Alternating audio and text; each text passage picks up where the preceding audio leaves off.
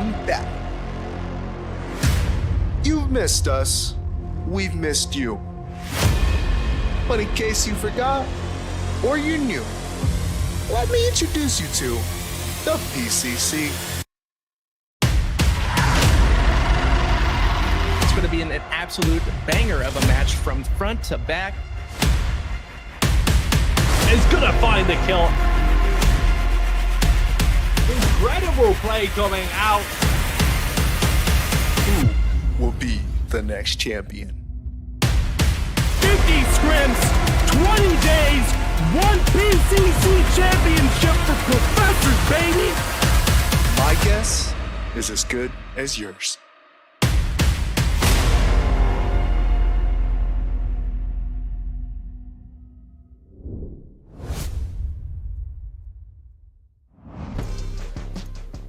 Hello, gamers, one and all. We are setting the stage for the Prime Championship Circuit. Welcome to PCC6. We are a tournament series created by Predecessors enthusiasts who aim to build and unite the community. Our group stages are done, the elimination round is over, and today we are holding our quarterfinals. We are one step closer to the finals, one step closer to the championship, and one step closer to the trophy for PCC6. My name is Ardog with the Triple G's, and I will be one of your hosts for today's event. It is an honor to watch right along with you to witness the greatness Predecessor offers. How are you all doing this fine morning, afternoon, evening, wherever you are from in the world? Thank you so much for being here and being a part of the journey. I'm so honored to share this desk yet again back with some of the creators from our community. We welcome back our desk analysts. I'll start with Mugi Wawa, lover of statistics, game analyst and coach. How are you, Mugi? I'm doing fantastic, excited for the day and to see great matches. Me too. And Mr. Meds, Predecessor internal tester, how's it going? Well, I don't know about you. I might have had a little bit too much coffee this morning, but I am hyped. I'm ready to go to see some competitive Predecessors. We are so hyped. Let's go. So hyped. You know, yeah, we have so much to do this beautiful Saturday. There are games to be played, games to be won, and games to be watched. Today, Predecessor's greatest players go head-to-head for a $3,000 prize pool. And with first place receiving $2,000 and $1,000 going towards the second placer. Now that the elimination round is over, it's time to start the quarterfinals. Thank you for joining us as we spectate these teams together fight to be crowned as the champions of PCC6. Without further ado, let's take a look at the bracket. All right, so these were the results from our last event, the group stages. So basically how this works is that our quarterfinals we'll be watching today will consist of 4 best-of-3 series between the group stage winners and elimination round winners, which are the second teams between each series. So we got the tier 1 teams and the tier 2. If you want to help continue supporting these players, supporting us at the PCC, give us a follow, subscribe. Every little bit counts as we seek to build and unite the community.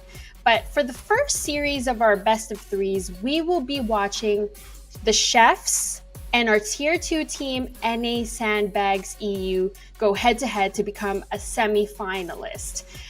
So we will be watching the quarterfinals, and then tomorrow, which is also part of our main event, we'll be watching the semifinals and lastly, the championship. All right, so we're talking about these two teams. Mugiwawa, I'm going to start with you. What do we know about NA Sandbags EU? Well, interesting part is that this team is composed of a few EU players that are going to this tournament that is mostly played, it's all entirely played on NA East servers, and that's interesting because I'm EU myself, so of course I want to root a little bit for them.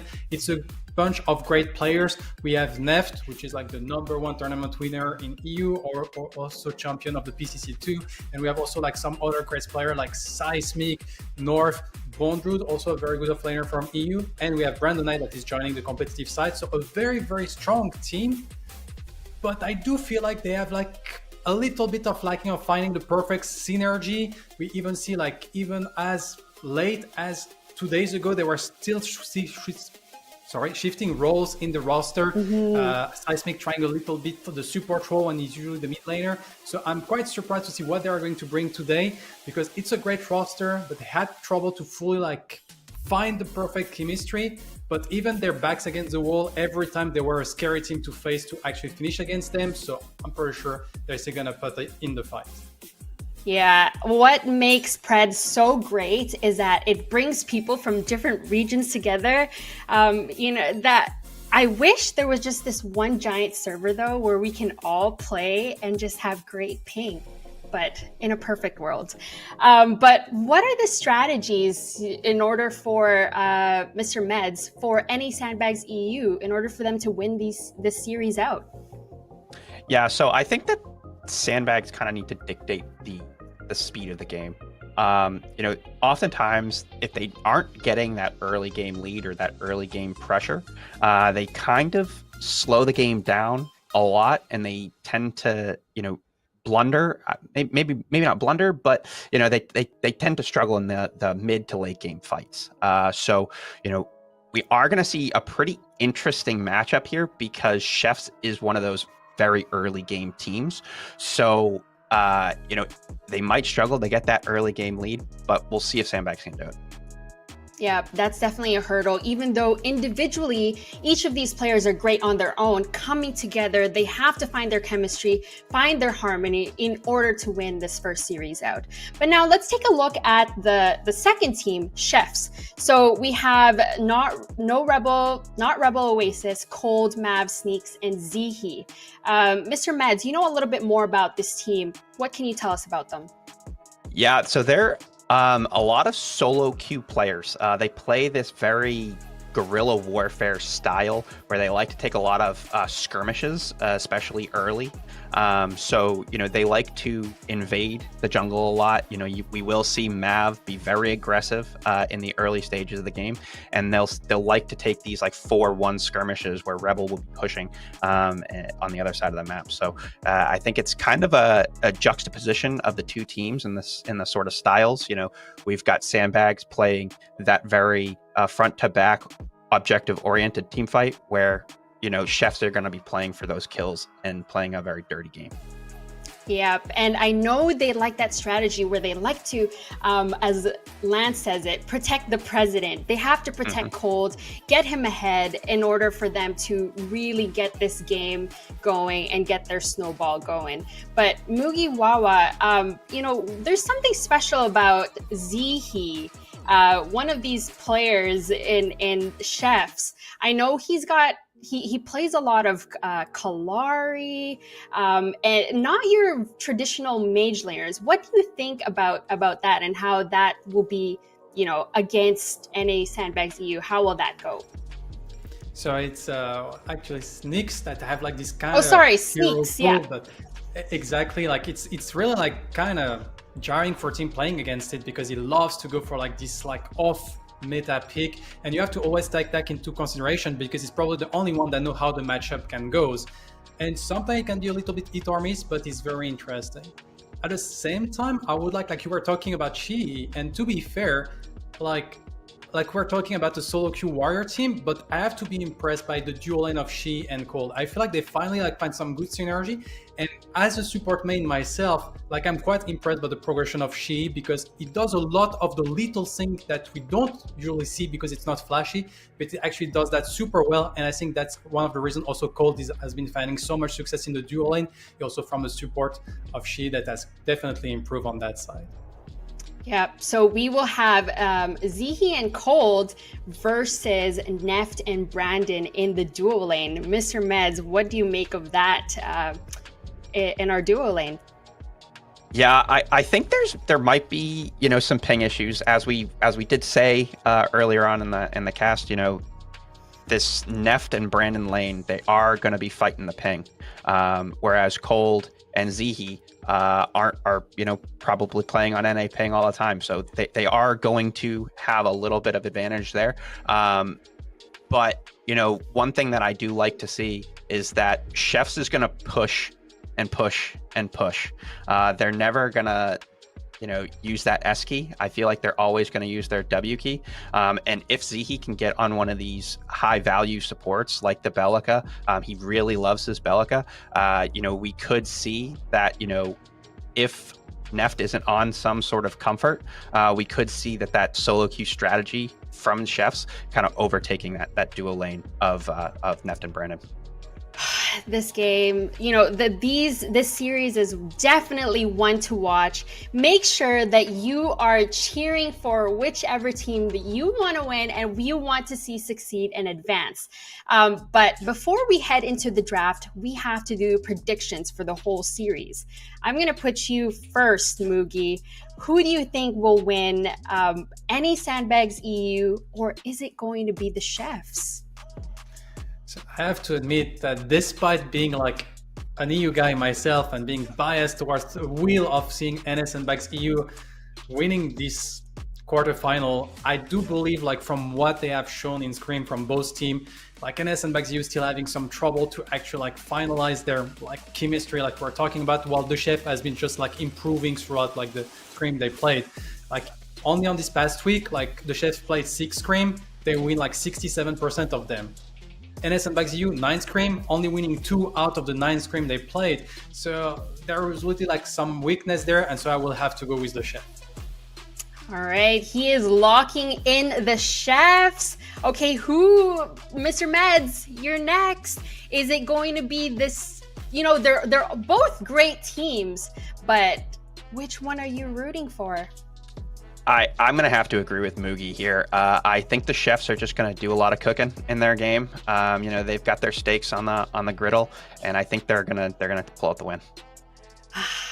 Both of you, I feel like every time we do desk, both of the analysts, they like to go for the one team, and then I'm stuck picking the other one. But I'm gonna go for I guess because you're both favoring the Chefs to win, that means that NA Sandbags EU are the underdogs. So I am going to lock in NA Sandbags EU. There is nothing to be, you can't underestimate that this team in their elimination rounds went 25-0 against Midnight Anthem. You have previous tournament winners, Neft, 6 tournaments since the birth of the competitive scene in Pred. Seismic and North, 1 PCC3. So NA Sandbags EU for me. You know what? And without further ado, let's take a look at the draft.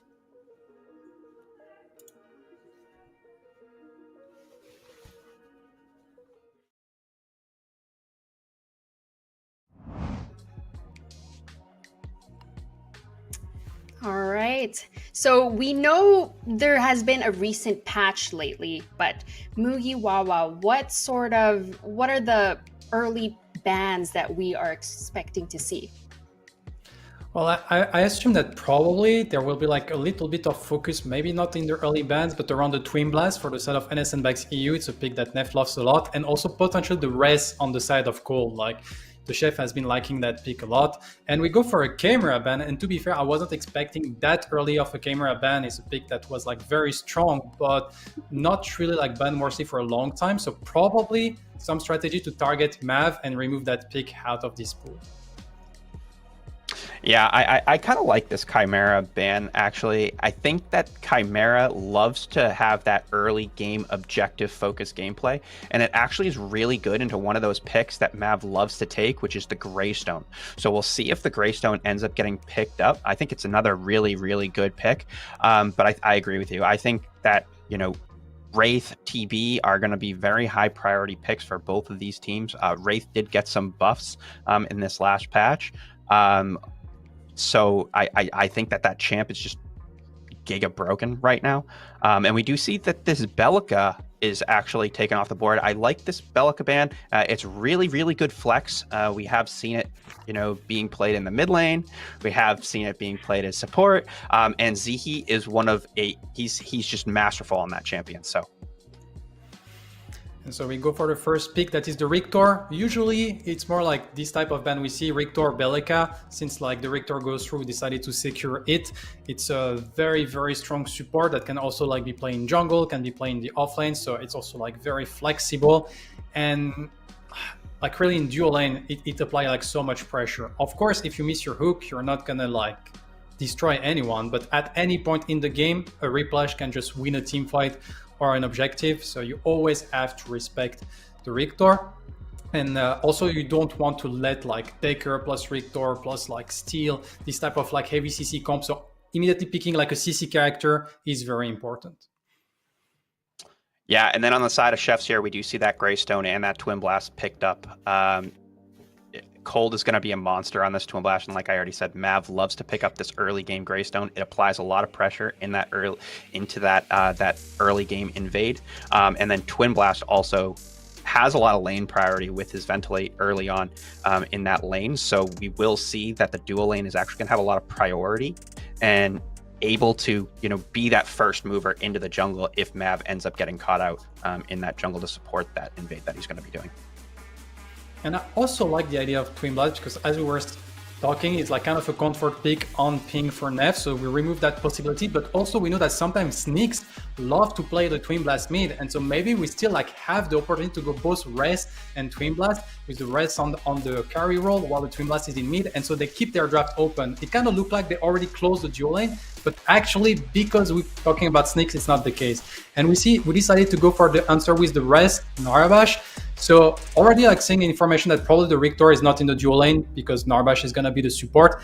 And still, like what I was saying is also that Seismic sometimes like the rest mid. So okay, give me a thumbs up if you can hear me right now. In that draft. Nice. Fuck yeah. I like this this combo here that they've got. I think Wraith with that Q snipe with either one of these, if it's we're assuming that it's going to be Narbash, but we've seen a lot of solo Q offlane Narbash go. I don't think we're going to see that here, but there is still that possibility. But anyways, any Wraith with CC, that Q snipe in those early levels is going to take almost any carry down to about half health. So they are going to have a lot of priority in that lane. While it doesn't have great wave clear early, if they can land that CC, land that damage from the Wraith, there is going to be a lot of poke potential. We do see the Steel coming out to round out the Chef's final pick in this first phase. I really like this. Offers that really good go button that we will see in that mid to late game sort of objective fight, and it does have a lot of skirmish potential as well for pickoffs. And we go for like the Gideon ban on the set of the Chef, removing like a mid laner that would offer like a lot of mobility. It's true that with Res and Rictor, like that's some very, very strong pick, but they're kind of like turrets in a sense, like they don't have like great movement. And when you have a team with a Greystone and a Steel that can dive on the backline, like limiting the movement ability of the enemy team is actually very, very strong. As we can see, either the Narbash, Res, or Rictor, if they got under a shield slam, suddenly like the team can like collapse very, very fast. So I like this ability to remove like this Gideon, stopping like any like great rotation for the side of NSN Bags EU. And also like potentially like removing just like a mid laner that Sneaks is not a big fan of playing and that Seismic is very proficient with. Yeah, we do see that infamous Kalari ban. I believe that that's probably going to be a target ban onto Sneaks. It is very strong in the jungle as well. We could see that the Steel goes into the support role, but we do see that Decker being picked up. So I don't think the Steel would go in there, but so that was probably a target ban on Sneaks. But that is a very strong pick just in the meta in general right now. And then we see the Decker being picked, so already like combining also with a lot of CC. We already have the Steel and the Greystone as frontliner, so now we have a Decker Twin Blast lane most likely, even though we see that sometimes Decker can be in the mid lane, but here I assume they would require a little bit more damage since they already have the Steel and the Greystone, and that's a lane that can pressure very, very hard on Narbash as soon as they get like a few levels, and so like definitely probably we gonna get like the advantage in terms of the early pressure on the side of the Chef on that dual lane. We do see Severog Countess being picked up for the side of NA Sandbags here. I assume that Countess is probably going to go into the jungle. We're going to see that off lane, or actually no, Countess will probably go mid lane now that I'm saying that. Now I'm looking at it, which is an interesting pickup.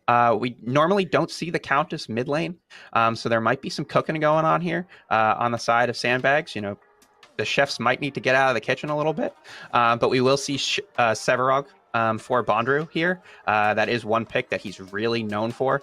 He knows every single matchup for that. He's very proficient in that, and I don't think we're going to see the Phoenix on him. We're probably going to see Titan Crest. No, definitely not. And we can see like the amount of sustain we do have on the side of NS Sandbags EU, but at the same time also a team that is very late game oriented. The Severog scaling, the Contest scaling, the Narbash scaling, the Rest scaling. And as I was going to say, like the chef like can't really afford to go for a very like physical damage comp, because otherwise they will be lacking damage with this Narbash shield combined with like this tanky target that can itemize specifically. And we see the Shinbi pick to go, I would assume, into either like in the mid lane. Actually, I think for Snakes it will be like the Shinbi mid, I would assume, to go into this contest, and like 2 scaling pick in the mid lane, not the usual mage and not the usual matchup. That should be very, very interesting to watch. Already like the Sneak stake entering into account, and NS Sandbags EU trying to find solution against it. Yeah, I think that Chefs is going to need to build some anti-heal this game. The healing coming out of Countess and the healing coming out of Narbash might just need, it might be a little bit too much, but we'll see how it goes. Yep. We're gonna take a look if they actually build that tated item. But oh my goodness, there's so much going on here, new strategies and things that, you know, heroes we don't normally see wear. But we kind of talked about the duo lane earlier. So we're looking at Wraith and Narbash versus Decker and Twin Blast. Mugi, what do you think of those matchups? Well, I think that Decker and Twin Blast will always have the lane pressure because they can clear very efficiently with the Photon Disruptor, the Vaporize, and so they can get full lane control. But at the same time, it's kind of risky to immediately engage after that, because just a thunk into like the Peekaboo knock combo and you're half HP, and then you're at the mercy of the gank of the Rictor. And also, like, anytime you get the thunk and the Rictor is around, that's a replash, and either the Decker or Twin Blast are dead. So I would assume that the Chef are going to get priority, but they can't fully hard-on engage on the Narbash and the rest, so we should see something quite passive. Maybe the Decker rotating towards the mid lane to apply some pressure on that contest early on. All right, and Mr. Meds, what works for... I want to talk about the NA Sandbags EU roster here that they've got going on. What works for them? Well, I think they've definitely got the scaling on their side. You know, if they can, you know, play it slower in that early game, they don't give in to the Chef's pressure. They can play it slow and then get to their objectives. I think they're actually just going to outscale the Chef's team. You know, that Countess is a late game monster. Basically, that R button is just, you might as well replace that with a delete button, because it will just take out that Twin Blast in the late game, or, you know, even that Shinbi or that Decker. So we will, you know, she's a huge threat, and also that Wraith is also a big threat as well. But, you know, you also have that threat of that big tanky Severog just running at your face. So the tank of the NA Sandbags will, you know, kind of, as the game progresses, might get too much for the Chefs. All right. I know everybody wants to watch this first game we'll be watching, so let's hand it over to our casters, Lance and F6.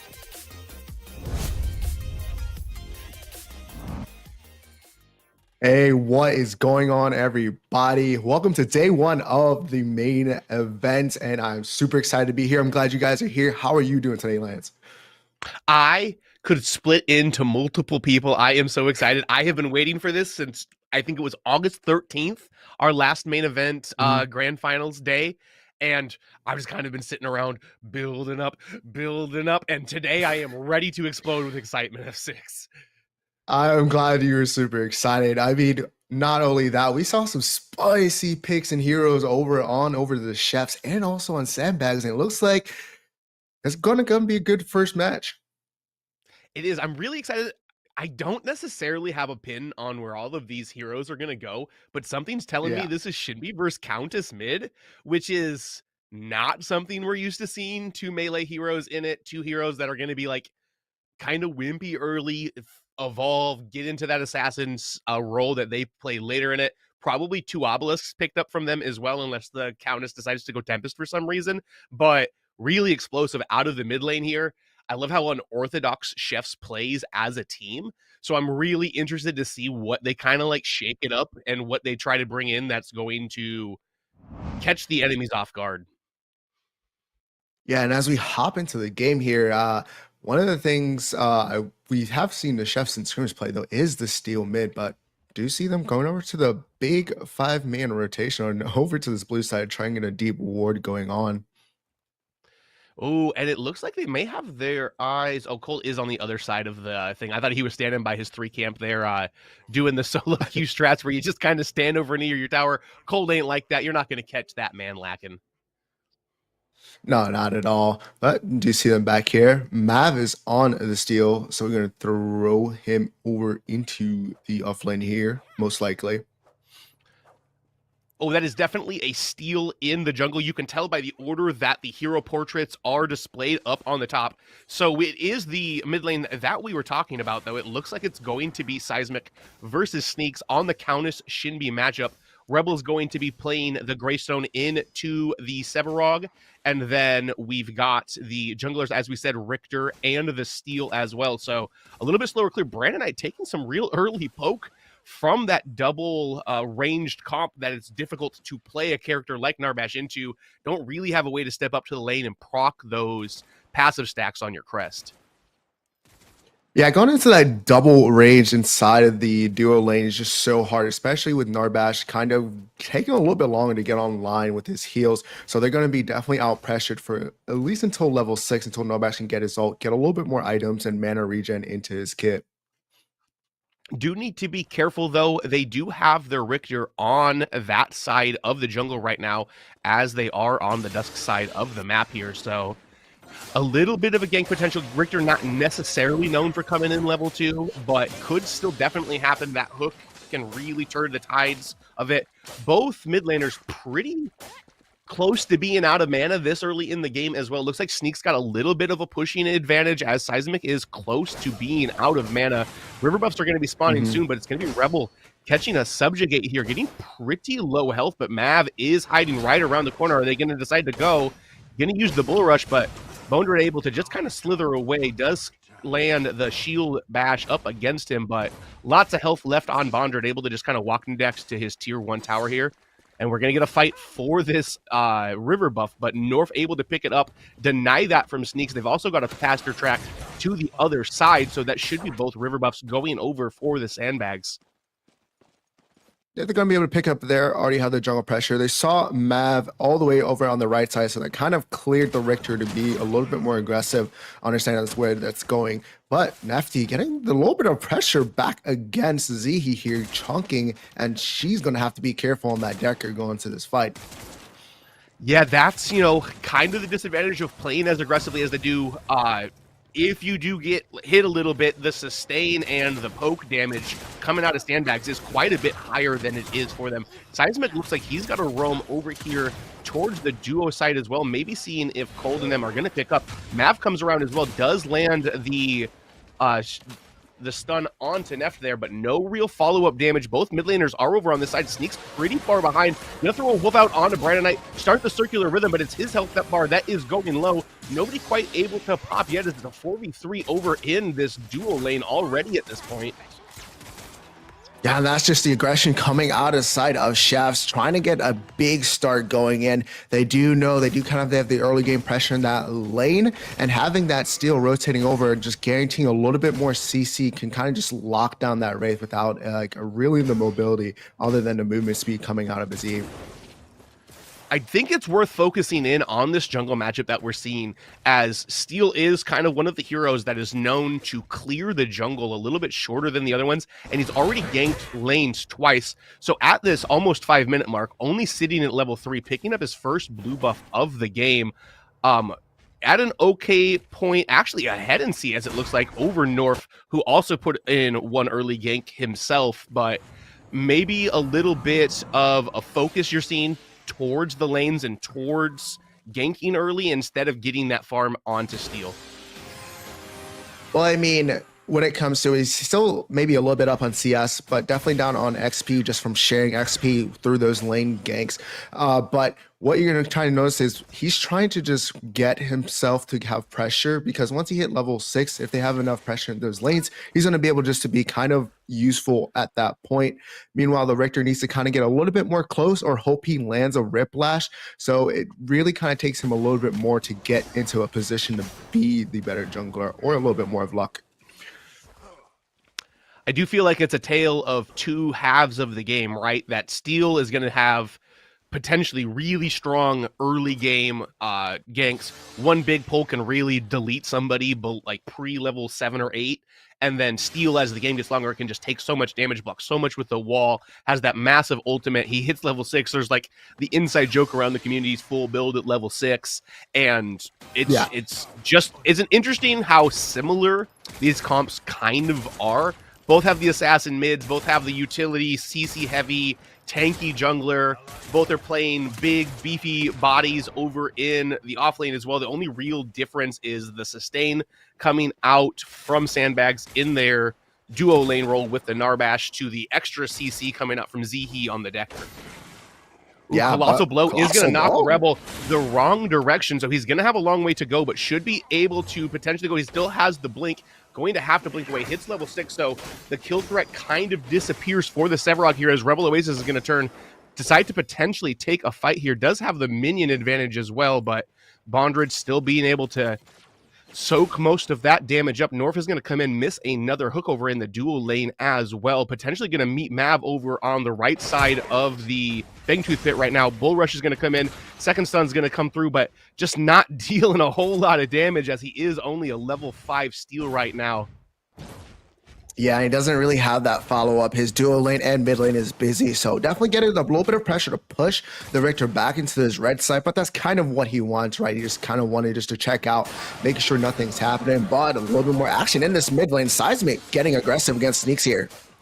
Yeah, taking a little bit of damage. The ult is going to come out for Sneaks, help Seismic retain some of that health pool, but they're kind of just trading back and forth. Shinbi's got that shield from her E, the circular rhythm, and Countess has got all of that lifesteal. Not a whole lot that either one of them can really do to put too much damage down until they get a couple of items online. But North over here in the dual lane once again. Zihi is going to get silenced, going to get pulled, has to use the double jump and the blink, but it doesn't matter. Neff's going to snipe him down, put him on the board, F6. That is first blood coming out at 8 minutes into this match. We have seen the potential of possible kills, a lot of ganks from Mav, but finally here at 8-minute mark, we get that first blood, and it goes over to NA Sandbags EU. Yeah, and one of my favorite kind of unique things about Wraith you see there, Sparrow also has that ability to shoot through objects and stuff with her right mouse button. Wraith has got that as well. Against pretty much any other hero, Zihi gets out with the double jump and the blink there, so good recognition by Neff to know the strengths of his hero, be able to pick that first blood. The first blood of the 2024 main event, PCC6, baby. Yeah, and one thing, actually, we do see Sneaks here going into, it looks like Orb of Growth, so going into a little bit more of a sustain route, then going into that kind of just straight to the burst of Combustion or like a Megacosm, and looking for a later game potential. So kind of want to see how that develops, and see how Seismic answers to that inside this mid game coming up. Yeah, definitely playing the late game. Maybe potentially feels like they needed a little bit of extra mana as well, as they did both go Occult Crest, needing, not having that mana in it. But once again, we're going to get a fight. 9-minute marks, the river buffs are up, which means the mid laners are going to be in the same spot. Seismic seems like he took the bad end of that poked trade, but he does have a death, as Zihi's going to come in, hit the gank, pick it up, and they're looking over at this mini prime. It looks like actually Mav in a little bit of a spot here. Zihi's all the way over roamed as well. Colossal Blow and Skew are not on the same page, so going to miss it. Bondra going to have to flash forward into his lane here, as Chef's kind of controlled that fight with the lack of coordination between Bondra and North there. Yeah, I mean, they kind of just don't have any damage with them, right? They kind of just are able to get in there, CC a lot, right? But the Countess went down inside mid lane there with a huge rotation coming out of Sandbags there to clean up that kill. And that's really kind of what stopped maybe from that turning into a better situation for Sandbags if the Countess was there to maybe throw out a little bit more damage for them. But it was unfortunate for there. Okay, so as this is starting to potentially speed up, we have to take an opportunity to throw in this analysis that we have. The ADC matchup in this is not something we have touched on, and it is insane. Cold, the number 1 and 2, I believe, accounts on Omega City as far as solo queue goes. Very prolific ADC, really stepping up now with Zihi in his lane as well. As a ball is going to land onto Brandonite, but there is no damage follow-up here, it doesn't look like. Into Neft. Neft has won 6 Predecessor tournaments last year, by far the most of any individual player in the game. Yeah, I mean, these two are just probably the most outstanding when you're just looking at it from an ADC standpoint, right?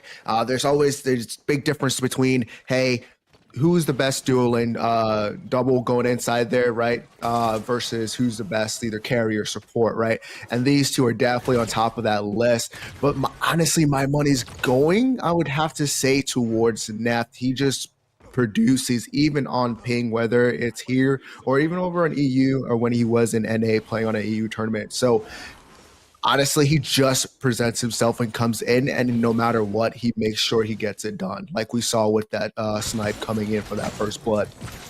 So they do have Cryo over here onto this side of the map. Mav is coming around, does have level 7, so the ult is available to him. Is he going to send a laser through here? But they are just poking at this Fangtooth. They're going to decide to move away from it. Good Cage is going to come out, put them all together. Seismic's going to get the ultimate off. Sneaks is starting to fall pretty low here. A hook is going to land onto Mav as well, who still does not use the ult throughout the course of that fight.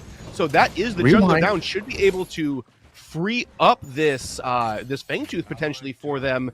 Actually, it looks like they're the ones who are going to be turning around and running away from this. A little bit of pressure over on the right side of the map from Bondred as well, but able to pick up the kill onto Mav there, get a little bit of extra gold into their pockets, but decide not to go for the Fangtooth.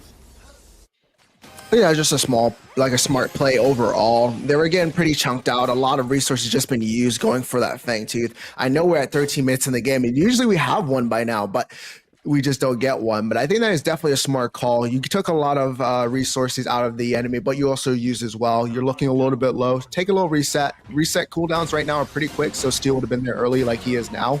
But they hop right back onto it. We do see the enemy team's not going to be close by, so I think this one actually goes over to the Shaft just based off of the reset of Mav coming in and Sandbag just backing away after the first one. Yeah, good job of them of recognizing that the players for Sandbags were taking a reset, not getting discouraged by Mav dying during that interaction. Did soak up a lot of damage, wasn't really able to get off what he was looking for, but it looks like they might be trying to do the handshake, trade this over for the mini prime, but Rebel's going to look around, needs to be careful. This would be a 1v3 if he decides to try to be a hero here. Looks like Zihi's sprinting that direction as well, but it is going to be too little too late. Mini Prime's going to go over, start north, glowing purple.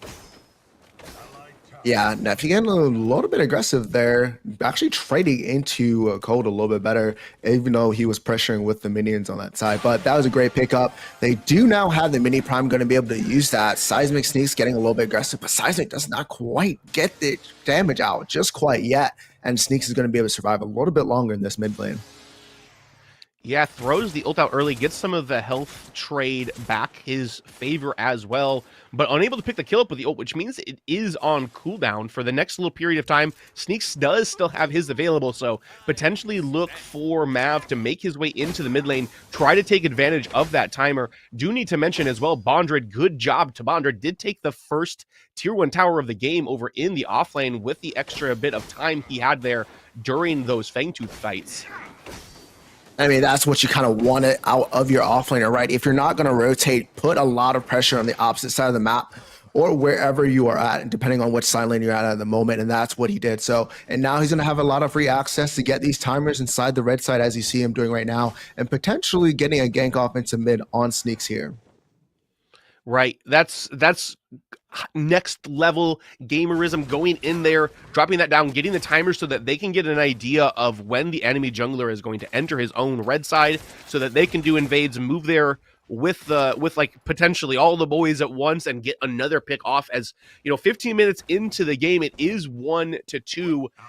There was a game, I've said it a couple of times, but hold on a second, because we do have a fight here. Sneaks takes the worst part of that trade to begin with, uses the circle rhythm for the shield, able to keep himself alive. 15 minutes and 20 seconds. I've talked about this a couple times. Chefs won a game at this point during groups, so you can definitely see the competition that they are facing rising.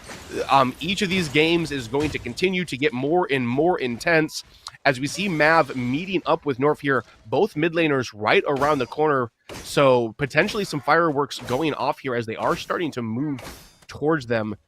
We do see Rebel did pick up the Phoenix. Worth mentioning, he's going to have the 3 lives on the Greystone quick. But here's a big shield slam. That's going to land onto Seismic. That's going to land onto North.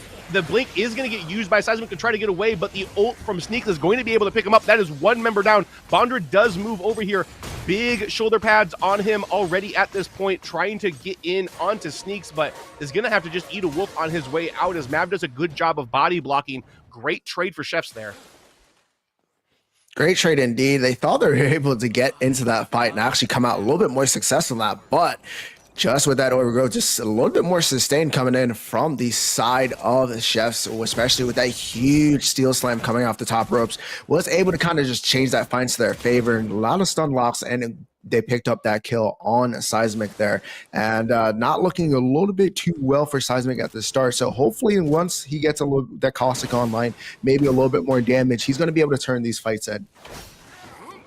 Yeah, and it's when you see a Countess on the map, it's not a question of is she going to be able to 100-0 our squishies. It is when she is going to be able to 100-0 our squishies. Already has the Megacosm online, getting close to the Caustica, like you said.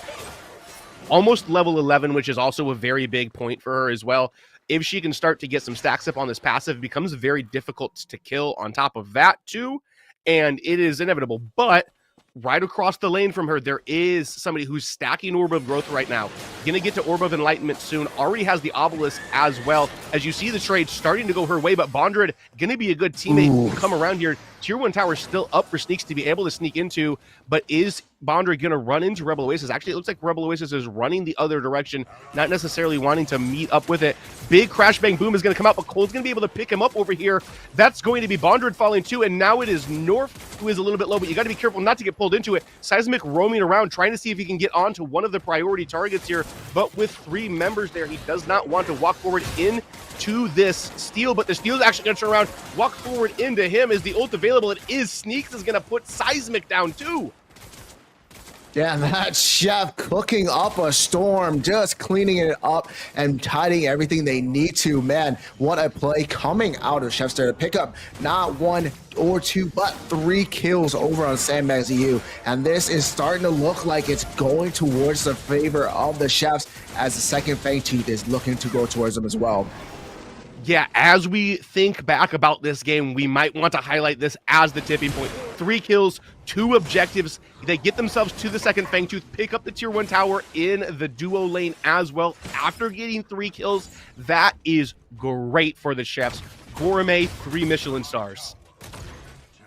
As we do see Bondred rotating from the off lane, but it's going to have to go back. Rebel able to get some pressure there. And I do want to highlight what this Greystone is going to be doing towards this mid to late game that we are coming up into. And it's just going to be an absolute nuisance once we start to get into these 5v5s. That extra life just coming into these fights, diving into that back line onto Neft.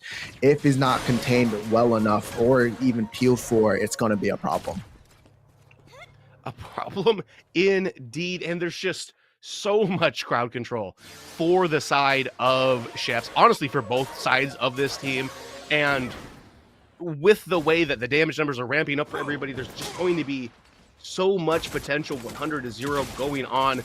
Both of these ADCs scale super well with Twin Blast and Wraith as well. Mav gonna go forward into here, gonna put down the steal while forced to blink out of Bondred here as they are stuck into, kind of a spot they don't want to get caught out with, especially with a shield slam from the steal. Going to be able to knock potentially all of them up at the same time. So good retreat by them. Good job by Bondred to stay alive there. Definitely need to retreat. Don't want to be in those close quarters with that shield slip, of course. But do see a little bit of pressure coming back over into this Rebel, trying to just farm up. He understood that Sevarog rotated, but just going to try and push back. I do want to just notice kind of where Nefty is coming in now. We do see the carries and the supports kind of going towards this mid lane, and now the mid laners are going over to these side lanes. As Countess is going to have a little bit of advantage since she doesn't, or disadvantage since she doesn't have a tower. But wait a second, as we do get a rotation, Mav comes in with the blink, gonna miss the shield slam as Bondred uses a nice little forward step. Neft comes around with the cover, but it is the wall that is going to come out. Still only a sliver of health left for Bondred, but I don't know if they're going to be able to get onto it. Good thunk is going to land onto Rebel as well to stop him. Ball is going to go wide to the left from Zihi from way downtown. Should be able to just hide into their tier 1 tower here or potentially go aggressive. They do have the Narbash to speed everybody up if they would like to, but they need to be cautious of this because over on the left side of the map, Sneak's taking the tier 2 tower potentially. Seismic is going to move around to try to thwart the attempt here, but will it be too little too late? Sneaks does not appear to be backing down from trying to take it. Going to start tanking the tower shot. The ult's going to come out, but it's going to be too late. He's going to get it. Now the fight is on. Already has quite a bit of health gone from him. Going to use the ultimate onto Seismic, and he's going to get solo boloed by Sneaks. yeah, But it's I not understand over the yet. play The bull there. rush is going to come out from Mav as well, as the rest of the team is going to come in to this blue side jungle here. Tier 1 towers are still up, though, so I don't believe that that's somewhere that you're wanting to be diving. No, not at all. Do you see the Sevarog coming back into his lane, though? He still has tier 1 up. Good job over there on Sneaks to be able to get that tower. And that's what kind of Shinbi does well, is kind of be able to split push, especially when you have a lot going on. 3 did show on the right side of the map, so they kind of cleared her for easy kind of push, understanding maybe one will answer her or none at all, and then able to kind of just get that down. And that is a big map opener for that red side if they want to get an invade on. Yeah, and let's take a look into the mid lane here. 3-0-1 for Sneaks, 1-4 and something for Seismic. And Shindi's going to outscale at this point as well. She's the one who's got the Orb of Enlightenment. She's the one who's got the Obelisk, going to be able to consistently outdo the damage. You even saw Sneaks take 1 or 2 tier 2 shots while getting ulted by the Countess in that fight. Still ended up turning around and trading it back in their favor. Very far ahead is Sneaks right now. Yeah, I mean, he's just substantially ahead, especially with the full involvement of the Orb growth there going inside. But Zihi needs to be careful here as he's stuck in this river, and potentially there goes the Ion Blast. Yeah, here comes the cavalry, though. Shield Slam is going to land onto 2 of them. Going to be able to potentially move around, but Neff is going to flash out, get himself back to safety. Already the Narbash down. Cold's going to get traded back in the other direction as well. Now Zihi needs to be careful. Mav is going to come provide some protection. Going to be Seismic falling to Sneaks as well, who's going to add to the kill score. A rewind does happen from Sneaks to get them away from the Wraith here, but that should be a free third Fangtooth with 2 members of NA Sandbags down. That is a permanent, huge buff for the chefs. Yeah, and they're just going to be able to take this, even though Z has kind of low momentum, but they were able to pick up those kills there and able to come back. So that's going to be the third one. And then, like you said, it is permanent. Okay, that's a lot of power and a lot of protections going towards you for the rest of the game. Don't need to buy anything. Don't need to do anything for it. And that's going to give them these advantages into these later game fights for these bigger neutral objectives like the Big Prime and the Primordial Fangtooth when that respawns. But they're just right now just playing a great game going on side of the chefs. They're rotating to each other, they're peeling for each other, and just the amount of CC over inside their team comp is just overwhelming right now, the sustain that they have on the side of Sandbags. Yes, and they were able to pick up a consolation prize, get the tier 1 tower in mid while they gave that third Fangtooth up. So small moral victories for them. We do want to look at the skill score, 8 to 3 right now, 12 assists for the side of the chefs. Only 8 for the side of Sandbags. Was there anything else you saw on that tab screen that was sticking out to you? I mean, not too much. I mean, everything kind of looks standard, but as they do take another fight inside this jungle here, Lance. Z just barely about to get out, but not quite enough. Seismic is going to be able to do it. Now it looks like it's going to be Mav who is going to fall. Finally find a good team fight for them. 3 members down, 4 members down. Only Sneaks is up, which means this should be a free orb prime for Sandbags. Really good job of finding the open fight, finding an opportunity to have an advantage that they haven't had many of this game, and they're going to turn that into 4 kills and now an orb prime at 25 minutes too. Yeah, I couldn't have said it any better there, Lance. But this allows Sneaks over here inside to possibly get an inhib. Late second, though, Seismic here to answer to clear that wave. And they do pick up that big orb prime. And I don't know what happened since that last team fight, because it looked like Chefs were kind of cleaning up shop, and then turns back around, everybody respawns, turns the switch, and they just kind of just got that sustain in that fight and got the opportunity and cleaned it up and got that big prime. Yeah, just got an early pick at it, found one person out of position, funneled everybody onto it, was able to pick that one up, found another person slightly unable to get away as well, was able to pop Zihi decently early in that fight, and that Decker's providing so much within these team fights for Chefs. So good job by Sandbags, keeping this game interesting at this point, really getting close to evening the kill score up. Now that they've got the Orb Prime, should be able to really pick some objectives up as well. So good job by Sandbags to not just roll over and kind of go next here. Definitely going to try to go down fighting, not giving up. I mean, 26 minutes, it's still so early, honestly, in this game. Only one tier 2 has fallen the entire time. Still some tier 1s up as well, though. But that's going to be potential. Yeah, that's going to be the last one on the side of Chefs falling. A little bit of pressure here onto the tier 2 from Bondred as well. Sneak's going to have to do what he can to clear this minion wave before Bondred knocks this tier 2 down.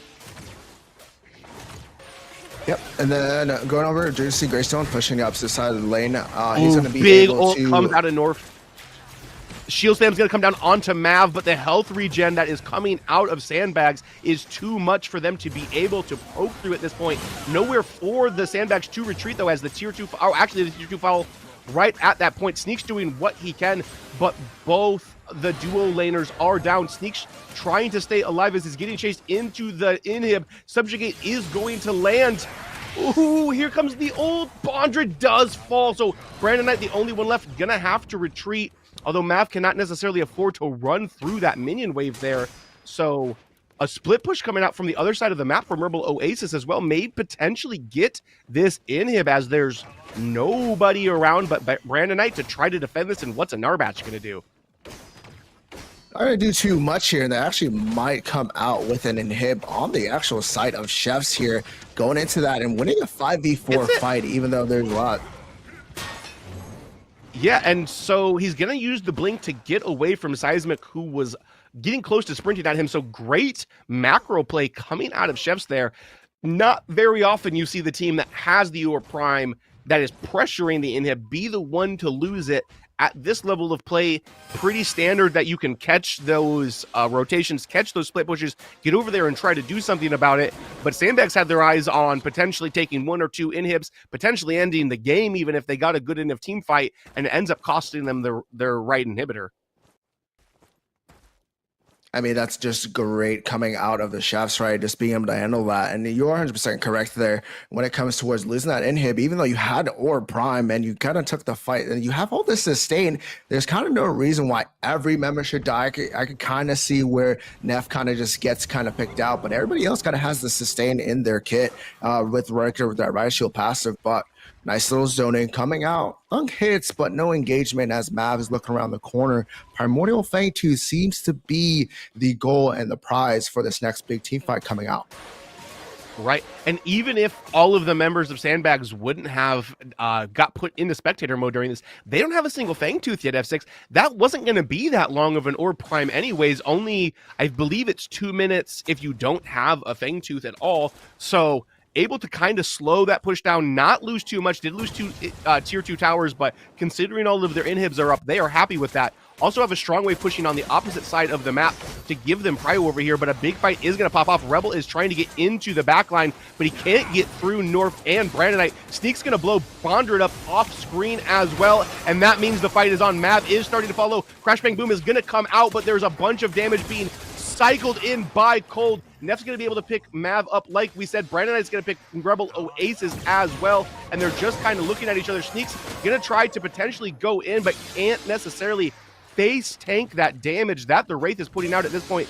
Has the Obelisk starting to get some stacks up as well, looking for a thunk. Zihi behind them here, gonna use what he can to try to get them down, but nobody else is going to fall quite yet. Needs to be careful as the health bar is very low. Just narrowly avoid the knock from, or the surprise from the Wraith here, as Seismic has his eyes onto Cold, but he's going to have to try to run through Sneaks, and he's not going to be able to do it. Neff does have a flank on him from behind, though. Is he going to come around and try to do it? No. He's going to have to try to go back to his mid. He's out of mana. Sneaks blinks forward, going to go out, has the circle rhythm, and that's a dead Neff. 4 members fall during the course of that fight for Sandbags. That was chaotic. Yeah, that was 8 kills down, going towards it. Sneaks here, and I just realized this man is just surviving everything, and Seismic kind of made a questionable play here, diving into trying to chase those kills, and just got insanely blown up, and is just not having a good decision day here today, as Sneaks is just kind of just showing the absolute dominance in this mid lane. They are, and that is going to free them up to be the aggressors onto this Primal Fangtooth. Bondra going to try to do what he can, but he's going to be walking into a Decker who should be able to put up a nice containment that is going to be the Primal Fangtooth falling. Shield Flame is going to miss once again. Skewer's going to come through, but he's taking damage while it happens. The Stone Forge comes out from Rebel Oasis as Bondra is going to fall in the back. Whiplash is going to be able to pick up Cold, but it's going to trade back the jungler. North is going to fall as well. Bondra needs to run as he's going to get jumped on by the Rebel. Just trying to get out of here, has the health regen going for himself. Sneaks has the disco dash, going to be able to potentially come up. Here comes the ult, but oh, the Megacosm and the Primordial Blaze is enough to take down Brandonite. 3 members down once again for Sandbags. And they're going to shift over from the Primordial Fangtooth. They're able to get those 3 kills. Jungler's out of the picture for another 30 seconds. And they're just going to be able to pick this up. I don't think there's a lot Conis can do. Not a lot that Wraith can do either. And they should be able to just clean up this big Lord Prime, get double buffed up, and look towards ending this game. But Sneaks, oh my goodness. Seismic needs to be careful, though. Sneaks has got way more gold, way more power. Also has the Primordial Blaze, going to be able to put a bunch of damage down. Neff is going to pick up Zihi for 3 over on the other side, though. Do have a warning here, so they are aware of it. Seismic doing what he can to try to get into here, but he's going to have to focus onto Mav so they can try to steal this, but it is going to be the Chefs who pick up the second Orb Prime of the game. Now it is Neff who is under assault from the enemies, is going to get put into spectator mode, so no ADC for the next minute for the Sandbags. And double buffed up on a Saturday afternoon. And 2 buffs going towards Chefs here is going to be fantastic for them. They did end up losing a couple of members there, but they should be able to get the rest of these buffs applied towards the rest of the team on this another push once everybody gets going up there. But not gonna lie, man. I think Neft and Seismic there almost kind of made the play of the century there to keep their team just alive a little bit longer and maybe possibly able to steal that Orb Prime there. We're very close to getting in there and trying to do what they can. Seismic not quite able to get into the pit, try to get some CC on a Mav to potentially 50-50 it without the hunt available to them, as I'm sure was the strategy, but to no avail. It is double buffs for the side of Chefs. Also a dead inhibitor over here, or not a dead, but a dummy inhibitor that isn't going to be able to shoot back. So if they're able to push some waves into it, that should naturally potentially fall for them as well. It looks like they are going to move the rest of the members of their team over into the right side of the map. 3 in the mid, 2 in the right lane, trying to take down a minimum of one of these inhibitors. Looks like they're going to be able to jump up onto it. North going to try to defend him, but I don't think they can do much into Rebel and Sneaks. Sneaks is still 11-0, but this might be a big shutdown. They're able to pick it up. That's a lot of gold onto Nefty, but it isn't the inhib falling at this point either. Zihi now going to get the Riftwalkers into the ult, but it's only going to land onto North. Cold having to back up here. Sandbag's crazy for taking this fight into double buff. Subjugate's going to land way back onto Cold as well. Rebel getting in here, chopping around. Mav's still very high health too, and they've got their eyes set over onto Cold once again, who is taking so much poke. Rebel's going to get thunked, going to get yanked, going to get put into observer mode here as he's going to fall as well. So although they are down an Orb Prime, a Primordial Fangtooth, four Fang Teeth, and almost an inhibitor, they're able to pick up the 3-0 in the fight around their inhibs. And that's where the sustain kind of comes out and shows, right? We're hitting to this later part of the game, 35 minutes in. So Brandon Knight right now is going to be healing a lot. Nefty is going to be able to be doing a lot of damage, especially with Wraith. And you saw in that fight, he wasn't necessarily getting focused. And with probably another 5-6 seconds, they might be able to push this inhib. If Mav is not careful, he might die as well. Yeah, Mav does need to be a little careful.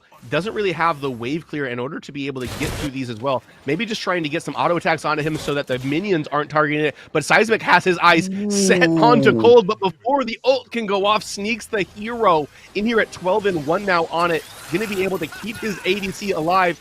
The ventilator is going to come out from the Twin Blast. Cage put around North, who is going to fall. Got their eyes set on Brandon Knight here, but Bonder's going to come in, hit a Subjugate onto Sneaks to stop them from pushing forward. Brandon's still taking a little bit of damage. Going to have to flash to avoid the stun ball, and Mav now just running at Bondred and Nefty, trying to intimidate them. Do have some minions into the left tier 1 not tier 1. What the heck are you talking about, Lance? Into the inhibitor over on the left side of the map, potentially trying to walk up some super minions for them on that side as well, and just kind of clearing waves now. Yeah, Primordial Fangtooth is coming up here, so they're looking to kind of get themselves set up for that. As you see them placing these aggressive wards, trying to see these entrances, but Greystone on the other side of the map already showing. And as they start this Primordial Fangtooth, I don't know if they can contest this, especially with the jungler down for another 20 seconds. So this might and should be going towards Sam or Chefs. Yeah, 5-0 in Fang Teeth right now. I'm honestly a little blown away by this. The amount of neutral objective control they have had. I believe the only thing Sandbags has gotten neutral objective-wise this entire game is 1 mini prime and 1 Orb Prime after a very good team fight that they had gotten earlier in this.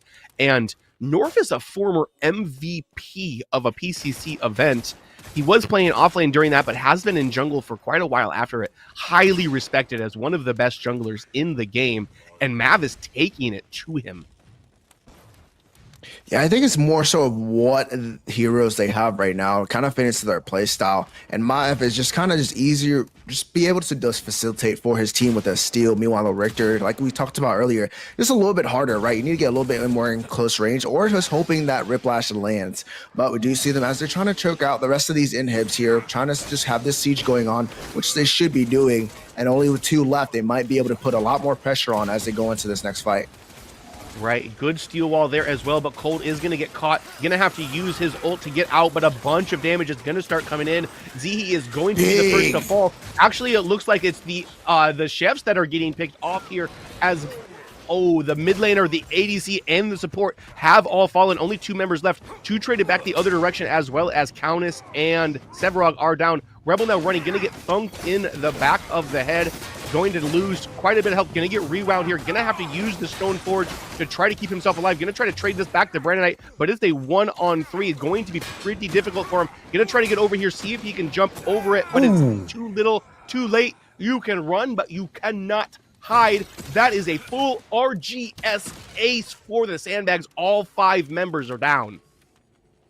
Yeah, and that is just, once again, I don't understand. It's like every now and again, Sandbag comes out and it's like, hey, we should actually play the game. And they win these team fights, even though they don't have these neutral objectives. And then sometimes they kind of go into these fights like, oh man, we kind of just lost that. And they kind of just put themselves in bad positions.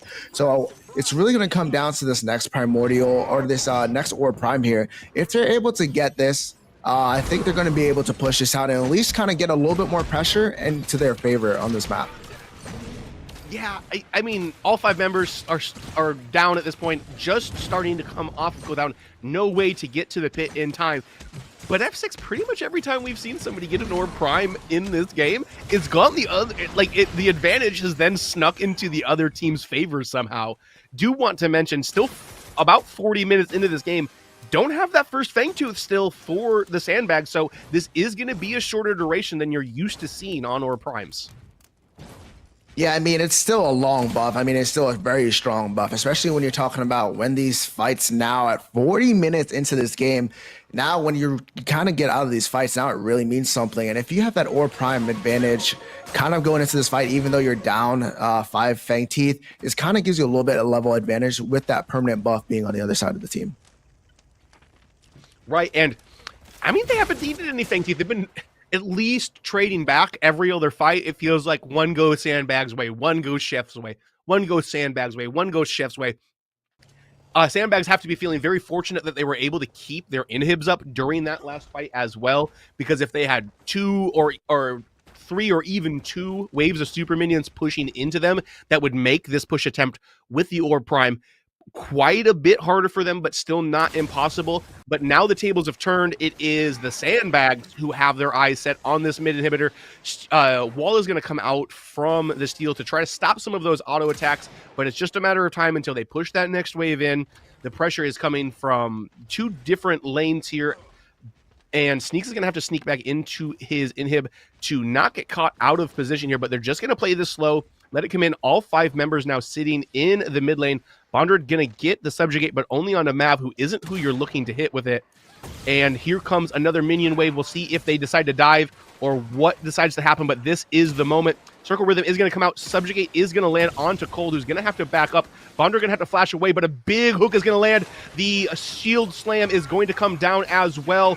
The Stoneforge from Rebel Oasis is going to come out early as well. The inhib in tier 1 is going to fall. Sneaks going to get out with just a sliver of health. Could potentially fall, but is going to turn around, get Sneaks with, or get Seismic with the ult. North now very low as well. Nefty chasing Mav over into the right lane inhibitor as North is low on the health bars. So they're going to be able to pick him up. Rebel Oasis is going to use the Phoenix, keep himself back alive. Cold's going to turn around, get Bondred, and Nefty is the one on the retreat. Now Sneak's going to pick up North as well. That's going to be another member. Only Nefty is alive. Almost a complete turnaround. And just like I said, F6, you get Or Prime, you lose a team fight. This is the weirdest series ever. Yeah, I mean, they're just kind of just making mistakes by taking fights way too long than they need to, kind of diving for no reason. And that's what you're seeing. But Nefty trying to bag is just maybe be able to get it off, not able to. And then he's going to catch him here. I don't know if you want to take this, Mav. Neft might be able to pump enough damage out for you, but I think right now it's not necessarily about killing Neft. I think it's about stopping him from getting back. As you see the other members of Chef pushing it down mid, they've taken that inhib. Neft needs to spam that B button. Push B, Neft. Push B, get back, Neft. Oh no, this game's over. That's going to be Chef's being able to do it. Mav's the hero, slows him down. Neft just now getting back into it, but it's too little, too late. That was a banger, F6. I don't know about banger, but it was definitely back and forth for the last 42 minutes. Definitely think it was a great game, but I think there's a lot that needs to be cleaned up going into this next series to really kind of define who's really the better team here. Because I think that one was just a little bit of a sneaky play and just kind of got the backdoor down was kind of what won them that one. I mean, I think that's, it's the first game of the year. It's like starting to set potentially the tone for it. That was chaotic, so back and forth. They were just trading it back. One person gets an objective, they lose a team fight. The other team gets an objective, they lose a team fight. They get Or Prime super early, they get a big early, like almost team wipe at 24 minutes, pick up an Or Prime, end up losing 4 members of their team while they're pushing, lose an inhib, goes back and forth pretty much the entirety of that game. That just felt so even, honestly. Yeah, I'm gonna have to disagree with you. I kind of felt like Chefs kind of had the better overall, like making judgments towards going towards these objectives, and I felt like North. I think he's in this next game. He's gonna go into a more comfortable role, picking maybe a little bit more of an aggressive jungler, and I think that's what we're gonna see shine. And Sneaks, not gonna lie, he kind of had a great game. I know going into this tournament, a lot of people kind of underestimated him because he's a Kalari main in that mid, and he just showed out with Shinbi as well. So great job on there. Yeah, a lot of people saying that Sneaks can't play mages. I'm pretty sure Shinbi's a mage, so point for Sneaks there. Game 1 taken down for the Chefs. We are going to take a short little break, and we will be right back with Game 2. Just kidding. We're going to the desk, and then we'll take a break, and then we'll be back with game 2. Take it away, our dog and the fellas.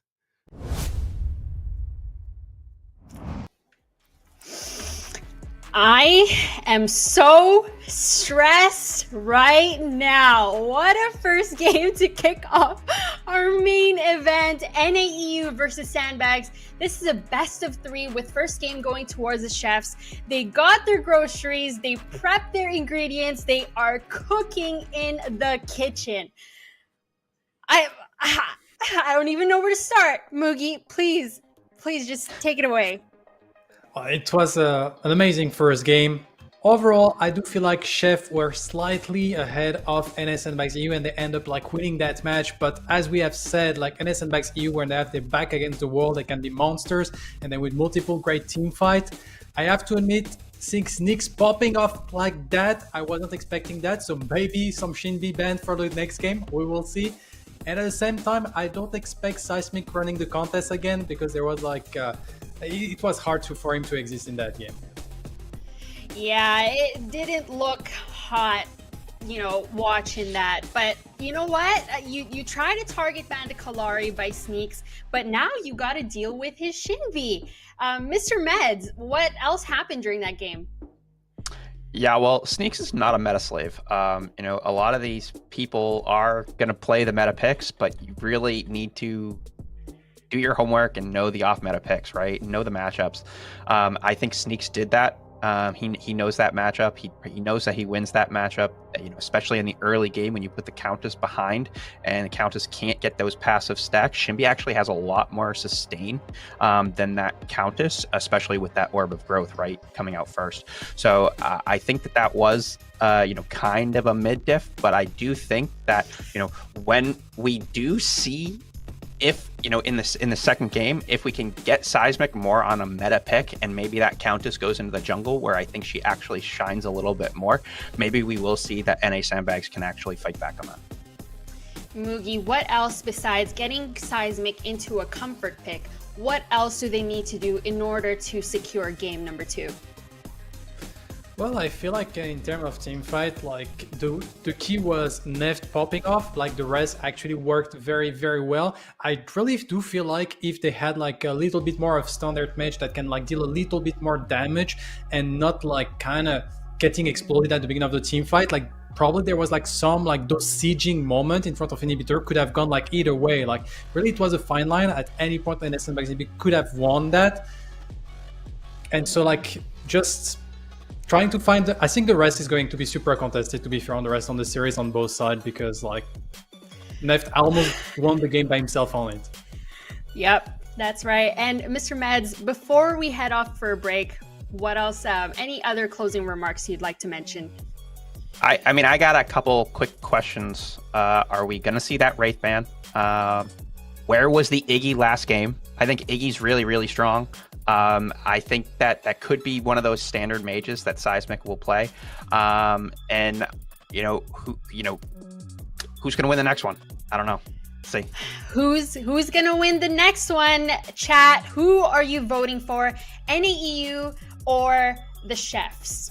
Thank you so much for tuning in. Don't go anywhere because this is a series to watch. We're going to head for a break.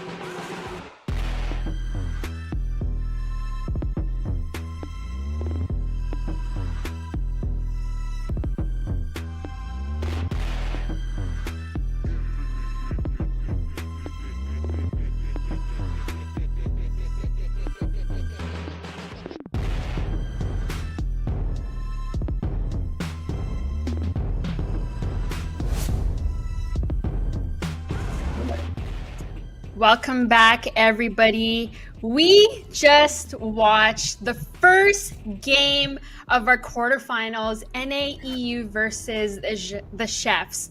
And the Chefs were able to close out and win that first game.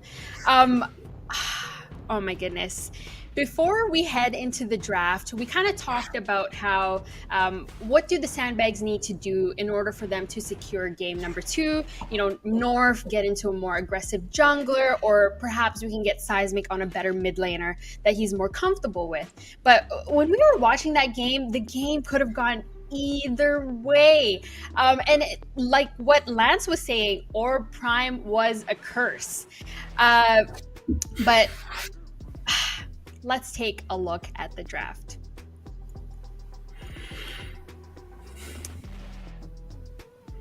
Okay, Mugi.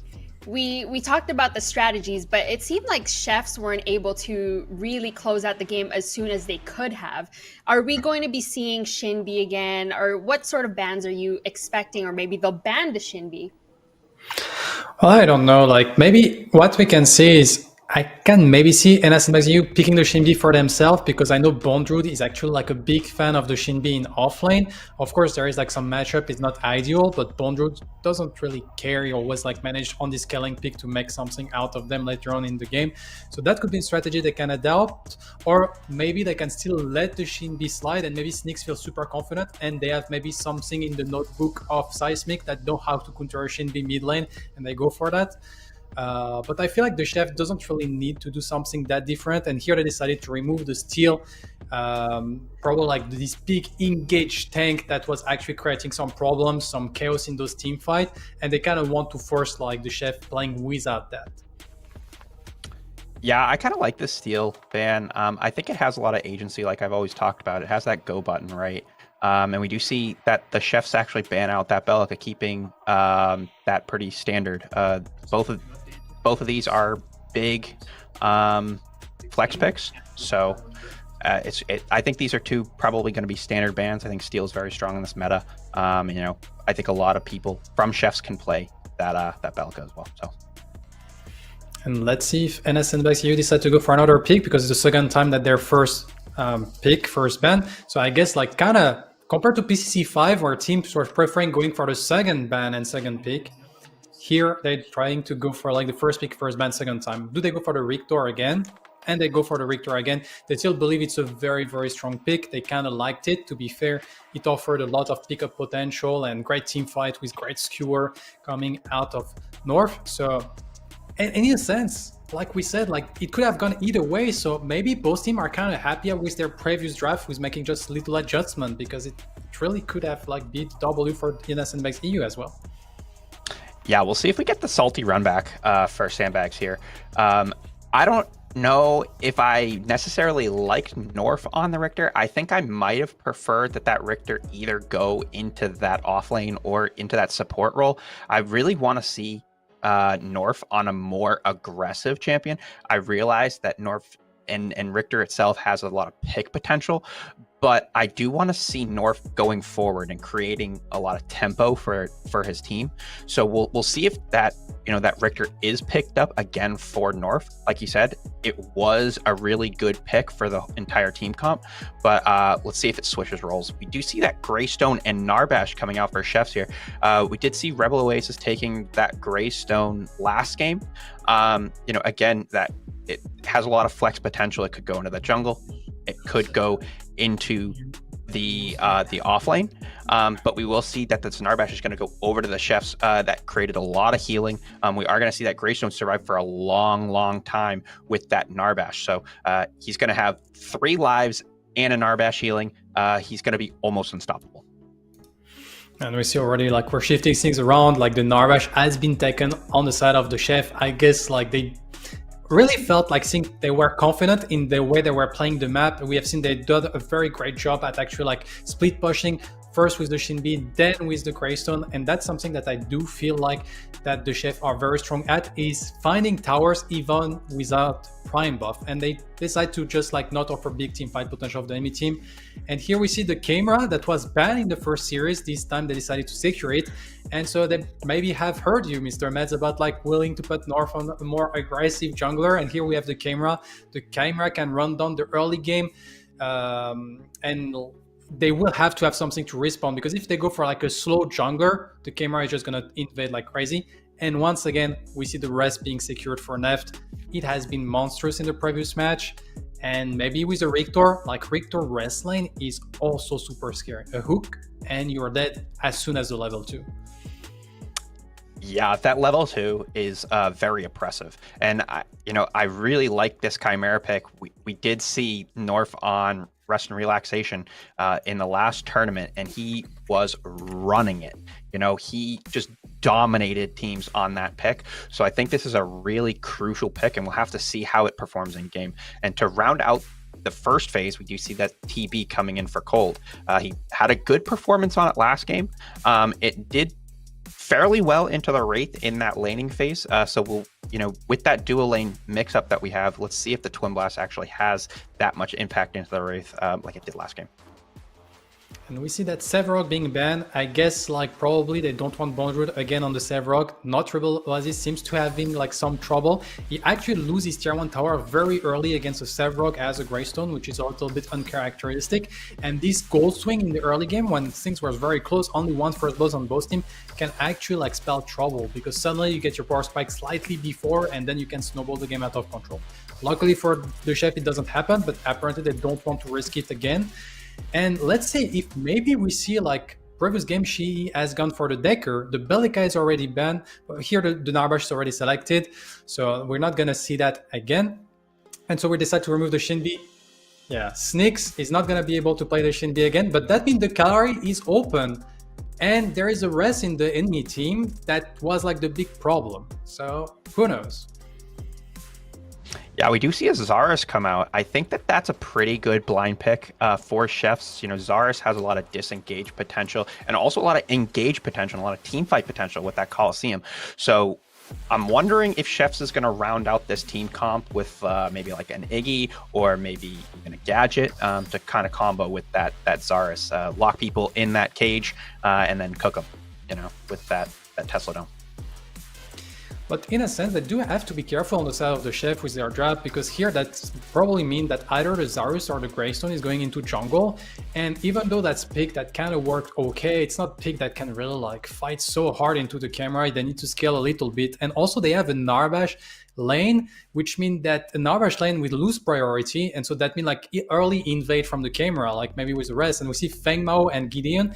And here we kind of have like a mid-game monster team in a sense. Like we know Seismic will probably be on the Gideon, we have the Feng Mao on Bondroot, we have the rest with the camera that can apply a lot of pressure into this comp that is more slow on the side of the Chef, and that maybe this camera can just run down the whole game.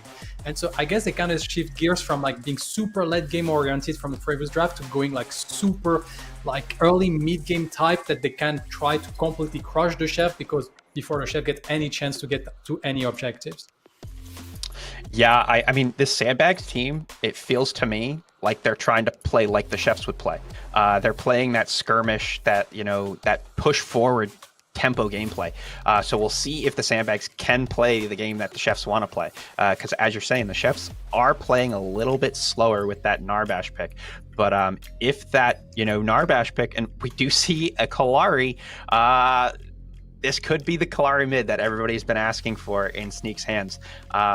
That's a very interesting pick, and you know, it will be attacking that back line.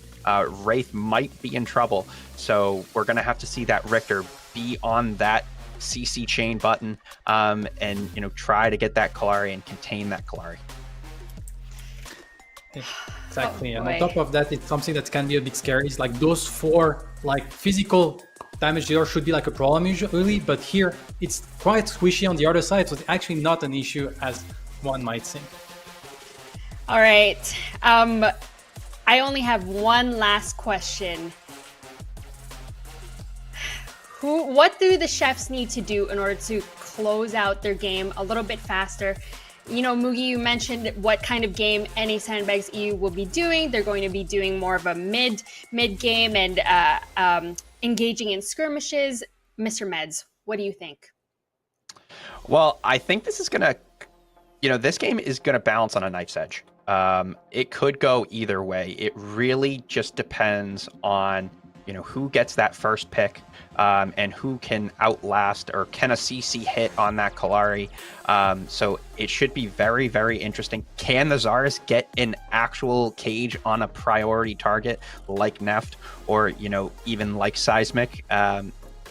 We'll see. It's going to bounce on that knife's edge. All right, game number 2. NA Sandbags EU versus the Chefs. Lance and F6. Take it away.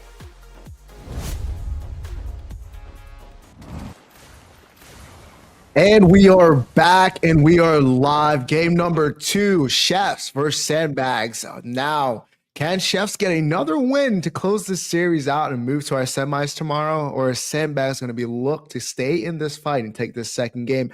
How are you doing today, Lance? Oh, I'm still doing really good. I'm so interested in this mid lane F6. Yeah, there's a lot to it. We spoke about this in the last time about the Kalari kind of being what kind of Sneaks likes to play in the mid lane, and we see it, and it just brings out so much for him. And if this goes well, it's going to be a bad day for Seismic. It is going to be bad. And I know that Kalari is one of the picks they like specifically into Gideon. One of the heroes that's able to match the roam potential that the Gideon has. Still not necessarily as fast, but still has a lot of potential to move into a side lane, gank it, the ability to double, triple jump, maybe use the ult to get out of the black hole as well. Lots of ways to get early game damage down, but these first couple levels are so tough for this Kalari. The poke advantage that Seismic and the Gideon has is quite a bit higher than where the Kalari is at. Sneaks does have a lot of practice on this, but it's going to be tough for him. Yeah, I mean, a lot of things though, Kalari can just kind of alt up towards the Gideon. As we do see Bonjerd Rebel actually losing into this trade, and that's kind of a big thing I do want to point out is if Feng Mao is able to get his auto attack off and trade into his passive before the Zara is able to hit him, he kind of just wins that trade, even though Zara technically most of the time has the advantage. Right, and we did see that Feng Mao did start with his shield there as well to mitigate some of that early game damage that comes out with the poke from the spear on the Zarus too. 100% there.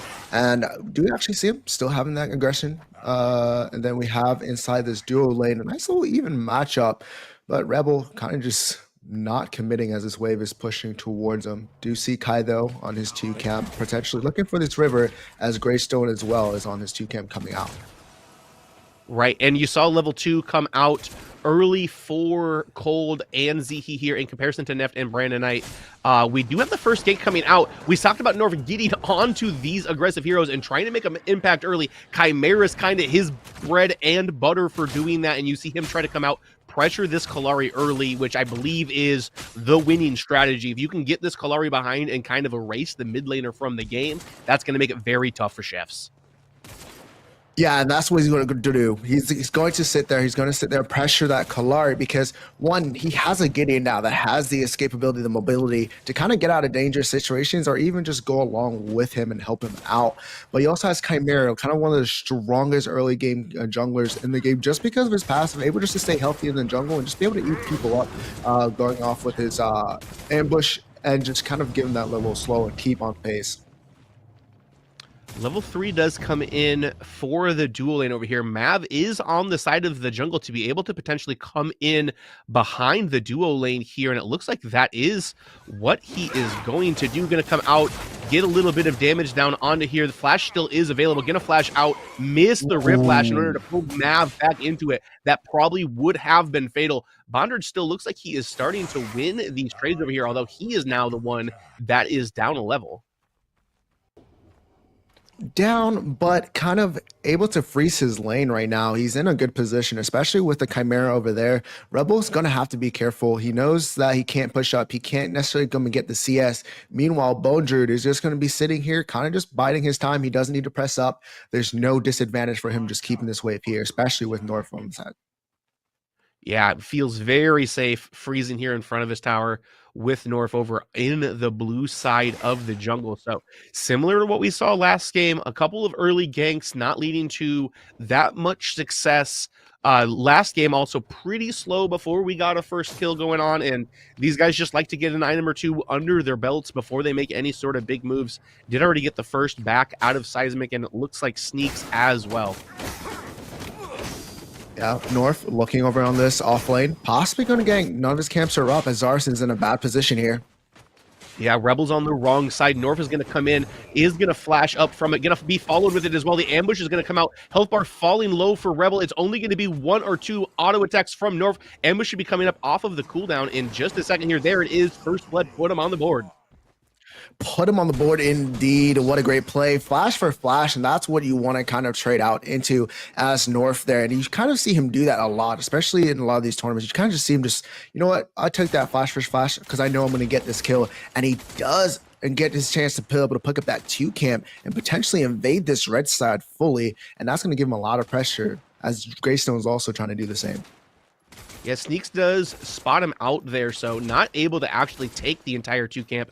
As you see the big circle still around it here. Mav lurking over in the side, but his health bar is pretty low. Only level 5, so he doesn't have the ult. May be able to pick it up off of one of these minions, but needs to be careful. Doesn't have that second life available to him quite yet. Also see the Gideon starting to move to the left side of the map, but decides to turn around and move back towards mid lane as there's really no kill potential with as far back as Neft and Fran are playing right now. No, not at all. He just went there to kind of just ward that river spot to make sure he kind of sees any rotations coming out, especially with the Kalari mid. But Sneak's kind of getting aggressive here. He does have level 6. Not a lot of mana, though. Not a lot of mana indeed. Not 6 yet for Seismic. Actually, he's just going to hit it. Going to get a black hole right on top of him, but there's the double jump to get right out of it from Sneaks. One of the reasons they like this Kalari into that Gideon pick. I mean, that is just a great escape, right? Just that verticality change is kind of not just going to help you with the Gideon, but kind of help you with everybody else. Just kind of maybe get you up on a ledge that somebody can't get up on, or just all in all, like you just saw, get out of that Gideon ult and kind of force him just to waste his ult just on that one. Right, did clear the wave, though. Going to be able to push some minions in here. Maybe have Sneaks lose a couple as he's going to have to hit a reset very low on the health bars. Brandon Knight and Rebel start to fight again. Coliseum's going to come out. There is no ult available for Bondred, who's going to flash the wrong direction here. Going to take a couple of pokes, and it looks like it's going to be potentially Mav coming in from the side. Bondred doesn't have a lot to go, and Rebel's going to be able to put him down with a spear. Yeah, I'm definitely questioning that blink. I don't know why he blinked towards the enemy there when he had a free look on the opposite side, but a mistake that he paid the price for, and that gives Zarson a kill, and not in the Coliseum, but just overall to get himself a little bit more into this game since dying. Right, and that's going to put them onto the mini prime. You see North invading the 4 camp in the enemy blue side jungle, which means he's nowhere around. Bondred might be able to sniff him out up there, but don't think he should be jumping into the pit. North is going to trade a 5 camp for a mini prime potentially. Don't see Bondred really coming around. Okay, he is going to come around, but is that going to cost him his life? Might be a little risky of him here. Both enemies level 6. Here comes the Gideon. Mav's going to have to ult right away. Rebel Oasis taking some poke from the auto attacks of the Gideon, trying to give him the clever feat, but it's not going to be enough. Mav is going to be able to pick up Bondred too, but then he's going to have to jump away from Seismic, who uses the black hole right away. A 1-for-1 trade, but they do still have the mini or prime buff over on the Mav. Yeah, I don't know about that trade right there going in. There's a lot of wave or XP over in the offlane, probably about 2 waves full where Bondred kind of missed. I should have definitely probably picked that one up, maybe drop a ward on the mini prime because it was just kind of lost already. And but they did end up trading 1-for-1 for that, and it's going to be a great job for Bondred essentially. But at the end of the day, you just lost a bunch of waves, so not really. They did have Seismic over there, who was able to pick up the majority of that XP since he had roamed to that side to help his off laner out. But you still want that onto the Fang Mao. You want him to get to level 6. You want him to be able to start getting those Earth Shatter resets off into these team fights. He does have a big wave here if Rebel decides to go aggro on him, so I wouldn't expect it from Rebel here. Green buff coming up as well here in about the next couple of seconds. Might be able to push that as he does get a ward down over in the river on this offlane side of the map. Do you see North and map over on this side, on the blue side of their map, going over to that dual lane, potentially looking for a fight for this Fangtooth coming up here, as there's a lot of wards and a lot of eyes over there. Yeah, they're going to get spotted out from each other if either of them decide to walk this direction. Can't even really see Mav underneath all of the ward coverage over here on the mini-map, as he is starting to make his way towards this entrance by the 5 camp. North just kind of lets him walk right by him up there as he was looking at that stack, or that minion stack over there. North waiting on the wings. I don't know if he's been revealed to the chefs here. They are going to try to press into this tier 1 tower with the mini prime buff, which... Actually, nope, they must know North is there, able to just kind of walk away from it. Do have some maybe prio onto this Fangtooth here, though. Yeah, North's going to his 2 camp. They're on a ward. Yeah, I mean, there's nothing they really can do, right? But they do look over to probably be able to steal here. North can in here, use the call with the Riplash. It's going to land. The skewer's going to land as well. A bunch of damage coming out. Zihi is going to have to flash away. Nobody has fallen yet, and they're going to turn back onto the Fangtooth, be able to pick that up for themselves. Don't necessarily want to fight Mav here, who just loses that mini prime buff. It is another Riplash. Big black hole is going to come out. Zihi is going to be able to fall down here. Brandon Knight very low. Mav's going to have to use the ult. Seismic in the backline trying to trade with Cole, but 3 against 1 at this point. Unless Seismic can get over to his team, the damage is starting to pour down, but they've left Brandon Knight over in the right side of the map, who's going to be able to pressure this tier 1 tower as Rebel is running towards it. Overall, though, a 1-for-1 trade, but Chefs gets out with the Fangtooth. great turnaround. They're able to understand that North was not close enough to really dive in, and they're all focused on that Riplash, that hook. They were able to get a kill from it, but the fact that Chefs were able to get the objective and get a kill with it as well, it really puts them slightly ahead going into a little bit more of the mid game.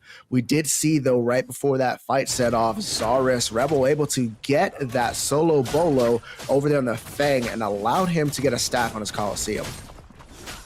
Able to get it, that permanent power, that infinite stacking that Zarus has can really become a menace as the game gets longer with that additional power on top of him as well. Now the tables have turned. He's pushing into the tier 1 of Bondred as these guys are kind of just running up and down this longest lane. This has been where a lot of the action has been so far early in this game. That's what you're going to get from two assassin characters kind of just wanting to burst you down. I know you can definitely build Zarus into a bruiser, but when you're going against this Feng Mao, you want to trade into that damage as he's able to. Coliseum comes out on top here, and Bonju's in trouble. He does have the Reaping Dash in order to get himself away. North does come in, going to use the ambush forward. Rebel's going to have to flash away. Mav comes over as well. Bondred's health very low, uses the Reaping Dash again. The slows are coming down onto it. Rebel's going to be able to pick up Bondred and the tier 1 tower. That is a huge swing in the favor of the Zarus at this point. Two junglers rotating at precise times. The first one, North, coming in. Gonna look like he's gonna save the day, but does not because Mav answers back. And both these junglers right now are kind of just following each other on different sides of the map, making sure they're there for every type of potential either gank or counter gank that can happen. Yeah, Mav really putting some pressure into North, just kind of following him around right here, is revealed on that ward right now as he's going to pick that river buff up. The one on the left side of the map still available. Not sure if North is going to go pick that up or if they're going to give this over to the Kalari here. Get a little quick peek at the scoreboard. Pretty interesting score lines coming through. 5-3 right now. 2 neutral objectives have been picked up for Chefs as well, though.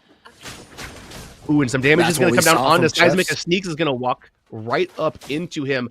Gonna have to use the torn space to get away from the damage. And that's what we saw from Chefs in the first game here, being able to pick up these neutral objectives as Sneaks getting comfortable, putting pressure on Seismic here. Double jumps. Oh, I was expecting a guillotine to come in there and potentially slice him down there at the end. I was trying to give it the dramatic pause there in order to get it. Seismic very low, but still playing as if he doesn't have much to be afraid of. North to step up into the mid lane as well. North into the tier 1 tower, but Mav coming behind him. Sneaks is here as well, gets a little bit of a slow. Call of the Cult is going to come out, put a lot of damage back down onto Sneaks, who no longer has his tier 1 tower to get away. Gonna have to jump up and be able to survive it, and Mav's going to turn around and get North at the end of the day too. Easy pickup. Mav doing a lot of damage, a lot of work. Rebel started Mimi Prime already, but nice peel coming out of Mav. They're able to get the Kalari out, even though they did lose the T1 tower. They did lose it, and now they have their eyes set onto the second mini prime of the game, though. Don't even have Mav over here. It's just Zihi and Rebel Oasis who are onto this. Seismic putting some pressure onto Cold here, who's able to dodge around, and Cold doing a good job of zoning Seismic out here. Don't want that Black Hole to potentially be able to come in here and steal it. They take that mini prime on top of a ward, so Sandbags knew they were on that the entire time and just really didn't have a way to get over them and do anything about it. Chimera was down there. They didn't have their smite up, so it was kind of ruthless to kind of try to push yourself into a fight that you can't already 50-50 to smite, but now you're trying to put yourself at a disadvantage without it. So I think that was a good, fair enough call there. They do lose the mini prime, but they're going to be looking towards getting to this next Fang Tooth to really get themselves set up. Right, it is spawning right now, but still, it just feels like there is an advantage in favor of Chefs right here. Don't necessarily think they've got as strong, or actually, I don't really feel like either of these teams have an incredibly strong late game comp. The Kalari starts to kind of fall off a little bit. The Twin Blast obviously gets huge. Narbash scales decently well. Same, we already talked about the infinite scaling of the Zarus, but on the other side, there is so much damage that can be put out by a Fang Mao and by a Wraith into the later stages of the game. Got some good mid-game pressure as well with the Richter, the Chimera, and the Gideon.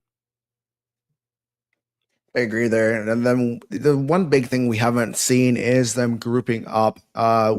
I think once they start to group up, Chimera able to just kind of die the back line, and everybody trying to peel for him, and the Feng Mao coming in just after that to just kind of use the hamstring for a. And we are back because of technical difficulties, and that's okay. But from what we've been seeing here, Lance, I think once the Sandbags versus EU Sandbags NA comes like kind of in, I think if they group up a little bit more, I think they're going to be able to change these fights just by having that little bit more damage, as long as they don't get trapped inside a Coliseum. Yes, but there is a decent answer to it. You black hole up on top of the Coliseum, try to trade some of that damage back. Yeah, it gives the extra stats over to the Zarus while he's within the Coliseum, but we kind of see some mid laners with some like big zoning AoE ults played either with or in the Zarus all of the time. That's why you see him paired with Gadget a lot. You see him paired with other heroes that just have that big AoE, like maybe the Kira as an ADC as well. So you can do damage on top of the Coliseum because you know where everybody's going to be fighting. It kind of sets a zone for yourself. So look for Seismic to try to get some verticality into those Coliseums, see if he can get a black hole on top of it to trade some of that damage back. It's going to be an interesting one to see. We are going to get our game back hopefully soon here. We did just have a little bit of a crash, so we're going to get our Zerber back into the game, get him back into the spot right before this second Fangtooth is spawning. But is there anything else you're looking to see F6 within this that we haven't necessarily covered yet? No, I'm just waiting for Sandbags to kind of just get back up at it. Hopefully when this next Fangtooth fight, they kind of try and get it and able to accomplish at least getting a neutral objective and turn things around.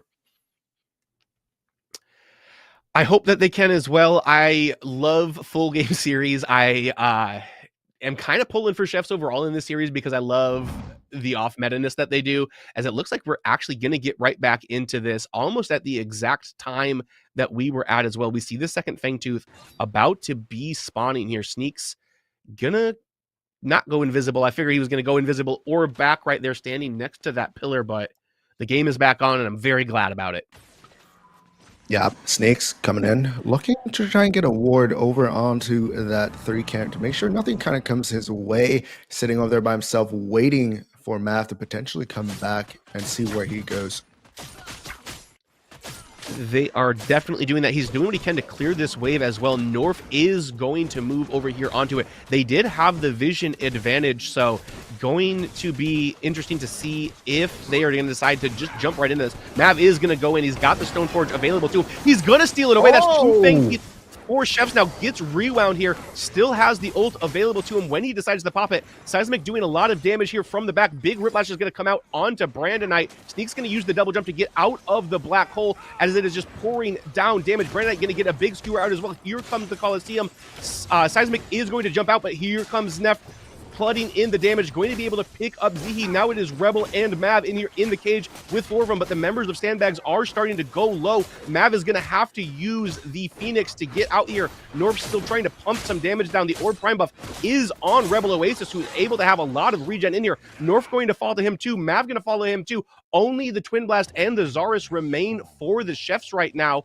Only Norf died for Sandbags. That's a pretty good trade, but unfortunately they lose the Fangtooth. Lost the 50-50, but able to pick up kills to kind of make up for it. Rebel still has the mini prime and looking to push with Cold, and this might be a dead T1 and opening this map up. But what a play. What a steal coming in for Mav. He actually had 3 lives there. He used the Phoenix, used Stoneforge Soul, and was just being an absolute nuisance, as we know a Greystone could be. Yeah, Mav is absolutely standing on his head this series. They completely controlled the neutral objectives in Game 1, starting to control them pretty heavily in Game 2 as well, as they've gotten 2 mini primes, 2 Fang Teeth already with that steal that we just saw come through, and it's tough. Objectives win games, people. If you're paying attention to this, don't forfeit on KDH. Pay attention to the objectives and the map state, and that's what Chefs are doing to keep themselves in these games. North looking over onto this duo lane as his duo partners are coming back in here. So trying to stop this. Cold and Zihi needs to be careful. Feng Mao back over in the off lane. Hopefully he's able to get a little bit of pressure out. But Gideon and like, oh, that was just our inhib there. Oh my goodness, that scared me. But yeah, Gideon needs to be careful. There's three sandbags or 3 chefs over there, maybe possibly looking towards him.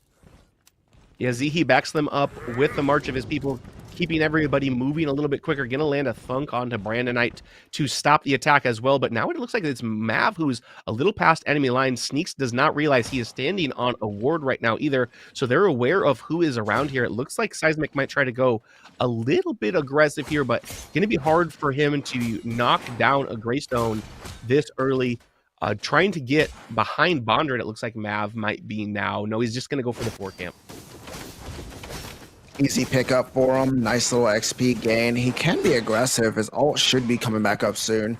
Has a little bit of help over on this blue side, but Seismic, huge rotation coming in to really kind of burst down this map. Yeah, gets about half of his health here. Is able to have Mav still get that 4 camp out, but a big skewer is going to land onto Sneaks here. No follow-up damage as it is just Brandonite in the mid lane there, so Sneaks able to go over, get himself the attack speed buff from the river too. And that is the second solo local gold for Cold, probably within the last 3 minutes, as we just saw him take down the mid tier 1, get the left lane tier 1 tower as well. I mean, he's just absolutely farming right now. But wait a second, Black Hole comes on top of Sneaks. Right, but no fear. Zihi's going to come in, make sure that that kill gets picked up, going to get it with the Thungus. Sneaks is quite low here, may potentially try to get over here on to Nefty in the back if he can find a good angle. Cold's going to come in with the flank as well, but the attention has been turned to him, getting absolutely chunked down. Neft is going to be able to pick him up, but they're going to trade it back for Brandonite. Now it is a 3v2 over here by the red buff for the dawn or dusk side of this map, and it's Sandbags who are getting aggressive. The reround is going to come on to Mav, who is going to have to use the jump to try to get forward. North is going to ambush forward onto him as well, and more damage is coming down. Flash is going to go as well, but the percent is relentless, and North is going to have to actually end up stopping, as I thought Mav was just about to be taken down. One last right mouse button out of Neft would have been able to stop him, but it isn't enough. Mav escapes with his life. So close. The peel coming in from Zihi just knocks the leap out of Mav. Just being able to have that on cooldown a little bit longer, especially with that ability haste that he has, just kind of shortens it for him and just able to get out just squeaky clean. And what a lucky play, because he is, like you said, one little bang away from getting cleaned out of that map. And then now they have pressure on these neutral objectives coming up.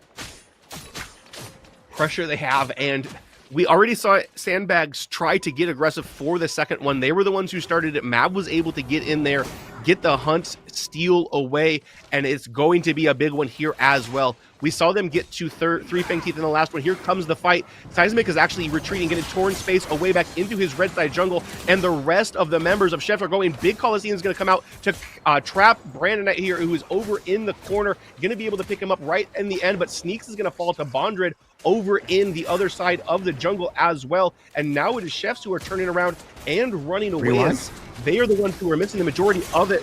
Stoneforge is going to come down from Mav into it. Crash Bang Boom isn't going to land onto anybody. North very low, and so is the ADC. It looks like nobody has fallen quite yet. Neft is going to turn around, throw something into Zihi here, but really low, resetting on the side of Sandbags. That's going to land the third thanks to Chef.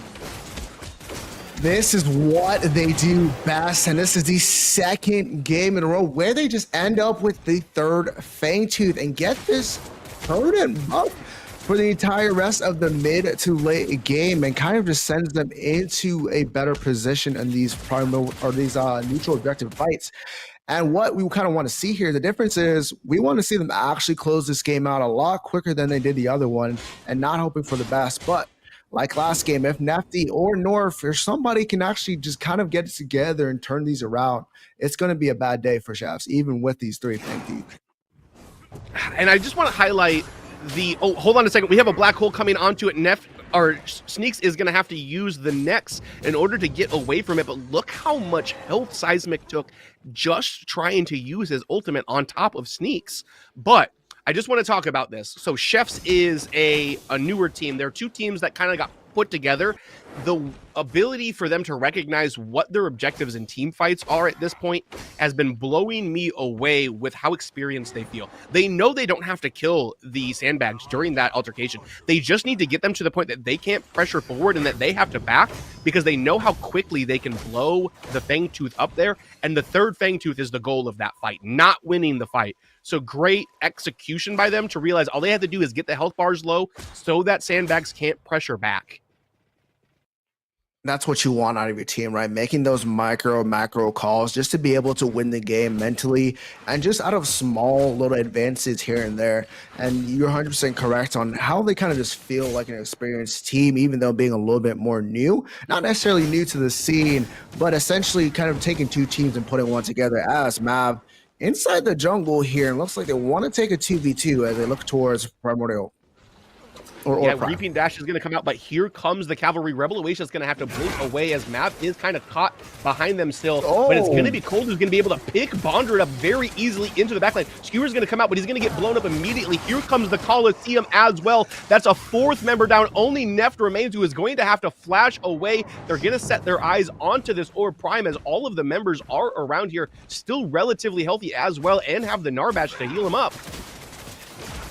What a series of events coming in with the wombo combos, starting off just blowing up the Bone Druid onto that Feng Mao, and then just kind of going on with a big crash bang boom 3-man pop-up into a Coliseum, and they're just able to clean that up cold just in the backline, just throwing damage left and right.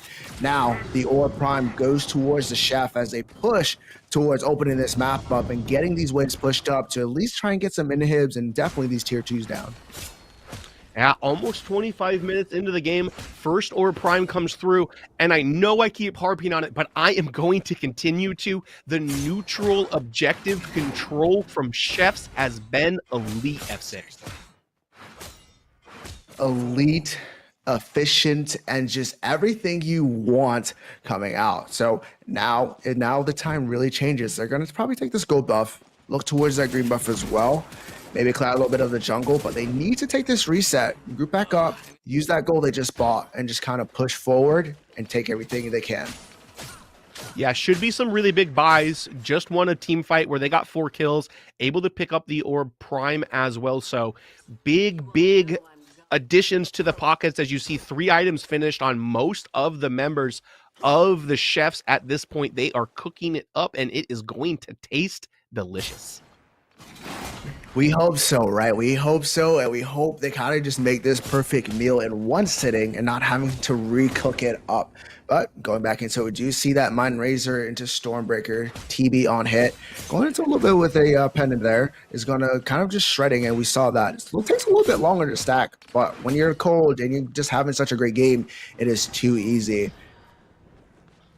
Also has the Liberator to keep him safe from any potential CCs. Really, it's only the Cole and the Hook or Skewer from Richter that he needs to be worried about. So the Liberator is going to allow him to be able to reposition within the team fights, avoid that first big crowd control that come out from him, get to a spot where he can start raining down bullets and bombs.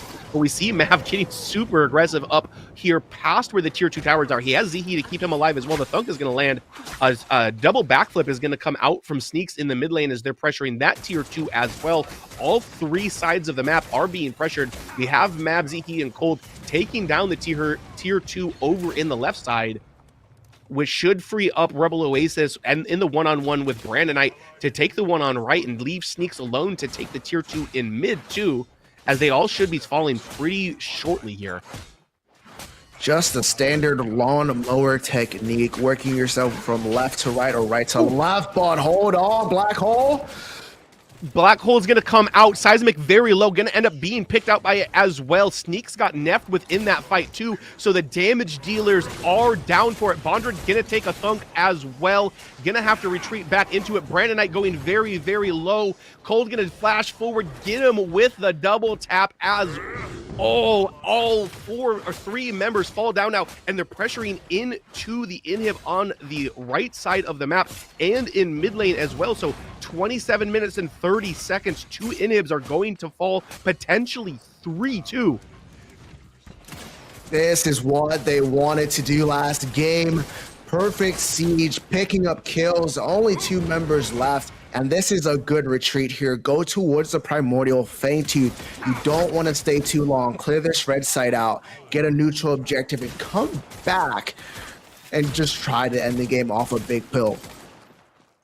Yeah, all 3 waves will have super minions pushing into it. Going to be hard for Sandbags to get out of their base to even defend this. So should be a relatively free Primordial Fangtooth picked up for them here. Actually, it looks like they are going to peek out here, try to do what they can to stop them. I will be interested to see if Chefs decide to send a split pusher. Actually, it looks like they are going to send Sneaks over to the right side of the map, see if they can maybe take a good 4v5 fight around the Primordial Fang pit and send Sneaks in with a surprise, sneaks his way into the base and maybe taking the core. I think that's a great idea, but also you need to make sure you're able to secure this Primordial Fangtooth because it's going to be something that's going to change the fight, as this change the swing of things, especially if it goes over to Sandbags. So they do kind of group up here. There is a wave pushing towards the core, so this is their time to kind of just push towards this Fangtooth while Gideon's going to be able to clear that wave. Yeah, and that's what they were waiting for. And Gideon is the hero that they probably wanted to go back and defend that the most. That means there is no black hole within this team fight too. Really quick, they just deleted that Primordial Fangtooth. Now they've got that Primordial Blaze. Coliseum's going to come out over here onto North, who is starting to get taken down over here. The Blaze is going as well. Already 2 members are down for the Sandbags. Still have no inhibitors left, so they are going to put their eyes over here on to the base. It looks like it was both Sneaks and Cold who were able to pick up that fight. Seismic doing what he can to try to clear these waves, but it may be too little too late, as this Kalari is really putting on a demonstration of why Chefs likes to pick it as much as they do. 6, 2, and 4 on the game. They're pressuring the core. They've got 1 wave into here. They're pressuring it hard. Black Hole is going to come out on top of Rebel and Mav, but he's going to be the one who is going to get killed at the end of the day. Sneak's going to get the double jump out. That's 4 members down. Only Bondred is alive, and that's going to be the quarterfinal match for Chefs. We have our first semifinalist. 2-0. Chefs cleaned up a lot of what we talked about in game 1, and they finish out clean. Great meal, ready to be eaten. Good job, Chefs, being able to get the first spot in our semifinals. They get our first spot in our semifinals. You will see them tomorrow in our first series. We do have to get to our second quarterfinal to find out who they're going to be playing against, but I'm going to be real, F6. That is, I have a lot of belief in Chefs leading into this event. I didn't expect it to here. It really felt like Chefs was in control of that game. Yeah, I mean, they're in control of the first game as well, but they kind of just slipped up every now and again, so kind of made it for a longer game. But the demonstration of them being able to just keep themselves in a good macro decision of making sure they have all these neutral objectives kind of just showed in that first game. And then after that, they were just like, you know what, let's fix the small issues, and they did, and that's what we just saw in game 2. Right. It was pretty clean. I also really like that we got to see kind of the signature of that team. Pretty much anytime we had any sort of discussion as like a talent pool, and as we were prepping as PCC for this event, when we talked about Chefs, we talked about Kalari. And usually you talk about Kalari, you talk about it in the jungle. Kind of interesting the way that they like to play that in mid. I also know, like, as we mentioned at the beginning of that, specifically, they really like it into the Gideon. So kind of cool to see them get to flex their muscles and their MOBA brains a little bit. So congratulations to Chefs. Our first quarterfinals series is complete. We're going to kick it back to our desk. Thanks, F6, for joining us today. 100%. Can't wait to see you guys later. Thank you, Lance and F6. Wow, what a tight series to watch. Both teams neck and neck, but Chefs able to close out game number 2 and win the best of 3. Congratulations. GG's to any Sandbags EU. I promise I'm not cursed. I'm sorry. It's not me. Congratulations, Chefs. They were able to close out the game, but Mugi, how were they able to do that? Well, of course, people are going to look at Sneaks and say like, wow, the Kalari is 8-2, she actually dominated everyone, and the Kalari pick is the pick. But actually, for me, the MVP of that match is Mav. he was on the Greystone, and we told at the beginning of the match that actually NS and Max, you have a good composition to go for the invade, and so the passing of Mav was absolutely crucial for that not happening. And actually on the Greystone, he had more impact than the camera with teammates that were actually like under pressure. And also that steal on the second Fangtooth was absolutely like game losing for the side of NS and Max here. Yeah, Mab did so well as their jungler. You know, he was able to amplify and get his team ahead. Mr. Meds, what else happened during that game? Well, I think we saw a lot of comfort coming out for Chefs there. I think we saw that NA Sandbags were trying to play Chef's game, but when you're trying to play somebody else's game, the people that know how to play that game are obviously going to be more comfortable, right? They thrive in those skirmishes that they were trying to take in that early game, right? We did see that early pick come out, that early Chimera pick come out from North, and trying to get some things happen. But like Mugi was saying, Mav kind of counteracted that with his Greystone pick. That's one of the matchups that I think Greystone and Chimera are pretty even in, right? So I think that there was just a lot of comfort on the side of Chefs to be able to pull out that win. Yep, and Chefs were able to take what worked for them from game number 1 and take it to game number 2. So congratulations yet again. Mugi, any last remarks before we head for a break? Well, I was impressed by the Chef performance. I was my favorite to win that match, but in the end they pulled out like a perfect and almost a flawless game with getting every single objective in that second game. I can't wait to see them in semi-final tomorrow. Me too. And Mr. Meds, any last thoughts? I was just saying, I think that they showed their strength as a team. I think, like I was saying, and like Mugi was saying, I think that we chose them as the favorites in that game, and I think their preparation really showed that game. So we'll see if they can pull out a win in semis. Dare I say, Chef's kiss. All right, everybody, don't go anywhere. Grab your favorite snack, because the next series we'll be watching will be Villains versus Rogue.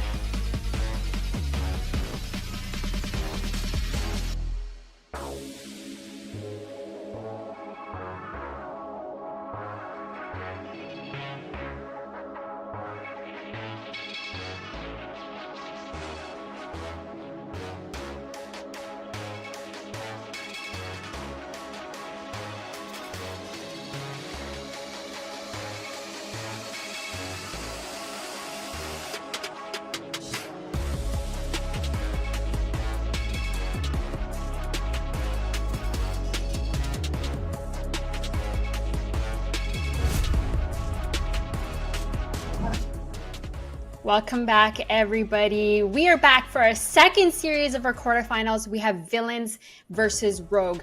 Villains roster Appy Picker, Bride, Lakeinator, Lauber, and Toasty. Whereas Rogue, we have Tekken Kid, Wangle, Haru, Blue Jane, Grady. Mugiwawa, what do the Villains have up their sleeve going into the second series? Well, to be fair, the first thing they have is a lot of time of play together. Of course, they called Villains, but it's basically like the old roster of Dirty Lake and the boys. They just put Appy Picker in the jungle and they bring Bri into their roster. But the all other four people have all played together for a long time. So they already have a lot of experience. They played many PCC together. So that's a great team synergy. And they are very, very, very strong at team fighting together. The only thing they do have to be careful though is they had a weakness that was showing since the previous PCC that didn't fully resolve so far, which is they have trouble to actually finishing game decisively, and that's something that you have to look out, because if you don't take your chances, as we have seen in the first matches of NIEU against the Chef, sometimes that can be very costly in the best of 3 series. Yep, and they have that chemistry, but you did mention their weakness. But now when it comes to Rogue, Mr. Meds, what we know they also made some roster changes. What can you tell us about that? Yeah, so we do see that Grady, the old jungler for D-Lab, is coming in to play jungle for Rogue. So it's gonna be a little bit of maybe a rivalry pick, see what you guys are missing. I'm maybe a little bit of that, but I think that like Woogie was saying, I think Rogue has been showing up in scrims this last week. I think they're looking very, very strong right now, and I'm excited to see what they can pull out in the series. Yep, me too. But now we've got an updated bracket. We kind of summarized what the first series about this. With the first series, we have Chefs versus NAEU. Chefs get to move forward.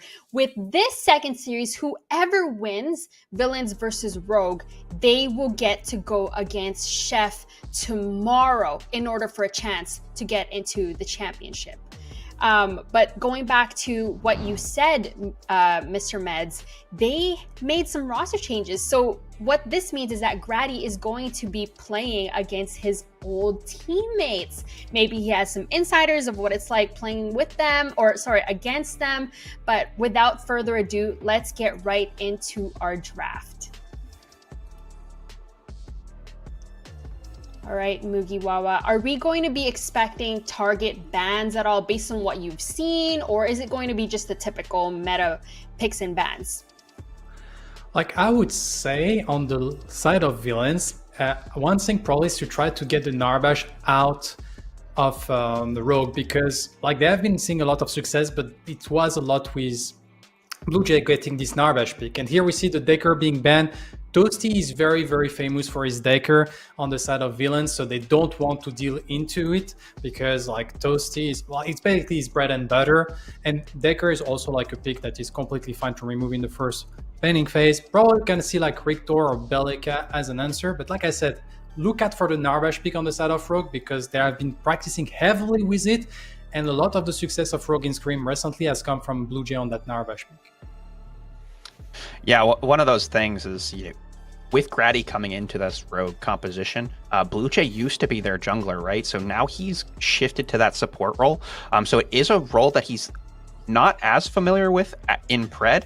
We do see this target ban of Crunch. Tekken loves to play Crunch, and he's an absolute monster on that pick. So I'm really surprised to see that first ban here. We'll see what Rogue end up picking up on this first pick. There are a lot of power picks still up. We've got the Richter, we've got the Wraith that we saw a lot of success with and a lot of damage come out in that first series, but we also see TB as well. Haru loves to play these safe but hyper scaling characters, so we'll see if they see what they end up picking up here. And I think that's a very smart ban because, to be fair, Tekken Kid has been playing support for a long time and he's coming back to the offlane. And he's still a very strong offlaner, but I feel like this time spent on the support mean that his serial pool kind of shrink a little bit. And at the same time, I feel like that Tekken Kid on Crunch, even when there was matches that I was like, the Crunch can't work, he still make it work. So villains don't want to deal with it, and we see that we have the Bellica, the first pick on the side of Rogue, still like very flexible, can be on the support. With the Decker being banned, it's a very, very strong support dominant lane, and also like in the mid lane as usual. Yeah, we do see Chimera and Richter coming out for villains here. I think these are two really good pickups. We did see that, and we mentioned in the last series that Chimera offers a lot of early game pressure on these objectives, and I think villains really want to play for those objectives in the early game. Try to work around that 7:30 timer for that first Fangtooth, and Richter will help with that. But we do see, and I do want to mention that Bellica is a flex pick, and we did see Wangle play this Bellica a lot. So we're wondering if it's going to go the support role. Is it going to go mid lane? We haven't seen it yet this tournament, so we'll see how it performs. And I also like the Richter pick on the side of villains. Of course, that's a pick that you usually see at that moment. But at the same time, I feel like Richter into Bellica is very strong. And Richter into the Narbash that we were mentioning that here is getting picked by Rogue. If you have a Richter support, you can actually punish that Narbash support very hard in lane. And we also like secure the Greystone. Probably also like to be able to go to the jungle. Mr. Metz was mentioning that into a camera, that's pretty good to have a Greystone to be able to have like some clear and some fighting chance in that against that early pick. Yeah, we finish out the first round here with that Sevarog into the offlane. Lobber loves his Sevarog. We have these two Sev mains in this tournament. We already saw one in Bondrew, and now we're going to see the other for Lobber. So let's see, who plays that Sevarog a little bit better. Yeah, and Lobber, always everyone know Lobber from the Sevarog. He knows the pick very, very well. To be fair, I'm a little bit scared when I watch all of that because we have like very like tanky frontline with like sustained team fight, and that's what Narbash loves to play into, because if Narbash survives the team fight, in the end, like the healing is way too much. And we see that the Grux is being banned here, and Howitzer, to be honest, like two bans I wasn't expecting at all from each side. And so I guess like they have done their homework. They have like some targeting ID to stop like the composition of the enemy team. Maybe you have some insight on them, Mr. Metz. Yeah, well, we did see Professors in the last tournament pick Grux into this Sevarog specifically, and Violence was just absolutely dumpstering on the Sev. So I think that they might be thinking that would be the counter coming out from Rogue here. But I do think that this is, again, hitting Tekken's pool. One of the keys that I have for victory for Rogue is giving Tekken that counter pick in the offlane. I think when Tekken has agency in that offlane and can get out of his lane and into the jungle, into mid lane, I think Rogue play as a 5-man very, very well. We do see this Iggy and Scorch coming out. I really like this.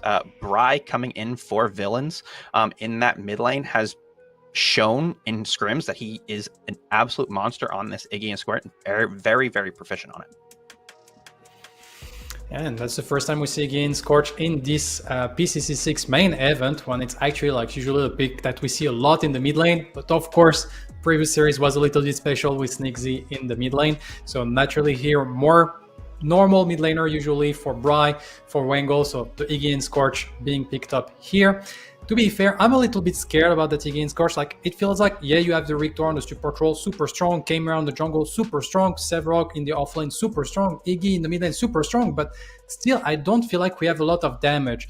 So if, once again, in this team fight, in the mid game, in the late game, if the Narbash don't get like focus, and it's just going to out-sustain all that slow poke damage in a sense. And we see that we finalize the draft on the side of Rogue with the Murdoch and the Serat. So Murdoch making the lane very, very safe with the Narbash. Every time you can get engaged on, you just like buckshot people away. You have the steam pack to run. So kind of looking to not interact, but the Serat should be interesting, trying to get a little bit of damage into those heavy tanks with like this true damage from the ultimate. Yeah, I have seen the Seraph is being picked into this this Sevarog pretty frequently in scrims. You know, I think a lot of teams are playing it right now, and it's not the traditional like full damage Seraph either. It's a lot of that tanky bruiser Seraph. You know, a lot of Basilisk being bought. You know, Bonesaw sometimes as well. So we'll see if that Seraph counter into that Sevarog actually works out for him here. And we do see Drongo picked up as that last pick for villains. I think that's a really good pickup. Offers a lot of zone control with that silence and also a lot of damage. So. All right, now that the draft is over, I gotta ask though, what works and what sort of strategies are you seeing from the villains roster or the draft right now, Mugi? Well, for me, I think like a big key is trying to use this Rictor Drongo lane to absolutely demolish this Narbash Murdoch lane. Because if Narbash like get unscaled from the early game, it's gonna be like a problem later on. And like I said, with their team composition, I feel like Burst can be there, but if Blue Jay positions himself well, they will have trouble to find him, and suddenly the Greystone creates space, and it can be a little bit complicated. But with Chimera, Rictor, Drongo, you can absolutely demolish that lane, and that's where I would like villains to focus their energy. Yep, and with that being said though, Mr. Meds, how will Rogue respond to the villains team? Well, I think they've got a really good 5v5 team fight and a lot of attack on the backline. Like Mookie was saying, I think villains don't really have a lot of damage, right? So if Seraph can get in on that Drongo, on that Iggy and Scorch, I think that, you know, villains lack that damage to kind of finish out team fights. So I think if Rogue can sustain with that Narbash long enough to get those carries down, I think they end up coming out ahead. All right, before we head into the game though, we have to do our predictions. Who will win and round out this best of 3 series this time? I'm gonna start with you, Mr. Meds. So I think if villains can get Lakeinator out of laning phase, I think they have a really good chance at taking this. But I will say Rogue have been playing very, very, very well in scrims. So I'm actually going to give it over to Rogue for my prediction. And I think that, you know, Grady is going to get his revenge. All right, Mugi, who are you choosing? So like for me, I also see that Rogue was evolving, but for me it's gonna be villains. My reasoning is Rogue has been looking very, very strong, but at the same time I feel like they're still like a little bit limited in terms of pick. For this first draft, I think Rogue have a very great chance to go there, but if villains like adjust, then they can counter draft them and suddenly they will get the whole series for themselves. Okay, this is a little bit different because I have to choose between Rogue and villains, but I am going to be choosing villains. I think that they have, even though Rogue, both of these teams have been playing for a long time together, but with the roster, you know, changes or the role swaps on Rogue, I think that kind of takes them back a little bit. I think that gives villains the upper hand. Appy Picker is a really great player, and he showed what kind of player he is in mid, but he's able to show that in the jungle as well. Without further ado, I know everybody wants to watch this game, so let's hand it over to Tedium and Spooky Mars. Thank you so much to R-Dog and the desk. Tedium. It's a game of villains and rogues here. I mean, what a set. Already second in the day. And I don't think these names could be any more appropriate for the two going against each other. Grady, the rogue agent, going up against his former teammates, the villains now of the story. I mean, talk me through a little bit about what you're expecting to see here. We've heard from the desk. I want your analytical mind on these lanes, especially that solo lane where we have Seraph piloted by Tekkenkato. I haven't seen him on this pick before. Well, keep in mind, it also might be the Greystone. We don't know for sure yet until we get into the game. But what I can see about Seraph and about Greystone, they're both pretty unkillable. Greystone, because of his ultimate, that Stoneforge Soul, he just has a second health bar. If he builds into a Phoenix, he gets a third. And Seraph, if she builds just a little bit tanky, which we have seen kind of cropping up in scrims, a lot of these teams, specifically one team and specifically one player, has been playing a lot of this tankier Seraph, and he gets to burn so much time because she's just able to survive on the ground, and then she gets to sit in the air, or she can sit nearly invulnerable inside someone when she uses her Q. Seraph with a little bit of tankiness is also able to survive very well. And yeah, it's Tekken Kid on that Seraph offlane. Good call, Spooky. Sometimes I get some things right. Even a broken clock, as I like to say. But take a look at this. Already some aggressive positioning coming out from the villains. Maybe searching to try to find Grady in the jungle. Not going to be finding too much there. No camps up just yet. Likely to disperse back to their lanes. But I really like this approach. And it's because we've seen a lot of these players before, team. This is a team that we've seen multiple times at the PCC. Bry, as mentioned, is a new addition. These guys have a ton of synergy. And going up against this new-to-the-role duo lane that the Rogue have, I really like seeing this confidence coming out from villains.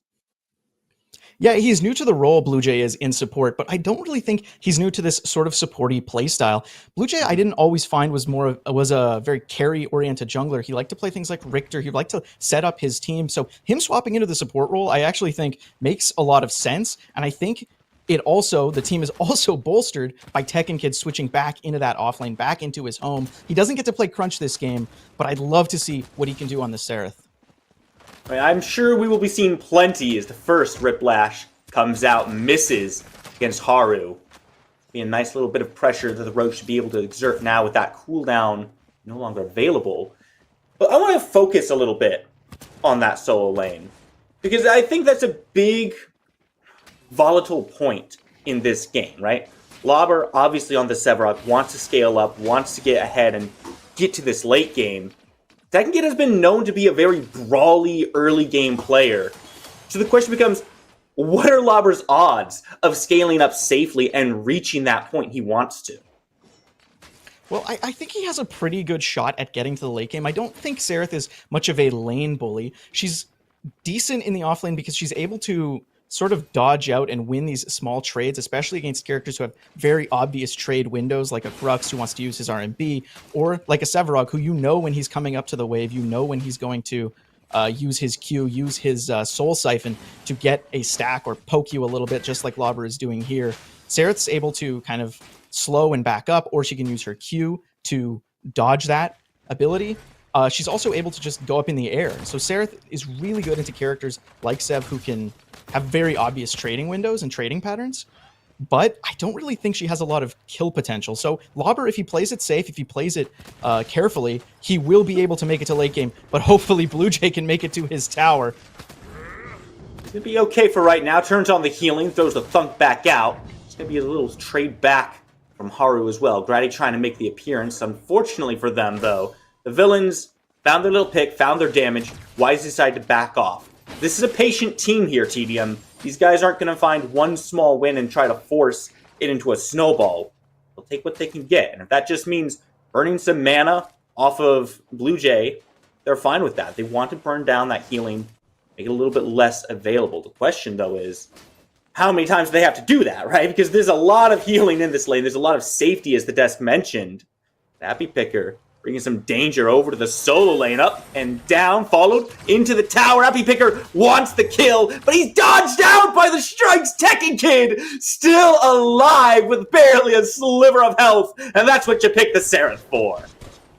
That is the power of the Seraph. That Q ability. She's not invulnerable to damage. If she has some damage over time, like potentially this Iggy could apply, she is still able to be killed in that state. But when you're playing against a character like a Chimera, whose damage is him basic attacking you, he cannot land a single one because you are just an ethereal object.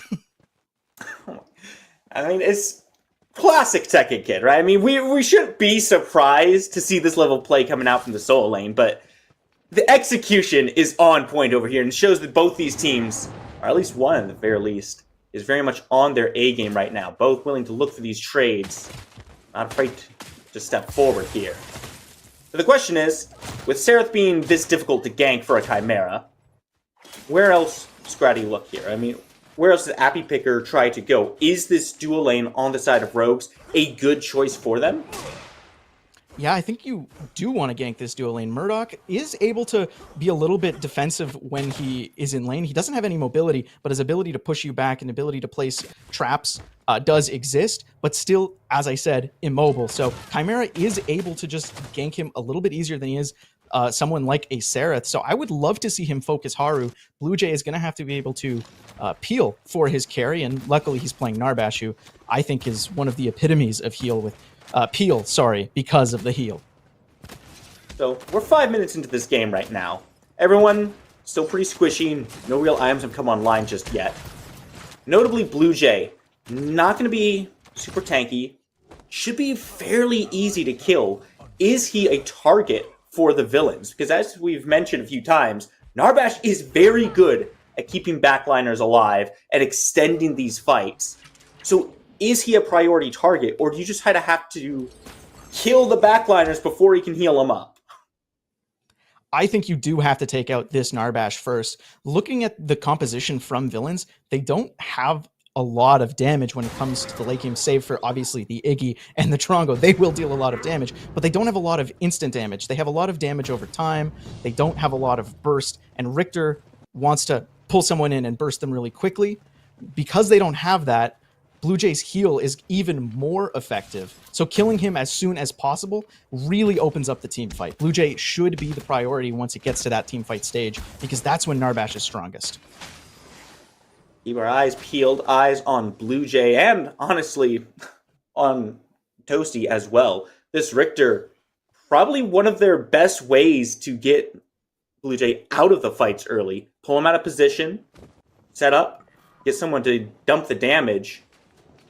But the desk was bringing up some concerns, CDM, and it was with how tanky the villain's draft seems to be, and perhaps a lack of damage. Is dumping everything into the support going to be enough? We'll have to hold that thought, because Lauber, once again, in some trouble. Does have the ultimate available, just a colossal blow, knocks Tekken Kid away. That's going to wrap up that gank pretty solidly. So back to Blue Jay. Yeah, I think Blue Jay is definitely really vulnerable to this Richter. Not a lot of mobility, not a lot of way to quickly get away from Richter unless he flashes and then uses his Q to get that movement speed. But look, as he gets pulled is what I assume happened here. He will go down. Lakeinator with first blood, and Haru in danger as well. Toasty swinging away, but Haru uses the movement speed, getting safe behind his tower. And the wave crashing. Lakeinator still poking, trying to kill Haru here. Ultimate comes out from Lakeinator. Haru, is he going to pop? No, he survives. Very low right now. Toasty still in the area. Could still be looking for a pull. Has to be very careful about whether he wants to step forward here. I'm actually surprised Toasty and Lakeinator are giving him so much space right now. Perhaps not willing to step up to this tower, but in the end, it's a first blood going the way of the villains. Exactly what they want to find. Now it's opening up the map a little bit more for them. Lauber heading over with his jungler to start up this mini prime. They got to be careful. There's some help coming. Those Iggy turrets are putting some good damage out. Wangle Grady. Grady goes up and down. Waze has to blink forward, and he steals it away. Rogue are the ones with the mini prime. Now they're looking for the fight afterwards. Appy Picker separated. Lauber trying to help his team out. It looks like Bride's going to be A-okay. Both villains survive, but Rogues walk out with the steal. Rogues, rogues, rogues. They should be called the thieves. Grady stealing the Orb Prime right under the nose of his old teammates. Huge play from him. He does have to burn the blink. He doesn't end up needing to use the ultimate, but he does come out with the steal. That's really big, and it allows them to just have a little bit more control. And Grady can just choose a lane and push it down. Yeah, that's the strength of Sarah right there. Still in a little bit of trouble here. Lauber definitely wants to chase him out, but recognizes there's too much space created.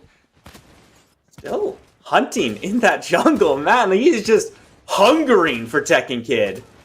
I mean, eventually, you have to give up the ghost to recognize you're losing too much farm. Yeah, he was just trying to look for a lazy back there, but Tekken too smart for that. Though Tekken is still in the lane, just trying to get this wave, it seems. So I guess a little bit dicey there. Yeah, I thought he would have taken the back. With no mana and very little health, Lauber is able to take him down, but Lauber also no mana, so Tekken Kid realizes he's very, very safe, especially under his tower. He's gonna back right in front of his face. that's just BM at that point. He says, you know what, I'm gonna reset. There's nothing you can do to stop me, and we both know it. He's gonna go ahead and get back, hopefully, an item or two online there to help him out in this lane a little bit more. Keep an eye on this left side of the jungle. So many people moving around. Blue Jay walking into a little bit of damage there from Bry. Thank you for the fire. You can tell that everyone wants this Fangtooth. First one is going to be on the board. It's the Rogues with the initiative on this one. Yeah, Rogues know that villains, if they are able to get onto one of these objectives, can take it down really, really quickly. That is what Iggy is good at. He can shred objectives super fast, and Chimera also able to take objectives really fast at this stage in the game. So they want to make sure there's no objectives on the board for villains to take, because if there are, they're gone instantly. It's lucky that they stole the last one. Oh, looks like the Rogue have decided they don't feel like stepping up to this one just yet. Maybe not enough vision on the villains to feel comfortable walking into that one. But you talked about how quickly the villains can shred these objectives down. What do the fights around these objectives look like, right? Because sure, you can burn through the Fangtooth. Can you burn through the health bars of Rogue as they're standing there? Can you out-secure the Rogue's draft? Honestly, I think that is where their weakness is, especially with Blue Jay healing up anyone on his team. Greystone with those 2 health bars, potentially 3. This, and obviously Sereth with going into a tankier build. Look at that crest option. Grady now ganking Lobber. Grady's here. Abby Picker also on this side. Go ahead and take some small skirmishes, but Haru on the opposite side falls down early. Now Abby Picker makes the rotation over to the right side. Colossal blow into the wall, up and down, gets him to safety. Stoneforge Soul comes through. The healing is good. The slow is better, and Lobber has to back away. Grady now stepping forward. Put a little bit more damage out, but it's mostly just the farm he's looking for right now. So all the fireworks that come out on the right side of the map, it's the left side that has the actual explosion. That it is, as Wangle did burn the blink, so he might be in danger too, Abby Picker, especially with Grady having no ultimate. Wangle needs to be careful. Grady's here, Tekken Kid is here. Not going to be allowing Abby Picker to step up to that mid laner. So, like Wangle gets to walk away just fine, no kills.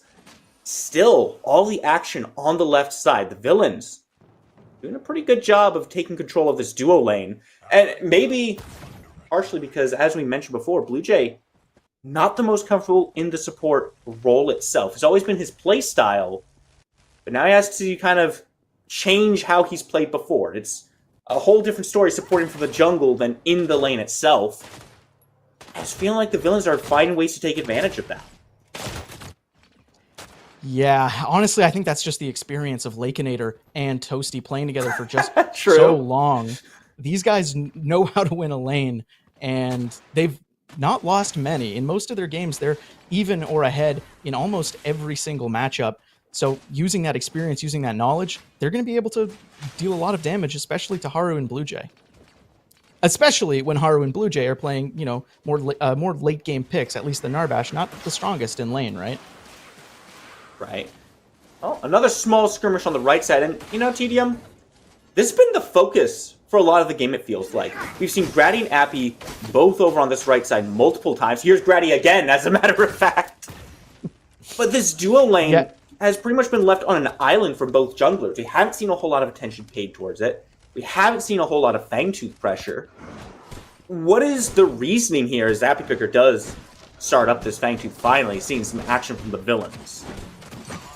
Well, the reason is Tekken Kid is Tekken Kid. This kid is known for his 1v1 potential. He's known for his solo lane dominance. Oh! And Toasty known for his hook dominance as Grady gets pulled in. Yeah, it's going to be a small skirmish here. Not a small one, it's a big one. Wangle, first one down as he gets knocked in by Lobber. He's now trying to 1v2, pushing the rest of the team back. Blue Jay left on his own. Means that now they're in a really tough spot. Lakeinator is dangerously low, but he's not dead yet. And Appy cleans up the fight. Tekken Kid finally falls down. This is a big swing for the villains. 5 kills to 0. They are putting on a clinical performance. Yeah, and it's not over yet. They took the Fang, they took the fight, and now they're taking Orb Prime. I'd love to see this go to Lauber, give him a little bit more pressure to fight into Tekken Kid. He doesn't have his Blink up right now. He doesn't have his ult up right now. So giving him this additional help with this Mini Prime would be really good for Villains, in my opinion. And that is what they elect to do. Oh, no, never mind. I thought he left. He got booped away. He's considering it. Okay, they're giving it to Lauber. You're right. They just had to think about it a few times. Walked out of the pit. I thought Happy Picker walked out of the pit. It was the boop attack that knocked him away. Well, at the end, it is Lauber who has things. Lakeinator over here taking a good trade against Haru. Dangerous little thunk misses. Blue Jay not in a good position to help out. Lakeinator gets the solo kill on Haru under the tower. Blue Jay just not there in time to help out, but Wangle, seeing if he can try to make a change on that. Dodges out the stun, but the next one connects. Lakeinator so low, and finally, Wangle puts one on the board, 1-6. If you had to have someone get it, it might as well be one of the backliners. Yeah, you really want it on one of your damage dealers. It's really good for them that Wangle is the one who gets it there. Wangle going to be integral because he's a lot of CC, but he's also a lot of damage for his team comp. Hopefully, going to be able to leverage some of that now, but 1-6 with Villains having a Mini Prime and a Fangtooth to their name. Gold is starting to stack up here, and it's not in favor of the Rogues. It's starting to feel like it's going to be a little bit tougher to take these fights, especially after we saw how the last one went. The displacement and CC coming out from the Villains makes it so hard to step up to them, right? You've got the Richter pulls. If that doesn't connect, there's a Colossal Blow coming in from your backline. Where is the victory path in these fights for Rogue right now? Well, really, they just want this game to get late enough so that they can sustain in these fights. The big thing is that these fights, they're still in the early game. They're still in this era of the game where Toasty is much stronger than Blue Jay and Lakeinator is stronger than Haru, especially when he's ahead. And here's Happy Picker. The fight on this side of the map isn't over. He blinks forward onto Haru. There's the cull, and there's a lot of damage. The thunk from Blue Jay misses, but Happy Picker has to fall back. They're under the tier 2. The tier 1 gets taken by Lakeinator, so they do still get something for that pressure from Happy Picker. Happy Picker just all over this map right now. I was saying he wasn't showing much face in the duo lane, but here he is, and what an entrance he makes. I can't believe how much damage Blue Jay took right at the start of that. I mean, he was half health in a heartbeat, and it's all just from Lakeinator. Feels like he's just scaling incredibly hard. Now that damage being brought over. Looking at Grady here. Trades back and forth. Happy Picker taking the better end. His left Wangle on his own. Grady forced away, and the backliner dies. Lakeinator picks up the kill. Grady left to retreat. Villains definitely feeling like they're the ones to beat in this match. Just playing an absolute death ball. They take the left tower, they go mid, they get a kill, they take the mid tower, and keep in mind, who still has the mini prime? It's Lauber in the right side lane, so potentially another tower going down there as we see Lakeinator, 6-1, having a lot of impact on this game already. Yeah, 6 out of the 7 kills on Lakeinator right now. Villains have put a lot into just getting Lakeinator ahead, and honestly, it's not even like that many resources put towards it. It's just Lakeinator and Toasty having this synergy. Most of their kills have just come from these two without a gank. Yeah, that's the strength of the Richter and the Drongo. I call it the library lane because you just can't say anything. They both have a silence. So if you get pulled in, you're not able to blink away. The silences from both of these characters are really, really powerful, especially in these early levels, and they took that advantage and they've run with it. And kid looking for the fight because he's got Grady coming up to try to help him out here. Lauber very low, blinks forward, but it's right into Blue Jay. Hits him with a thunk, and Dangerous and low goes down. Tekken Kid gets the kill. What a positioning from Blue Jay. Man, that feels bad for Lauber, but maybe not that bad. It opens up this Fangtooth for the Villains, all on the opposite side of the map. Burn it down. They know Grady's not there. Easy objective. Yeah. Grady really, I mean, they get the kill on Lauber, but I don't personally see it as being very worth it, in my opinion, in that situation. I really think you've got to go. You've got to defend this Fangtooth. You've got to make sure that, or at least attempt to steal it, because you've got to make sure that Villains don't keep snowballing. this composition is not weak in the late game. Sevarog is nigh unkillable once it gets to that stage. So keeping them down is what you need to do. And now you're down and you're behind him and you're not really adding any pressure to that Fangtooth. It's really, really dangerous for Rogue. Now the question becomes the Orb Prime, right? That's now on play. Gonna be the next objective these teams may be looking at here. Oh my God, Haru takes so much damage. Ultimate burn from Lakeinator. Still, if you're burning that to do that much damage, I think Lakeinator feels pretty comfortable with that. It should give them quite a bit of leeway on this map. And just look at the vision control around the mid lane. If anyone from Rogue wants to move towards that Orb Prime, they're gonna have to do it in front of Toasty's eyes. Yeah, and you don't really want to step up too close to Toasty because then you're in hook range, and then you see what happens. Blue Jay takes a lot of damage in that small engagement, but luckily, no follow-up. Blue Jay survives. Be able to use healing, keep himself topped up, no problem. But it's like you said, TDM, villains, they're getting to kind of death ball here, grouping up, looking for the 5-on-5s, and I'm not convinced the Rogues will give them a 5-on-5. It's looking more like a 5-on-4, a 5-on-3. Villains do keep Lakeinator over on that left side, not committing to the Orb Prime just yet. And oh my God, Wang gets pulled back in. Skewer comes down. He should just die. Grady tries help out, but he gets spun like a Beyblade, thrown through the air. It's just enough for Wangle to find a blink out. That leaves Grady left on his own as Lakeinator makes the rotation. Subjugate comes down. The Stoneforge Soul recovers some of the HP, and he does get back out with the blink. That's a lot expended from the Rogues. Now the villains, they know what they want. It's the Orb Prime. Yeah, that just comes down to the fact that they only had the tanks there. That was the Richter, that was the Sevarog. They didn't have their damage there, and look how much they were still able to burn as Toasty goes forward with his team and gets another hook on Wangle, who explodes to Bry. Now, Rogues, they need to retreat because the villains are surging forward, taking another one down. Tekken Kid is taken, and this just opens up everything for Orb Prime. Back off. Villains go straight to it. Everyone's still alive for the villains. And all the Rogue can do is send Haru to split push, try to get some gold in hand, try to get some pressure on map. Oh no, don't do it, PJ. Here with Grady, trying to get a little bit of a defense, trying to get a little bit of a steal. Grady stole it earlier in the game. Maybe he can steal it again. No, he falls, and so does the Orb Prime. Snipe comes out from Haru, but it doesn't find anyone, and Blue Jay is on the run. That's just unfortunate for Rogues. They tried to commit. They did not find enough. I mean, Grady just can't go in there without his ultimate available. He doesn't have the survivability. He doesn't have a way to get back out, and they don't have nearly enough lockdown to give him a path forward. It feels like a rushed call from the Rogues, and maybe a desperate play, recognizing that this game is starting to slip away from them. But after that, I mean, it feels like it just made their defense worse.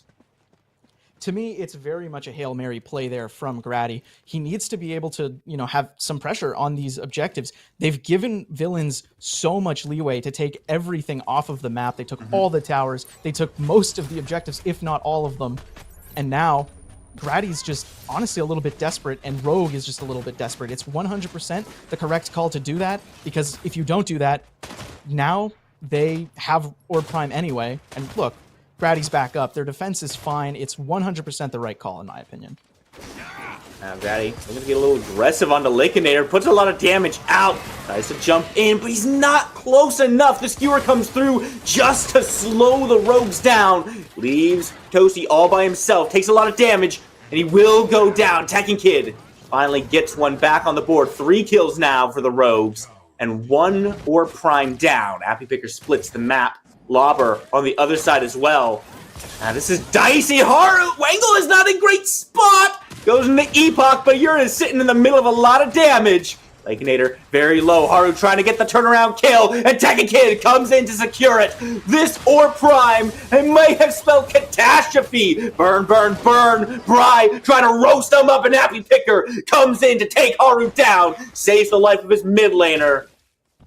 Well, 3 still alive, 3 still with Orb Prime. The 2 for 3 at the end.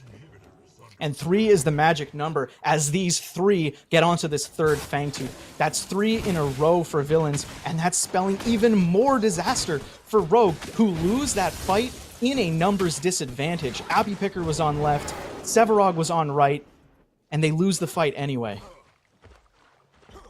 And it was probably the closest fight we've seen from Rogue so far, which is a little awkward since it's into the Orb Prime, but they did a great job of finding a way to separate these villains from each other. Pushing Lakinator out early felt like the winning formula there. Toasty left isolated, but Bry does so much damage. I mean, sure, he doesn't have 8 kills, but he's still 3-0, 2 levels above Lakinator. What is the answer for these backliners?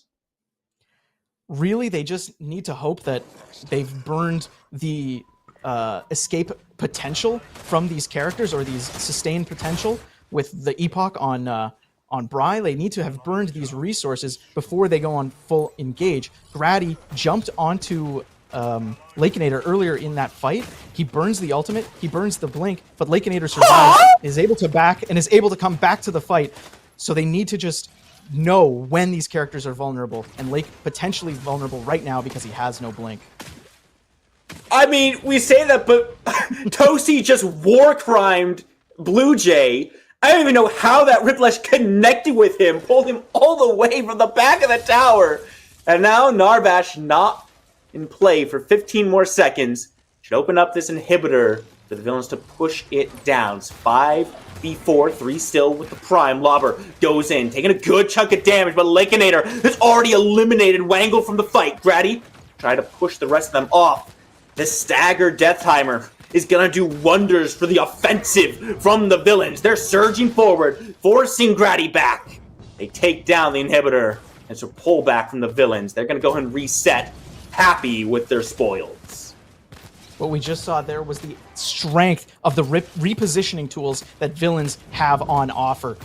Sevarog, with that colossal blow, goes right into the hook coming out from Toasty. Wangle is just dead. There's no way you can get an Epoch off if you're CC'd and if you're dead. So that's the real strength of this composition. They're getting these picks, and they're able to stagger these Death Timers. Bry, though, caught out. Bry might be caught out here in a bad spot. Appy Picker goes in, though, to help him out. Now it's just Blue Jay on this mid laner. He does not have kill potential. It could have been a great pick for the Rogues. It kind of turns into nothing. Rogues have spent a lot of time, TDM, moving forward and kind of running at the villains. And so far, they've only gotten 4 kills to show for it. They've given up 15 of their own. Is this offensive playstyle really what they need right now? Not at the moment, I'd say. I'd say for the moment, they need to be just defending their base, they need to be farming up, and then the moment that one of these objectives comes up, that's when they need to take a fight. Orb Prime is down, so was the Fang there. They didn't really have anything that they would get from Bry by killing him. Yeah, they burned the blink, so potentially in this next engagement, Bry is a little bit more vulnerable. That's what I said. They need to burn these resources and then commit again. So now Bry more vulnerable for this upcoming Orb Prime fight, but I really just think that they need to, group up, defend their base, and then when there's an actual opportunity to get something from a fight, take the fight. Because that is really their only hope right now. They need to win this next engagement. They need to get this Orb Prime that's coming up. So, talk to me a little bit about these builds I want to touch on. Because Grady has been the only one who's really able to get on top of Lakinator, on top of Bry, and start dealing some damage. But we look over his build, and it's a lot of tanky items. There's not a whole lot of damage coming through. So it doesn't feel like he has the kill potential once he reaches these backliners who are now burning down the Orb Prime. Without much of a contest there. Then Get has to jump out. Now it's a question of can they defend? Wait, Grady's going in? Grady's going in big! Ultimate comes out from Haru, but is that enough? Could be a turnaround fight. Healing, crash bang boom coming out from Blue Jay, but he's getting dangerously low. Does find a way out, but Tekken Kid takes down Toasty, falls for his troubles. Now this fight is looking dangerous for the Rogues. They took it, they wanted it, but they might just lose it here. 3 gone from the Rogues, and the villains still 4 strong, only losing their support. They have plenty of room to step forward here. 1 inhibitor stands. The villains, they want it. Happy Picker searching for Haru as Yeah, he's come on, leave him running alone. desperately to his fountain. What? A little bit too far forward. Grady and Haru combine. They take down Happy Picker, but can they defend their core? 3 strong. Lots of minions coming in. Haru, dangerous position. Has to be all the way back, and it's not going to be enough. The villains take game number 1 in the best of 3. Villains absolutely living up to their name as they take down a team that I would consider kind of a fan favorite. You know, this is a team that, you know, has had Pinzo in the past. They've had Joe Yours Truly in the past. To me, I look at Rogue as a fan favorite team, and Villains, as I said, living up to their name. They take game 1 pretty convincingly. Rogue going to have to change up the strategy coming into game 2. Well, it's not over until it's over, right? Rogue still have plenty of space to kind of readjust things. The second game, that's the most important one for both these teams here. It's the opportunity for Rogue to make a stand, make a comeback, and turn things around, or for the Villains to kind of clinch this one up and take it in a clean 2-0. We've already seen one of those today. I don't know. Do you think the Villains have what it takes to take this one? I think based on the momentum that Villains just displayed in that game, I do think personally it's going to carry over into game 2. This team has played in so many of these events under a different banner, under the D-Lab banner. They have a lot of experience. They've made it to the finals. They did lose in the finals. And Rogue, to be fair to them, they've also made it to the finals and lost in the finals with the same scoreline. They both lost 3-0. But I think D-Lab was just more consistent throughout the year. And I think they're going to prove that their consistency is going to continue, if not improve, in this coming season. Well, both these teams have a hunger to move forward. But I'm not paid to give my thoughts on it. That's what the desk is for. So let's toss it back to them to wrap this up. I'm not paid at all. Thank you so much, Tedium and Spooky Mars. We don't get paid either. Game number 1, Villains versus Rogue. The playstyle and gameplay between these two teams were so different from the first series with Sandbags and Chefs. Mookie Wawa, what happened? Well, basically, it seems that Toasty was unstoppable. It seems that Replash is actually a very great ability when it's in the right hand. And in a sense, the gamble of going a Narbash into a Rictor Drongo lane didn't pay out. And Villains just like outclassed Rogue on every single front. We get like some early maybe lights with this Greystone Steel, but if we look convincingly, like they never got the chance to get an objective in that game after they decided to disengage that first Fang to spread themselves. Yep, and Mr. Meds, what did you think of that last game? So I think it was actually a really good game from Villains. I think they executed their strategy really, really well, playing that objective style strategy that they really love to play. We did see that they got the 3-0 and even just dominating the objective game. So there was that one hiccup with Grady stealing one of the Orb Primes, but it was really Villains that kind of pushed the pressure onto Rogue. One thing that I will say is Rogue need to switch up their strategy a little bit. They need to find a way to get that advantage in that duo lane, whether it's maybe picking a different carry. Murdoch doesn't really have a lot of priority in a lot of these drafts. It's kind of lower on that tier list, but Richter is very high on a tier list, so maybe it's taking that away. Mugi, Mr. Meds kind of mentioned what strategy Rogue needs to apply, but what strategies do you think they need to apply in order for them to secure game number 2?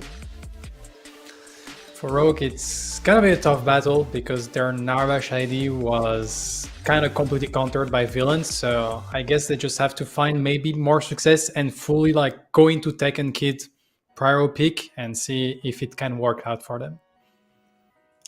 Mr. Meds, we kind of talked about this before, maybe putting Tekken Kid back into the support. Can you expand more on that?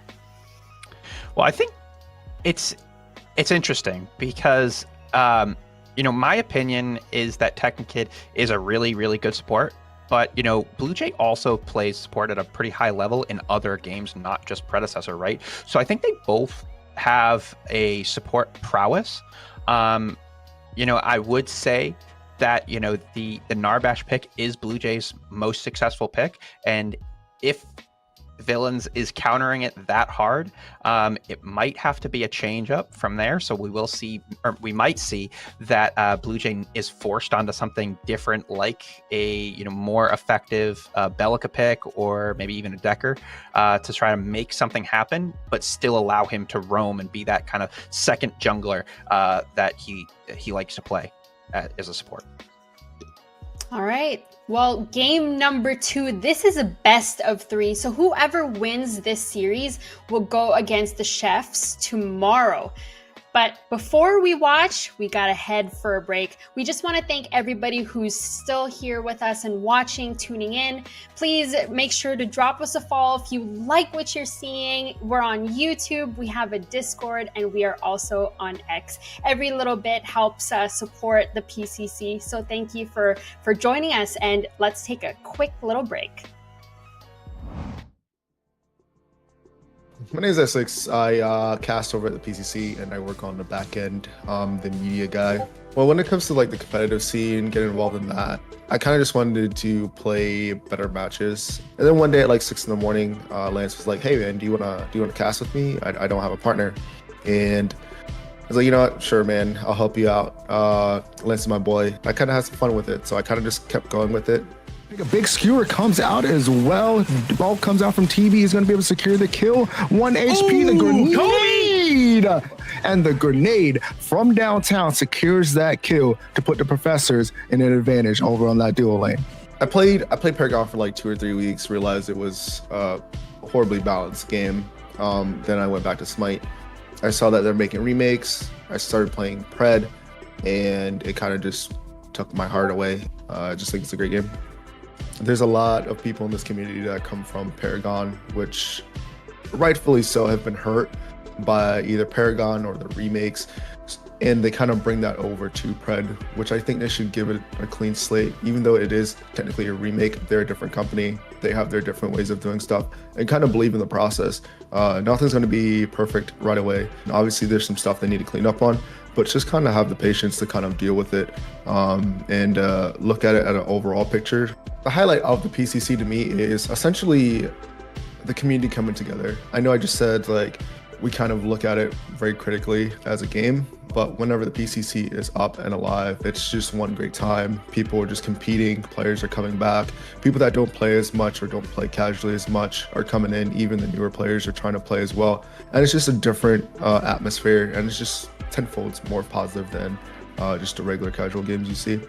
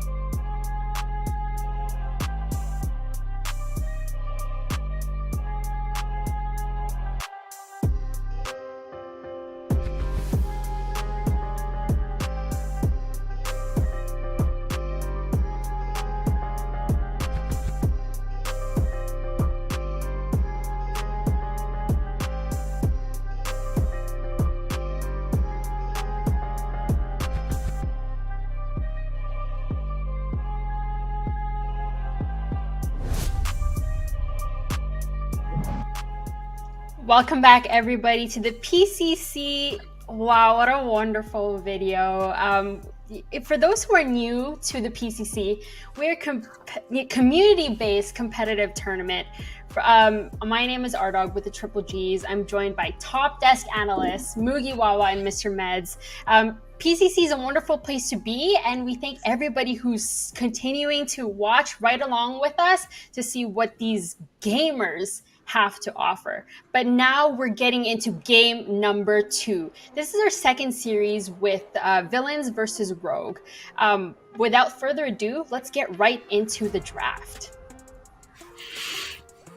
Okay, Mr. Meds, we kind of talked about the strategies, what that Rogue has to do in order to get game number 2. But what kind of bans are you expecting from them?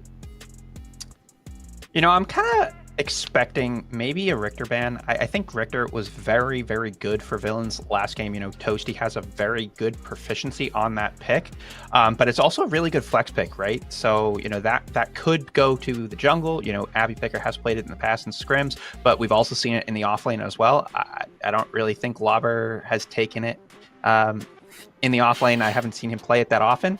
But, you know, I think that flex pick and that Richter offers a lot of engage and a lot of you know, tankiness to the team, but we will see Villains take off that crunch again. They do not want to see Tekken Kid on that crunch.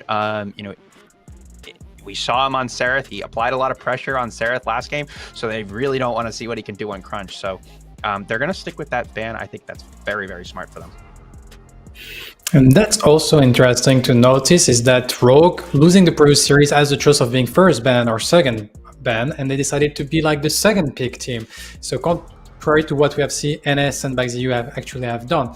I would assume probably here, if I was Rogue, I would go for this Richter ban like Mr. Bennett has mentioned. Villains, of course, sticking to their gun. They don't have to change anything. They completely dominated the previous match. So if they can get a rundown of the same thing, they will be happy, because that means like probably like another W for them.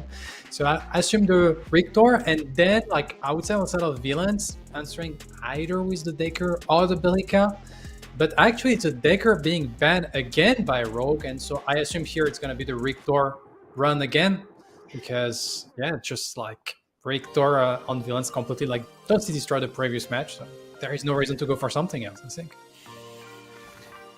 Yeah, I would hate to see the salty run back here. I really would hate to see that, just because Villains did kind of dominate the last game. But it is a new game, so if they do go for the salty run back, maybe Toasty doesn't hit as many hooks. Maybe, you know, Lakeander doesn't get so far ahead and they actually have a way to play the game. But I do think that they need to change something up here. We do see the Richter come in. I think, again, that's a very big priority pick. We'll see what Rogue respond with. I would assume that they're probably going to go with that early game jungler that Grady likes to play. Maybe he picks up the Chimera instead of the Greystone. I think he has, you know, a lot of...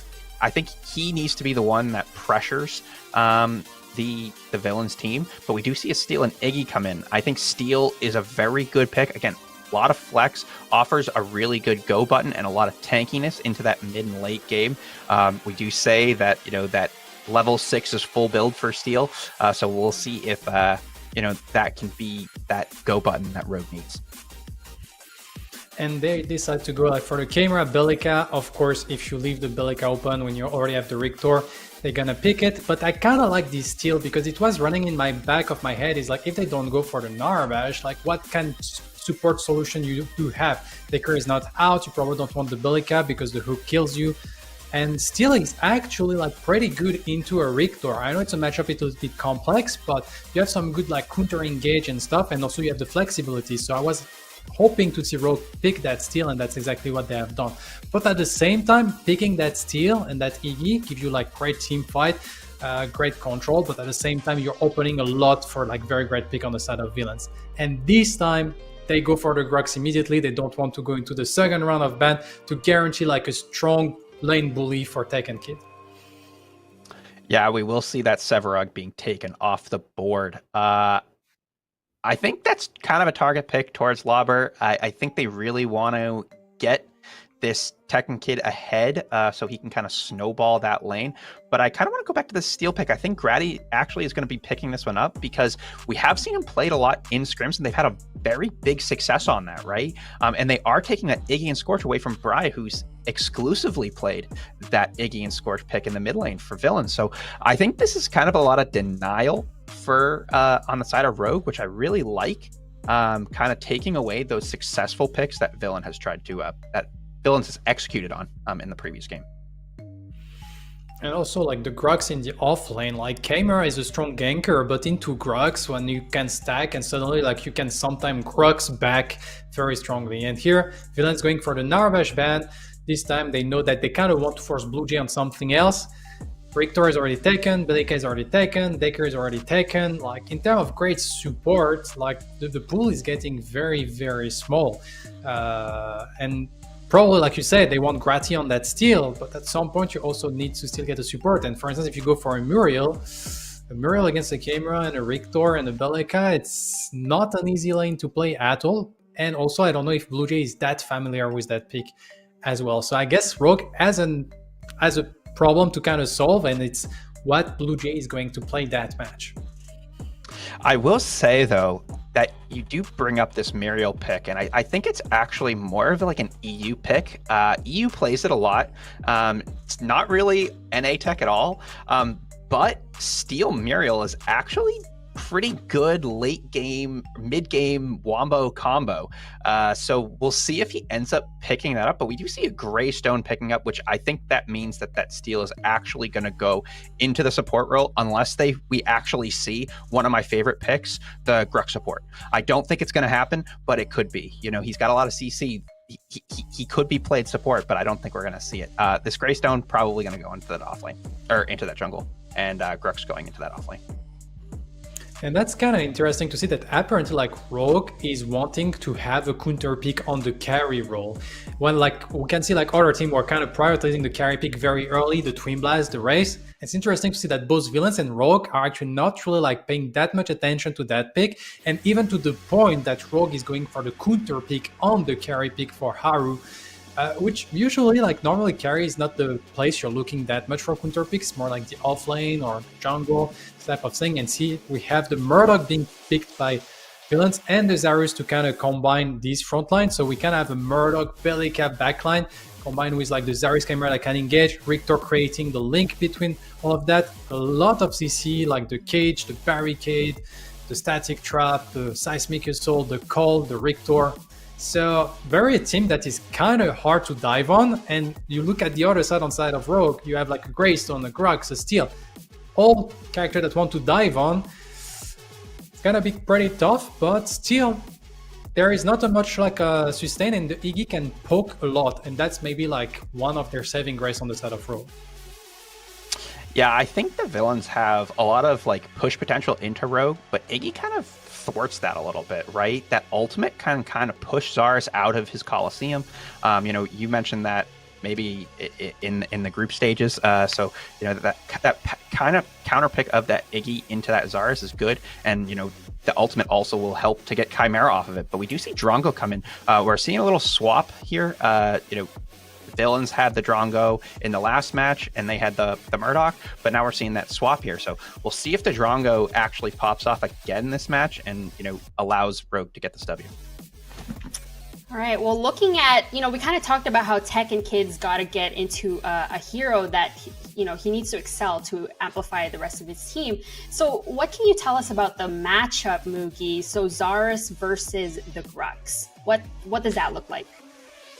Like usually the Zarus will get the advantage in the early levels because Pure of Near is that great, but at the same time you're always on a very, very fine edge, because if the Grux manage to get like his own spell on yourself and you have the crush, you have the smash and grab, it can be very dangerous. But smash and grab is not that easy to use, because as soon as the Zarus will lose the barricade, suddenly you lose the whole trade. So it's a very skill-based matchup that as soon as you get level 6, the Grux start to slightly pull ahead, but it's actually a matchup that is super dependent on junglers.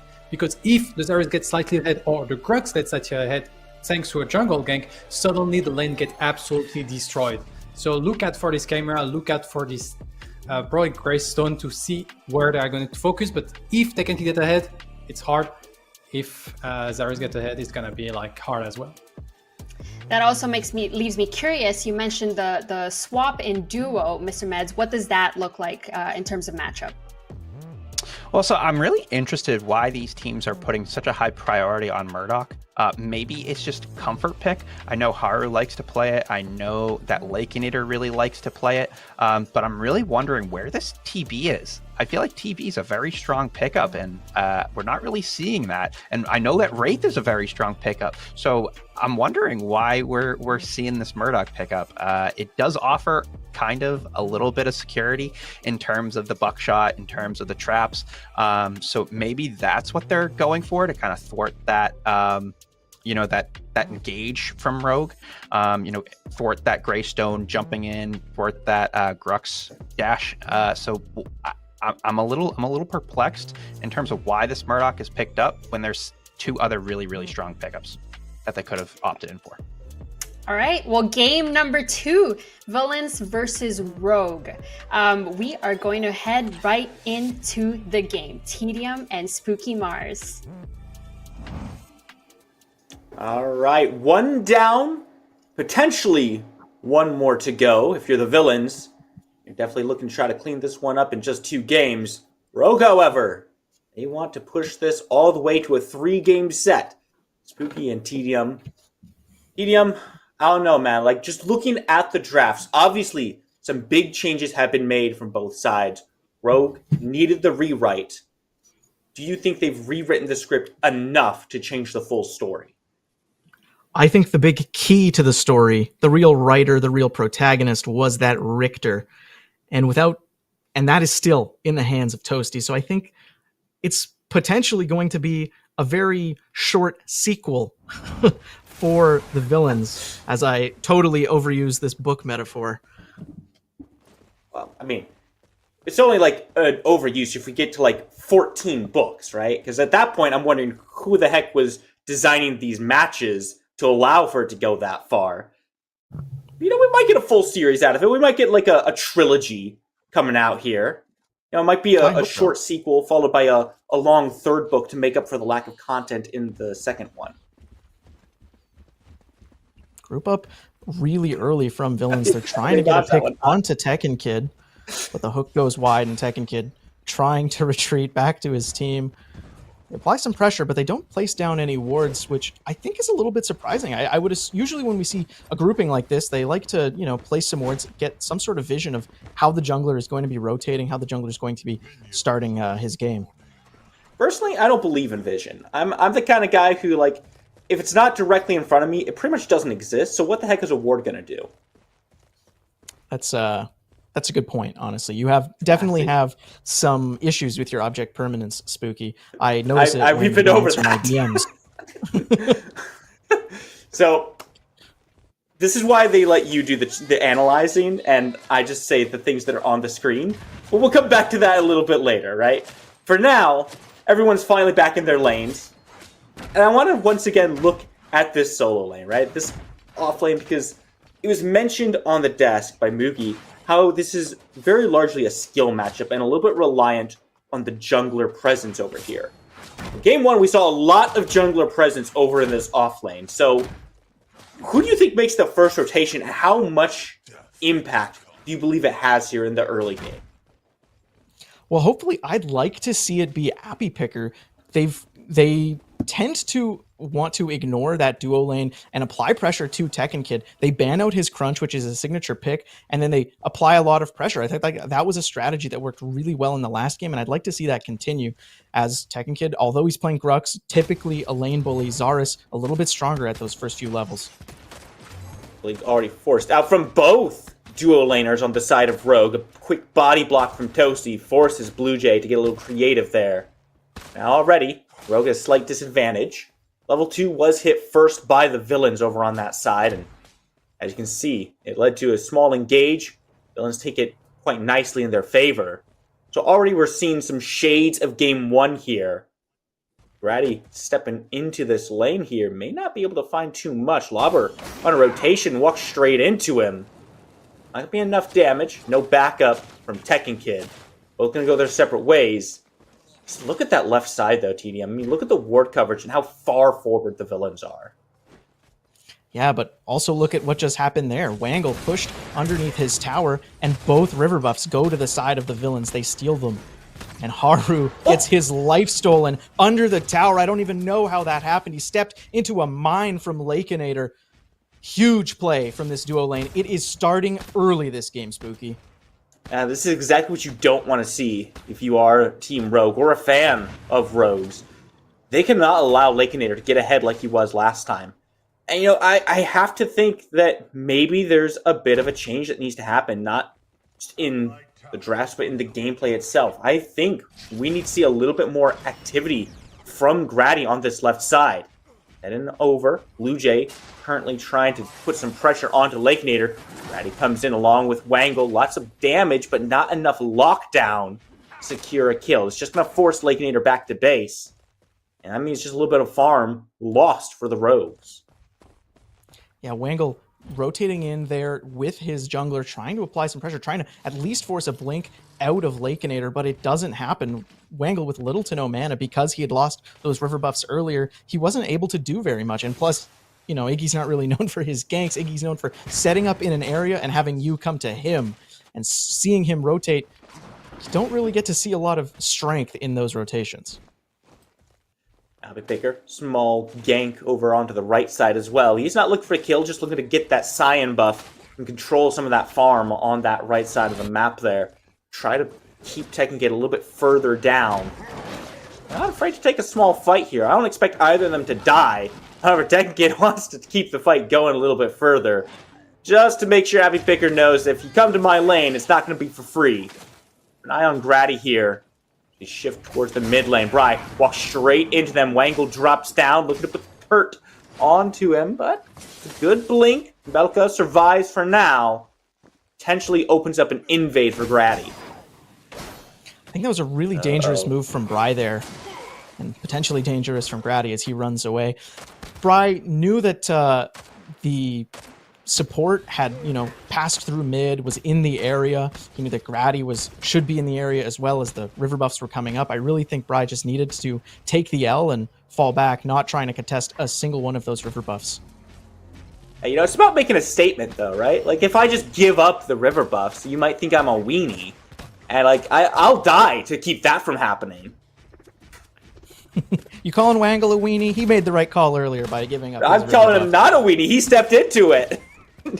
No, Bry was the non-weenie. Wangle made the right call earlier in the game, and he's the one who gave up the river buffs.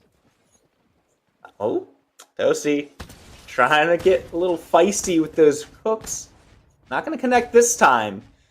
Now we're falling into a little bit of a quiet moment for this game. The Rogues, I think they understand how the first game went, right? They tried to keep that aggressive position up. They tried to keep fighting, and it didn't work out, and it eventually just led to the villains snowballing and becoming an insurmountable force. Now the Rogues seem a little bit more okay with taking a step back and saying, all right, villains, you got a first blood, that's fine. We're going to let this lane scale up. Keep an eye on Toasty here in position, looking for another hook. Blue Jay dashes, and that hook doesn't go anywhere near either backliner. So once again, it's an attempt at a kill, and it fizzles out quietly. Yeah, real shame there. If that hook had landed on either of them, there would have been nothing that they could do on the side of Rogue, and potentially Tekken Kid with nothing to do inside the Coliseum. I mean, apparently they just don't care, because these guys will stand at the Coliseum and smack each other back and forth, neither die. But Blue Jay does get very low on the left side here. He's going to have to take a trip back to base, which leaves Haru in a dangerous position on his own. Has to be very careful not to get caught out here by Toasty. It goes wide, and it would seem, TDM, that this dual lane has caught on to Toasty's tricks. Yeah, honestly, to me, it seems more like Toasty's just missed the last few hooks. It's not really that they've caught on, it's that Toasty's just kind of not landed them. I think if Toasty lands any of those, their tricks continue to work. Grady making the rotation to help out his support, making sure he's not pinched by all three here. Wangle We're gonna try to get some damage in as well. Smash and grab, pulls one back in. Now trying to find a way back out. Appy Picker still alive. Again, Tedium, lots committed. A lot of damage is thrown out. It doesn't quite stick, at least not to the right targets. And the villains, again, are feeling okay. Oh, maybe not. Grady still looking for a little bit more. Got support from Wangle. Appy Picker very low here. Might be a kill coming back. Grady's damage runs out, and they don't have the chase down. Lakeinator comes on in, but Bry also here as well, looking for a 3-man collapse. Keep an eye on that map. Blue Jay on his way up, ready to support his team. Grady jumps out. Lakeinator does find the trap onto Wangle. Has to blink away. Barrier's dropped. And that should be all the aggression we see. I would have much rather seen Rogue go for the Fangtooth in that situation. They have a bit of a skirmish, no one dies, Tekken Kid rotates in, so the Zarus doesn't. They had all 5 members, they forced Appy Picker back, we saw him super low health on his 2 camp. I think if they commit to the Fangtooth there, especially with an Iggy who deals so much damage to objectives, and same thing with a Drongo, I think they can take that Fangtooth and start snowballing the game. Instead, Grady goes for this aggressive play, he goes for this aggressive invade, he burns his flash. I really think it was just a complete misplay. Aru eats a skewer, half health, little under. Blue Jay in position to body block a lot of that. Drongo ult comes out. Excellent shrapnel cannon. Keep Appy from taking the kill. Coliseum comes down. This one might result. Tekken Kid very low already, but that Coliseum fades away. Not able to get the kill in time, and Tekken Kid's still alive. Appy Picker is on rotation, but with Grady there as well. I'm sorry, not Grady, Blue Jay. Or Wangle? Wangle, I'm sorry. Nothing's happening is the point. They can't get that kill. That engagement around that Coliseum is exactly what Mugi said. Once it hits level 6, the Grux gets a little bit of an advantage because Zarus, he locks you in the cage, but Grux just looks at him and says, no. You didn't lock me in. You locked yourself in. I want to win these. I want to 1v1, and I want to win these 1v1s. Once he hits 6, once he's got a lot of points into that double pain, he starts dealing a lot of damage. His passive starts kicking in. He gets a lot of sustain. He's just able to 1v1 really easily. And the potential for these kills is kind of slipping away from Zarus unless he gets a gank from Appy Picker. We are now almost 11 minutes into this game here, TDM. Only 1 kill on the board. It's the first blood. It's a nice little bounty, but it hasn't really led to a lead. Appy Picker trying to make a rotation to help out Lobber, but Tekken gets under the tower in time, and once again, the aggression simply fades away. Grady returns the favor, like 2 ships passing the night, ignores Appy Picker. He's not able to get the lockdown onto Lobber. And so what have they really done? They've made a gank attempt, but Toasty blinks forward, finds the skewer, and that's where all the action is. Lakeinator picks it up, and Toasty pulls him back. Blue Jay's still alive for now, but Wangle also goes down as Appy Picker finds a kill in the mid lane. All of a sudden, after an incredibly quiet time, Lakeinator puts a 4th down, and the villains pull ahead. Yeah, and the Fangtooth is potentially the next victim of the villains as everyone from that side of the map collapses in on that objective. That was huge for the side of villains. That blink in skewer coming out from Toasty, that was an amazing call, and the follow-up from the Murdoch, huge play from them, and that's all to do with their experience, that's all to do with their synergy that they've built up over so many tournaments. Man, Grady is over on this right side once again, hovers around the entrance, looking for an opportunity to gank Lobber, but it just doesn't exist. As the Fangtooth goes down, everyone recognizes where everyone is. Grady's going to look to invade, maybe come in from behind, look for that flank. I've tried this so many times. Tekken Kid already low. Coliseum drops and he goes down. Lobber simply dashes away. Now Wangle makes the rotation because he have enough fire left in the tank. The Molotov comes through, but it's not enough. He's still alive. And Lobber walks out. You just can't get him down. Blue Jay up and down. The support will do the job. Blue Jay, I said it in the last game. He likes to play a supporty, a supporty style jungler, but in this game, he's playing a jungly style support with that rotation all the way on the right side of the map. He's like, you know what? We lost this lane. I'm going right for ganks. I mean, you've lost the Fangtooth, and you have to commit 3 people over to the right side. Finally, they pick up the kill. Honestly, if they hadn't gotten that, it would have been so bad for them. They expended a lot there, TDM. They get on the board, but it's on the support. It's not the most impactful person to have that gold. Now looking at the mini prime, Bry in the area as well. He doesn't find the smash and grab, but Grady in the back, but now he's got to contend with 2. Bry gets pushed back, but he's still full health, full mana, and Grady actually takes the worst end of things. Dappy goes on in. The rest of the villains are on their way. The long arm comes through, blasts through, and the skewer locks 2. I don't know how the rogues get out of this one. Toasty puts one down, and the villains, they want a little bit more. They heard there was a hero in town, and they're running them straight out. Mini Prime, now easily in the hands of villains. That is the danger of using the Steel Ultimate to get a 1 health Zarus kill on the other side of the map. They immediately go to the Orb Prime, and they're unable to secure it, unable to kill it, unable to win the fight around it because that ultimate is down. Steel gets nearly one-shot by the Bellica. Insane damage already coming out from Bry as the Mini Prime falls for villains. Already looking like a, as I said, quick sequel to that first game. I normally say shades of game 1 here, but this is looking like almost an exact rewrite at this point. Lakenator, 3-0. Half the kills the villains have right now. I mean, it's just so much damage coming through, and it doesn't feel like there's been a solid answer. I like that Rogue is trying different things. They're experimenting with the draft a little bit here, but it's not working right now. The ganks coming through from Grady are repeated, but it doesn't feel like there's been a whole lot of value in them, and I have to wonder if there couldn't be more value elsewhere on the map.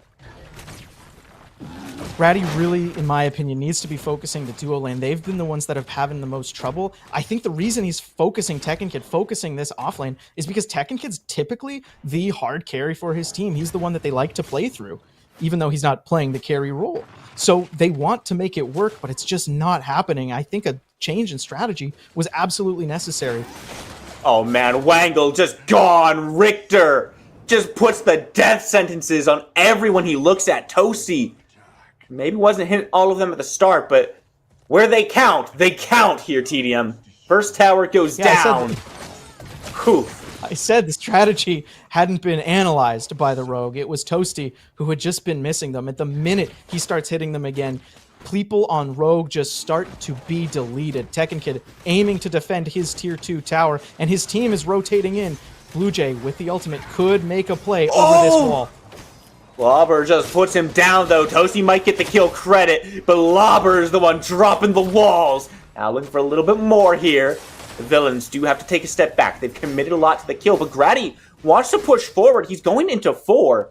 Has some backup. Haru very far away right now. Grady jumps in. Stone for Soul finds the slope, but it opens up a path straight to Haru. Up and down, but you might not have enough damage without the ADC. Wangle spewing the flames, burns Lobber away. That's a cold-blooded reptile. He can't handle the heat. And now finally the Rogues have put some kind of answer back up. Keep an eye on this left side. Lakenator split pushing down, takes a tier 2. Nothing is given for free. You cannot count anything as a win because the villains constantly have an answer somewhere else. I am loving this Richter pick for Toasty. He has hit, okay, I was going to say he's hit everything, but we literally talked about how he hasn't. He has hit 90% of these hooks, and when he hits them, they explode immediately. Rogues, I really don't know why they didn't ban this pick. I said it at the beginning of the game. Toasty running this series. Oh, Fangtooth being looked at by the Rogue. This is the first objective they've actually started in this set so far. But they gotta be careful. The villains are here. The villains see a prize and they want to steal it away. Smash and Grab pulls them in, and finally the Fangtooth goes down, but what is the cost? Stoneforge Soul slows a few down, but now you're trapped in the pit. There's no escape route, and it's just a slaughterhouse in here. One by one, they line them up, and they knock them down. The cost is all 5 of them and potentially a tier 2 tower in mid as everyone runs down the mid lane trying to take this tier 2 from Rogue. They lost the objective, but they're getting this one in trade. I mean, you've gotten a Fangtooth, Lakeinator, 6-0-3. Everyone is just putting up these massive kill deaths. There was a lot of goose eggs on the villains, just 0 deaths. I've got to wonder what the plan is to change that. You can't go to the Fangtooth because you put yourself in a box, and the villains with the lead will just turn that box into a killing zone. I don't know. I liked the initiative being taken by the Rogues there. They had to do something. They wanted to make a play, but they get punished for even that. You get punished for doing nothing. You get punished for trying something. What changes? I don't want to be, a negative Nelly here, but I don't think there is much opportunity for a change to come through. Villains are snowballing really hard right now, and Rogue just needs to get picks and then hope for those picks to snowball themselves in these small environments into objectives. Orb Prime coming up in about 40 seconds. It's the first real one, and we saw villains take the Orb Prime at like 22 minutes in the last game. They can't let that happen again, because then I think this snowball is just going to continuously grow, continuously get bigger, and it's just going to crash right into their base and end the game quickly like it did in game 1. Windows are beginning to close here, TDM, and if you look up, it doesn't seem to be a window, but more like a guillotine at this point. Villains summoned up very confidently around the Orb Prime. 10 seconds away from getting the objective here. I mean, Rogue has been trying, but at this point it feels like they have to wait for the villains to make a mistake, to do something a little bit sloppy that they can punish. And so far the villains haven't been doing that. The biggest opportunity they have is the fact that Lakeinator is really not leaving this left side of the map. He's staying over there and split pushing quite a lot, which maybe gives the Rogue team a little bit more time, but not if Blue Jay is collapsed on here. Oh my god, it's not even him going down, it's Wangle that takes the brunt of it. Easy call for the villains. Kill the mid laner, pull back to the objective. Gravity still in here? the area on left side. He's looking for a pick onto Lakeinator, but he doesn't really go in. Looking for Haru, 5 minutes. He doesn't deal enough poke damage. I don't know why the commitment hasn't been made, and he's been spotted out. Very awkward, I find, on this left side of the map here. Well, fortunately for Rogues, because Lakeinator's locked in on that left side, villains don't have enough damage to pull that big objective. So Orb Prime still on the map. But lots of vision put down around it. Grady getting a good chunk of damage here. He's going to have to reset.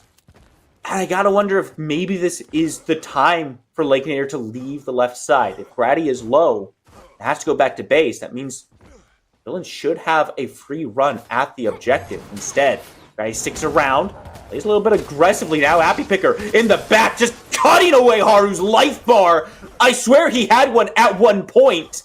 Might have been a miss right, though, because it's just gone now. I think Lakeinator is making 100% the right call by sticking onto this left side of the map. Yeah, he took both towers, but that inhib's still up, and he's still applying a lot of pressure. Think about how much time Grady wasted on the left side of the map, and who's the one who gets away with the kill? Well, it's villains, as Haru's the ADC that died. Lakeinator, just by standing here, just disrupts the entire map. He's so far ahead. I mean, with him already being so far ahead, you can't really fight him, right? You're going to lose any trades that you try to take 1v1 with him. You can't really gank him because they've got plenty of ward coverage down and some decent safety to get himself away. Do you just leave Lakeinator in the lane and try to send everyone somewhere else?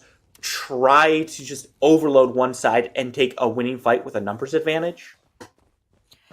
I think that is probably the play. You just ignore Lakeinator, and that's kind of what they do. They go, you know what? Lakeinator's not moving. Everyone else is on the other side of the map. Look, the other team is going for the Fangtooth. They know this is their opportunity. They've got a lot of damage on their side of the on their team composition with this Iggy pick. Potentially they can get a kill, and potentially Tekken Kid can get a kill onto Lobber as he dives the tier 2 tower. But everyone from Rogue or from Villains is rotating into this Orb Prime. Rogue in danger. Oh my god, Blue Jay eviscerated in an instant. Skewer comes through, locks him down, and you thought you could get an Orb Prime. You thought this was your objective. All you did was leash it for the Villains. They step forward, they kill the team, and they take the objective. You got Lobber, but man, it's always at a cost, and the cost is simply too steep. Lakeinator snipes one more. Haru's gone. This should just be an easy walk down to take down this inhibitor.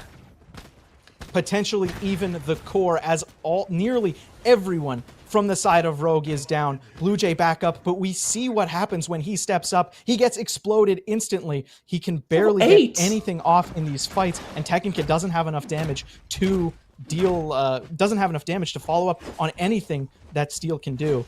So they're actually just going to take one inhib, back up, potentially take this Fangtooth.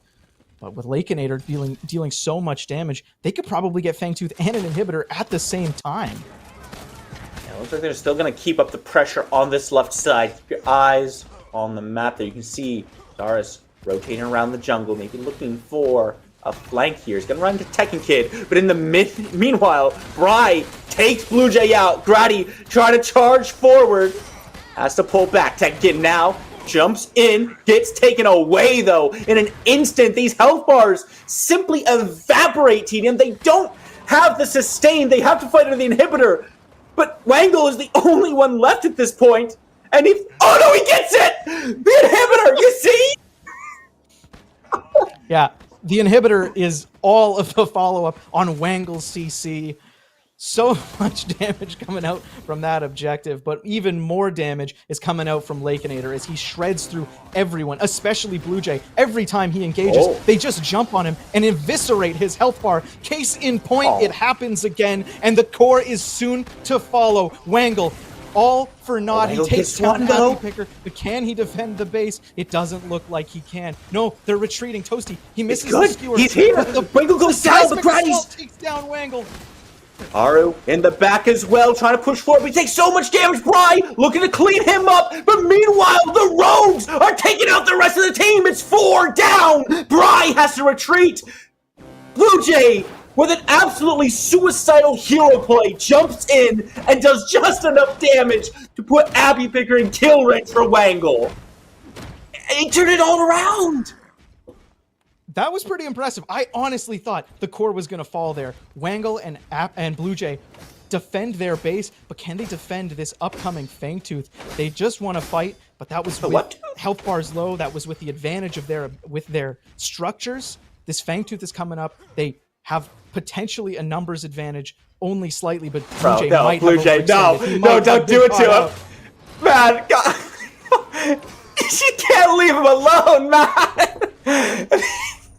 Just walking into 3 people around a corner who just have some personal vendetta against Blue Jay specifically. He's immediately gone. Fangtooth Steals a tank, probably gonna look the same way here.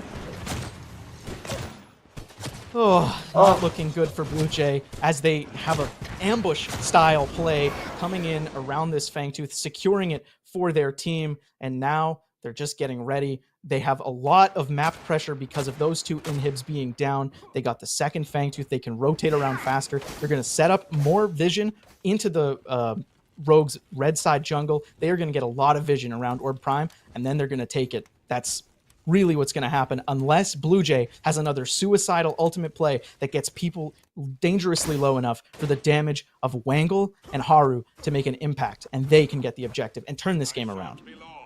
Now the question is, though, do you defend this Orb Prime? 27 minutes in, you're so far down, 7-28. You can't win any fights. If you step forward, surely you die even if you steal it. Can they get anything on the map to try to mitigate this Orb Prime? In my opinion, they really do just need to defend it. They've given up so many objectives. Yeah, they have one Fangtooth, but if they give up the Orb Prime, it doesn't really matter if they go and, I don't know, take an inhibitor, or sorry, take tier 2, because they're going to lose an inhib, and they're potentially going to lose all 3 inhibs, as Orb Prime team could just walk into the other 2 downed inhibs, take all 3 again, and now they're stuck in their base for another Fang, which is going to be primal. They need to defend the next upcoming Orb Prime. Well, you're going to have to get in position here as well pretty soon. Because take a look. I mean, you've got 5 on the right side from Villains. Brady and Haru pushing up 2 lanes individually themselves. I'm surprised the Villains aren't simply engaging under this inhibitor right now. Yeah, might be the go really button. Toasty doesn't quite find the pull. Grady in the area as well. He's found himself in the back. Blue Jay goes in, pulls 3, but isn't enough damage. Skewer comes through, and Lycanator's the first one to find the kill. The Rogues are falling piece by piece. Pulled back in is Wango. The Epoch cannot save you for long. And Haru is still pushing. He's still not in this fight. Has to reset. I think that right there secures the Orb Prime for the Villains, if not the game outright. Villains. Yeah, they don't have Iggy. They don't have the wave clear. Haru has a little bit, but it might not be enough because 4 are on his core, and his core is almost no more. Grady explodes to Bry, and Haru now alone in his base. Both inhibitors have respawned, and they are gonna die quickly again. Yeah, these things have no chance of survival against the Villains' onslaught. It's still 5 strong, but they do buy the Rogues a little bit more time. And the time they have to take to destroy the inhibitors is time not spent hitting the core. It means the Rogues and get some respawns in. Wangle comes back up right now. Or Prime. Still the big question mark on the map here, though. 15-1, man. Like, what? 10-0. Yeah, the pressure that's going to be able to be applied to these backliners to be able to kill them is just not there. They've reached the point that if someone who's able to dive, someone like Tekken Kid, gets on them, they just kill him before he can do even half their health bar. They just deal so much damage at this point. It's really dangerous to get on either of these backliners. They deal so much damage, they're so far ahead, and the Orb Prime doesn't even stand a chance. Yeah, like, even if you get on the backliners, like, Toasty just turns around and says, oh, that's really cute that you think you could do that. Skewer? Like, they don't have any answer for it. If they get past the front line, they eat the CC. If they don't get past the front line, they get blown up by the back line. It feels like a lose-lose situation for the Rogues, where they're now very reliant on the Villains simply misplaying heavily. And with as far ahead as the Villains are, you got to make a few mistakes to really throw this one. The other problem is their team composition is a team composition that needs to jump into a fight. Oh my! Unlike the side of Villains. Anyway, they're putting some good damage back out. Wangle spewing some fire, but they gotta be careful. Tekken Kid is still back in base because he has to defend against the minions. And Lobber, who's dropped a Coliseum around the core. He wants to end this game, but he has to blink away. Somehow Haru gets the kill onto Lycanator.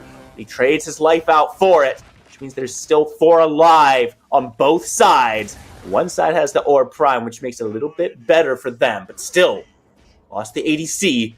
Could be an edge for Rogue. Villains having a little bit of trouble ending this game, but they keep getting opportunities. Lobber, once again on the core. They've fought that core so many times, and now potentially one more fight before the end of the game.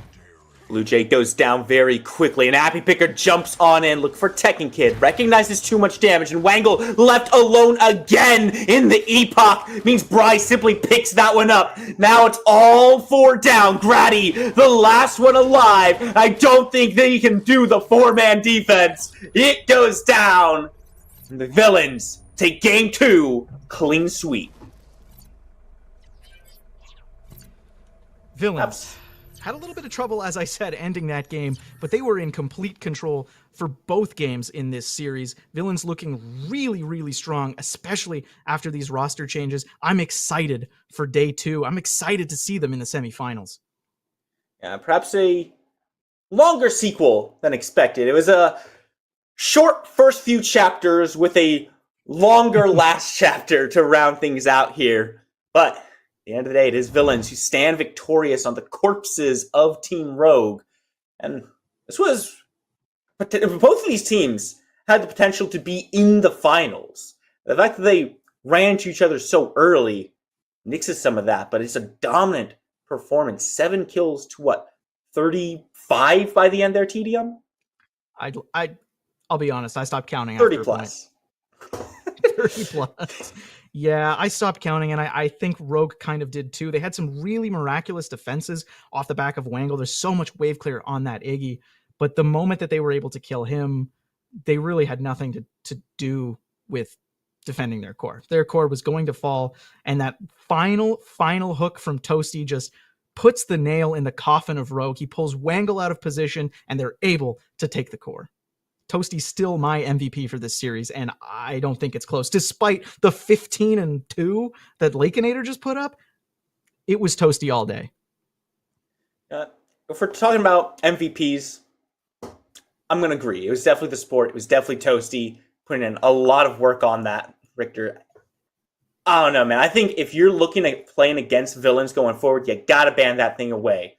Either way, it's been spooky. It's been TDM to take you through this cast. Thank you for joining us, but we're now going to send this back to R-Dog and the desk to take it away. Bye. Thank you, Spooky and Tedium. Game number 2 goes to the Villains. Villains more like heroes. Rogue tried to ban the Decker, but unfortunately they let the Richter through, and who gets on it? Ding, ding, ding. It was Toasty. And Toasty was able to get his team ahead. But unfortunately, how can Rogue respond? They try to let Tekken Kid evolve, but they try to get those engages on, but unfortunately, Rogue just didn't have enough damage. Mugi, what happened that last game? Well, basically, on the dual lane, I have to admit it was a little bit of a dual lane diff. Toasty Lakeinator stronger than Blue Jay and Haru. And also something that happened during the game is many times we see Rogue with heavy rotation that weren't fruitful. And so what happened from that is just basically Villains were scaling, because if you you rotate and you don't successfully get kills, you fall behind on CS. And then those CS mean earlier power spike. And then it's from that moment it started to snowball. And when the game was snowballing, we have seen the last team fight around the 30 minutes under the right inhibitor of Rogue. Very great engage with the shield slam on top of the flash ultimate from the Grugs. But when you're a full item down, you don't have the damage, and suddenly you can't do anything when you're that far behind. Yep, and I know at some point we kind of watched some of the Rogue members try to rotate and get a gank, but nothing really happened. Mr. Meds, what did you think about that last game? Well, I think we need to check Toasty's computer.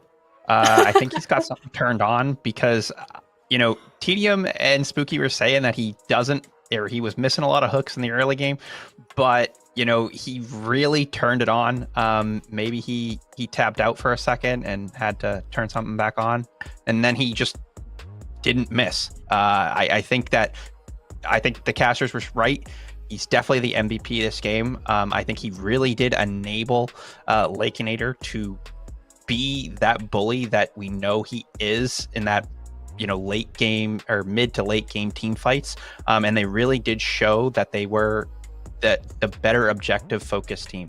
They both teams really did like to fight around those objectives, but we did see that the villain supremacy was a little bit too much for Rogue to handle. Yep. Well, let's take a look at this bracket now that we've got the updated results. So now tomorrow, Chefs will go against the Villains. Both of these two series were clean sweeps, 2-0 for both of them. So that means our next series that we'll be watching will be EWT versus Deja Vu. Going back to the Villains versus the Rogue, going back to that game though, to no avail. Villains were the main characters of the second series and have secured a spot as one of our semifinalists. So super excited to see what they have in store for tomorrow. Unfortunately, that's it for our time today with the PCC. We are going to be back tomorrow, but we do have Lance and the rest of our desk analysts to continue the last two series. But my name is R-Dog with the Triple Gs. I'm one of the hosts here at PCC. I'm so thankful and honored to be a part of this. And I was Mukiwawa, one of your analysts. I love seeing like great competitive matches, and I love the PCC overall to get the chance to get the opportunity to see all those amazing matches. And thanks to all the players participating, making me having a great time. Yeah, and I'm Mr. Meds. You could find me on my socials or just in the general Pred Discord. I'm always there, looking to get some games going, and I'm really grateful for the community.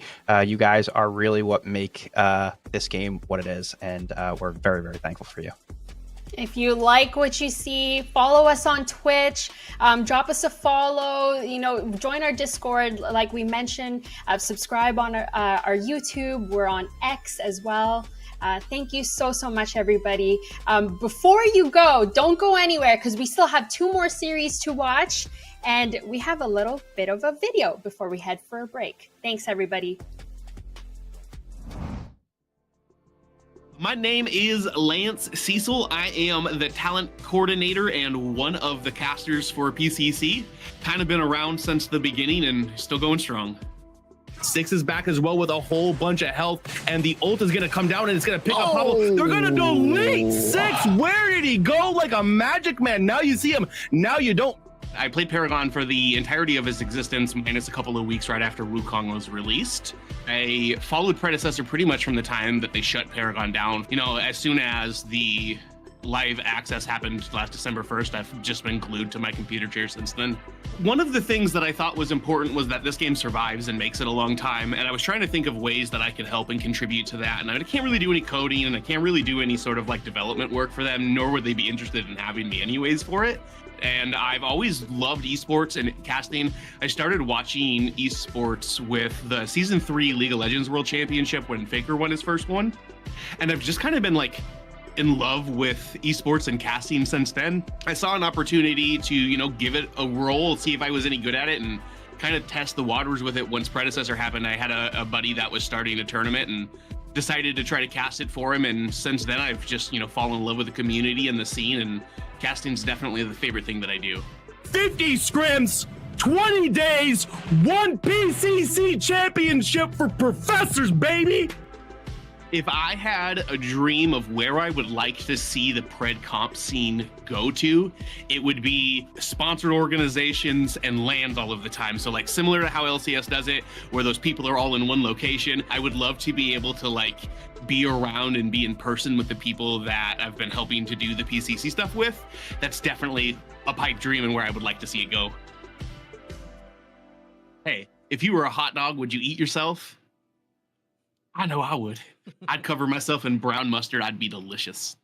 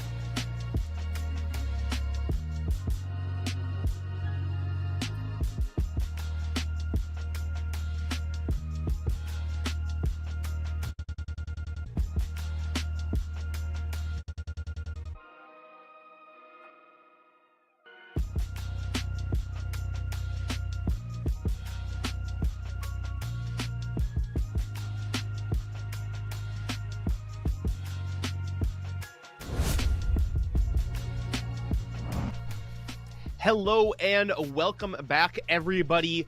Thank you to our dog, Mr. Meds, and Moogie for handling the first half. Myself, Lance Cecil, Joe yours truly, and a Medkit are going to be here to walk you through the last half of it. As I mentioned before, I am Lance Cecil back with you today. I have Medkit and Joey with me. How you doing today, Joey? I am doing awesome. How about you, Lance? Oh, I am still just buzzing with excitement. I said as we were leading into the last one that I was ready to just split in half the way that I've been building since last September when we had our last event, and it's finally here and it's finally feeling super good. How you doing, Medkit?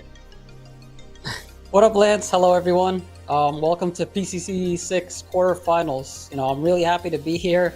Eager to talk about this upcoming match because me personally, I don't know what to expect because out of all the scrims I've watched, I haven't seen these guys go at it. So looking at these two teams, we're all here to witness one insane best 2 out of 3 coming up.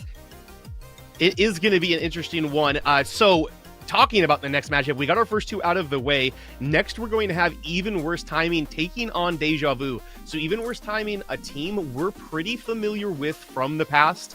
They won PCC4, you know, a returning champion, not from the last event, although they were in the finals when they suffered that defeat to Professors, but they're going up against a new team we haven't really seen before in Deja Vu, as you see here on the bracket. So Deja Vu's got some players that have been in our events, but haven't necessarily come together as this roster. I know that they like to run a little unusual compositions and strategies. Medkit, do you have any insight to what Deja Vu likes to run as a team that makes them a little different? Yeah, so whenever Deja Vu secures two combinations between bruisers and tanks in the offlane and jungle, no matter what their damage types are, they like running the double Phoenix Crest strat. It may sound crazy, but BKB and Mercy have been doing a lot of leapfrogging with each other to make full value of 2 revives. This ultimately allows... What it does, it buys time for Simba, Jay, or Guasi for rotation and plays, so I'm expecting to see this match. I'm expecting to see that in this match. Yeah, I mean, the potential for the longer team fights. Joey, do you think that having those extra lives, essentially having 7 lives on your team, can be beneficial in team fights? And how can Even Worse Timing potentially counteract that? Yeah, I think if you can pull up the strategy to Phoenix well, I think it does provide just a lot of like annoyances because unlike Stasis from Epoch, like where you can't move or do anything, while you have Phoenix active, you can run into them and just cause just a lot of chaos, right? So I think for what Even Worse Timing wants to do against that is they want to try to get picks on the backline because the double Phoenix strategy won't work if they don't have follow-up to do with that. So I think disrupting the backlines as EWT is going to really help shut down the double Phoenix strategy that Deja Vu is trying to pull right here potentially. Right. And speaking of attacking the backline, we know that Even Worse Timing kind of has a different support pool and tier list than a lot of these other teams do. You see Ray on their support, like really favoring the Muriel to potentially keep that backline alive for themselves, or if they dive onto it, to be able to Muriel forward towards them. What else does the Muriel unlock that Even Worse Timing sees strengthened? Yeah, so the Muriel is like, it's something we don't really see that often in the PCC, probably due to the fact that I think Muriel is a lot higher skill healer than people expected to do, because obviously the ultimate is what makes a Muriel that really kind of great support, but like the stuff, the team coordination is what makes it really hard to make that Muriel ultimate happen. And we see that way on EWT really favors the Muriel a lot, much more than all the other supports we have seen in this PCC. So I'm expecting that if we do see the Muriel pull out, I think Ray's going to really show us how beast of a Muriel can be in all the team rotations. I think so too, and I think that the duo lane is something that will be a strength for EWT. They've got Ray here. Everybody knows about Ray. He's already won an event. They also have the only 2-time ADC champion of a PCC event in Pablo. Medkit, can you tell me a little bit about Pablo and what we might see from him today? You cannot, absolutely cannot ever count out our boy Pablo, the walking penta. If he gets a penta here in PCC, his Omega City tag needs to say walking penta with a capital W. Yeah, if anybody recalls, he got a pentakill in both of the grand finals that he's been in so far. One of those, or both of them, able to take the series as well. Won it on 2 different rosters and with different supports on him and around him as well. This will be his third attempt to make finals with 3 different supports. So we'll have to see how that ends up for them. I do want to make some predictions and see what you guys think about who is going to take these series. What do you think first, Joey? You know, like, I'm always someone that really likes to root for the underdogs personally, because I always like to see just unexpected teams really rise to the top, but I think I'm leaning towards more EWT a bit more, and probably due to the fact that I feel like there's some... I think both teams have some strengths and weaknesses, but I think for Deja Vu, I think the weaknesses of that team is a little bit more exploitable, probably because they don't have as much experience as a team, but also they're going to get the veteran team of EWT, but they've faced so many teams in the past, and I feel like this is just normal business for them. I think EWT may have a plan to really shut down Deja Vu's plan in these games. What do you think, Medkit? I think one of the craziest things about even worse timing is that they have experience over Deja Vu. So I'm gonna go with even worse timing. They have Import, they have Shin, they have Ray. They not only all played pro back in OG Paragon, but they've played in previous PCCs alongside Snoop and Pablo. So yeah, even worse timing for me. I can't let the prediction side be a sweep. I wasn't going to pick EWT anyways, but I'm darn sure not going to if both of you guys are going to go that way. I think Deja Vu takes us. I think it's probably going to be our first 3-game series of the quarterfinals so far today, though. With that being said, though, I think that the draft is ready and we're ready to get into it. So hopefully we can get into these first bands and see who they're going to go with as we get this super slick transition. Shout out to Choice Plays with the production. What are you expecting here, though, Medkit, with the first bands coming through for Deja Vu on Dawn? You know, I really think we're not going to see too many flex picks to kind of play around here. We're going to see a lot of target bans, and here we go with the first target ban. Deja Vu opted to get rid of Chimera away from even worse timing, so Chimera won't have that crazy presence early game like Chimera usually does.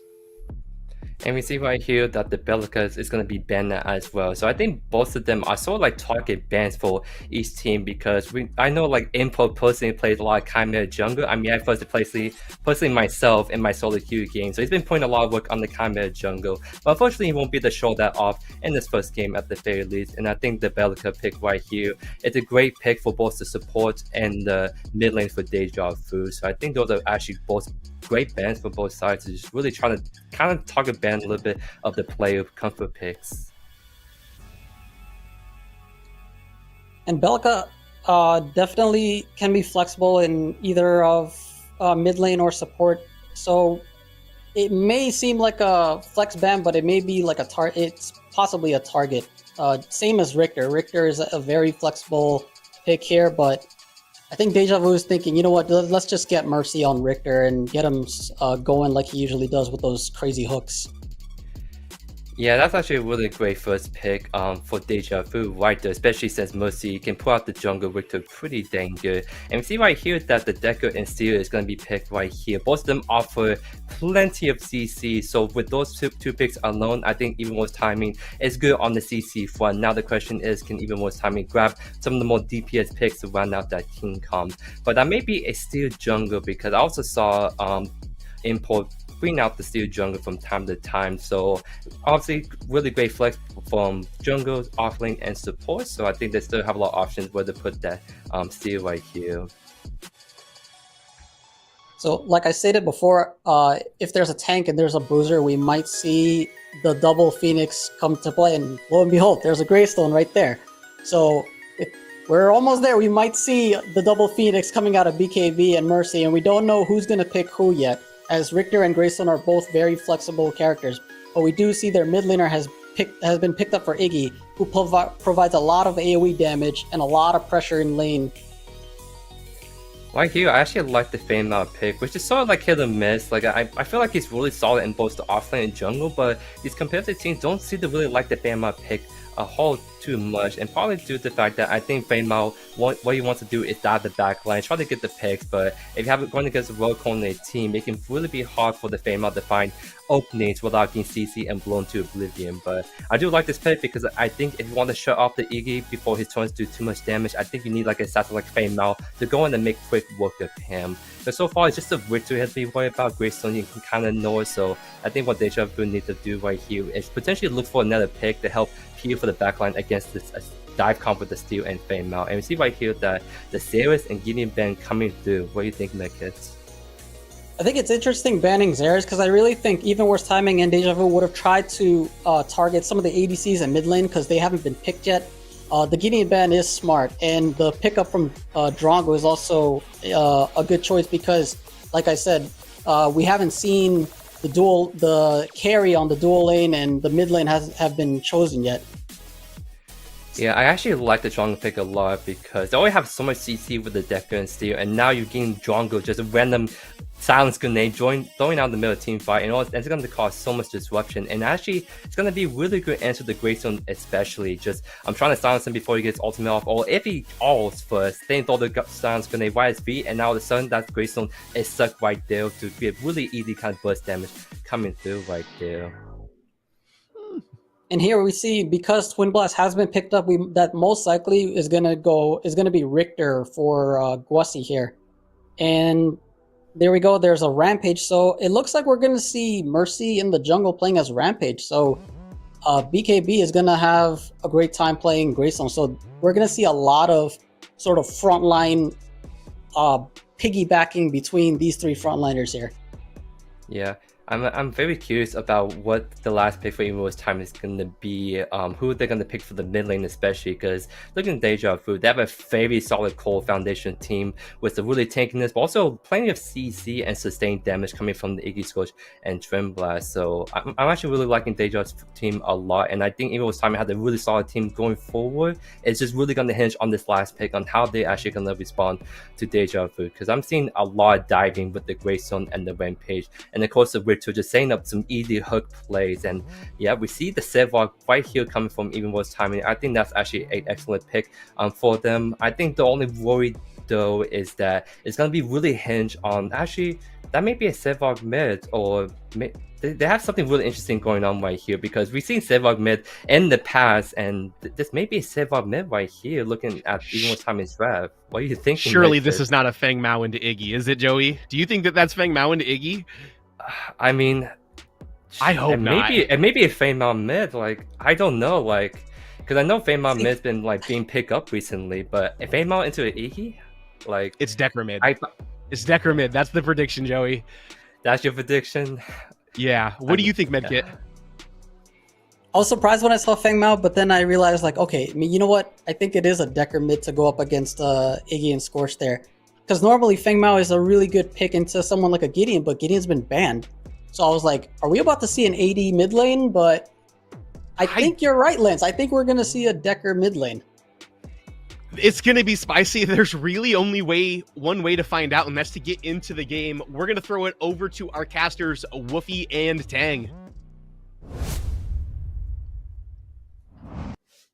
How are you doing, pretty people of the Predecessor community? My name is WoofyGG, and I'm joined here by the even handsomer Tang to break down this new set here, the third quarterfinals of PCC6 playoffs. How you doing, man? Yeah, I can't agree with that statement, but I am definitely happy being here. Yeah, I mean, joined by Woofy. I mean, we've had a few casts in the Fang booth before, but now we are super happy to be here in the PCC, getting the third game EWT against Deja Vu. Yeah, and we just saw in the draft that it was a very exciting time for Even Worse Timing, as they're pulling out a little bit of a different kind of recipe here. Can you break down what this is actually going to mean for this game? Yeah, I think Lance was alluding to it. We have a Decker in mid. Like, honestly, I was looking at the draft, like Woofy. We were talking about it earlier a bit as well, while the draft was happening, and we were as confused as the analyst desk was. What is EWT cooking up this time? And it is the Decker in mid with the Steel support and the Feng Mao mid. The Feng Mao, one of those heroes that Snoop just loves to play. We've seen him win a PCC title with it. We've seen him dominate lanes, and I low-key expect him to continue that trend here, unless we can see something coming out of Deja Vu to prove the contrary. Yeah, and you know, the Snoop will always have a pipe in his mouth and be ready for it, because it's going to be dank over in whatever lane he's going over to. And that's just the power of, as you said, Snoop on this Feng Mao. He can do whatever he likes. He has so much pressure and so much skill with this hero. But we'll have to wait and see how it unfolds here in the first few minutes of the game. And now that we're looking at how the lanes have been shaping up, we do see that over on the off lane, it is the Greystone versus Feng Mao composition. What do you think of that? Yeah, I mean, Greystone is one of those heroes that we see a lot into the Feng Mao. Remember, the passive of Greystone blocks the first auto attack that he receives. Meanwhile, Feng Mao deals more damage with his special attack. So it is Greystone favored to an extent, but still, even with the passive being that way, I don't really think it's clear-cut in either way. I think it's a pretty skill-based matchup, something we don't really say too much about a Greystone lane. But I think another interesting point here is that Import started in the blue side with the Sevarog just not matching the red side start that we see so many times, even warding his red jungle entrance to make sure that Mercy on that Rampage is not going to do some fun shenanigans in the early levels. Yeah, you are just keeping your eyes peeled for that jungle engage, and that was once again just really well read by the Snoop to gain a little bit of vision and a little bit more awareness of the situation. Meanwhile, here in dueling, we have Pablo and Jay duking it out with their supports as well, trying to see if they can freeze out the lane and get a little bit control over the situation. But we do actually see that it's relatively in favor of Deja Vu right now, as they have their minions under the tower for the freeze. Gonna make it a little bit easier. Yeah, I do think it's pretty concerning, though, that EWT is able to push it in like that and have an HP lead in a lane that is traditionally Richter favored against the Steel and the Drongo. We see a bit of trading in the offlane, but both are level 3, both dashes are up, so there is nothing gonna happen there. But another thing I wanted to mention is that Simba, the Iggy in the mid lane against the Decker, peeked into the red side jungle, saw that the Sevarog did start on his blue side, so the jig is up, everybody knows where the junglers are, and there's an engage on the dual lane. Mercy coming in from the jungle, but so did Import, and that's just going to be a quick reset as Even Worse Timing gains the gold buff for themselves. Just a quick little engage there. Sadly, a little bit too late to actually do anything, but at least the reset came through. Simba here holding up the fort with the tier 1 tower, and so does BKB. He's actually getting pretty low here from the hamstring of the Snoop, and that's most likely going to be an open opportunity for Snoop to get this first Scion buff and a little bit of an advantage in his favor. He doesn't know where the Sevarog is, so he has to reset here, and that gives over the push to Snoop that is able to crash the wave and then also look for the Scion buff afterwards.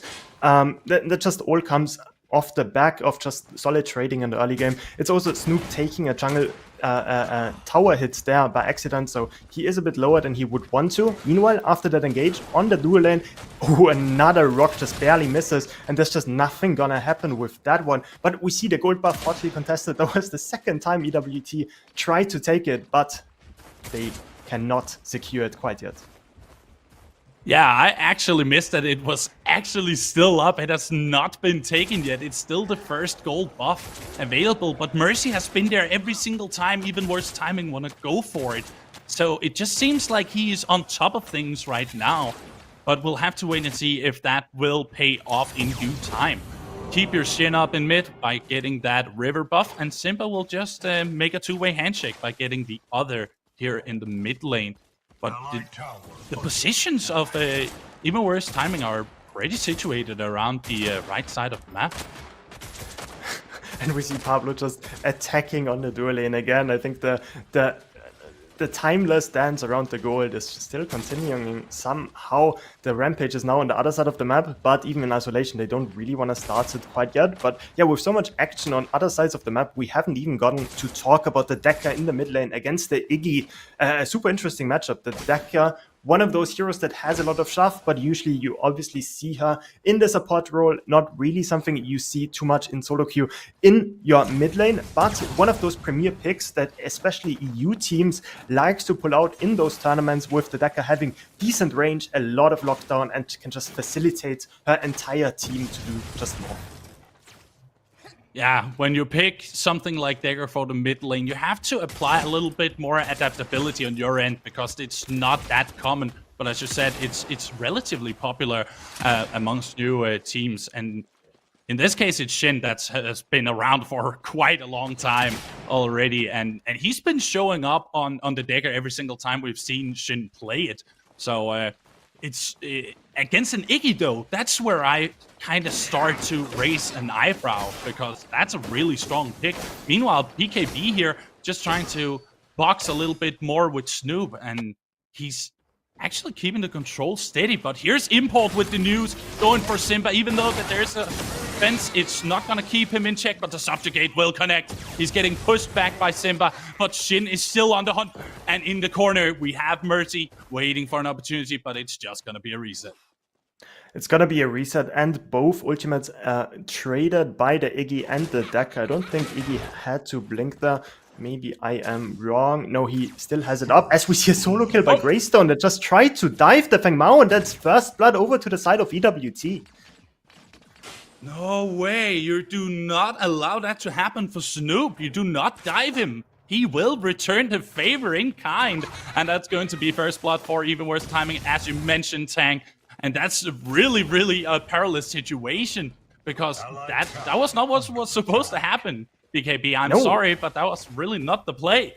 Meanwhile, they get the gold buff over for the side of Deja Vu. They finally managed to get it, Tang.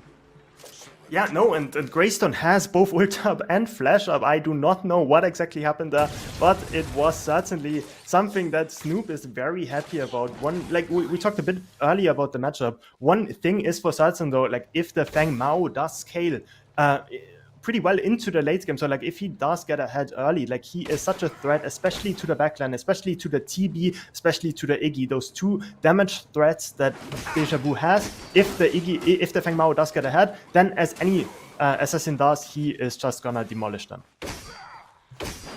And meanwhile, here in the jungle over on left side, there is a team fight breaking out with Mercy jumping in hot and giving a lot of damage to Ray and Import. They will have to reposition themselves. It's such a shame that it didn't amount to more than that, but at least the initiation was there and the damage was applied.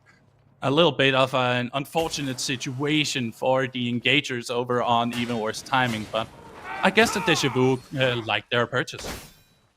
Yeah, it's also like a timing where Deja Vu has the ultimate on the Rampage. Meanwhile, Steel was still level 5, and the Sevarog, more importantly, was level 5 on the Sevarog. So they did have an advantage, but now it's the Rampage blowing his ultimate ability, the Behemoth, and now there would be a timing where those objectives are just very takeable for the side of EWT with an ultimate advantage. Once the Sevarog ticks over to 6, he is level 6, so he can look for those objectives. I would prefer them to look towards the mini prime, because we've seen Snoop get an advantage in the 1v1 as we see trading towards the offlane, and Import is close by.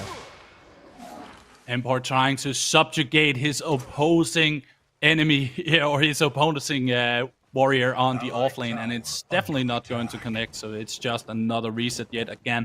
But Import wants to make sure that the Cyan buff is in control just for now. Even though it didn't amount to much, it at least went somewhere.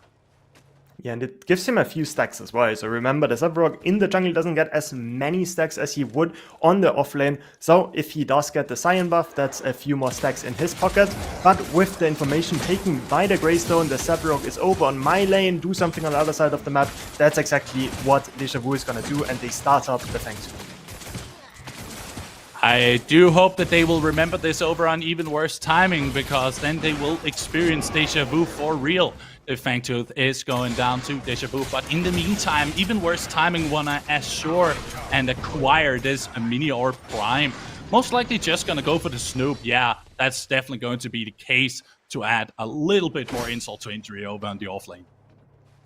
Yeah, getting it on the Snoop just makes the life of Greystone just so miserable to play. But I think more importantly on the dual lane, we see Rampage getting over for a gank again.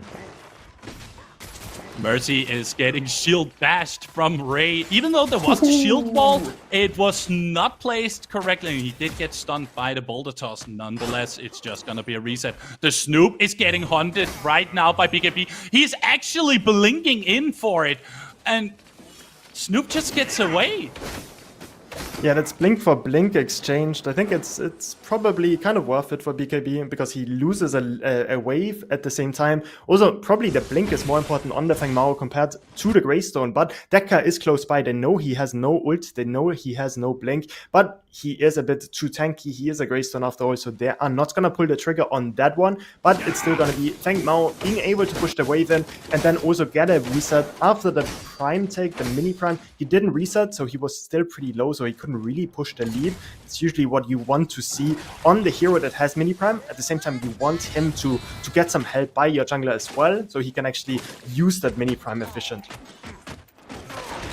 Yeah, and in this situation, BKB is actually slightly ahead in level here, getting to level 9, while we have Snoop at level 8. So it has been paying off that he has just been patient about it and just staying on the lane as long as he possibly could.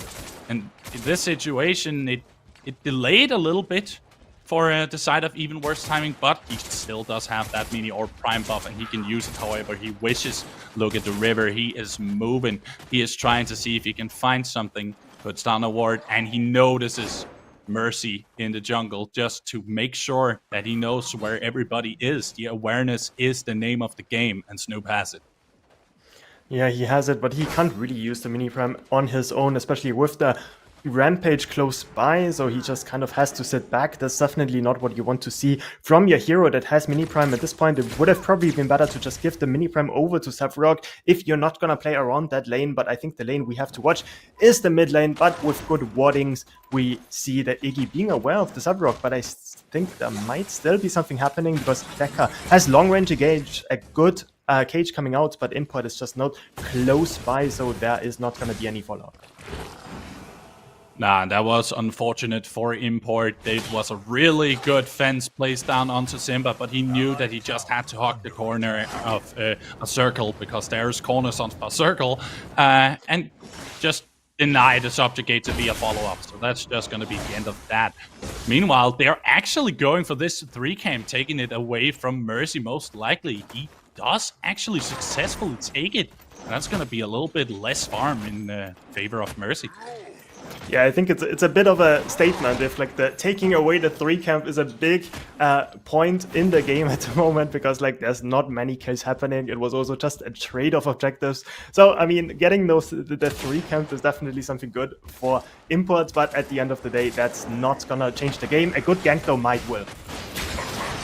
Mercy coming in with the Behemoth, and they actually get a hold onto Ray with the Whiplash combo. Now Import is coming in to help out. Mercy has to burn the blink. They have to stay away from this. They cannot continue this engage any longer. But hold up, they are moving around here in the jungle from the river. See if they can get a hold on to Shin. Most likely Simba trying to find an opportunity. But at the end of the day, it's just a reset. That was actually so well played by Ray. He dodges the Richter's Cure by using the ultimate on top of himself, so he ends up stunning 2 of them. Also sets the route up for the Sevarog for him to knock the Rampage into the tier 1 tower that instantly has to blink out. So with a good counter gank, this gank actually turns sideways for Deja Vu, and it gives EWT a bit of breathing room, and it also gives them a few blink timers. So the question now is, can they actually play around them? And also, like, there's gonna be a few cooldowns missing now for the next Fang Tooth that is gonna be up in just a few moments. So that is gonna be the next big fight. I think one of the storylines we've seen with EWT is that it's never the problem with kills when they lose games. It's always that they just don't really respect those objectives and what they can do. So that's definitely something I want to see them change, contest that Fang Tooth, especially at times where they have the advantage. Yeah, I would totally agree with you there, Tang. It has definitely been their big challenge. And funny enough, that has seemed to be one of Deja Vu's strengths. They have been really good at just going for objectives as soon as they can and applying as much pressure as possible to actually acquire said objective. So even worse timing, they have their job cut out for them. Here in the jungle, Simba is slowly creeping, looking for Shin, keeping the distance and making sure that there is no way they can get engaged on. Meanwhile, Mercy trying to get into the mid lane, but there is Import. He knows that Mercy was around, and he says, no thank you, you do not engage on this lane. Offlane is getting towered off, Snoop is super low, Greystone has everything up, he has Blink, he has Ultimate, so Snoop just has to give up the tier 1, and we've talked about Snoop's Fang Mao, but I think we have not talked enough about BKB's Greystone that is just kind of winning the lane in isolation, as we see a fight in the river as well. Guazi is hunting down Shin. Shin has no mana left. He has to get out of there. Meanwhile, 4 members of Deja Vu are grouping around this Fangtooth pit, and Pablo is right on the other side of this wall. Guazi trying to see if he can get that essential Whiplash through.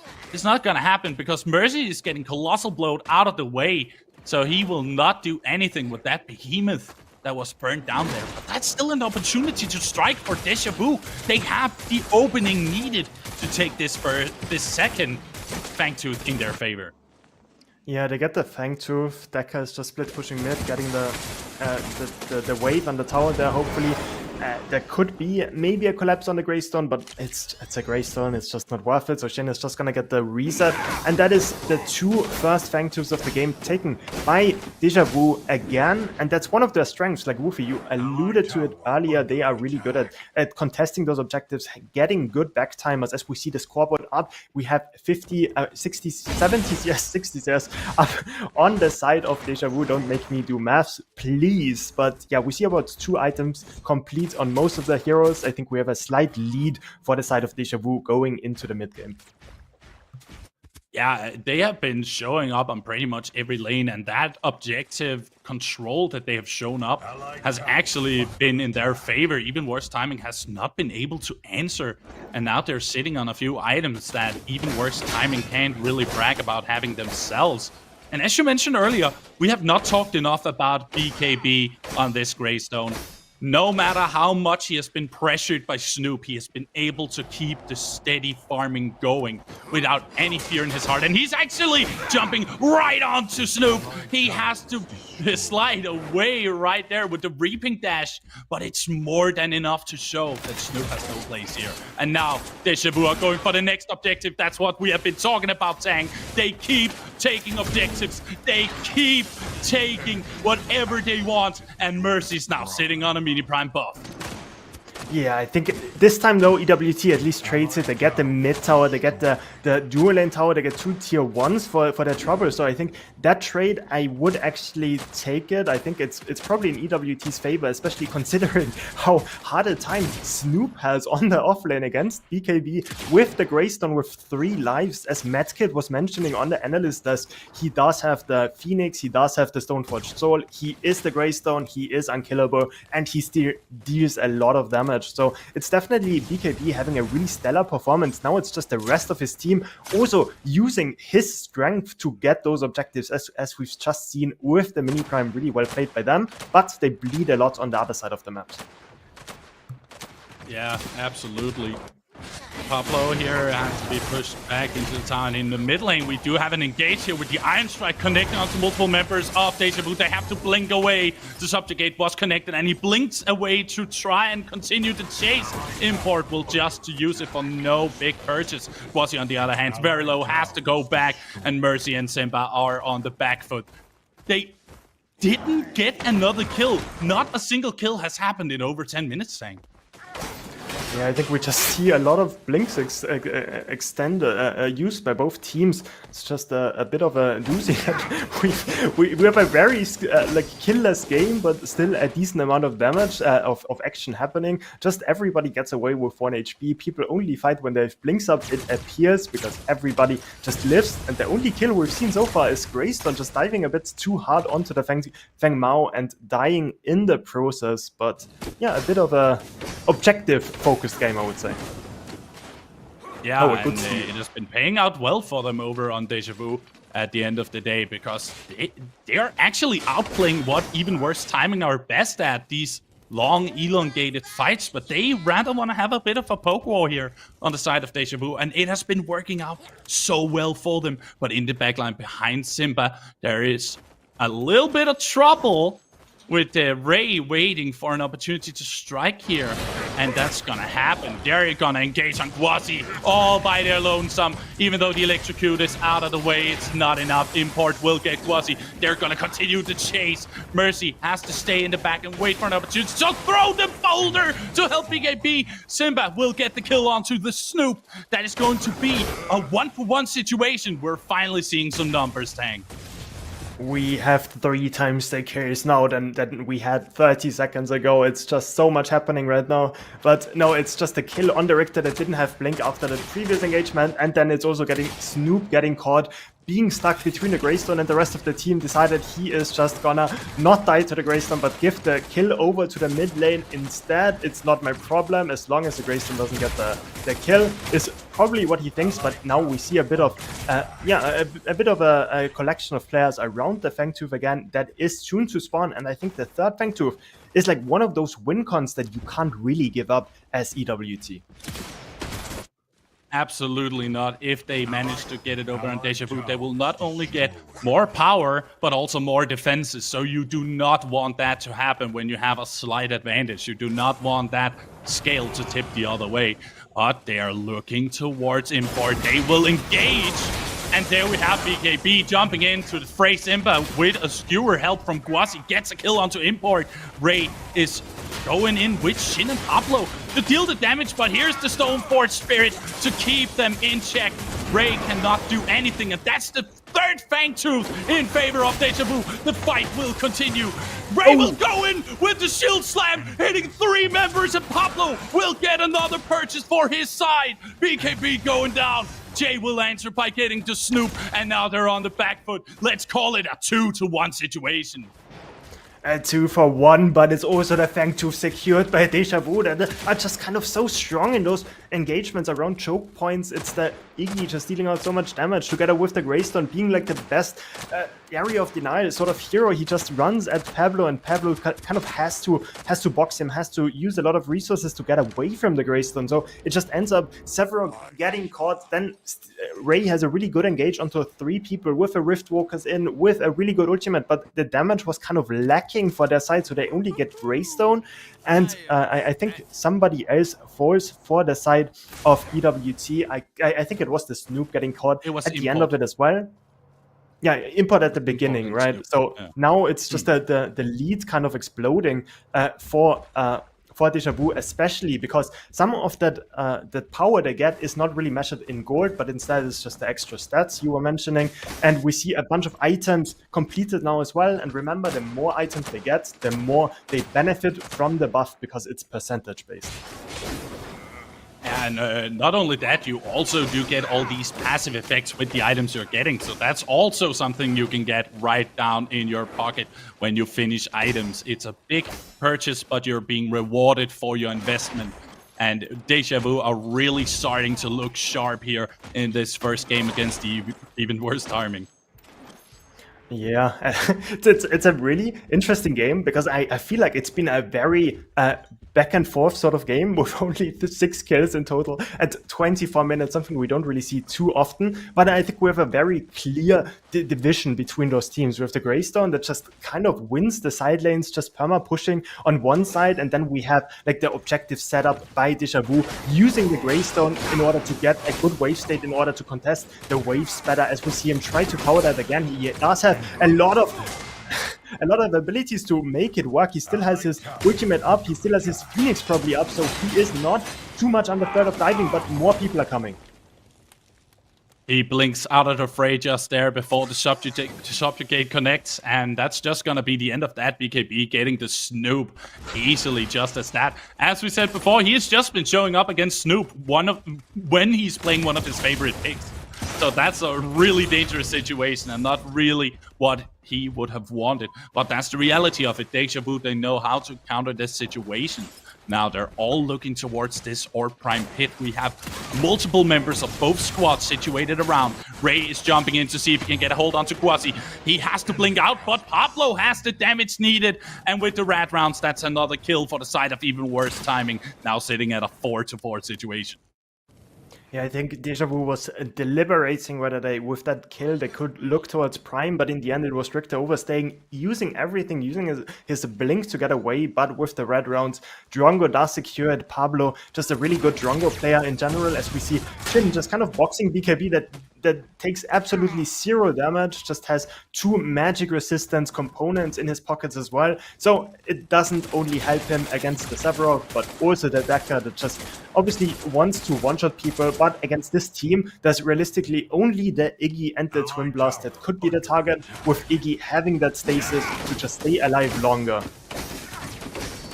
Yeah, we have seen it time and time again when the Iggy is being engaged on. It's not really going to surmount to much unless you have the whole team with you. Simba here has been very confident sitting here at a 2-1 and has not been taken out from anything. No matter how many times he was ganked in mid lane, it just didn't matter to Simba because there are turrets, there's oil spills, there's whatever you might need to either delay or just avoid the situation entirely. So it's about getting that target right now, as it's the only one that can be shut down in this situation with so much tankiness going on here with both the Rampage and the Dwasi. So right now we have Snoop getting engaged on once again by BKB.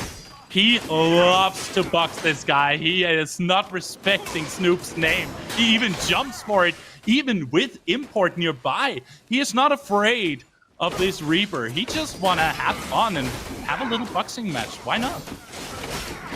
Yeah, they're boxing. BKB does have his ultimate up. He is going to use his Stoneforge Soul, and he is going to go into it. Snoop is going to follow him with it. On the other side of the map, we see a fight as well. TD getting the Drongo, as we see Snoop getting lower and lower, and that is BKB jumping after him, getting Roots that has the Phoenix up still, is not going to go into it, so that might just be a pickup by Snoop after it, and he misses the ultimate. He does still have the dash up. That might be a kill with it, and he is gonna go down eventually. Meanwhile, on the other side of the map, we see them on Prime with the Iggy. It is just so much damage, but we see a bunch of people contesting. Ray is trying to knock down with the Shield Slam, but the Epoch was activated immediately. So now that's gonna be very, very easy. Said and done. Jay will get a kill onto Ray. Now they're hunting down Shin. Shin has to blink out of the way, and he survives yet another day. But the members of Deja Vu are not done just yet. They want to get even more, so they push down and try to get as much farm as they can here in the jungle after this little win. Yeah, they get the big prime on Deja Vu with Import just using so much time to get rid of the Greystone that has 3 lives in total, and they take forever to get rid of 2 of them. So I mean, it's just like such an over investment on one side of the map, and I think it just pictures so well like the game plan that EWT has compared to Deja Vu. Deja Vu plays around those objectives. They look at the map and they look which objectives are which objectives they want to contest. Meanwhile, EWT seems to be more interested in getting those kills, so it's just going to be the big prime on 4 members. It was a 1-for-1 overall, with Ray dying a hero's death close to the prime pit, and obviously Greystone falling as well. But now we have all members set around the primal Fangtooth, and that would be the 4th Fangtooth for the side of Deja Vu, and EWT really can't give this up. The fight has hereby started. Multiple members of Even Worse Timing are situated around this pit where the members of Deja Vu lies. BKB trying to jump in and help Mercy, that is getting very low and even has to burn off the behemoth. BKB trying to deal a bit of damage, but it's not enough. He has to retreat. Timber getting low as well and has to retreat for now as Ray is coming in with the Shield Slam, not hitting anyone, but the Shield Bash is enough. That's going to be Simba taken down by the side of Even Worse Timing, but Ray is getting very low. Mercy is on the hunt, and he might even find his purchase. Jay will get that kill. Make that 2 right here as members of Even Worse Timing are falling apart. Make that another one. Snoop will actually get Jay in the backline, but it's not enough because Mercy has taken out Pablo, and there's only the Snoop left and Shin. The Snoop is solo and has to get out of there. It's not enough. Mercy will get another kill under the belt. Now BKB is trying to hunt down Shin. The boulder is connecting perfectly, and that is going to be it, ladies, gentlemen, and everyone in between. Let's get it. A 4-4-3 situation. 4-3. But honestly, in this fight, I really want to highlight the Feng Mao that did so much, killing the backline there, giving so much space to the rest of EWT's members. Snoop that didn't have the best laning phase, just showing that he's really good on that Feng Mao. But on the flip side, it's also the Greystone just completely dominating the team fight by just pressing his W key, which is kind of stronger than other heroes' W key. He just tanks so much damage. He just has a really good ultimate to apply that slow to just split the fight up and to secure a few kills for his team. It did look a bit spicy at the beginning of it, but it ended up being in the favor of Deja Vu. But now we are back to square one. We have a bit of a contest around the Fangtooth. Now we have a few members just clearing waves now as well. I think it's more on the side of EWT to be scared of the enemies taking the primal Fangtooth, because Deja Vu has really fast objective clear with the Iggy, but we see an engage on the mid lane, but Mercy, just far too tanky, is just able to jump out. Yeah, and he was still donning that orb prime for a few more seconds before it ran out, so they did not want to take that chance. But we still do have multiple members of Even Worse Timing closer to the Fangtooth pit than members of Deja Vu. They have to reposition and get ready for this battle, because it's very essential for their advantage to keep on rolling, that they get this primordial blaze onto their members, so they cannot allow Even Worse Timing to deny it for them, unless they want, of course, a comeback to go in their favor. Yeah, certainly. And I think with Deja Vu, it's also about Simba being able to set up his turrets around the pits. If he does have them up, Iggy is really strong in those fights. But if he does not have any towers to back him up, it is a bit of a different story, as we see EWT make a really good play, pushing down the tier 2, catching Deja Vu off guard, getting a bit more money in their pocket. But all in all, it's still a bit of a stalemate around those objectives. But we see a lot of wards being around the side of the Fangtooth. Yeah, the vision is there for real, because they do not want any side to take it. They want themselves to obtain it. But right now, I would be really interested in having a little tap screen going up here, so we can look a little bit at how the items have been shaping up. Is there anything that actually catches your attention, Tang?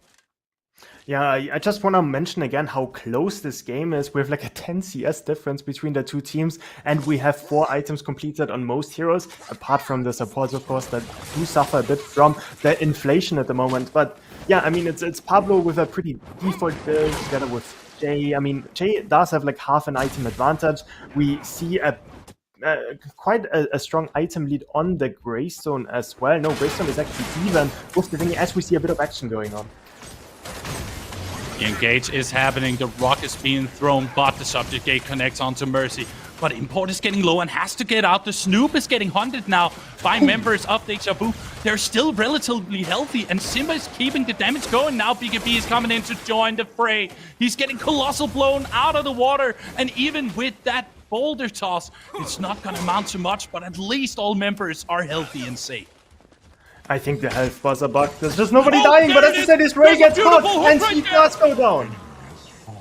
Oh my goodness, BKB, you were answering that Guasi hook perfectly. And that's actually going to be a kill at the end of that engage. I thought it was over right there, Tang. Yeah, I thought it was over as well, but a really good hook through the shadow wall connects on Ray, and he ends up going down.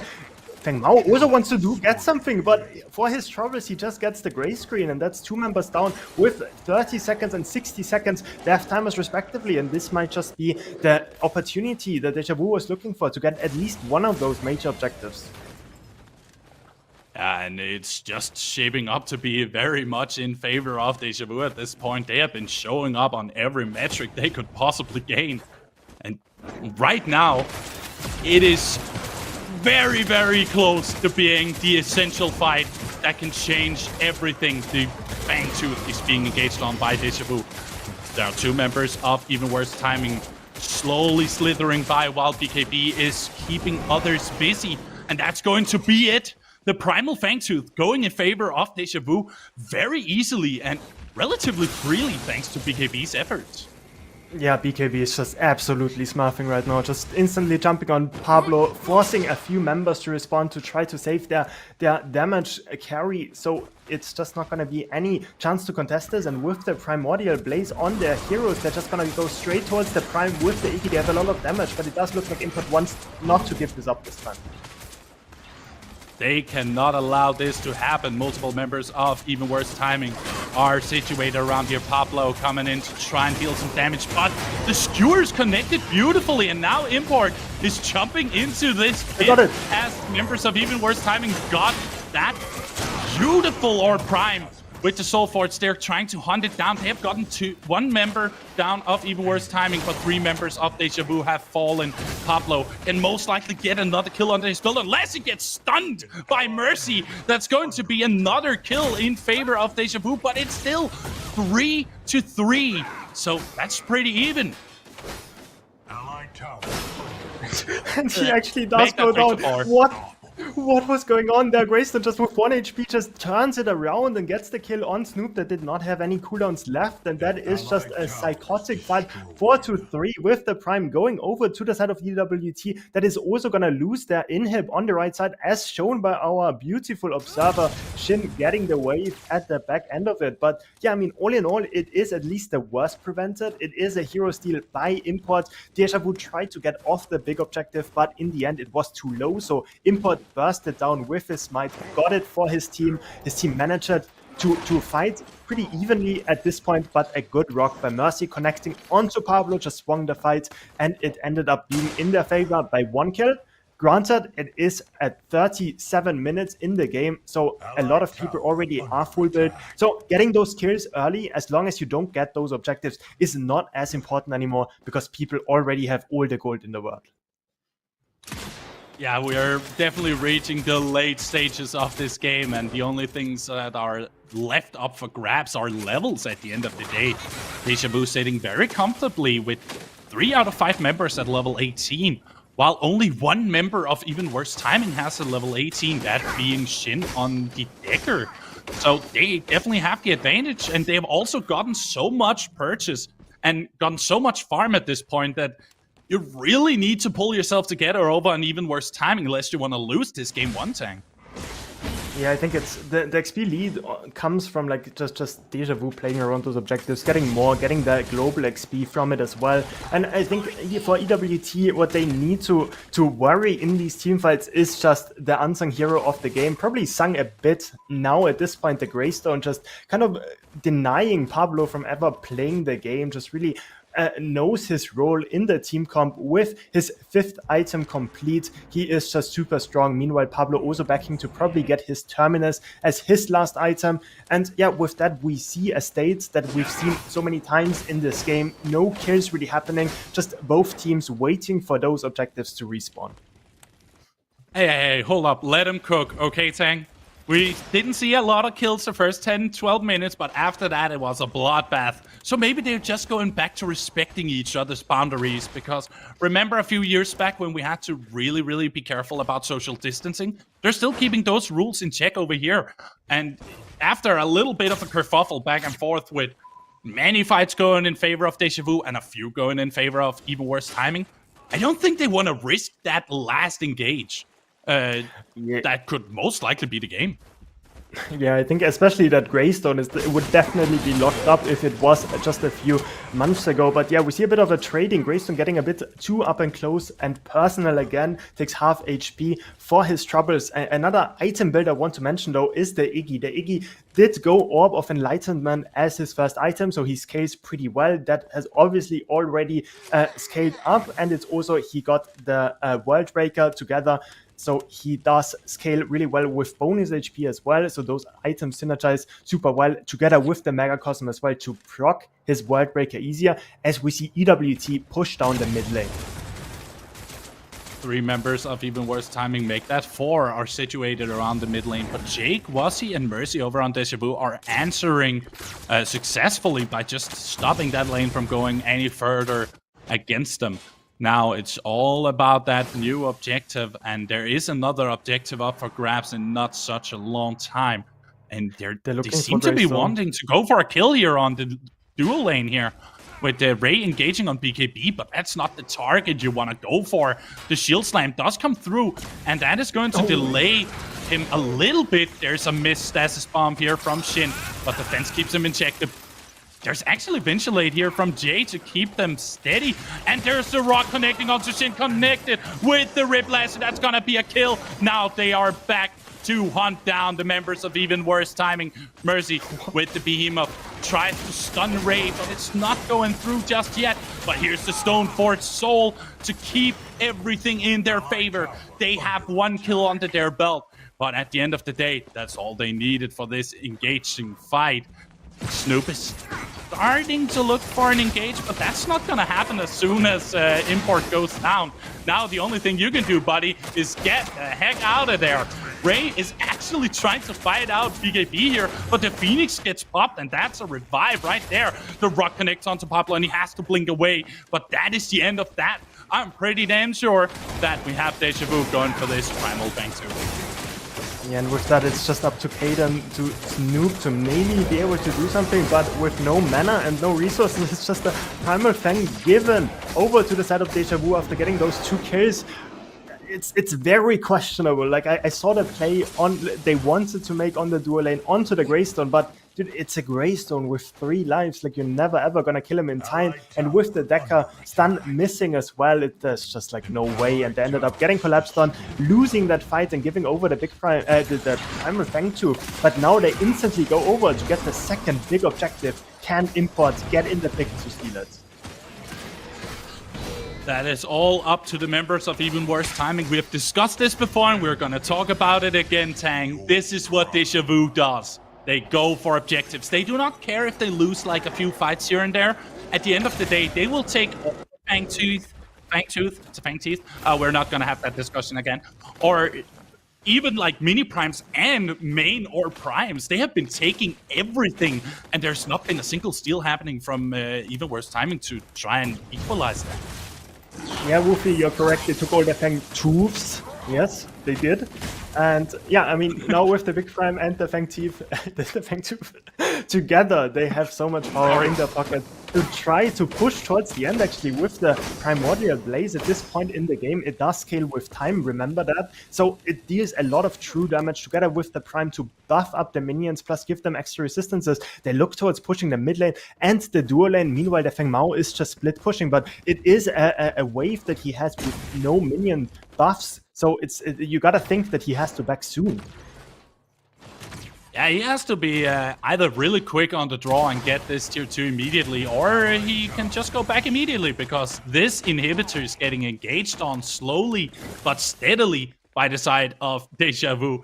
BKB going back to see if he can stop Snoop from pushing any further, and he is successful once again. He has been stopping Snoop wherever he has been going. But now there is an engage here on the mid. Will we see what's happening here? That's super big, though, that he managed to pull the Greystone over to the other side of the map. That means it's only a 4v4 without the strongest member, the Greystone. So they can't really push down the inhib now. And with Snoop being closer, they can look for something potentially right here. Snoop is close by. Greystone is still a bit away. I would still rather them to stay away, because it's still against double buffs, remember that. Yeah, they have double buffs available to them, and that is going to be a lot of damage, as you mentioned. So it's now they really have to be careful lest they want to lose an inhib. There's engage on both mid and left inhibs. Those are the 2 last standing. Oh! Here's a colossal blow to push Jay into the fray, but he is blinking out of there. He does not want anymore, and Import gets caught out. And there he goes down to BKB. The Behemoth gets popped to just take a little bit of damage away from this inhibitor towards his team. That's going to be the mid inhibitor going down. Deja Vu are showing up today in this game number 1.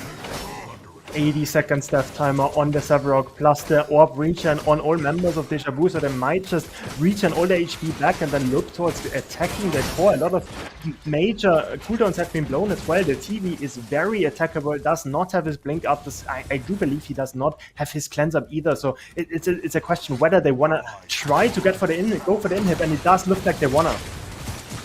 Oh my goodness, that's a beautiful Whiplash from Kwasi to get another kill for Jay as they were sieging the core. They know that they cannot continue just yet. They need more minions to come with them. BKB trying to take a little bit of damage off the top just to make sure that Jade doesn't get low. Mercy still hovering around Snoop. He wants to get that engaged, and there it is! The beautiful Whiplash! Oh, the combo is hitting true once again. Oh, Kwasi, you've been showing up on this Richter. Most likely, in my opinion, one of the best performances of the Richter hero today here in these quarterfinals. But there's the siege onto the beautiful core. It is bleeding, and it's bled dry. Give it up for Deja Vu as they take game 1 against even worse timing. Yeah, they get the game, they get all the objectives, and the final one is obviously the core. Just really well played by them. Really just knowing how to play those team fights, just always being at the right moment, at the right time, at the right place. I think that's almost the saying. But yeah, just really well played by all of them. I really want to highlight Greystone again and again, just really denying Pablo from playing the game. Pablo was pretty good on lane. Like, I think he had a CS lead against Jay. He did box pretty well in the early game. I think they also got like a 2v2 kill at some point, but at some point it's just not enough with the rest of the team just kind of collapsing and them also giving away those 3 early Fang Truths. It just ended up not being their game to win. Yeah, absolutely. It's a shame, but this is a best of 3. So this was just game 1. So let's give it up for our analyst desk with Lane Cecil, Ahmed TV, and Joe, yours truly. Take it away, fellas. Thank you so much, Woofy and Tang. What a good game 1. We are 1 game away from Lance breaking the host prediction curse. So I can't wait for that. But that was an interesting game there, Joey. I want to start by talking about EWT's draft and what they were trying to do there and what we might want to see for changes from them. Do you have any insight on that? Yeah, so the deck of mid is something that can be pulled off from time to time, but from that game alone, that kind of shows my biggest worry in that they did not have the damage at all. I think they went for the deck of mid because they have the Fame out, they have to steal the save while they're going for a heavy dime comp. The problem is they don't have any damage whatsoever for the Rampage, the Greystone just being a problem. So I think what really showcased in that game more than anything is that I think Deja Vu just caught on to the strategy of what Even was trying to do, and they build around that. Like, especially Snoop wants to kind of dominate lane, and Greystone is a huge stopper to that. Right, and speaking of that Greystone medkit, what did we see from BKB there? Kind of shutting down a former MVP of one of our events in Snoop. So, me personally, I know a lot of people like to immediately watch the dual lane at the beginning of the match. It's the action lane, but I'm a huge fan of the level 2 play that happens in the off lane over there. And especially when you have a volatile matchup, you know, Snoop being on Feng Mao, BKB being on Greystone, you got to step up to trade and contest the wave. And Snoop, he is known as the ultimate goober for a reason.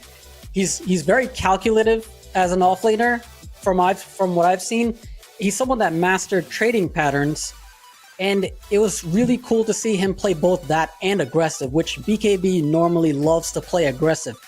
However, it wasn't enough because BKB was able to eventually scale and just become a menace. You know, Snoop was doing numerous split pushes, but not only Greystone, he's a good stop to that, but also his team is a little too reliant on him to come through in team fights with the Decker mid pick, like Joey mentioned. I agree. So that's game 1. Maybe we'll get a game 3 out of this series. We are going to take a short break, and we will be right back with game 2.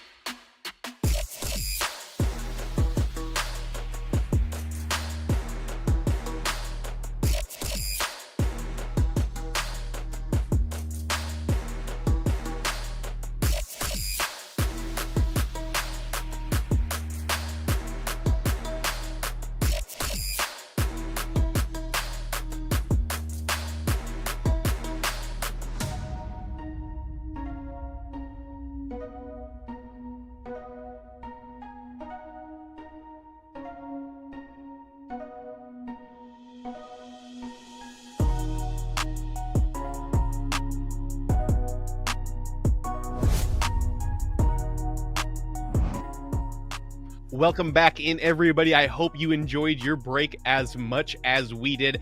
That was a banger of game one, but I gotta just run through this quick because the draft is ready for us to get right back into it. Joe, what do you think Even Worse Timing can do to take this game two and even the series up? Yeah, so as we kind of saw in the quarterfinals from other teams, I think they have to go for the Greystone ban right here. They have to really, because from that last game alone, that really shows that Snoop was not able to do what he wanted in the off lane. And of course, that fits perfectly with the diving kind of strategy, just buying so much time for Deja Vu's kind of team. So I think Greystone just has to be a ban going into this game right here. Okay, and Medkit, what do you think EWT can do to clutch a game two win? I voted for EWT. I want them to win. I want them to force a game three. I'm still sticking with them. I still believe they can bounce back. I kind of want to see in the next match, Ray and Import and Shin to like just take the weighted gauntlets off. I want to see them go full power, nothing held back. Tie this game up. Force season three. I'll be the happiest best analyst if I say game three happens. I want to see Ray to show us why he's the best Muriel I've ever seen. I want to see Import dominate in the jungle. I want to see Shin to show everyone how formidable he truly is on a more traditional mage.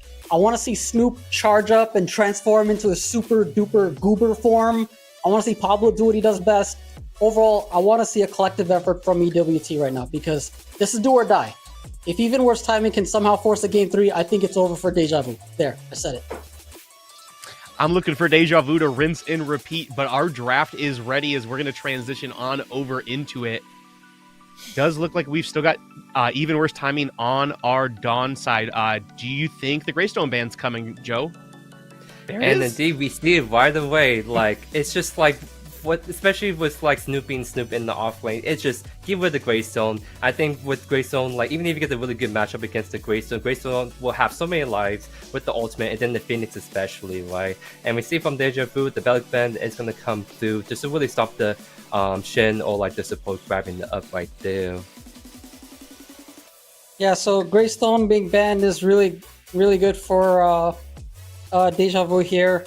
Just getting that off, and Bellica is also banned. So Bellica is also they're both very flexible picks. So that's already two flexible picks gone off the table. So we really don't know what Even Worse Timing is gonna do here for these next couple of picks. But Bellica would have been a great addition to either mid lane or the support lane. And we're going to see here, so it looks like Import is now going to pick up Chimera for the jungle. So I'm happy to see this because Import is like one of the best Chimeras I've ever seen. And I know he's going to be in his comfort zone now with picking up Chimera away from Mercy as well. Yeah, I think especially it's really important to grab that Chimera because last game they were really liking the damage with Pumpkin. So they got rid of the Greystone for them, and now they have more of that secure damage in the jungle. Well, both were the two biggest issues from last game. And we see right here the Victor being picked up again along with the Iki and Scorch because both of them from last game shown to be really strong pick for Deja Vu. That's going to just offer just a lot of crowd control, a lot of zoning with not only the Victor hook threat, but also the Iki setting up his turns and then making it really hard for Import to be able to walk into these objective pits without getting really down by the Iggy turrets. Yes, and right now it looks like what Even Worse Timing really needs to do is sort of answer back with so they picked up Steel and Murdoch, so Pablo gets a second chance on Murdoch here, and we're not sure where Steel will go, whether he's in the support lane or in the off lane. I think Ray played really well as Steel in the previous match. He had some clutch ultimates, some clutch walls, and that's what Steel provides for the team.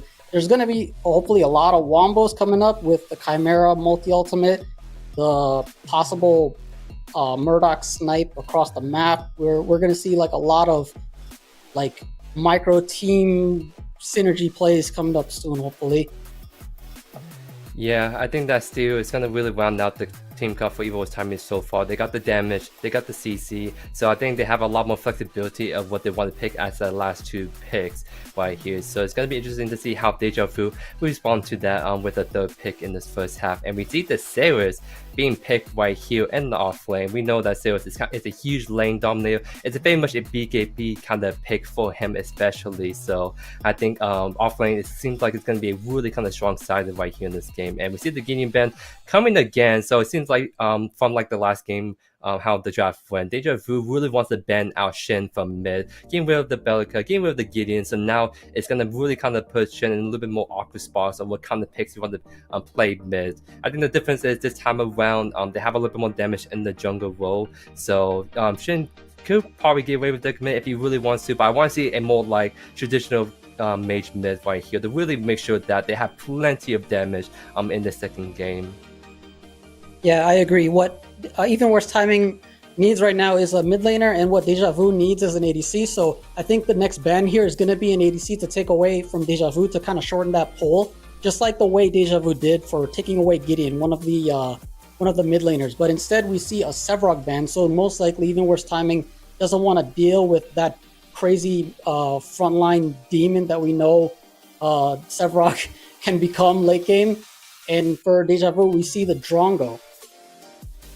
Yeah, this is a really interesting shift, even worse time is like strategy right here, because both Greystone and Sevrog is really favored from Deja's Vu team for the fact they like to play the really dope frontline team kind of stall for their team to be able to come in and whittle down people. So I really like the Sevrog ban. I think that means that probably Mercy might go Rampage jungle again if he really wants to. I think that's the only kind of option he has if you want to play the durable jungler right here. But it's going to be really interesting to see what kind of picks they're going to, even what time is going to do right here, because Steel can be flexing the off lane if they want to, but I don't know if that's a Snoop pick necessarily. I think what they're trying to think about right here is what they're going to put Snoop against the Saris right here. It's just a lane dominance. And oh my god. And that is going to be a Steel offlane with the Mirror support on way, finally showing what is going to be up with that pick right there. And the gadget mid to go and get the Iki and score. So we're going to be seeing some really spicy plays on way support on this Mirror pick right here. Oh my god, I'm so excited. Ray's going to play Muriel, and that means Snoop is on Steel. So, and also they picked up gadget. There's already so much wombo combo going on for even worse timing between the knockup from Muriel, the engage from Steel and Chimera, the multi-ult from Murdoch, as well as the gadget on top of that. Oh, this is going to be insane for even worse timing for late game team fights in the pits for both Fangtooth, for Orb Prime. I'm just so excited to see a Muriel finally. Yeah, and unlike the last draft, even this time he did a way better job on the drafting right here. Being able to pick the gadget against the Saris right there, the Mirror support is going to be really running off the team cup. And the last pick right here is going to be the Grux, which could honestly be, I mean, maybe Saris and Grux maybe flex around, but I imagine Mercy may be picking the Grux right here. So I think that's a decent pick because we know that unlike maybe really lacks the CC options in the dual lane, so maybe that offers Grux a lot easier time getting that dual lane if he really wants to. But he's going against a gadget and the Steel and Chimera. It's going to be really hard for Grux to do what he wants to do in these team fights if it's all that zone control and all that burst CC kind of combos coming in. Okay, we got the draft for game 2 finished here. Medkit, what do you think of Deja Vu's comp? I don't think I think I like the team comp. They have 3 really strong and scary frontliners, and the Drongo Silence is also pretty scary. But I don't know, man. I don't think they can stand up to all that wombo combo coming from even worse timing here. Tell me about that wombo combo and what even worse timing's got throughout this draft, Joe. Yeah, so essentially, it's going to be playing around a lot with the Steel and Mirror rotation especially. I think Mirror may have a huge impact in this early game, especially with the Saris aggressiveness in the offlane. I think if the Steel can really bait out the really kind of close 1v1s and Mirror just comes in last second for Steel to secure the kill, I think it's going to really shift the tone for the rest of the match right here. But with the Steel Mirror gadget, I think there's a lot of zone control, a lot of like wombos they can do in this team fight. They don't have to be. I think the main thing they have to worry about is the Richter, because I think for Deja Vu, they really rely on the Richter and probably on the Zeus to initiate really good team fights right here. Yeah, it'll be interesting to see how it plays out. There are two more people whose opinions I am curious about for how this game's going to go. So I'm going to throw it to Woofy and Tang to talk to us about it.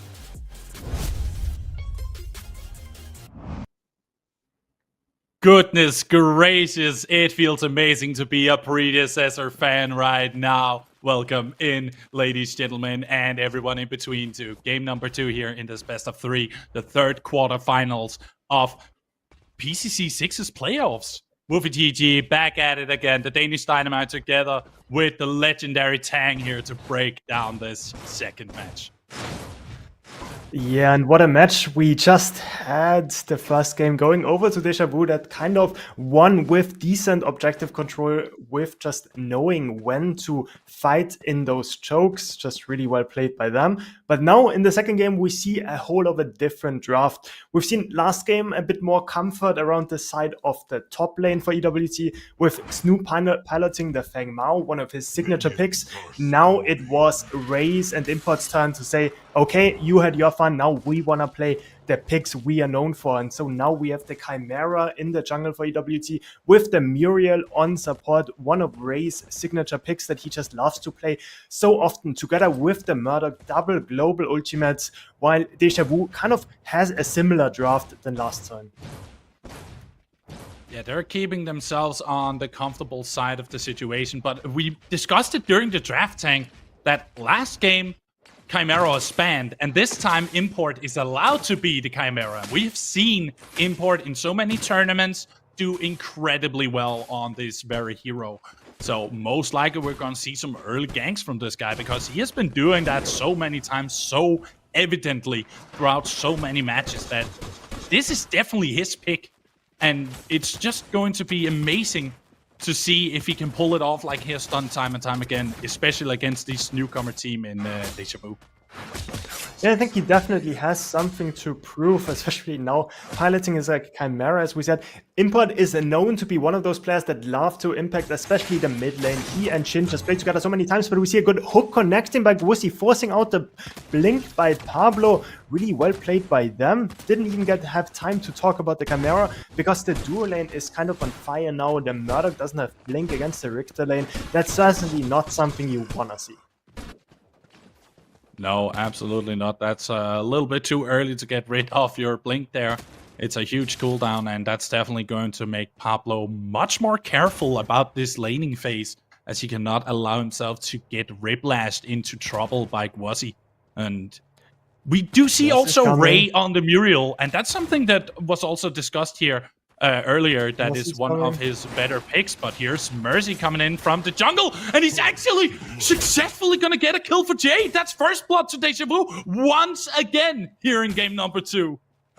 He sees the blink being blown, and you can see on the minimap he instantly goes off the 5 camp, and he's like, okay, I have a lane to gank, and that is gonna be a free kill for him. He's just gonna walk there, is not even gonna have to blink, is not gonna have to do anything. He's just gonna get the stun with his barricade into a Richter Riplash, and that's just gonna be lights out for Murdoch. Remember, he did not have blink up. That's why blink is such a rare commodity that you do not want to give up lightly. But yeah, that's just first blood collected by Deja Vu.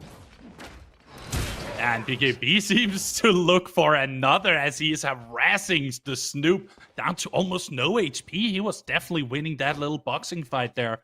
And that's, you know, that's just BKB things, because we saw him in game number 1 completely decimate Snoop on the offlane as Greystone, and most likely he's just as comfortable on this Grux, as we can see here, as he's super proficiently harassing the Snoop. Yeah, I think Grux does a lot of things similarly to Greystone, but importantly, he does not have any way to really catch up.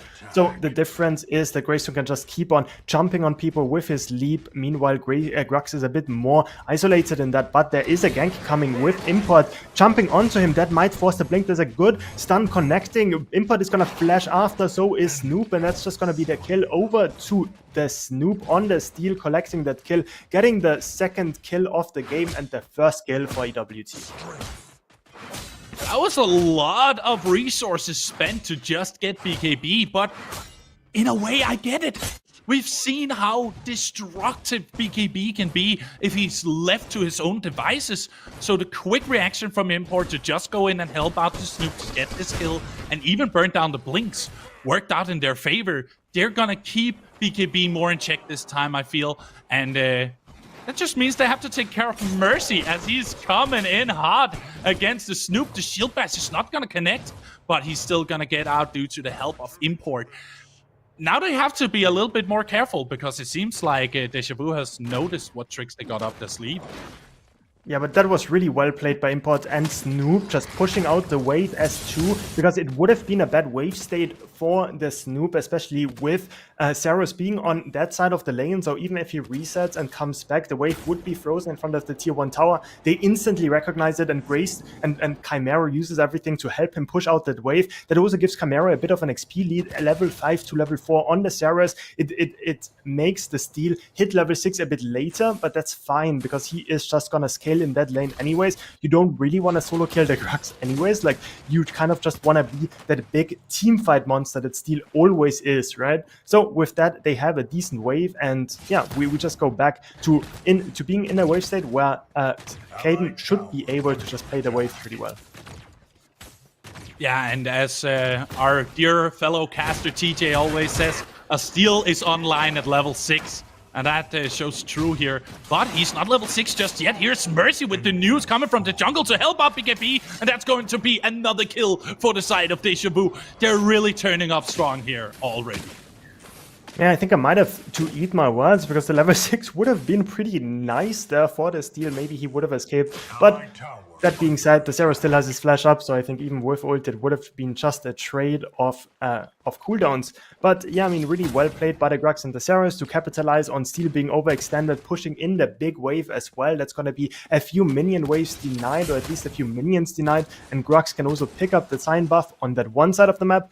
On the other side of the map, after that early kill on Pablo, we have not really seen too much. We've seen EWT get that first buff of the game, the first gold buff, but now we see Saros gank on the duo lane. Chimera is there, though, as well. That's going to be a bit of a counter gank. Murdoch is getting lower and lower, and that's going to be a hit onto Saros. Saros is getting low. That's going to be a whiplash onto the Murdoch, and they are going to disengage, and that's going to be just one kill over to the side of EWT. Yeah, that was really quick reactions right there to just hunt down with Import and not be afraid of the situation at hand. Now they do allow themselves to acquire the gold buff for Import here. And that was really quick thinking by the side of even worse timing. They were not afraid to just engage onto this, to just get some kind of purchase. And that ended up working out in their favor as they now have to, keep their distance and just get their purchase from whatever gold they have acquired from this. Woofy, you know what I just saw? I just saw Gadget use the ultimate in the jungle to harass the Iggy a tiny bit, but now Gadget doesn't have ultimate anymore for no real reason, because there was no kill threat there whatsoever, and now we are back to a point in the game where EWT just randomly uses big abilities, and the objectives are obviously gonna be in contention soon, and with the Gadget not having the Tesla Dome in the mid lane, there might be an uncooked meal because the microwave is not ready. So that's a big of a problem. I'm gonna hope that Deja Vu is gonna capitalize on it, as we see a gank onto Grux that is gonna get knocked up by the Steel ultimate. He does not have his flash up, and he is just gonna go down eventually to Import and Snoop is just gonna collect that kill again. I think even worse timing finally woke up. It was just a warm-up game, the first one. They're finally showing what we're used to seeing, where they just go into a fight and they take it and they usually win it. But we cannot forget that Deja Vu has constantly taken objectives, and that can most likely happen once again.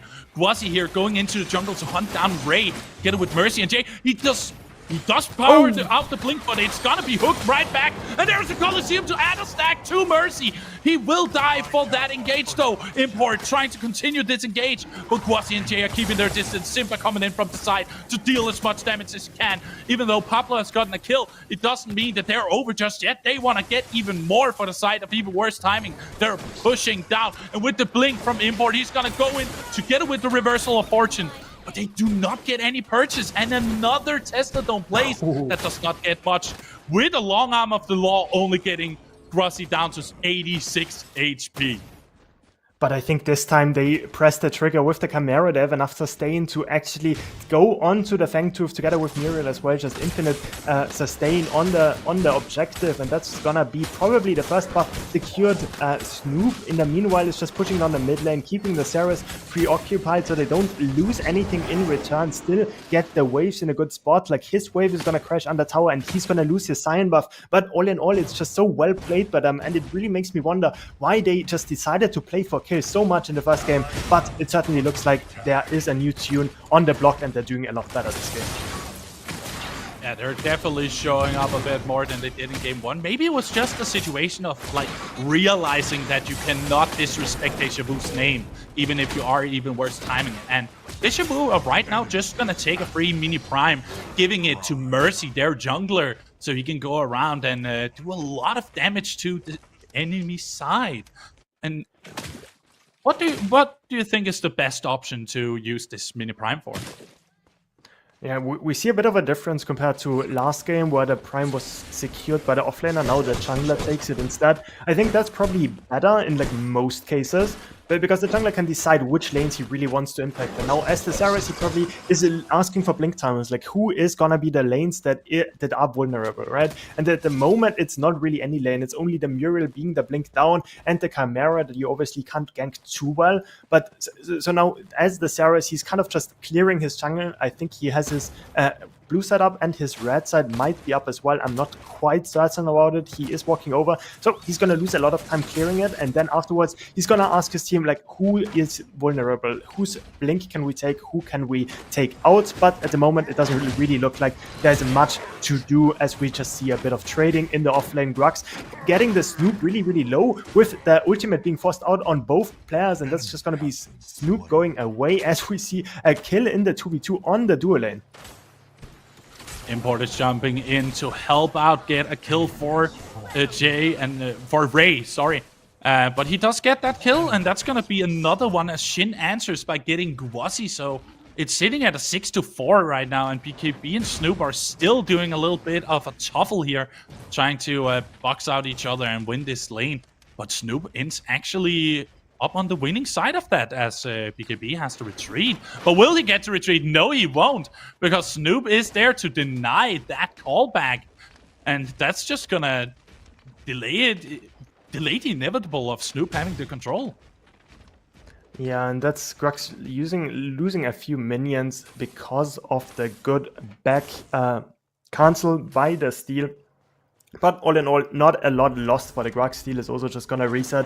That off-lane matchup is gonna get more and more boring to watch, not gonna lie to you, because the Grux is gonna get a little bit more tanky. The Steal is definitely gonna get a lot more tanky. So it's unlikely that either one of them is gonna get solo killed by the other, especially with the Steal having so much disengage and with the Grux being just such a good 1v1 sort of character. So it's all about how can they leverage their advantages in lane, their good wave states, their bad wave states, in order to fight around those objectives that have been the name of the game in so many of these engages. In the first one, we've also seen Mercy engage onto the dual lane.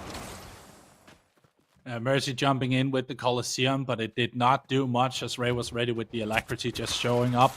Now he has to retreat. He cannot stay any longer. He at least got some vision over in the even worse timings camp, but Import engaging and getting a help from the long arm of the law to get BKB. That's going to be a 7-4 in favor of even worse timing as they're sieging this first tier 1 tower here in offlane.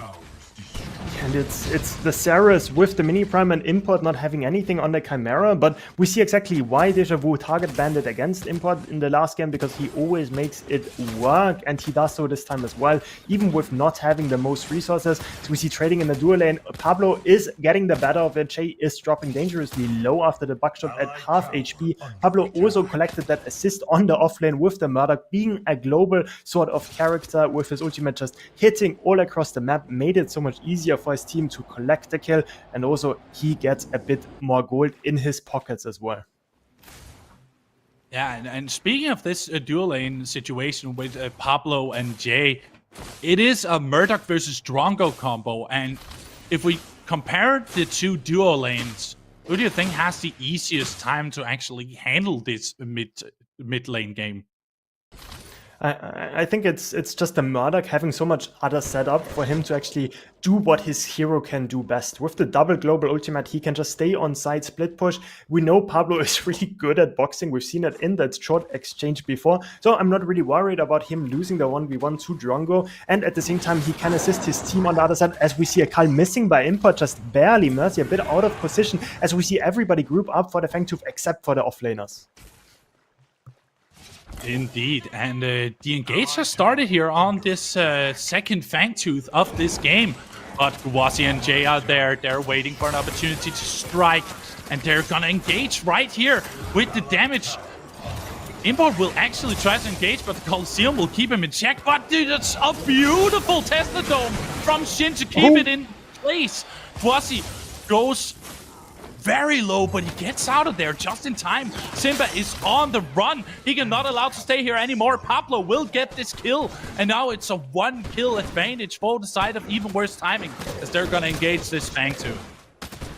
Yeah, and so many times we've seen EWT over commit after getting those good kills, but not this time. Import is like, I am gonna start that Fangtooth if you're gonna help me or not. So that is gonna go into their pockets. 2 Fangtooths for none. That's not a scoreline we see too many times with EWT. We also see pretty even CS scores, but we see a bit of a lead over to the side of Deja Vu, just a few CS up. I think a lot of it is actually on the 20 CS is on the offlaner. Grux just really good in those isolated kind of fights. So Snoop is having a bit of a problem, but he does have the 2 kills in return. We also have to mention, while all of those shenanigans were going on, over to the dual side, we saw Grux push in into the tier 1, get that gold for himself. Snoop being smart enough to just back off, not really give over a kill, and just make it snowball into something more when he doesn't really have to. Don't overstay your welcome is the message from Tang, and I do tend to agree with him at times, especially on this point. That's not to say that there are times when I disagree, because I usually listen to him, but in this very case, it's the here and now with the actually a really good advantage going on for even worse timing. But Deja Vu, they know their game plan, they know what they want to do, and their main skill at hand, that is objective taking. They're going directly for the mini prime buff right here, and it's pretty much uncontested. It's given to... Who was it given to? I'm actually in doubt who it was given to. Oh, it was given to Simba right here. Yeah, it was given over to Iggy, but again, as the game before, first of all, the second mini prime is usually not as hotly contested as the first one. The first one allows you to snowball the leads a bit more than the second one does. And the second part is that in the meanwhile, we saw a few lanes being pushed. Rux also getting caught again by the Chimera together with the Steel is gonna get lower and lower. He does have the Phoenix up finally, but even with the Phoenix, he's just trying to buy time for the Ceres to arrive, but Sarah is just being far too late, like the German train system, and he ends up not arriving in time, or not at all, I should say. And yeah, with that, we just see the tier 1 going down on the left side of the map. We also see a kill being secured by the Grux. They get the mini prime in return, but all in all, it's just kind of a consolation prize because EWT is playing the entire map. And they're keeping on this aggression. They're down all the way to the tier 2 here in the offlane, and they're just keeping this pressure going. Maybe they just started remembering who they were as a team, and they want to show up again, as they have done in multiple PCCs before it. Jin finally keeping his shin up, as he's not getting completely dove and destroyed by Simba and constant gangs from the jungle. But this time they have chosen to fully respect BKB and destroy him as often as possible. It has been working out so well for the side of even worse timing. Yeah, and it's especially with the Steel just being able to set up the Grux, it just feels like it's a free range farm, while Rhinos are kind of getting endangered slowly but surely, with Steel just having the CC and Chimera, the damage, kind of the dream combo you wanna see. And if it were to get spicy, they always have the support in Ray with the global ultimate on the Muriel to kind of help them in those fights if it ever turns into a 3v3, as we see both teams posture around the Fangtooth that hasn't quite spawned yet, but neither team really wants to give that up. EWT is gonna have the third of the game if they get it, as we see an engage on the dual lane. Jay just going down instantly. Import just ready for the bout. Mercy does jump in with the Colosseum, but it's not enough to do more than just get Pablo, but that's a big purchase for his side. Quasi is on the retreat. He's getting hunted down by Import, and that's going to be another kill for the side of Even Worse Timing, now sitting at an 11-5 situation. The Tesla Dome is once again placed oddly, and Shin has to hunt down Simba by his own 2 feet. Import still hunting down and continuing disengage with his Unleash. And Simba actually still survives. Are you kidding me? You survived it. And even though you tried so hard, Simba is gonna go down. But at the same time, Simba's gonna get Import. So it's just a little bit back and forth at the end of the day. Yeah, I think in the end it's actually in favor of Deja Vu, all things considered, because the Grux also solo killed Triple Kaden, Snoop on the side, excuse me, just getting the better of him, a really close engage, but Grux is the 1v1 sort of duelist character that you can't really beat in an isolated fight, so Steel does go down on the other side of the map. On the other hand, we saw the trade in the dual lane, we saw Jay just getting completely deleted off the map instantly at the beginning, but Mercy just playing really well around his cooldowns, managing to get Pablo, managing to get out, and then with an overcommit by Chimera, he also ends up getting him at the back end of it. A big gadget head missing, so he actually does get away. But with all that out of the way, we have a team fight brewing around the Fangtooth with a lot of cooldowns actually blown before the fight has even started. Yeah, definitely. Even Worse Timing does not want Deja Vu to continue their run that they had in game number 1 with all the objectives going in their favor. They want to protect this so that the advantage doesn't really get pushed in any direction. BKB trying to jump in and deal a bit of damage, but they are blinking out of there. The fight is still like very much a stalemate, but it's all about that first engage that will determine whether or not this battle will start. But very, very clever of Deja Vu to actually respect it and wait for this right opportunity to strike. Mercy holding himself steady. They're trying to see if they can engage on it as Even Worse Timing are sieging this Fangtooth. It's going to be the third one. It's the important one. It's not the one you want to go in favor of Even Worse Timing if you're Deja Vu. They're going to engage here with both an oil spill and some fire, and BKB in the backline going to deal some damage, but here's a shield slam, perfectly placed onto 2 members of Deja Vu. They are on the retreat. The Tesla Dome is coming down, very, very hardcore. Import has to jump away. He will actually jump onto Mercy and get that kill, but it's just 1 kill out of that entire engagement. Make that 2 as BKB is caught in between a rock and a hard place. Pablo getting another one on the board. Yeah, it's 2 kills going over, and it's also the jungler being dead, so there's no way they can ever contest the Fangtooth. Now with the jungler dead, the 50-50 is always going to be in favor of EWC, and Deja Vu realizes has to back off. And that's just gonna be the 3rd Fangtooth of the game, secured for the side of EWT of Import, using the Chimera to leverage his early game strength to get those objectives. Kind of a complete turnaround from what we've seen in the first game. We also see Snoop rotating early, getting a lot of pressure. In that fight particularly, I really want to mention how they managed to get into the pit, destroy the Iggy turrets that he has already set up prior to the fight. So with Iggy not having any turrets up, it's a lot more of an easy fight to win, and they ended up doing it with Ceres going down, them getting another kill on the Grux on the back end of it, and also securing the Fangtooth. Yeah, that was just well played by Even Worse Timing. They were ready for it this time. They know how much they have to respect Deja Vu and their objective-focused playstyle. And right now, it seems to be working out for them. They're finally ready, and they're waiting for an opportunity where Simba can set up. But let's look a bit at our tap screen here and look at the items that are shaping up. Anything that catches your eye, Tang? Yeah, first of all, I really want to mention the CS scores again. It's just completely even. Like the first game, we don't see any difference between the 2 teams. In terms of items, we just have the sort of normal items. We have a stone wall on the Kai that goes into a bruiser tank, just full tank from this point out with 2 bruiser items beforehand. Meanwhile, Snoop on the steel, just going full tank. One of those things we don't really see from Snoop too often. That is kind of the carry player of EWT usually, especially in those tournament games they played in the previous PCCs, where they did win as well. So definitely a bit of adjustment, but I think it does work out in this game especially.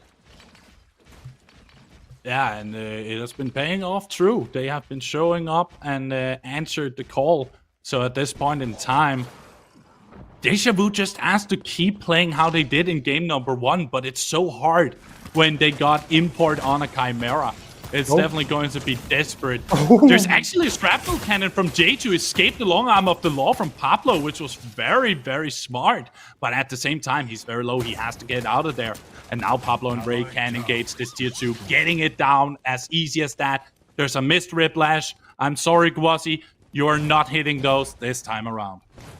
No, but Pablo is just too good, no? Like, somebody check his PC, just not missing any shot, forcing out the blink, forcing out the shrapnel cannon. You gotta think without that one, they might have died there as well, and Jay just kind of getting, yeah, I don't know, schooled by Pablo right now that is just playing such a stellar game, especially in this game. The previous one, he also played pretty well, but now with the Murdoch, one of the signature picks that we have seen from EWT over and over again, leveraging the double global ultimates. I keep on saying it, but it's so important, just making the Murdoch so useful, even if he's not directly in those fights. But yeah, I mean, just stellar performance by EWT, and especially Pablo right now. He had a tough game in game number 1, but here in game 2, he's finally showing his true colors, and those colors are red as all the blood that's being spilled here in game number 2. Simba has to pretty much just be on the defensive here, as they keep on getting pressured up against their tier 2s all over the map. Even some being that has been taken down, namely the off lane and the dual lane. So Deja Vu has to be very, very careful. And the vision is placed mainly around this Orb Prime pit. And I do believe that is a sign that they're situating around it to try and get a fight going. Yeah, 26.5 minutes. There's not much else to do except for getting the big prime or wait for the Primal Fang to spawn. It's one of those cases where Deja Vu with the Iggy has the faster clear, so EWT really needs to be careful. Even with them being up double the kills of Deja Vu right now, it's still one of those things where if Iggy can set up in the prime pits together with the rest of his teams, they can burst that objective so fast. It's also Drongo with his silence gag grenade deals so much damage because it deals max percentage HP damage, right, on the objectives as well. So you can really burst those objectives really quickly. So both teams kind of worry about it, but now we see Steel split pushing. We see three members of EWT pushing towards the right lane. We see Jay not having any blink up, so he is kind of a target, but Chimera is just taking away the blue buff, taking away as much as he can, make the map super small for the side of Deja Vu that can't really go outside of the tier 2 range, as you mentioned before. Yeah, and this is definitely not the situation you want to be in if you are Deja Vu. You showed up in game number 1, and here in game number 2, you gotta fight for it. The next tier 2 tower goes down here. That was actually the offlane tower that I apparently just destroyed for them a few minutes prior, but now it's definitely dead and out of the count. BKB here in the dual lane, looking to see if he can harass Snoop a little bit, but there is a shield slam keeping him in check. He's getting a little bit lower than Snoop is at current times, and those shield bashes are just going to add so much pressure. BKB has to go back. He cannot stay here any longer, lest he wants to die to the big shield himself. Yeah, and it's the Elafrost as well on the Steel, applying that slow and also on-hit effect after every ability cast, so it makes him so much more survivable because he can just escape every time if he just basic attacks him once after getting one of those abilities off, and at the same time he gets more armor, which is always good as the Steel, as we see Grux connecting with the rest of the team towards the mid lane, as we see a bit of a scuffle going on. Import trying to open up the field for the battle, but it's not gonna amount to much as Deja Vu are respecting the distance. Meanwhile, BKB is trying to fight off the Snoop in the jungle, but here is Import, and he wants to tell you a little story about how he took care of everything in this jungle and how he became the king. But we see he doesn't want to listen. He really doesn't want to listen, and they're just gonna go casually for this Orb Prime. And they have set up, as you mentioned, Tank, once Simba sets up the fray, you can get whatever objective you desire. But even worse timing are gonna accept that and take the handshake by taking the Primal Fang Tooth. Who is on top in this situation, Tank? I mean, it's 100% EWT. Getting the Primal Fang Tooth is always more important because even if the minions are buffed up, if you have the Primordial Blaze, you do get that team fight sort of damage where you can just win those engages, and then even if the minions are buffed up, if the team is not alive, it doesn't really matter. As we get a bit of a look onto the scoreboards as well, we see 4 items finished on most of the members of EWT on the side of Deja Vu. It's not too far behind, but we do see a bit of a item difference, especially in the duo lane where Pablo already finished his 4th item, Jay on his 4th item as well, but not quite finished yet. Half of it is complete, as we see a bit of a group up in the mid lane. I think EWT definitely wants to make something with that Primordial Blaze against the Big Prime. It might be a bit of a problem, but they have a few avenues to attack. The Grux does not have Blink, and then maybe the Ceres as well, but Kai's just gonna back off. Yeah, they do not want to lose what they just obtained. They have the Orb Prime and they do not want to sacrifice it for anything. Here's a siege on the mid-tier 2 by the side of even worse timing. They want to get it, and they do indeed. Deja Vu has no more tier 2s left. It has been pushed down from every single side. Whatever they've done to try and defend it, Import has been there to answer that question. Can we defend it? The answer is no. And now they seem to be going for sieging this first inhibitor of game number 2. Yeah, they're sieging the mid inhib. They also get Snoop to push in the left wave. Remember, it's against buffed up minions, so whenever a wave crashes, it's really hard for EWT to clear it. But with Gadget, it just needs to be one hook connecting, one head connecting onto Jay in order to get him super low with Simba as well. We see him on half HP after just one Gadget bomb connecting, and he has to reset, has to go back in base, as we see Grux clearing out the offlane wave. Doesn't really look like there's much of an avenue to attack. It's just a lot of pressure by EWT, but it is a bit of a stalemate. We see a few hooks being missed by Wussy, and I gotta think, like, if one of those hits, it's a different story, but now we see another push towards the inhib. The inhib is going down in just a few seconds, as even worse timing has the damage up and running for them. Deja Vu has to just stay back and respect that objective being taken. And now they're situating around this jungle, maybe trying to bait it out and see if they can get Deja Vu to hunt them in their home field, where Import is really very much at home. Ray and Shin are gonna get this 3 camp just to get a bit farm. Pablo with that Onyxian Quiver just showing up how quickly he can take care of camps and lanes.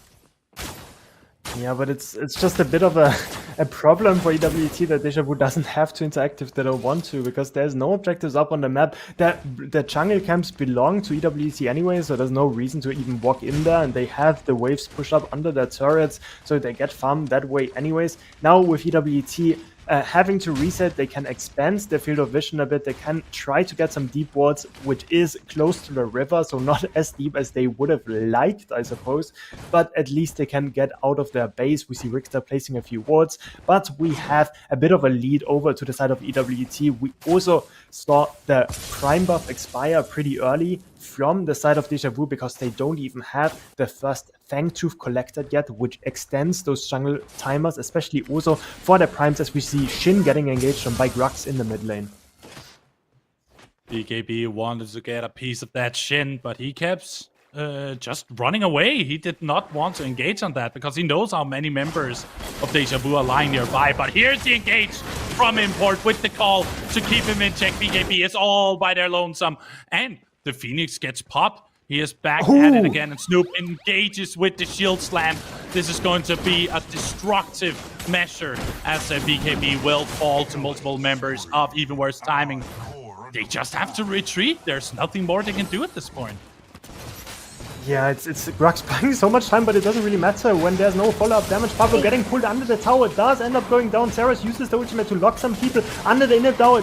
Double goes low to the Spear of Nier, does end up going down. Steel is also getting low, gets another hit, but the tower does end up going down. Kai on the Iggy right now, getting down at the end, and it's just so many people falling. Mercy getting super low as well, getting another hit on him. He is dropping, he's dropping. Kai is gonna get the execute on him with the ambush, and that's just gonna be all members falling for the side of Deja Vu, and EWT is in their base. Ladies, gentlemen, and everyone in between, this looks very much like we're going to have a Game 3, as we see even worse timing taking up the challenge, saying challenge accepted, going directly into their aggressive picks and getting this W. Even worse timing ties this up to a 1-1. It's game 3, baby. Yeah, it's 1-1, and this version of EWT is so much more fun to watch, honestly, especially with Chimera being picked by Import just using that pick to just absolutely run the game, getting a few good ganks, especially on the offlane against PKP. That was the problem in the first game, and also collecting those Fang Tooths. I mean, I think we've had that conversation before. Fang but Chompers? Yeah, just really well played by EWT overall. Yeah, they definitely turned this around from what seemed like a really one-sided deal into now we're even. You have to respect us. We respect you now. We have learned to respect you, but you have to respect us as well. This is not going to be a 2-0 situation. It's going to be a 1-1 situation going into a game 3. But I think we have other people that have something to say about this. Let's get the finishing words from our analyst desk, Lance Cecil, Medkit, and Joe yours truly. Thank you so much, Wolfie and Tang. That's a different game than what we saw in game 1. What went better for EWT in that game, Joe? 100%, the team comp was just 10 times better. Like I pointed out in the last draft, they really lacked the damage, and because they lacked that damage, it's really hard to make those early kind of calls, and really hard to break into the objective pits without any like damage follow-up besides all the CC. And we see right there, they have all that damage right there. Plus, they did a really smart pick with the gadget, especially because they picked the sales earlier on from Deja Vu, and that gadget just completely shut off. At one point on Fade 2, the second one, the sales got a really kind of nice Coliseum, and the gadget immediately just altered, and that made all Deja Vu just running. And we see that from time to time in this game, that the gadget was just a really smart pick into what Deja Vu was trying to do in that game. I think so too. I love seeing the gadget pick as a huge gadget enjoyer myself.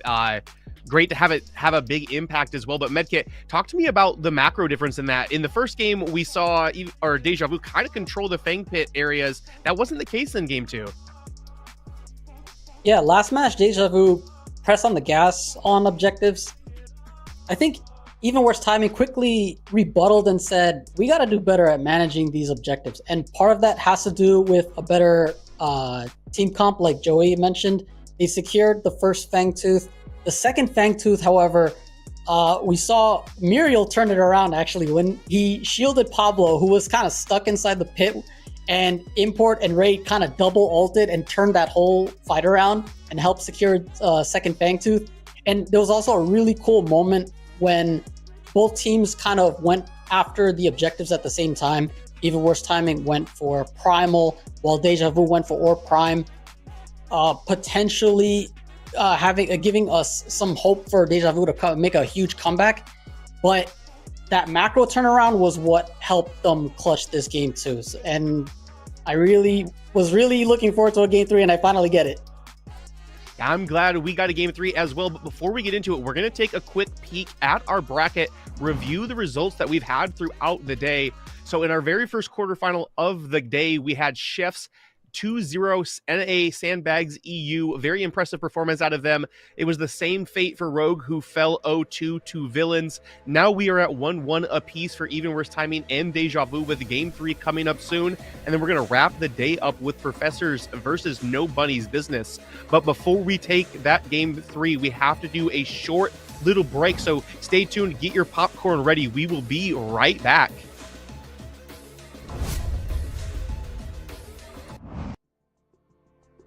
My name is Essex. I cast over at the PCC and I work on the back end, the media guy. Well, when it comes to like the competitive scene, getting involved in that, I kind of just wanted to play better matches. And then one day at like 6 in the morning, Lance was like, "Hey man, do you wanna cast with me? I don't have a partner." And I was like, "You know what? Sure, man. I'll help you out. Lance is my boy." I kind of had some fun with it, so I kind of just kept going with it. A big skewer comes out as well. The ball comes out from TV. He's going to be able to secure the kill. 1 HP, the grenade! And the grenade from downtown secures that kill to put the Professors in an advantage over on that duo lane. I played Paragon for like 2 or 3 weeks, realized it was a horribly balanced game. Then I went back to Smite. I saw that they're making remakes. I started playing Pred, and it kind of just took my heart away. I just think it's a great game. There's a lot of people in this community that come from Paragon, which rightfully so, have been hurt by either Paragon or the remakes, and they kind of bring that over to Pred, which I think they should give it a clean slate. Even though it is technically a remake, they're a different company, they have their different ways of doing stuff, and kind of believe in the process. Nothing's going to be perfect right away. And obviously there's some stuff they need to clean up on, but just kind of have the patience to kind of deal with it, and look at it at an overall picture. The highlight of the PCC to me is essentially the community coming together. I know I just said like we kind of look at it very critically as a game, but whenever the PCC is up and alive, it's just one great time. People are just competing, players are coming back. People that don't play as much or don't play casually as much are coming in. Even the newer players are trying to play as well. And it's just a different atmosphere, and it's just tenfold more positive than just the regular casual games you see.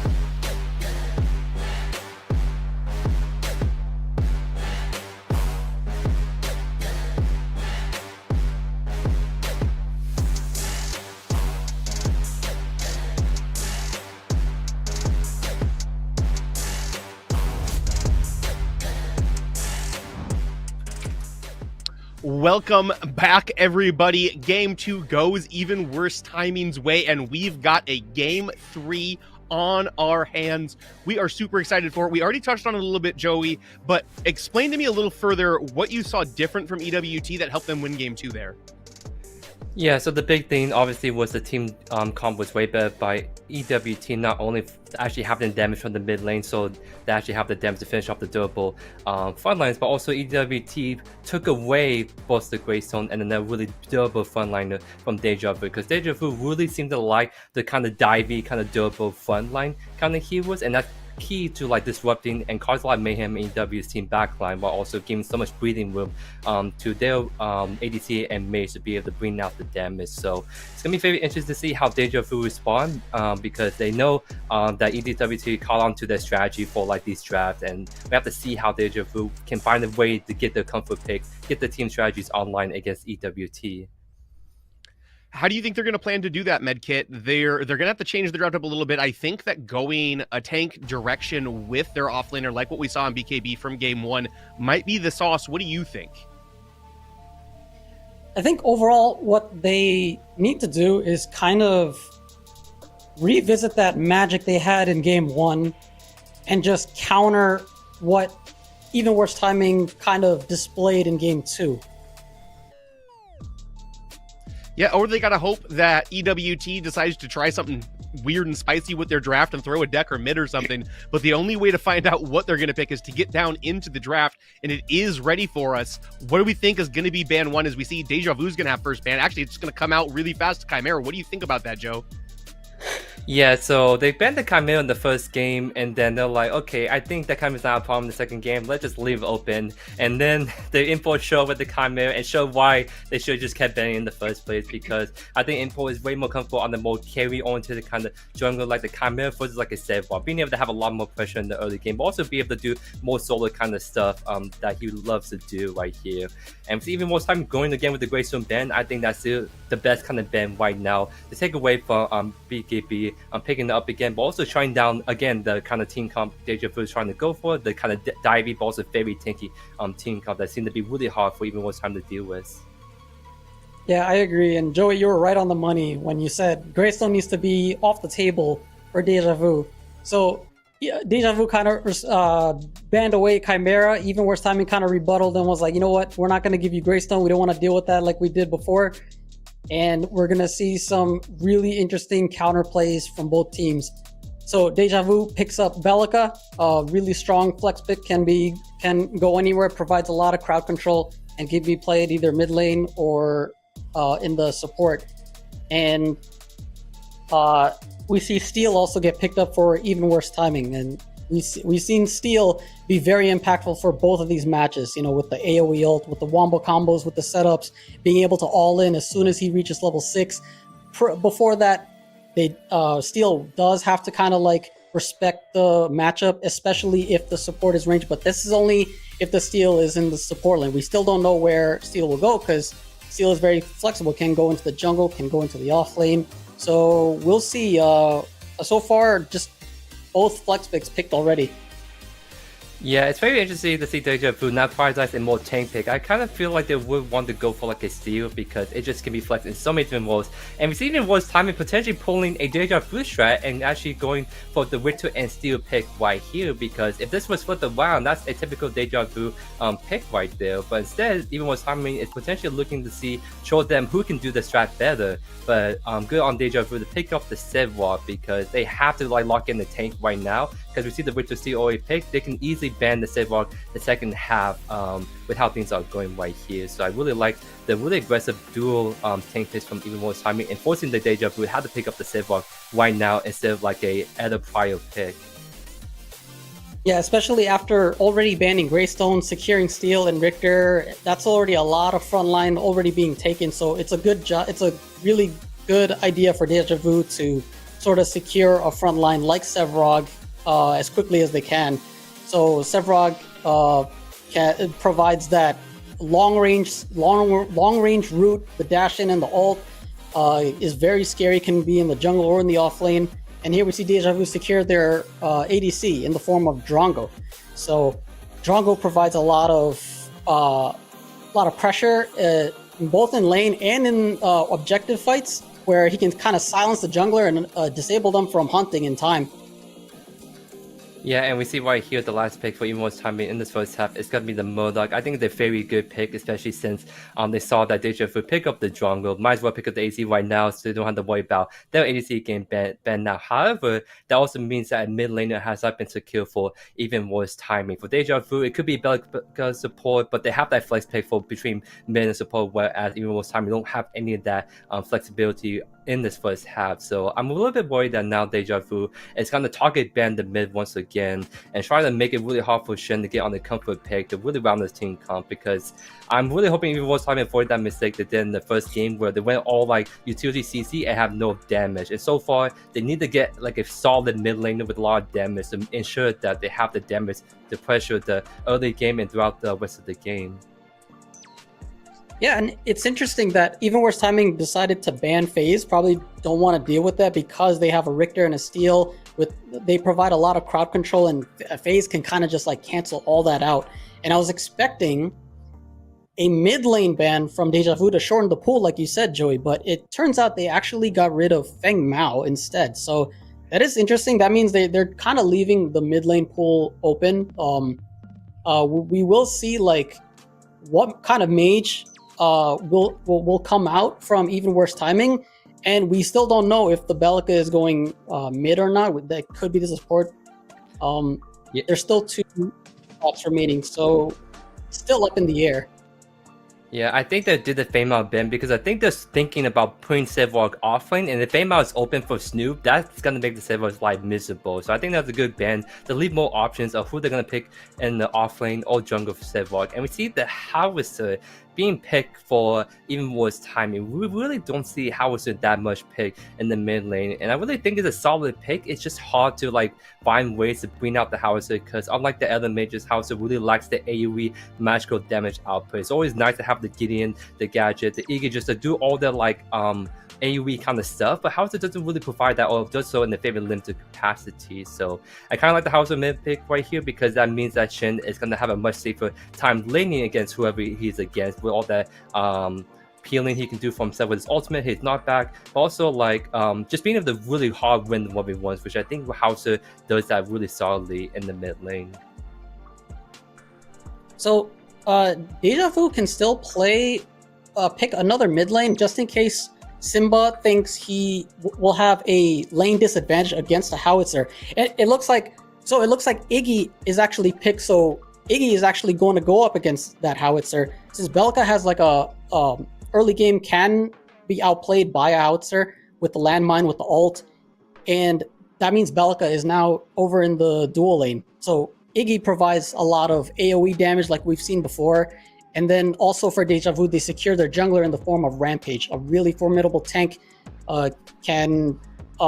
He brings that long range stun engage, that rock from a really long distance, and a lot of the other teammates from Deja Vu can potentially capitalize on picks here.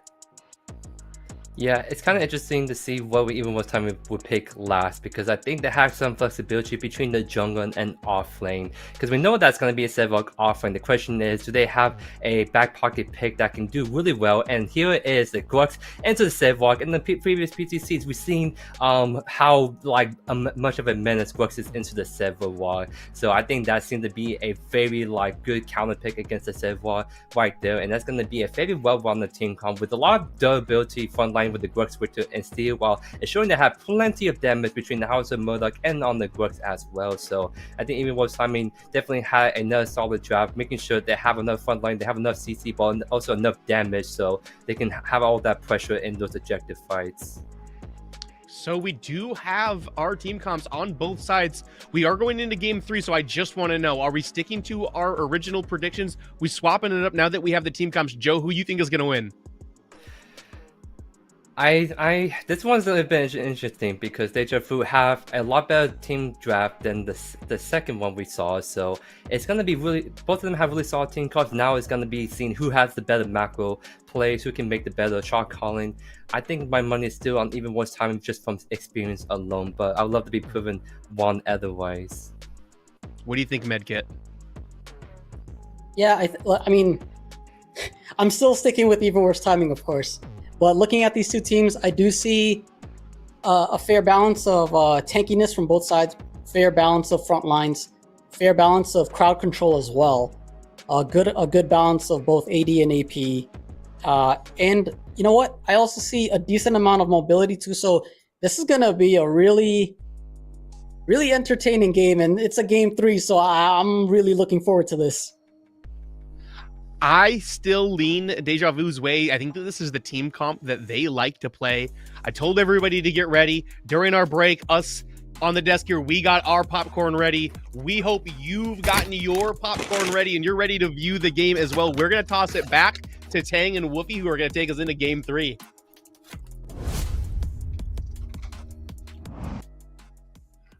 Guys, have you heard about sharing, first of all? Give us some. We need it over here, but we sadly can't eat for now. Woofy GG here, back again together with Tang for game number 3 of the third set here in the quarterfinals of PCC number 6. I am so excited because so far it has been a 2-0 situation, but finally we're going to see a game 3. How excited are you about that, Tang?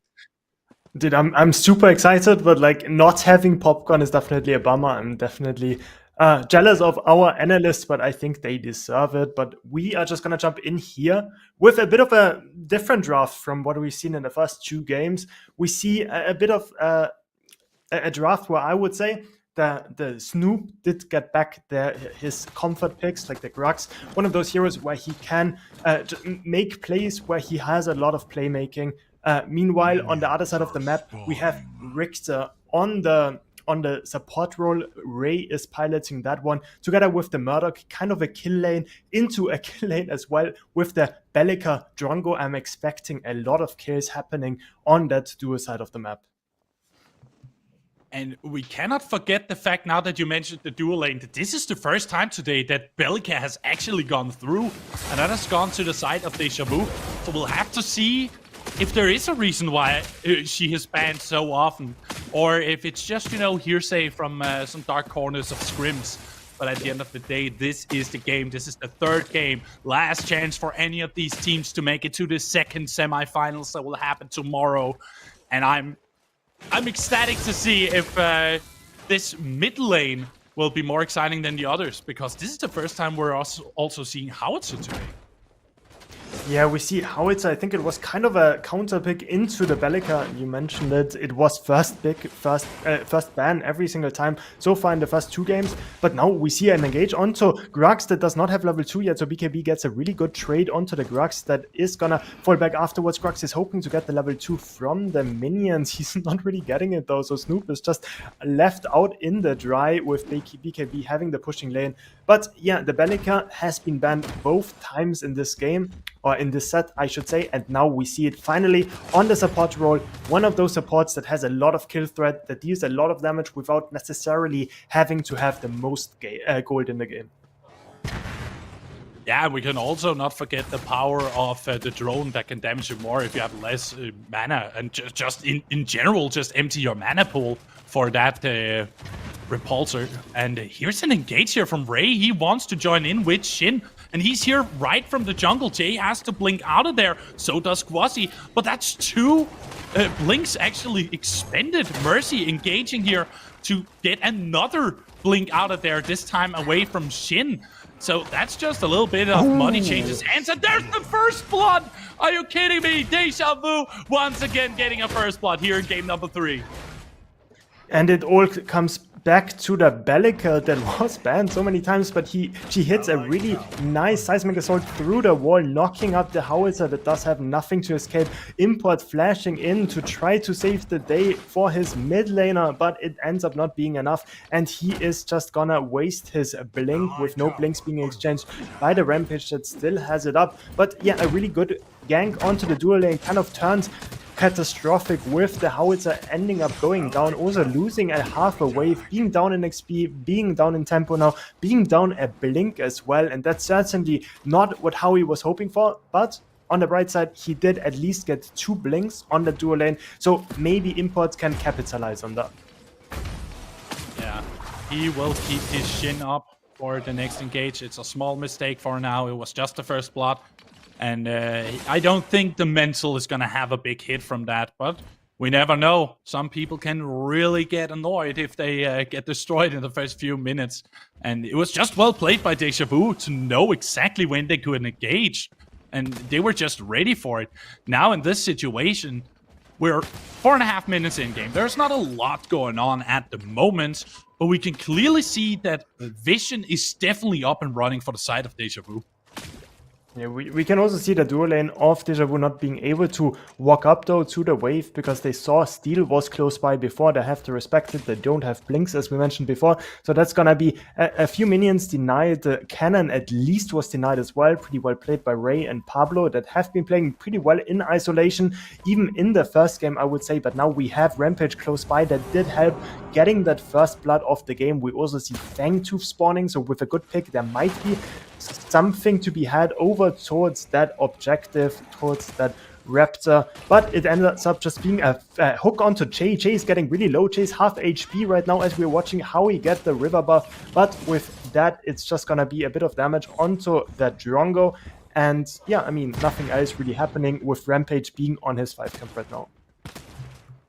Also, let's respect that Guwasi was ready with the drone immediately after that hook, making sure that Pablo or Ray wouldn't engage on this. But Pablo actually gets a stone to the face, and he does not like that, so he keeps his distance. He's at half HP right now, and Jay has slightly recovered and just kept going at this farm. So he didn't even need to go back despite the engage that happened on him.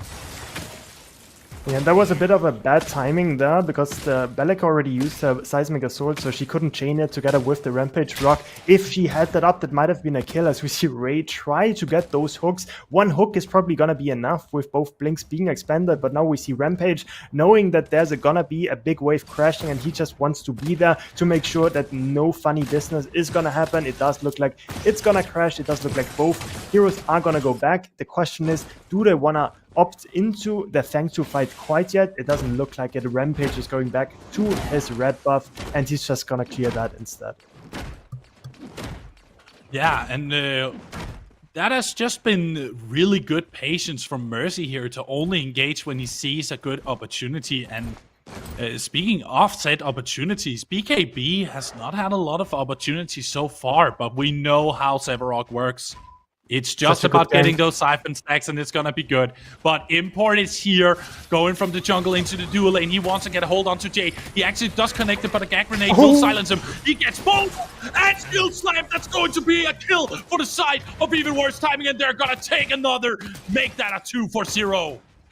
Nah, Import is just too good. Like he jumps with the Q, he jumps over the Fangtooth pit in order to not get seen by this exact ward that they're de-warding right now. He gets behind them, gets a good stun onto the Drongo, and then a knock-up on both of them, and it just ends up being both kills on the dual lane, both kills that did not have any blinks up after that gank by Howitzer in the first few minutes of the game. It was also just before those blinks are up again. I think they are up now, so it was just on the brink, just perfect timing by the side of EWT that as their prize are just gonna secure that Fangtooth for themselves. A beautiful shield wall was placed as soon as Mercy threw the rock, and it was just demolished and disintegrated. No more rock for you, Mercy. Even though you wanna rock them, you're seriously not going to be queen enough for this one.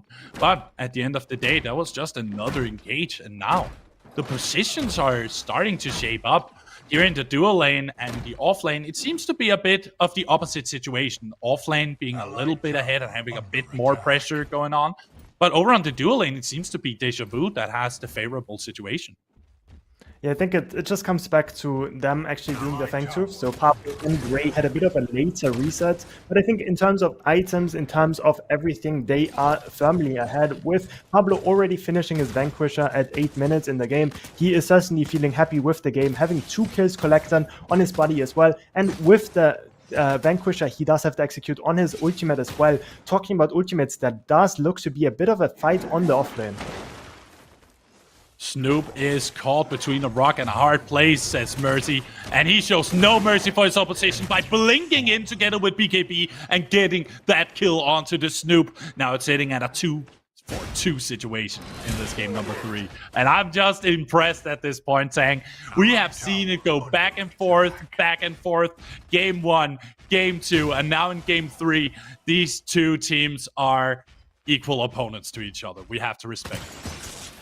Yeah, they're 100% equal. Both teams playing out of their mind right now. I think what is, like, after that really good gank, we see another one towards the duo lane. Simba using his ultimate to have more movement speed. Pablo getting caught there with a knockup is just gonna get exploded by the side of Deja Vu that just play really well around the side of the duo lane. Howie is just gonna look towards Simba, is gonna try to engage actually, but there's not gonna be anything happening with Rampage being close by as well. But with that being said, there's no objective on that duo side, so it's just going to be one kill given over to the side of Deja Vu, but no objective secured. EWT still one Fang Tooth up. I mean, Simba just running over and introducing Pablo to the circle of life, that's pretty Disney of him at the end of the day. But that worked out in their favor, and now they got a kill onto Pablo that has been seemingly having such a good game so far. The Seismic Crash will actually connect onto Ray. He's getting very low at half HP, and Mercy still in the jungle towards the duo lane. He wants to wait for an opportunity to help even more, as they have noticed that this duo lane really falls apart as soon as Pablo gets a little bit ahead. So he wants to keep that pressure going. With Ray is actually having a really good opportunity to strike here, but it's just going to be a reset. Meanwhile, in the offlane, Snoop and BKB are trying to duke it out. And it seems that BKB has actually quite catched up to the situation compared to a few minutes ago. Yeah, BKB profited off that kill earlier on, I think. And I think to note here is, if you know BKB, I think Metskid was mentioning it before, he loves to play the Phoenix. This time on the Sevarog, we see him play the Titan's Crest, which does give him a bit of a rougher laning phase, but it does give him access to Razorback, one of those crests that is just going to allow him to dive the backline easier, returning a lot of damage, just keeping himself alive, even without having that second life, having just more resistances. Also, like, the damage return on that crest is going to work wonders for him. Yeah, it's seriously going to be a situation where if you don't stop BKB the way he's building, he's just gonna explode out of proportions, and he's gonna be too tanky to actually handle. So they decide to go directly for him with Import coming in from the jungle with the shield slam. It's gonna miss. Pablo is there to answer from the other side of the map with a long arm of the law, and he's going down again, 3-3. Mercy here in the jungle meeting up with Import, trying to just get away because he does not want to continue. He wants to defend this tier 1 for his offlaner. In the meantime, Pablo over in dual lane just casually getting Grossi. Oh my goodness. Deja Vu are pretty much on the back foot here. Yeah, I mean, Pablo is just playing a bit too much Dark Souls at the moment. He's just vanquishing the demon in the offlane into destroying the Bellica on his lane as well, getting the tier 1 tower, just 4-1, just absolutely winning his matchup right now together with Ray, one of those stellar duo lanes that have, I don't know, that just come into the tournament as kind of those people that have something to prove, just have won a lot of tournaments prior in the PCC, both of them. Also, like, the Pablo just completely popping off, winning the PCC 2 times with different supports, being in the semis being in the finals one more time and actually dropping there. But enough said about them. We need to talk about Deja Vu as well, because they are instantly starting up the Fang Tooth again. As per usual, this is the game that Deja Vu loves to play. They go for objectives and they do not care about their opposition. They will acquire it. And with a Seismic Assault, they throw the Snoop up in the air. And with a Boulder as well, they're just going to escape for free, as they do not want to get... Oh my goodness, that Rip Blast is perfect onto Mercy. He has to go into the Behemoth. He is so low and he will go down. Even worse timing are showing up and popping off. Yeah, they're completely popping off right now, getting that kill, giving over the Fang Tooth though. That does sting for sure, but they are all walking over towards that mini prime. You gotta think that is gonna be their goal for now. Steel is there, Rux is there, Sevarog is gonna look at it, but I don't really think there's any way for him to really contest it, with Richter also being there to rotate. We also see Bellica rotate there over there though as well. That's gonna be both supports, but it does look like it's getting lower and lower, and that one is gonna fall soon, with Sevarog getting caught as well by Grux, but just a good disengage. And in the end, it's just a trade of objectives. Second Fang Tooth goes over to the side of Deja Vu. 1 kill plus the mini prime goes over to the side of EWT. And then it's a question about who got the bigger advantage out of those two sieges on the objectives. But we can see that just by kills alone, it seems to be a little bit more in favor of even worse timing. But I think that also has something to do with the fact that they got a hold of not only an objective, that being the Mini Prime, but also a kill, as you mentioned, Tank. So I think that Deja Vu has to be careful here. They're getting engaged on here in the off lane as Import want to get this tower with this buff that he has acquired.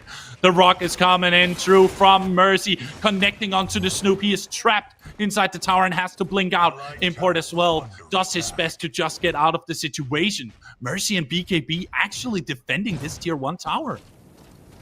Yeah, they wanted to get something with that mini prime, but with them not having reset yet, they're both low HP and they end up just having to expend a flash to get away. Rux is also getting caught by Sevarog, getting lower and lower, and he does still have his ultimate up, but Sevarog is gonna chase after him. He does have the root up soon, has to blink over. Snoop is getting low. Is there with a good knockup, is gonna save him for a bit, and that's gonna be the ultimate also invested to save his offlaner Import with the hero plays.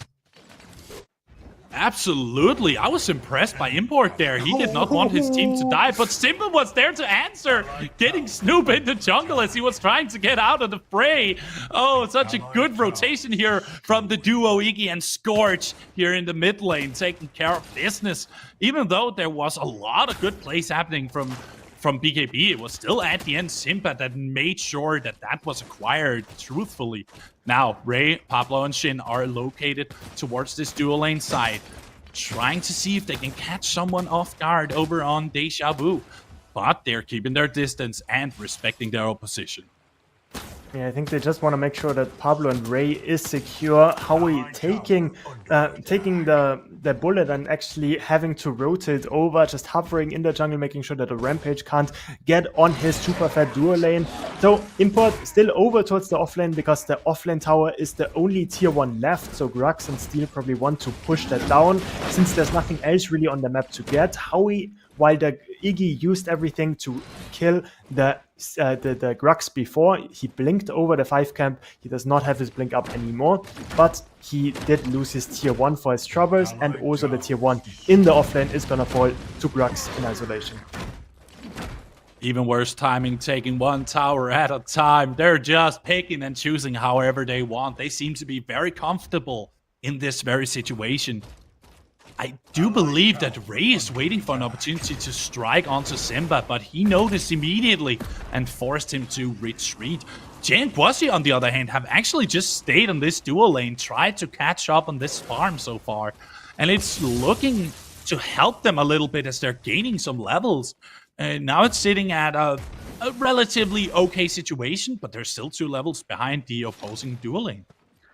And I think that paints the full picture. If we say 2 levels behind is okay for him, that's certainly not what Jay would think. Like, being 2 levels behind, the murder just disallows him from playing the game. He has to play so far back, even with the Rampage being in his red side jungle, hovering close by. Howie does check him, so he knows he's there. And Mercy just walks up and he's like, where is my dual lane? There is minions here and my dual lane is not allowed to farm. What is going on? Pablo is on his own and is just kind of playing against 3 people right now.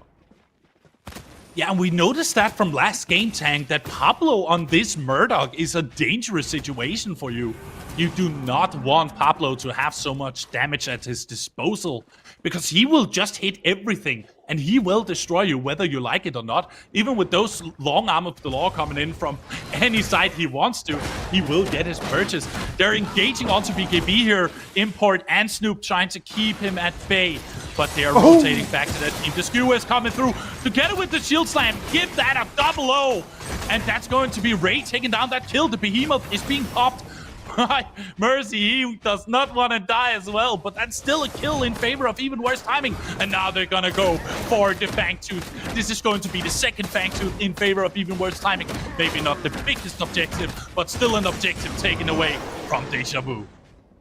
Yeah, I mean, the bonus movement speed they get out of combat is pretty good, as we see Howie do a bit of shenanigans in the river. Not quite sure what that was, but it was certainly an ability usage, as we see a bit of a rotation over to the mini prime that hasn't quite spawned yet, because it's only gonna spawn at around 1930, because it was at 1430 that it was taken. So if either team wants to take that mini prime objective, they have to be super fast, because it's gonna despawn 30 seconds after its first spawn.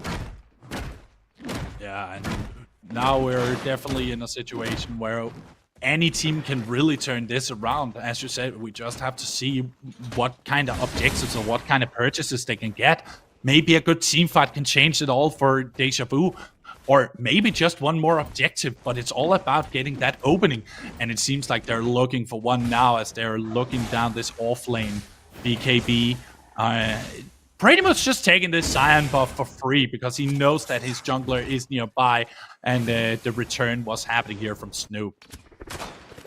I think there was also maybe the idea to get the mini prime, but yeah, as I mentioned, like it despawns after 10 seconds if it doesn't get started. It does despawn a bit later if it has already been started. But in the end, it's just gonna be 2 Fangtooths to 1 Fangtooth and also 1 mini prime over to the side of EWT as we reach the mid game, marked by the 20-minute mark. We see a lot of items being completed. We see 2 teams that both scale pretty well, but I think one of the problems we've seen with Deja Vu's draft in that last fight is that Iggy is really strong, but Iggy needs to set up first. And if Iggy is not allowed in the pit, he's not really a hero, as his blink is blown by Ray, just having one of those really good engages as well. Again, with the Rift Walkers, just instantly forcing out the blink. Didn't even have to invest his own blink, but that next fight, that Iggy is certainly a target.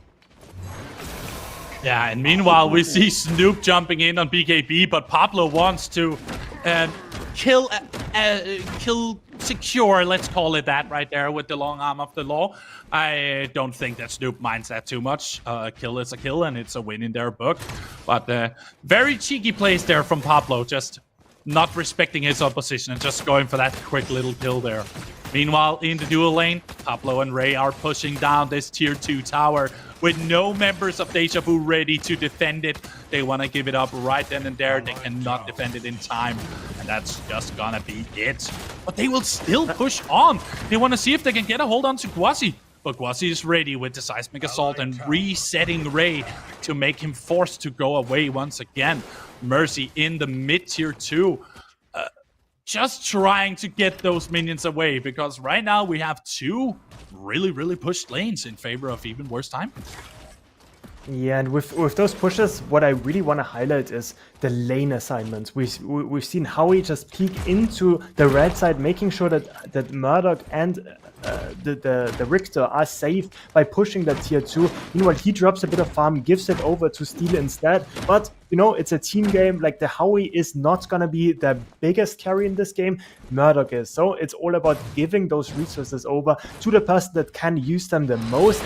Shin on that Howie is definitely a big threat though still, because he did go the Obelisk. He has a lot of damage. He doesn't have that much survivability. He does not have stasis. He does not have epoch. So he can't buy as much time as he would usually. But I think one of the strengths we have on Shin, on that Howitzer, is that he really likes to play those fights smart. He likes to position well. It's very rare that we see Shin being overextended in the mid lane. And so it's just going to stay that way, because we just have Snoop getting caught instead. Mercy going in with the Behemoth together with BKB's damage. Snoop deals a lot of damage onto BKB, but it's not enough. They will just change the target right then and there. The Rock is connecting onto Shin to keep them out of the fray. The long arm of the law will connect. But Simba is all by their lonesome against Pablo and Import. And that's going to be another kill for Pablo. He is having the time of his life here in game number 3, where whatever he wants, he will take. Thank you very much for the meal. And here's the ticket. We're gonna go directly for this Orb Prime. It has just spawned 3 minutes ago. It's time to rock and roll, get this down, get these buffs, and in the meantime, Jay will do Jay things, which means I'm just gonna go for your tier 2 while you're taking an objective, because we can't contest it.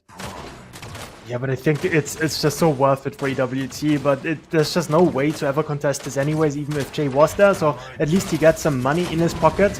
But the big thing is going to be the next Fangtooth spawning. That's going to be up in a few seconds, and we see all members of EWT already beelining there. Their waves are in a decent spot. They do see the Sevarog on the other side of the map. So if they can start it fast enough, they can think of instantly starting it. If not, they're just going to try to trap someone in the river as how he is right now. Shin did manage to get 2 of the blinks in that fight before Rampage, and Sevarog should have their blinks down for this fight, and they're instantly going to start that Primal Fangtooth.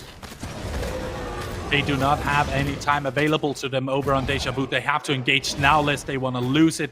But it was just a bait to see if we could open up the field. The Snoop will grab Quasi, but he gets out of the fray. The connected Riplash will get BKB, and with that skewer, that's gonna be it. Shin will get another kill for his side. Mercy in the Behemoth is controlled and destroyed by 3 members of Even Worse Timing. It's sitting at a 10-4 situation here in game number 3. You cannot let this happen if you're Deja Vu. You need to win these engages, else Even Worse Timing will make it to the second semifinal of PCC number 6. And now they're getting a Primal Fangtooth for absolutely free. They're getting it for free, and they get appetizers with it as well in terms of Rampage and Sevarog. But yeah, double buffs on all members of EWT. Nobody went down contesting those 2 objectives. But we see here that we have a big item lead on them, as we see them getting collapsed on Jay, and Simba are a bit out of position. A good hook connecting on Simba. The Make It Rain will connect, but sure, not gonna do much when you're putting yourself into the Epoch to save yourself for a little while. That's some chronostasis shenanigans going on there.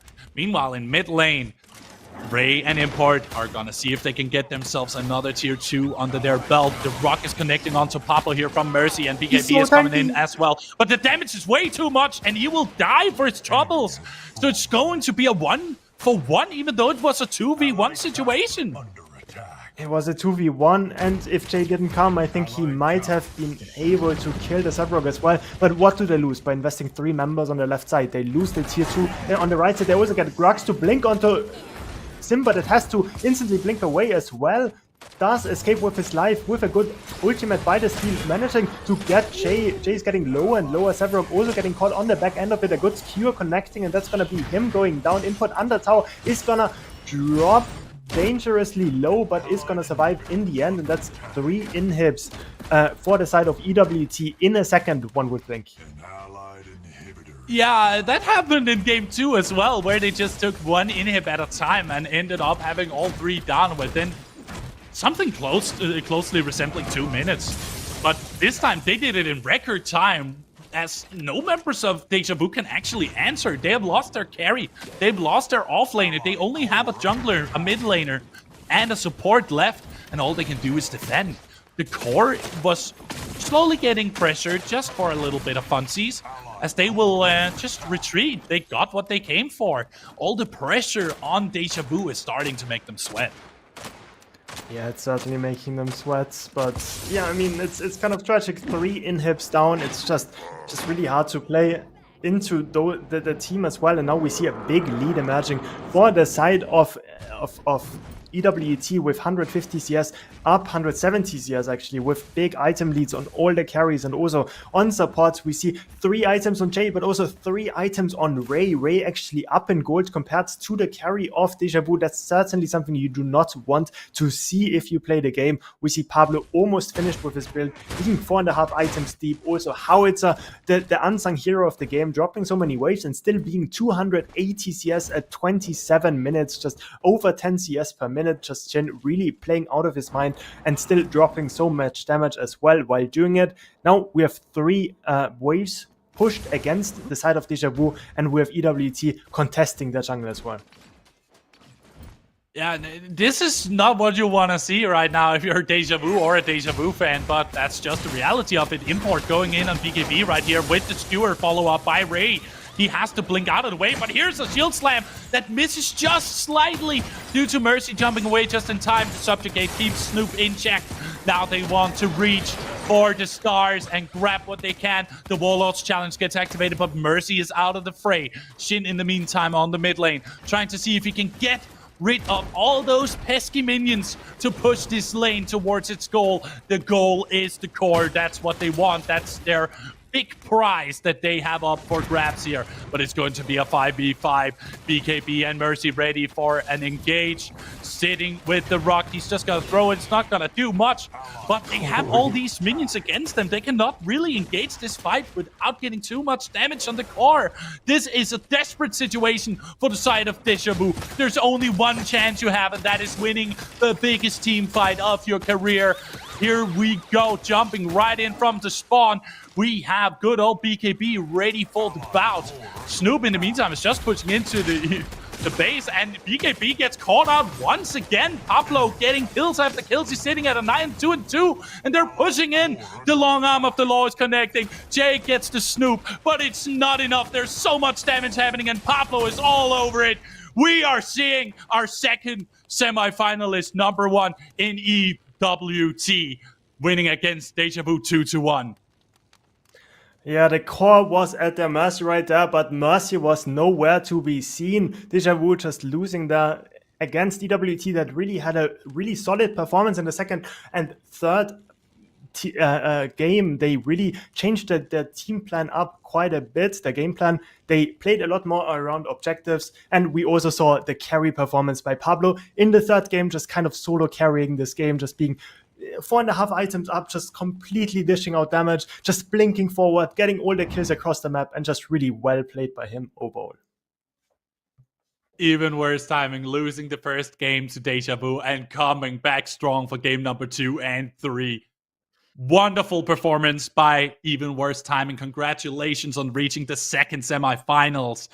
And there's going to be a bit more of a breakdown from the analyst desk in a moment, but I just want to say that's all from me and Tang here for today. We're going to be back here as casters as per usual tomorrow. We'll have me joining Falcon for the second semifinal, and we will have Tang and TJ rocking the grand finals tomorrow. But that was everything from us. Thank you so much for having us. Send it back to Lance and the others. Thank you very much.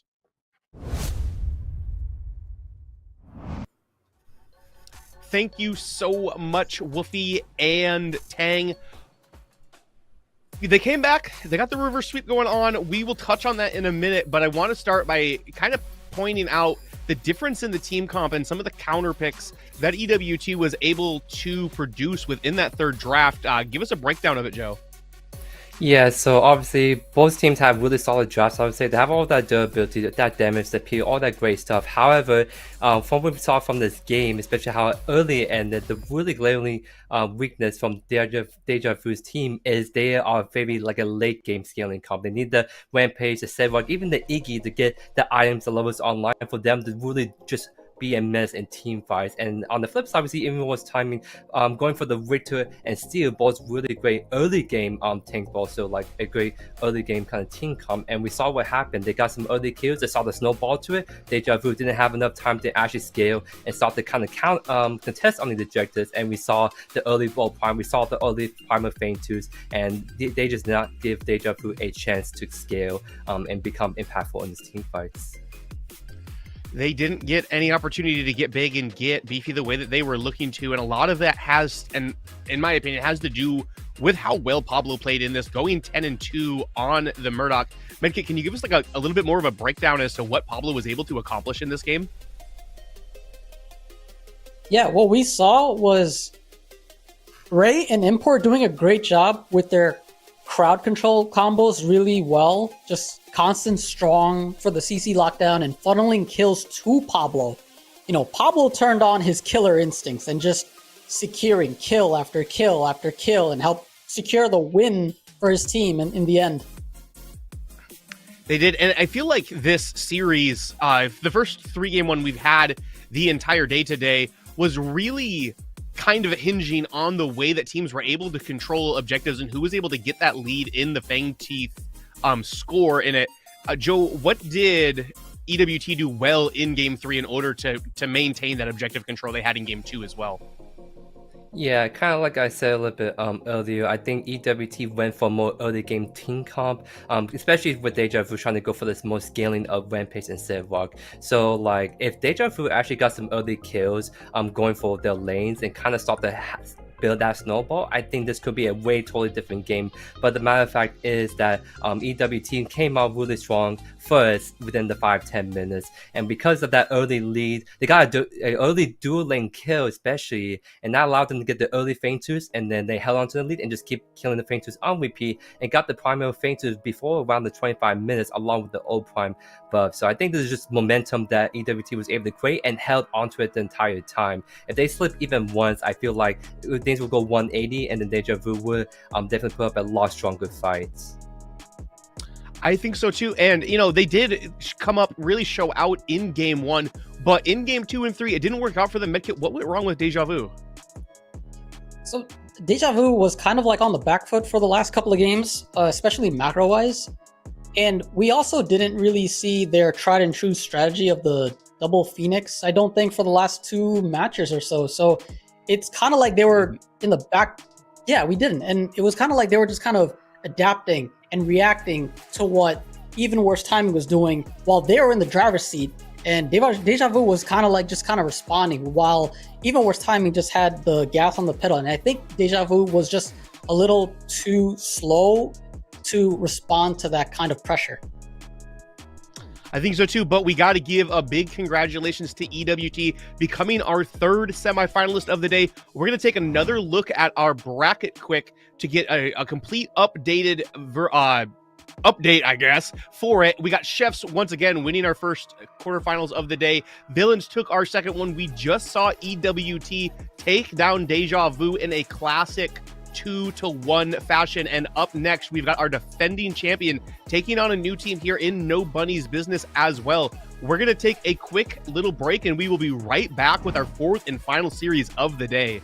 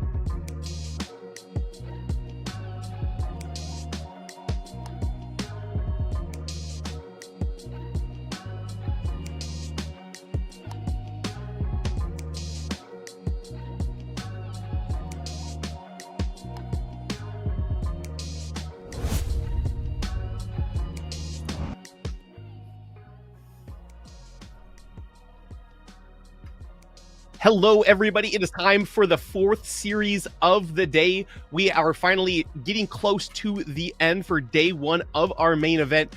Our next series for the day is going to be the Professors, our defending champions, taking on No Bunny's Business. And I want to start by kind of geeking on the Professors for a little bit. We saw this team really show out in our last event. They have been putting in as much, if not more work than they did for our last event. Had a little bit of a roster swap as well. Kind of interesting to see. They got, or the former MVP of our last event, Violence, ended up leaving their team. They replaced him with a notable name within the community, though, in Six. Medkit, can you tell me about what adding Six to Professor's roster has done for Professors to help elevate them?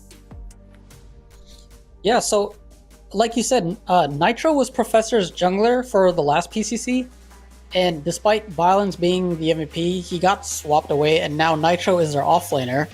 So now Six is their jungler, and he was in even worse timing from last PCC. So now having Six as the jungler for Professors is actually really scary. He is phenomenal when it comes to his micro, his macro, his timings. Nugzit is going to have a lot on his hand, as he has to deal with Six in the jungle now. Right, and speaking of Nugzlit, he does play a little bit different of a hero pool than what we see with a lot of other people, as well as the other members of No Bunny's Business. We see that they like to run like Countess in mid, but specifically for Nugzlit, we know that he really enjoys the crunch jungle. Joe, with that not being something that we see very often, can you explain some of the benefits of having a crunch on your team to me, please? Yeah, so for those who have not been around for a while, Crunch Jungle was actually a really great pick in the jungle way back, like 7 months ago, and it's for a good reason. Like, Crunch really offers that really like early and mid game like pressure and power. But of course, with a lot of these games in the competitive scene, we have a lot of games that go on longer to the late game where Crunch really falls off, and then eventually like all that CC just really makes the Crunch really hard to perform. But at the same time, that's kind of No Bunny's Business like strengths, that like not only Nugzlit on Crunch, but also the counters on the mid lane actually showing up a lot in their like team drafts, and also the Ritual offlane as well from Roomba. So No Bunny's Business like a lot more quote-unquote unconventional kind of picks, but those unconventional picks can work really good in the right setup, and of course as a good counter pick to some of these more meta prevalent heroes. Yeah, and I think counter picking is going to be really important for No Bunny's Business. A very formidable opponent, but if I'm going to just be black and white about it, they are up against a behemoth here, a titan, with Professors being on the opposite side of them. Some really good players on the side of No Bunny's Business. Crisis Code, Boinks is very proficient in the support role as well. We got, oh my goodness, we've got Wumba over in the offlane. My bad, Wumba. I can't believe I almost forgot your name. Who also plays a little bit unusual with having that Richter in his pocket. Really one of the only people playing offlane Richter at this point. And then they got my guy Atomic in the mid lane. I go back with Atomic quite a ways here. I helped run a little team for him for a while. Shout out to all the Red Dojo boys out there in the chat, if you still exist anywhere somehow. But there is a large hill for them to climb if they're going to be able to take down the Professors. Medkit, what do you think, if they can do anything, they're going to need to do in order to be able to take them out? Yeah, I think what No Bunny's Business need to do really is, plain and simple, play perfectly. There's no room for error. They need to treat this game like it's win or go home. I know it's game 1, but they really need to treat it that way. I think if they keep that mentality and trust each other, they stand a strong chance of victory. Okay. I think that they stand some chance there as well, and I think that it's going to be a tough one for them, but I think if they pull their strategies and really set the tempo in this, like you're saying, I think that they can stand a chance at it, and I think they're going to have to win draft, like we're saying. Joe, who do you think that NBB could potentially ban, or that Prof could ban into them to kind of stop them from winning the draft? Do you think they're going to target anybody? Yeah, professors love to go for player hero bans rather than like the conventional meta picks, and it's very obvious from nobody's business what kind of picks they like to play a lot. Like for example, we know that Boinks really loves the face support, especially, and that's a support that professors actually hate a lot because if you're seeing Crazy Fool on the Ritual, he doesn't miss a single hook, and he loves the snowball. But you can't do that if every time you hook someone in, they just yoink them right back. So I think FaZe is one of those reasons why they always, if they see FaZe play on the team, they're definitely going to ban that, and I think that's what they're going to try to go for in this first draft right here. Perfect. So the draft is ready, but before we get into it, as is tradition, I want to hear what you guys think about who is going to take this series. I'd like to start with you, Medkit. It's a tough one, but I might probably go with professors. What do you think, Joe? Yeah, I think I'm also with him on this one for professors. As much as it pains me to pick against my guy, Atomic, I know Soul Reaper's been spending a bunch of time in the hyperbolic time chamber. Professors has put in almost 100 games, I think actually over 100 games worth of scrims going into this. I would be a crazy fool to pick against Professors, and that's what I am going to go for. But the draft should be ready for us. We're going to get it started. We'll see if that phase ban comes out from Professors like Joe was thinking, as it looks like Nobody's Business is actually on the Dawn side and will have the first ban. Yeah, I think if professors decide to ban FaZe, Nobody's Business probably will respond by just saying, you know what, if we get rid of our FaZe, we got to get rid of Crazy Fool's Richter. That's like one counter they could possibly do, but the options are there. Professors can definitely target ban some of their comfort picks, and we see Nobody's Business take away Decker from Crazy Flow, so that is pretty interesting. Decker can definitely deal with Richter during the laning phase, but we'll have to see now.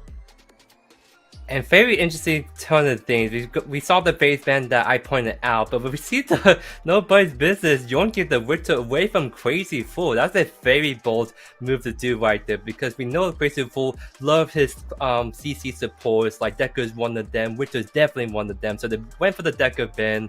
The phase got banned right there, and Nobody's Business is like, you know what? We'll take Richter for ourselves. You don't get to have your fun in the dueling right there, Crazy Fool.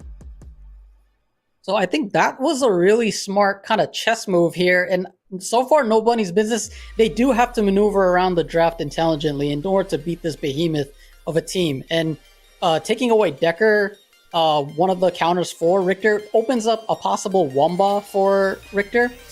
And we see the ADC has been picking for Nobody's Business in the form of Drongo. And we also see two very powerful flex picks over for the Professors. Yeah, like, I think that Richter may actually go offlane, because I pointed out earlier that Roomba likes the offlane pick a lot, so there's actually some great flexibility for that Richter to either go in the offlane to Roomba or to the support points right here, or even in the jungle as well. So it's very up in the air where that Richter is going to go, except I just see that the Chimera right there, so that's definitely going to be a Richter offlane or support right there. And with the Bellica pick right there for Professors, I imagine that Crazy Fool is probably going to either pick up the Bellica or Steel, because I think I remember seeing Crazy Fool playing Steel support at one point, so that may be his back pocket pick, because his Decker and Richter were banned out right there. And we see the Sevok being picked right here, so we can really see Professor really prioritizing like a very durable frontline comp with the Sevok and the Steel, while also getting all that CC under the belts. So one of the comfort picks goes to Nugslit on Chimera, and because Professors took away Sevrock from Wumba might actually be on Richter here, and we see the Greystone ban. Now, I think Nobody's Business may try to sort of ban one of the ADCs to shorten their pool and probably pick up a Grux to go up against that Sevrock, but overall, so far, because of that Richter Greystone ban, they won't have to deal with this crazy frontline diver that's gonna dive the backline. He's like the walk at him hero. You know, that's something the Professors call him a lot. And we're gonna see Nobody's Business. Like I said, I think they possibly might ban an ADC here, but they opted to get rid of Kalari off the table instead.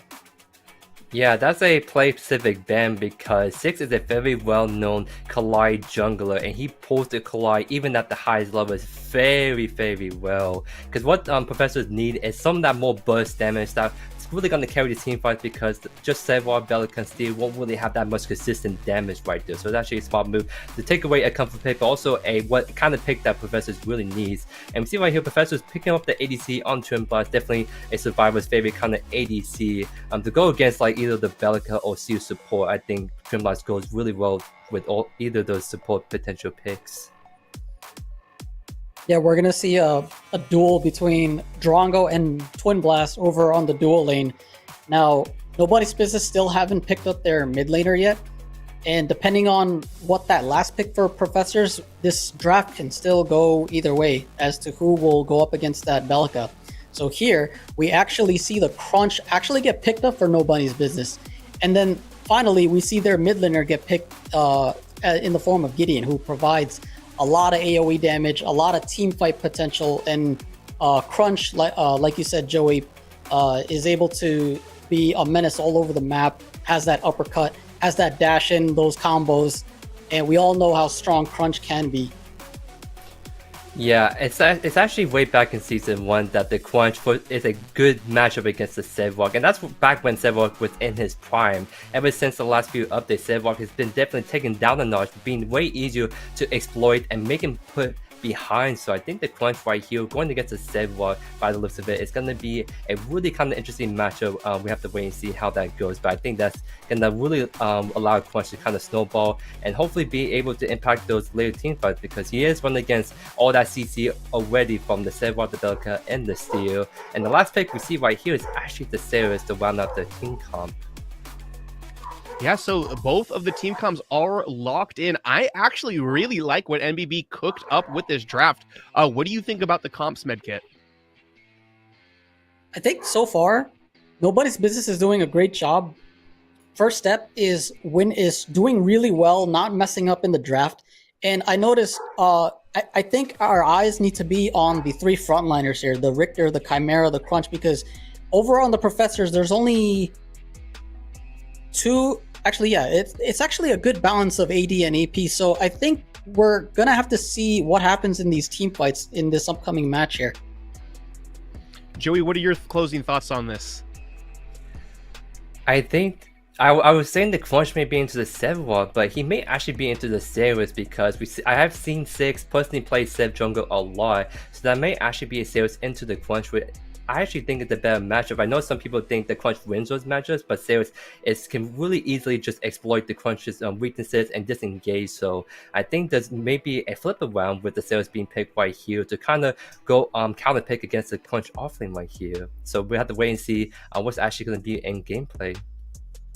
Yeah, but with no further ado, it is time for game 1 of our 4th series. We're going to take it over to our casters, Man of Class and TJ DJ. Take it away. Thank you so much, Lance, and welcome everyone to the casting desk. The clock is about to strike midnight here in the UK, much like it will strike midnight for one of these teams. The spot's the last one available in tomorrow's semi-finals, Professors versus Nobody's Business, and I'm TJ DJ. Manoclass going to be alongside to find out who is going to be our last semi-finalist. And Mano, we get to see the returning champions, the Professors. They've incredibly found a way to upgrade, and man, they are looking terrifying. It has been a while since anyone's been able to properly stand up against these guys, and Lance said it in the desk, 100 scrims just like for this event alone. Like, there's not a lot of teams, not every team even scrims, let alone scrims this much. So, like, there's a reason why these guys are considered to be like the top dogs, if not just in this matchup, in terms of just the entire event.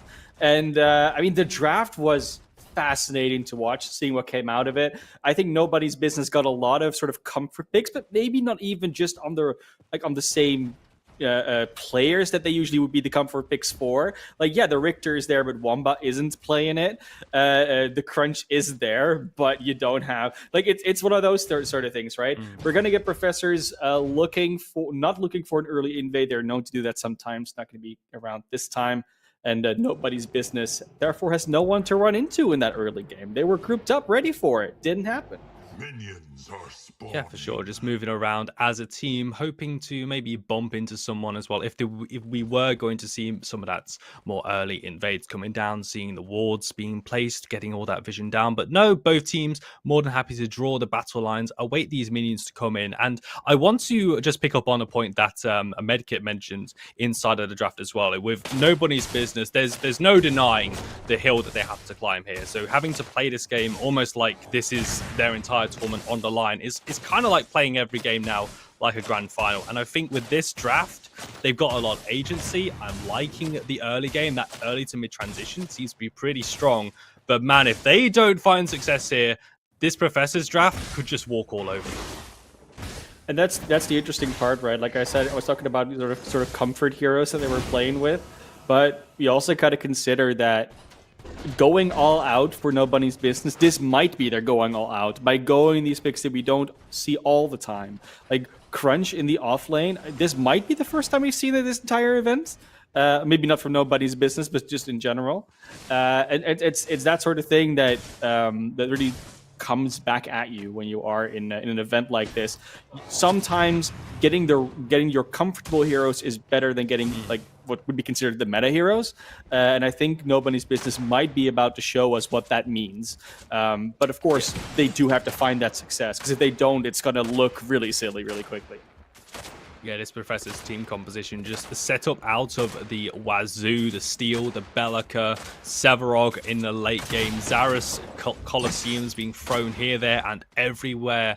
It's going to be, again, it's scary, it's terrifying for nobody's business. So I think that's very important. They have to play their game, and you know, as you've already said, comfort is certainly one of those ways you can do it. But also maybe looking into impacting particular lanes. You can see Nugs here going to get that first start on the 3-minute river buff. Tiny bit of a scuffle over on the right-hand side one, as it looks like neither player has actually secured it. Soul Reaper is going to grab it, the base attack just a little bit quicker than the Atomic Comet, and also going to be hitting up with the Seismic Assault as well. Atomic having to chuck that health bot, but Nugslet is here, and Soul Reaper has to be careful, still has Blink, Torn Space to try and follow through, but it's going to be the ambush. Nugslet going on towards the Bellica, going to find a kill, but it's going to be traded as there's kills all over the place. Professors have grabbed 2 onto the duo lane in an isolated 2v2.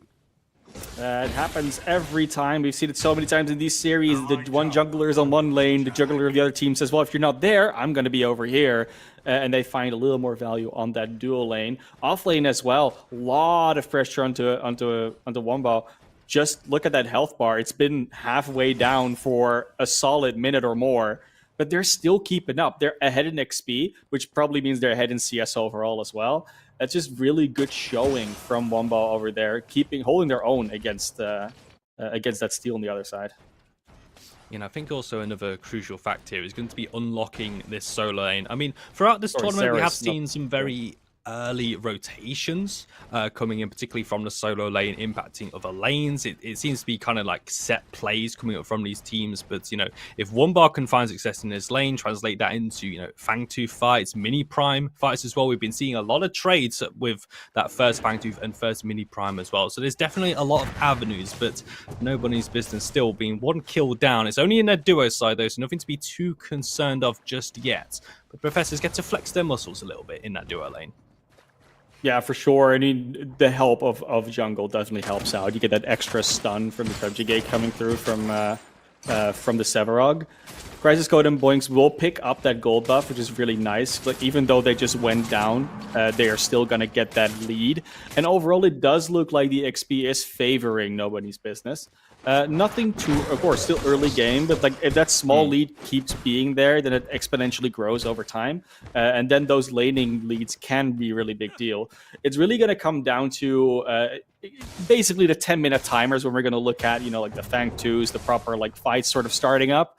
But right now, this laning phase is looking even enough that we're not worried just yet. Yeah, just having a bit of a glance around, you can see a bit of a push coming in from No Bunny's Business over towards that left-hand side. Crisis Code and Boints keeping Survivor and Crazyful under tower. Got the mid lane as well. A bit of a push going on right-hand side. Zarus winning out here. Nitro over Wumbar, but both junglers are on that side of the map as well. So potential for a little bit of some argy-bargy, but the recall coming out from Nitro might dissuade that, and we have a very much an equilibrium at the moment, just looking for these flash points. It has been 6 minutes, so Fangtooth, and the Mini Prime both on the board for these teams to move towards. Wards coming down, but not really seeing any overall outrageous moves towards him just yet. But in that duo side, though, the Professors want to pile on the pressure. Boinks hitting onto Survivor, Crazyful hitting onto Crisis Code, and that's going to be the kill onto the Drongo. Survivor forced all the way out, but both supports run to the opposite AD carries, and it's Crazyful who comes up. Yeah, Survivor able to, I think they blinked away. They actually got quite far, and Boinks couldn't quite get the CC down to finish that elimination. Don't think they'll be able to get Boinks here, but it's a lot of extra pressure providing all that support. If his Nugglet also arrives, just waiting for that CC or that escape to come through. Yeah, 6 though on the rotation. There's the ambush coming out from Nugs. It was waiting for it to land onto Crazyful, and they are going to find the damage, but there's just so much return coming out from 6 and Survivor. Blinks away. 6 going to follow up. Crisis Code is here. Gag Grenade down. Might be able to stop the Subjugate, but no, it's going to get the kill onto Boinks, and now 6 will overstep and will cost him his life. Nugs answers back on the opposite jungler and goes 3-0 on Chimera. Unfortunate that the final hit did not go to the ADC. That's something you like to see, but knowing how ahead 6 can get on that jungle, getting the Chimera ahead might not be that bad of an idea. I think you'll find some farm there if you are 1-2 on the Drongo. Wombo is still under a lot of pressure here in this solo lane, though. It's probably going to be a theme for a little bit unless they get a little bit tankier. And yeah, Crunch, fun hero, but it's once again one of those things where there's a reason why we don't see him that often, and it looks like we might be seeing why. Will not tick out, but they can get out really easily as the mid lane does get taken out, and Soul Reaper now under pressure themselves.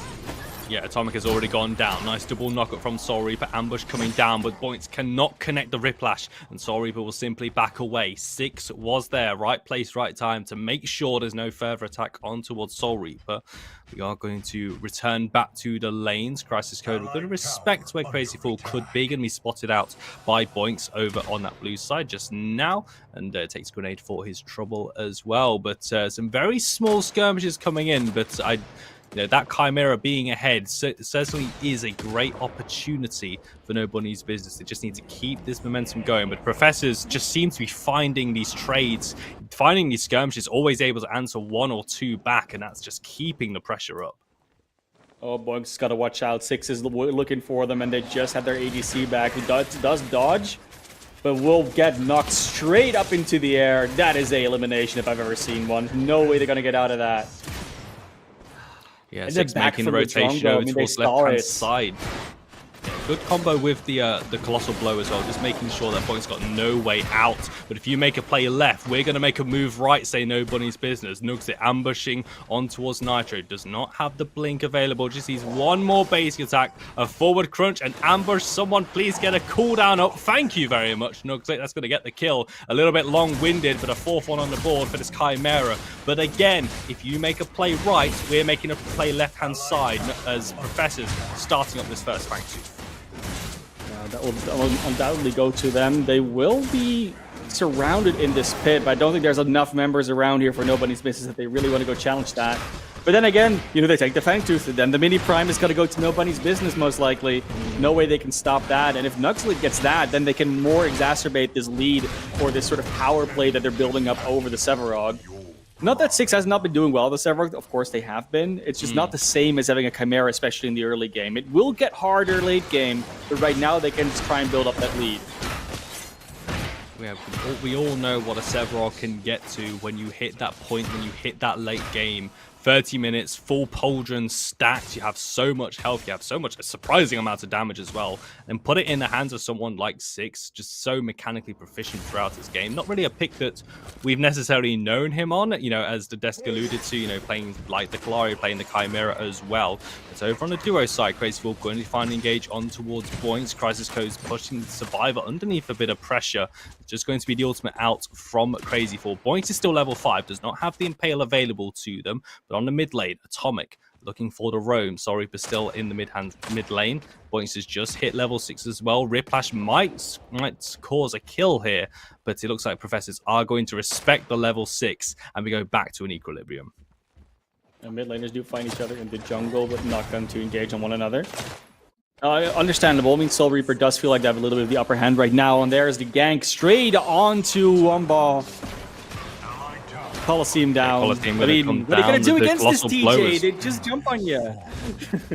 Yeah, it's just pretty straightforward, honestly. Like, the Professors aren't exactly breaking out the mechanical plays here. It's just, you know, you've got the Colosseum coming down, Colossal Blow, point blank, throws them away from safety. Colosseum keeps them in place, and it's just, hey, Member's going to wail on you. I'm going to be finding this kill. Professor starting to grow the kill lead, 7-4 at the moment. XP leads across the board. You can see a level lead over in jungle. It's a level lead over in solo as well. Atomic 1 level behind in the mid lane. Professors finding these leads across the board, and for no bunny's business, you know, they are trying plays, as trying to make things happen, but Professors again just seem to be getting the better of these trades.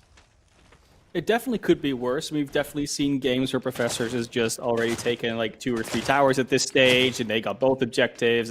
They're just like a bunch of eliminations ahead. And the game is by no means fastly getting out of hand, like speedily getting out of hand, but there is a little bit to go. And Boink's not hitting that Riplash, and that is going to just be a dead Richter, it looks like, especially when 6 comes down. But they miss the stun. Will still get the root. Well, they don't even need it, basically, but 6 just... coming down to claim that for themselves. Nuxlit's still in the jungle, though. We'll now see how they match up against each other. Yeah, Cool did come out. 6 is going to respect it. Phantom rushes back towards the team. Ambush does follow out from Nuxlit.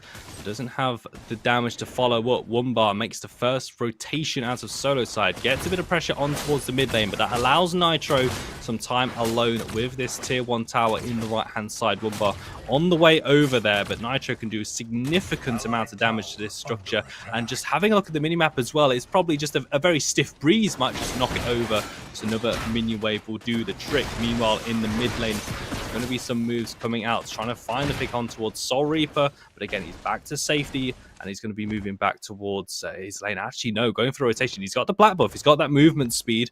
Maybe try and find a pick on towards Wumbar and get that tower down. This tower dive will be very effective without a tower to actually, dive under, provide a little bit of safety to Wumbar. And there we go. That is going to fall. Nuxit ambushing in towards the camp. Did think he jumped onto Soul Reaper there, but that's just a little trick of the perspective. Crazy Fool, though. Double bull rush Atomic with the black hole over the top. Impale, look, keeping Crazy Fool in place, but Boyce can't find the Riplash. Crazy Fool's so low, he's actually going to stay alive, and he keeps himself there. 61 HP is definitely more than 0, and that's Crazy Fool still there. But 6, the blink, the colossal blow, flashed out by Crisis Code away from the subjugate. It's going to keep the ADC alive, very close in the duo lane, but no one goes down. They have now officially doubled the eliminations of Nobody's Business, 8-4. Of course, not out of the woods just yet, but it's looking better and better with every in just scrimmage that ends up. Professors seem to get out with very little HP left, but Professors are now not going to get an escape this time. It looks like no, Soul Reaper will actually get taken down. Very close for Atomic to still live, though. Look at that. That ultimate really doing a lot of damage. Of course, low mana on the side of Gideon. Will be able to back and get their health and their mana back up, though, and the mid lane is safe for now. It's looking rough, but definitely not impossible for Nobody's Business. And while we said they had to go all out in game 1, even if they don't win this one, there's still a lot they can learn already, and a lot that they're doing well. Allied tower under Yeah, they definitely keep themselves in this one. Wumbar going to find themselves rooted up. Blink forward crunch away from Six's colossal blow.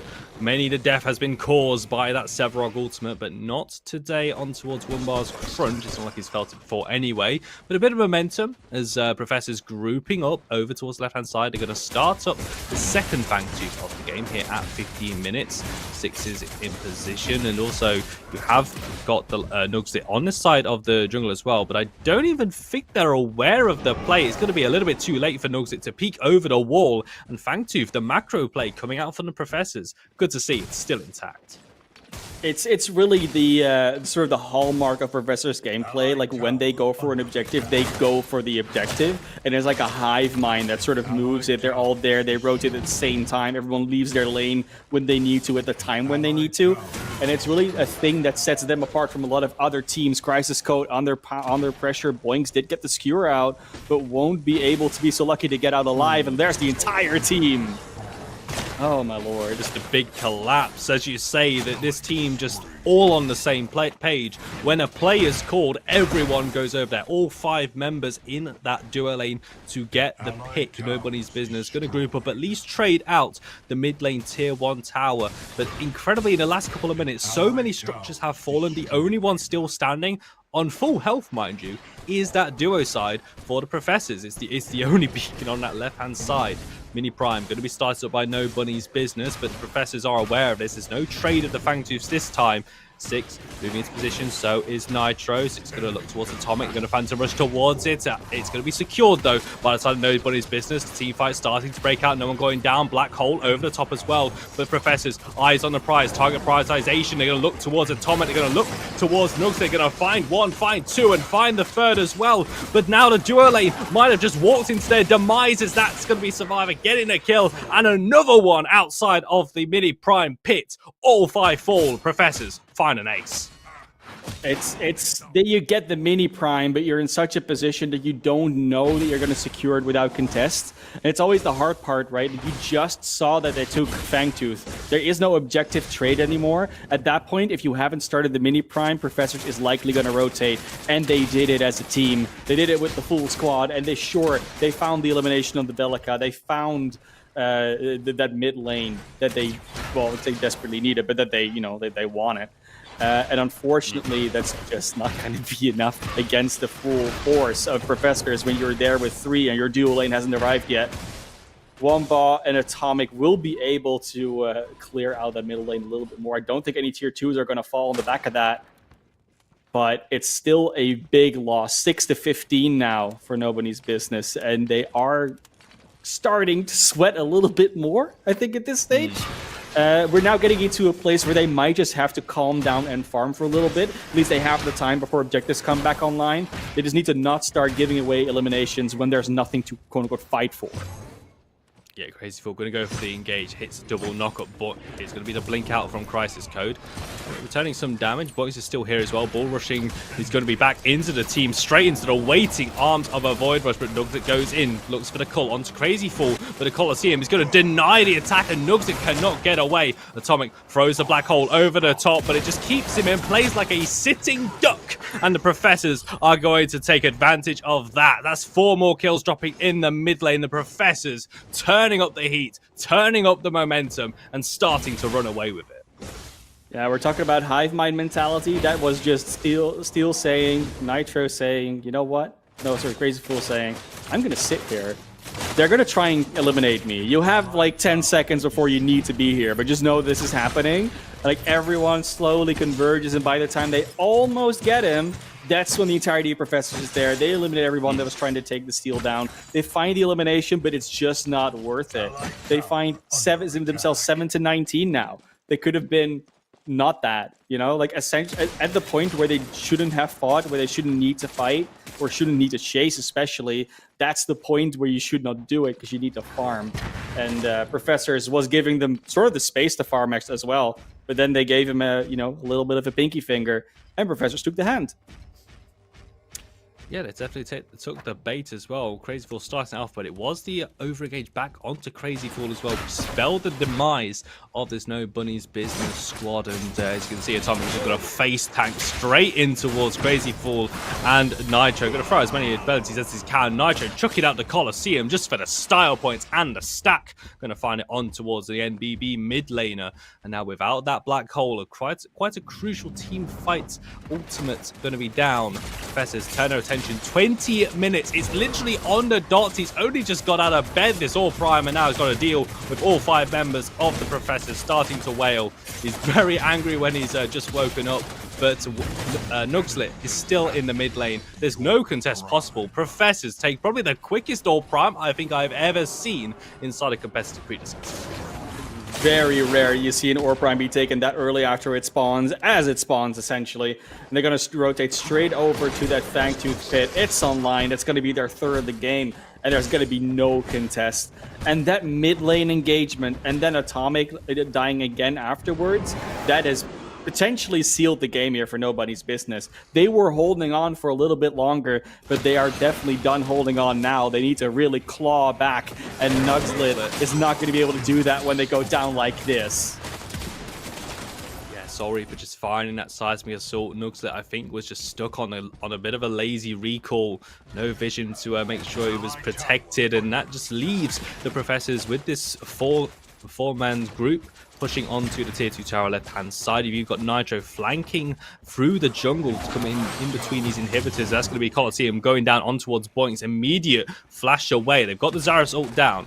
Atomic is going to proxy the wave though, but I don't even think the Professors need another minion wave here. As Crazy Fool with the Rifties, with the up down from the shield slam. They grab Boink's crisis code, good blink to get away from most of the damage, but the Professors grab the inhibitor and they're still keeping this minion wave alive. It might be enough to get some damage down. They're still grouping up here, and it's only Crisis Code and Nugslit. Look at Wumbar, look at Atomic. They've only just channeled the recalls. The Professors going for the core 6 into the backline. Colossal blows Crisis Code to his own death. And now 22 minutes, this Professor's sieging on towards the core. They're going to grab Wumbar, and Nugslit can only watch as it's going to be losing a solo laner. But the Professors decide to back away, maybe catch a bit of a breath, but they've got minions pushing down the mid lane. They're going to grab the mid lane inhibitor as well. But man, oh man, the Professors, this is clinical. There is very little that we can say that the Professors did, even small mistakes that they made, because I don't really think we saw many, if any, at that. This core is falling, and TJ, I think we just got to go to game 2 and hope Nobody's Business finds an answer. Well, they have got the kill on towards Crazy Fool at least. The core standing just for now. Professors might have overstayed their welcome here, as that's going to be Soul Reaper falling. Nugslit with the ambush on towards 6, and that's going to be a shutdown of their own. Survivor with the rocket dash, keeping the distance as well. So, Nobody's Business. This is not the end of game 1 just yet. They will hold the base, but the base is in absolute tatters. And Wumbar in the Colosseum. Nitro, make sure he entertains all of us inside of the walls. They're going to grab the third inhibitor and start to push it in once again. More prime buffed minions going the way, 2 lanes at that. Nitro could almost finish this on their own. This might still be the end, even though they did such a good job defending TJ. It might have only just been delaying the inevitable. The minions still need to deal with the core. That core is probably being held together with duct tape and a bit of string, but it still stands, and that means that Nobody's Business are still in this game. But 3 inhibitors down, 17 kills in a deficit. Look at the level disparity between these two teams. Even in the solo side, that's 3 levels down. Jungle is even. Just having a look at the tab screen as well, you can see how deep the Professor's item pool is in comparison with Nobody's Business. It's going to take a minor miracle winning team fight, and then another one, and another one, and probably 2 more before I think Nobody's Business are back into it. It's just What can you do? And based on that as well, like the way that Nobody's Business is able to find these eliminations is not because they won a fight or a skirmish.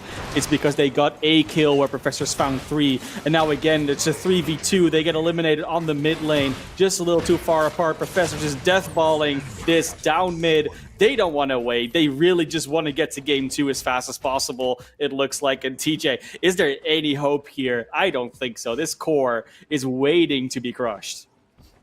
Well, I think if Nobody's Business can hold, then we probably found the best Predecessor competitive clip of all time. 3 versus 5, 6 blinks in towards the backline. Crazy Fool has something to say as well. He's going to get the killing blow onto Crisis Code. And they're even going to add yet another. They grab Nuzlocke Atomic, just going to pad the stats. But the main one is going to be the victory stream. The 1-0 in the set. A commanding victory for the Professors as they take game 1.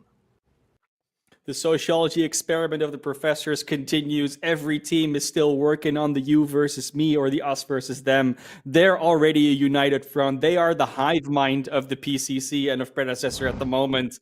And I don't know if game 2 is going to be any different, TJ, but the only way to find out is to go to game 2. But before we do that, let's talk to the desk a little bit. Lance, what are you guys thinking?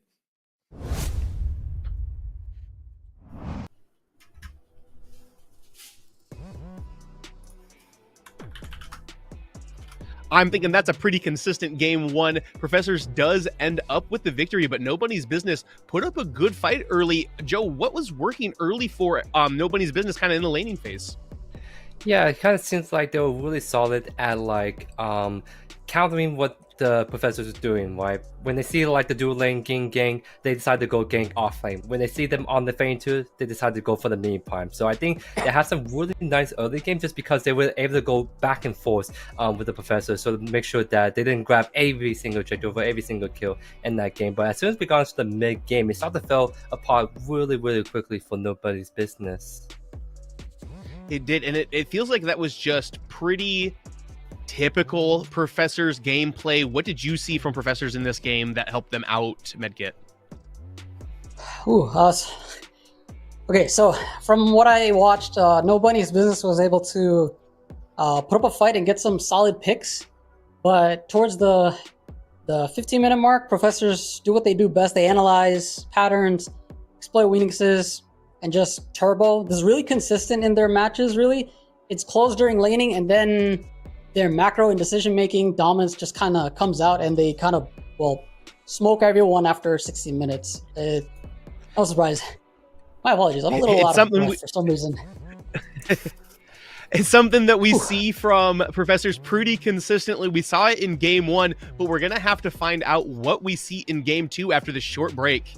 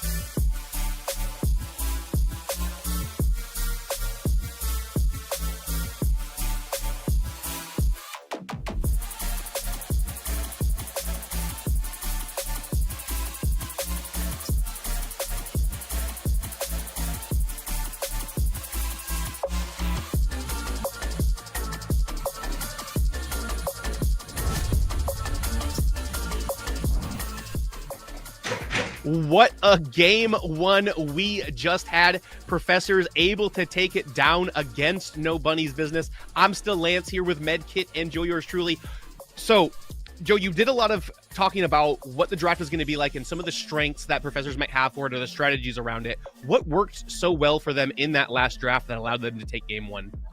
Yeah, and so what we saw in the last draft was just really good response from Professors, because we saw Nobody's Business going really hard for showing off Crazy Fool, getting the Decker ban, but also picking up Victor first, which is very bold. However, Professors was ready for that.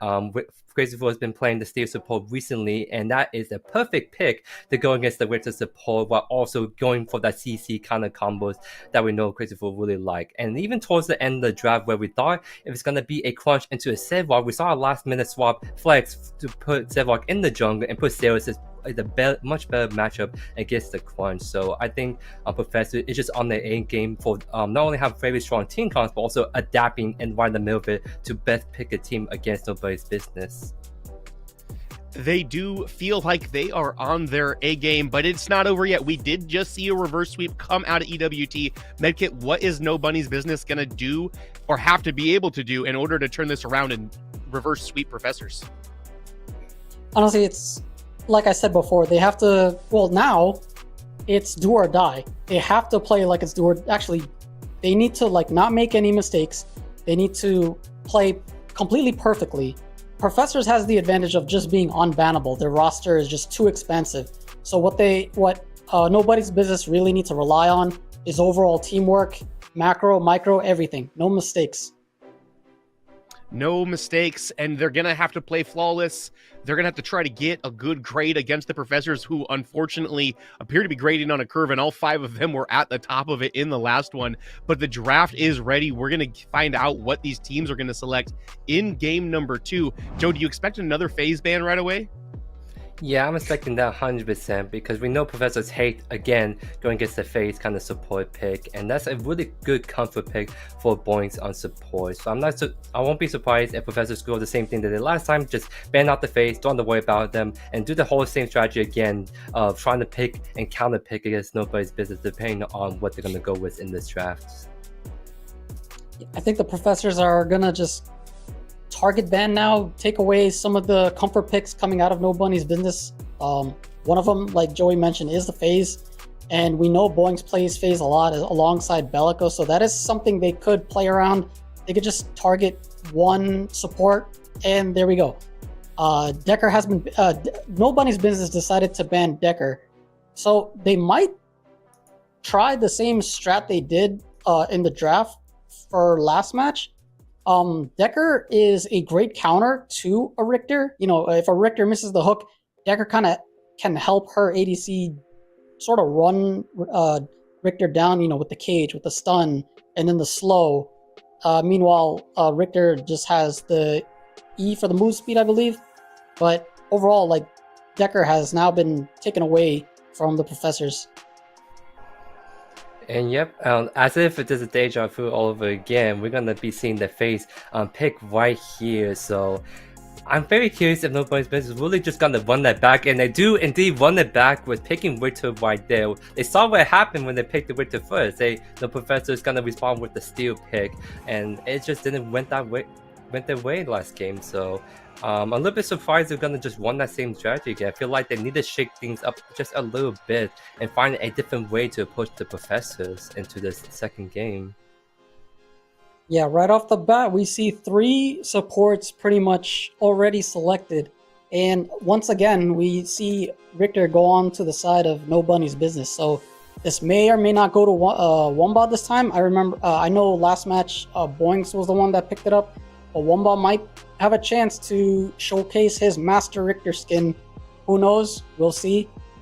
Still too early to tell, but so far we have even more support picks that's been taken off the table, Joey. Yeah, like, it's just first game just on repeat, I'm like, this is honestly going exactly the same way they did last time with the Steel and Belica being picked up right here.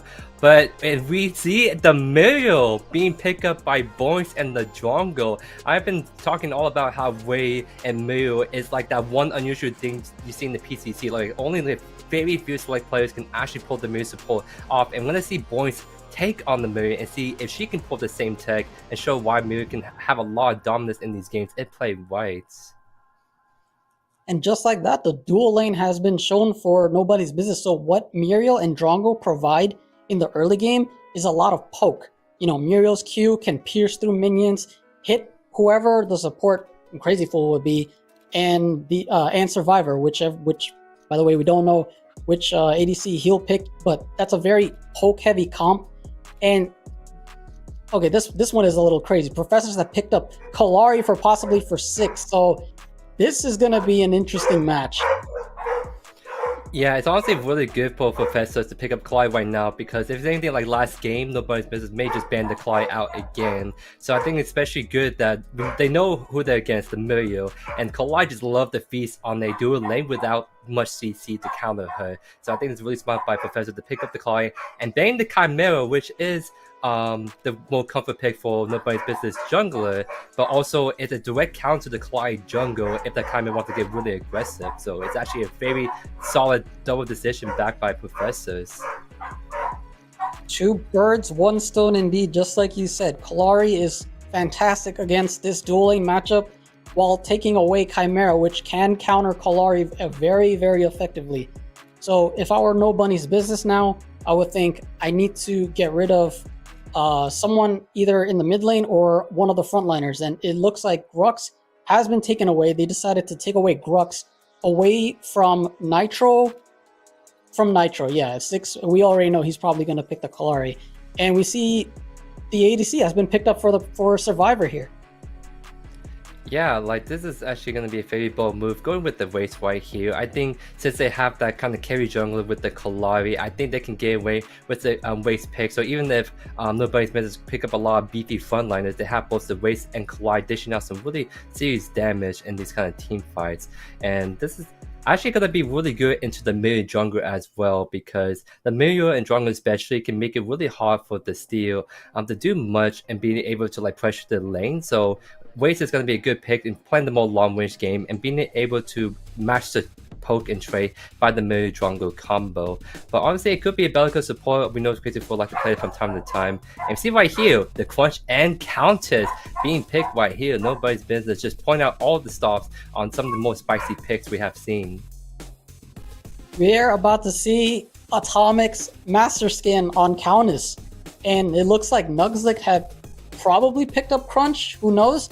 But man, talk about pressure, Joey. Like, not only are they going uphill against this behemoth, but their warding has to be on point if they have to go up against those 2 invisible boys over there.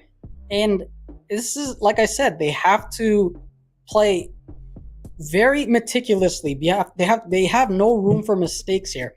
Now, the Countess being picked up is very interesting because she is a character that can kind of blow up Wraith, can kind of blow up Kalari, can blow up Lieutenant Belica if she has the opportunity to do so.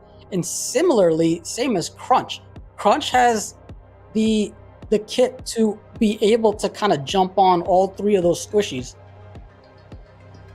And we see right here the Nogbash acting pink right here. I kind of thought of the Steel of Belica, but instead we see the Nogbash being paired with the Waste. So not only that, it's going to provide a lot of sustain and lane that's going to be really good counter against all the poke by the Mario jungler, but also just the dunk setup to allow the Waste games like guaranteed combos off right there. So that means that it's going to be a Steel off lane by the looks of it, and that's going to be a really good pick into the Crunch. It could honestly be maybe the Victor as well. Crunch and Victor can be kind of flex in both the jungle and off lane, but I think Steel is just that one person that can do fine against both picks, honestly.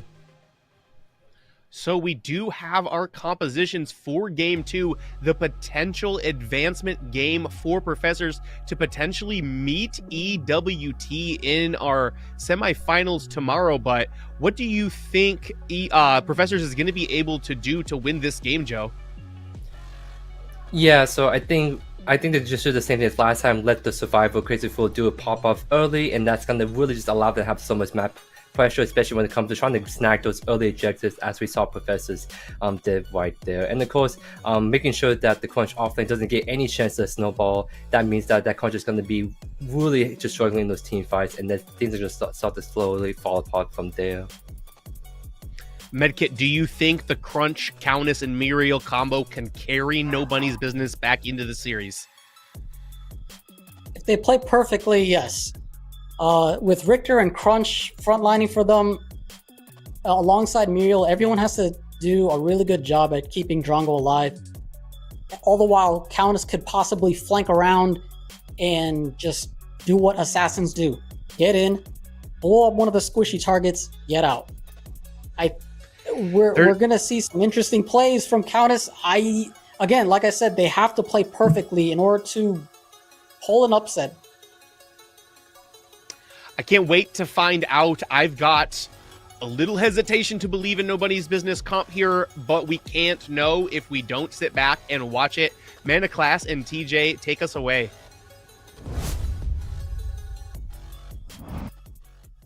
Thank you so much, Lance. And you know what? Nobody's Business, you have my respects. Going up against the defending champions, arguably tournament favorites, you drafted a composition that says if we are going down, we are going down fighting. Oh my word. This is going to be an explosive one. And Mana Class, again, I tip my hat to them. This should be fun.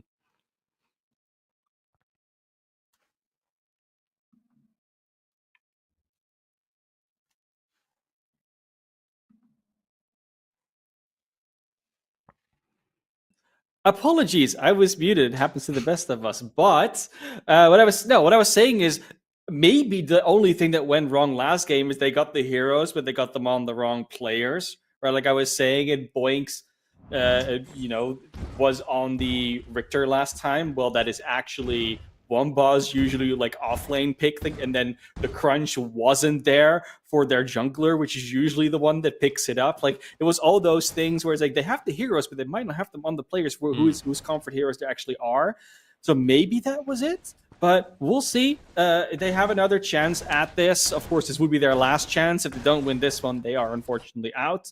But Professors, I mean, they do seem like such a hard opponent to face and to actually beat. And now, even in the duo lane, those players aren't necessarily that practiced together, and now they have to play against a duo lane that doesn't necessarily want to play the game until team fights start. Because the Wraith and the Narbash, even if you poke them, they're just going to sit back, heal up a little bit, run away from you, stun you, go invisible even at some point when they have the ultimates. Like, there's so much of like an issue here with that duo lane that I'm a little worried for Nobody's Business. But it does feel like this is the game where they've set them up for success the most. So let's hope that they get away with it. Let's hope they can get their game plan going and get their victory. Well, especially for Nobody's Business fans as well. That is what they need. Just want to go back to that point about the duo lane, as you mentioned, because at the start out of game number 1, they did lose that isolated 2v2 inside of that lane. And the desk highlighted that this is a potential weakness, that 6 on the signature Kalari pick as well is going to be looking at that lane thinking, how many times, I'm going to set a record for how many times can I get over here and gank this lane before the end of the match. It's got Boinks and Crisis Code have to be flawless. You know, Medkit said that no mistakes, macro, mechanical, just anything can be allowed to fall, because the Professors, we know what they are like. And with the prep that they have got, that any opportunity you give them, they are going to take, and they're going to run with it all the way. Nice early aggression from that duo lane as well, instantly trying to take that advantage. But it's not going to last long. That's why they're doing it now, because they know right now that Kalari is most likely not going to show up, and they have some wards going. But when those wards start disappearing and the levels go up, that's when you got to be careful. But this is heavy poke. Yeah, just dealing with the Wraithfire Crisis Code. Oh my word, how many knock-knocks can you take? He really does not like these types of jokes anymore. He just wants you to leave him alone.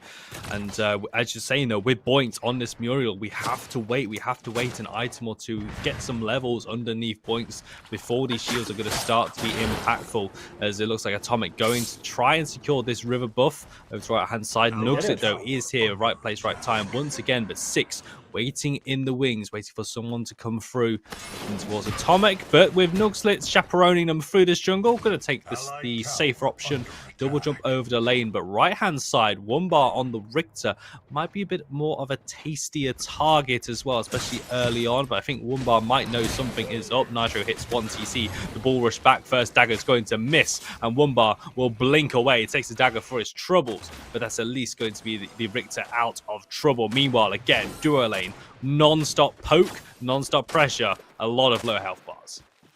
They want to drain this mana tank from Crazy Fool, because as long as they cannot thunk, as long as they don't have that heal anymore, there's a lot less threat from that Narbash. But this solo lane matchup, Nugzlit might actually get the elimination here. No, yes, they do. Gonna go under the Six turret. is there. Yes, first blood secured for Nugzlit. Nobody's business are on the board, but at 60 HP, he's got to be careful. One dagger will do it, but it looks like he has got away to safety, and a fantastic start for Nobody's business.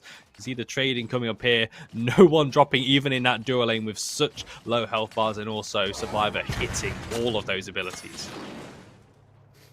Atomic with relatively low mana, relatively low health. They got to be careful in that mid lane. So we get a little bit of a show of what's going on. Of course, not a lot with the items yet. I mean, gold has barely been acquired. We can see a little bit of the pathing that's being taken. Nothing surprising just yet. It's mostly basic components, a couple of tier 2 items. But this is undoubtedly going to shape up into something interesting. Of course, because we don't see a lot of Richter offlane and Crunch jungle in these competitive scenes anymore. Yeah, it definitely does feel like that's that pocket pick. I mean, Richter offlane does come around once in a blue moon, but you've also got a Richter jungle, and even today though as well, the Richter support that some of our support players have been showcasing, Toasty and Gursy in our previous games, having such fantastic games on the Richter jungle, on the Richter support, shall I say. Wanting to see though to complete the full trifecta and see what the Richter offlane can do. A little bit of information into that blue side jungle. There's going to be a blink from Soul Reaper, but Atomic sidesteps away from the sides because Salt, and also gets away from Crazy Fool's Funk as well. But still, Professor's still fishing for an opportunity here. It's a time of the game where Professors is going to start looking for eliminations. There's like the early eliminations, and potentially even eliminations they can rotate into a Fangtooth. They took a very early Orb Prime, so I would not be surprised if they're going to try to do the same thing with Fangtooth. Nice mobility from Atomic, using the Countess utility and the Blink to its fullest. Now we are seeing a little bit more, but now it's the rotation for Nobody's business. They might actually run into the dual lane here in the jungle, especially into the Narbash. Not going to be able to find him though. Nitro under fire.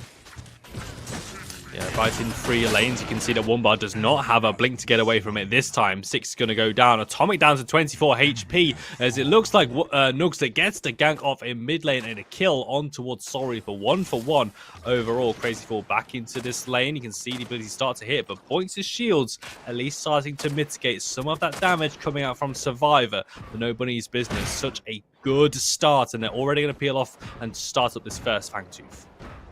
They're going to help out Nugzlit with that. Of course, he's got the mid pick, and that's kind of what Professors was looking for to start the Fangtooth. But now that's going to be Nobody's business taking it. And we've been talking a little about these comfort picks, right? But what the biggest thing about comfort picks is, especially if they're off-meta comfort picks, is there isn't a lot of scrim or game record that you have practiced against it. We saw it earlier today with the Countess Shinbi matchup in mid is something we don't see a lot of, especially in competitive play. And if you're not used to it, if you haven't scrimmed it, then the player that has the comfort in that matchup, that does play it a lot because they play the hero a lot, they're going to have an advantage. And that's kind of feels a little bit what's happening with Nobody's business so far. They have the comfort with the Richter in the offlane. They have the comfort with the Crunch in the jungle. And while Professors are not playing on uncomfortable heroes, they might not play against these matchups so much. So that edge is something they could potentially abuse. potentially here as Nugzit ganking onto the left-hand side. Gonna take down Crazy Fall on the Narbash. That is a 3-1 start. As good as any for No Bunny's business. And Survivor just trying to delay the recall on the left-hand side. Not going to do it. But Wumbar seems to be the target. And 6, another rotation, has pitched his tent over in this side. That's going to be another kill falling. This time, kill credit going the way of Nitro on the Steel off lane.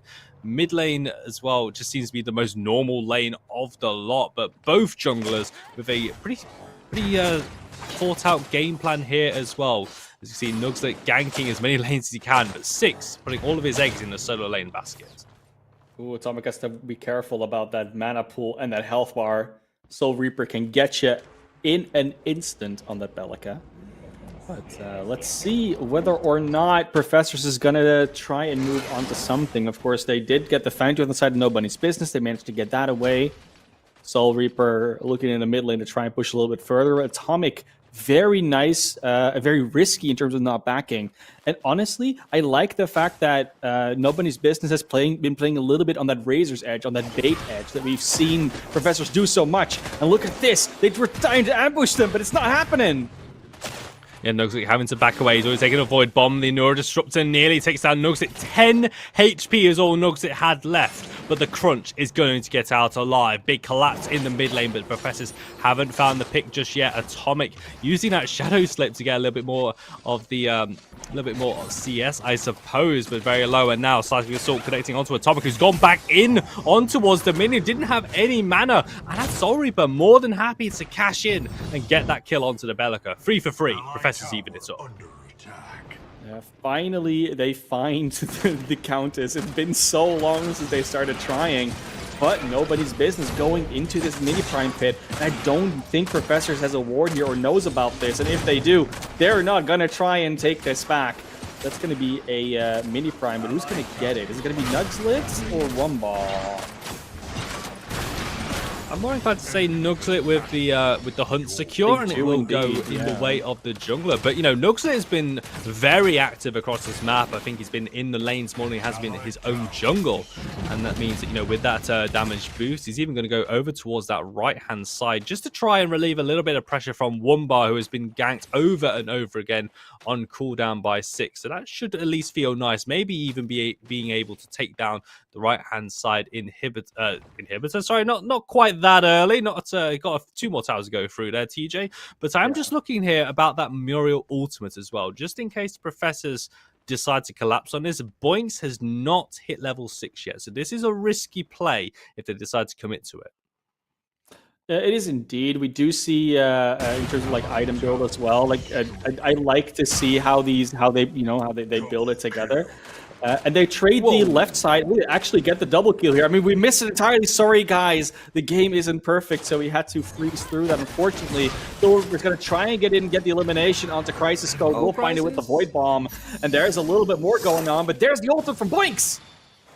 Boinks is going to go back in, looking for a knock-up on towards Crazy Fool. Wumbar is still here, but without Crisis Code, do not have the range damage. Atomic, though, on the way, and Soul Reaper is very low. Looks for the Shadow Slip, looks for the Feast, but great interrupt coming out from Soul Reaper to keep himself alive. Atomic still underneath the tier 2 tower. Survivor is here, though, from the spawn, able to get the damage down, and the Professors at least answer back. But Nobody's Business. Such a shame we didn't get the start of that fight, but we certainly got the end as the Professors pull ahead on the kill. They got the double elim and then stayed around for a little too long. They even got the tower. Like, they didn't really need to fight any further. And as soon as that feast didn't go off, that should have been a retreat attempt because that tower was too dangerous there for Countess. Really good interrupt, though. I think that kind of turned the fight in itself, because otherwise that feast comes through. That is an elimination. But yeah, I mean, that's just individual mechanics from Professors right there. Oh my lord. Speaking of individual mechanics, didn't even need them over there. Yeah, that was just a grenade into Crunch hitting all of the buttons at the same time. I mean, yep, gets the kill on towards Crazy Fool, and also a second Fang Tooth of the game going to be secured by Nobody's Business. And you know what? I said the squad on Dawn had my respect with some of these picks, but this a much better showing here in game number 2. Is this the game number 2 buff? Or maybe I'm getting slightly ahead of myself. Still plenty more Predecessor to be played, but no Bunny's business still in this game.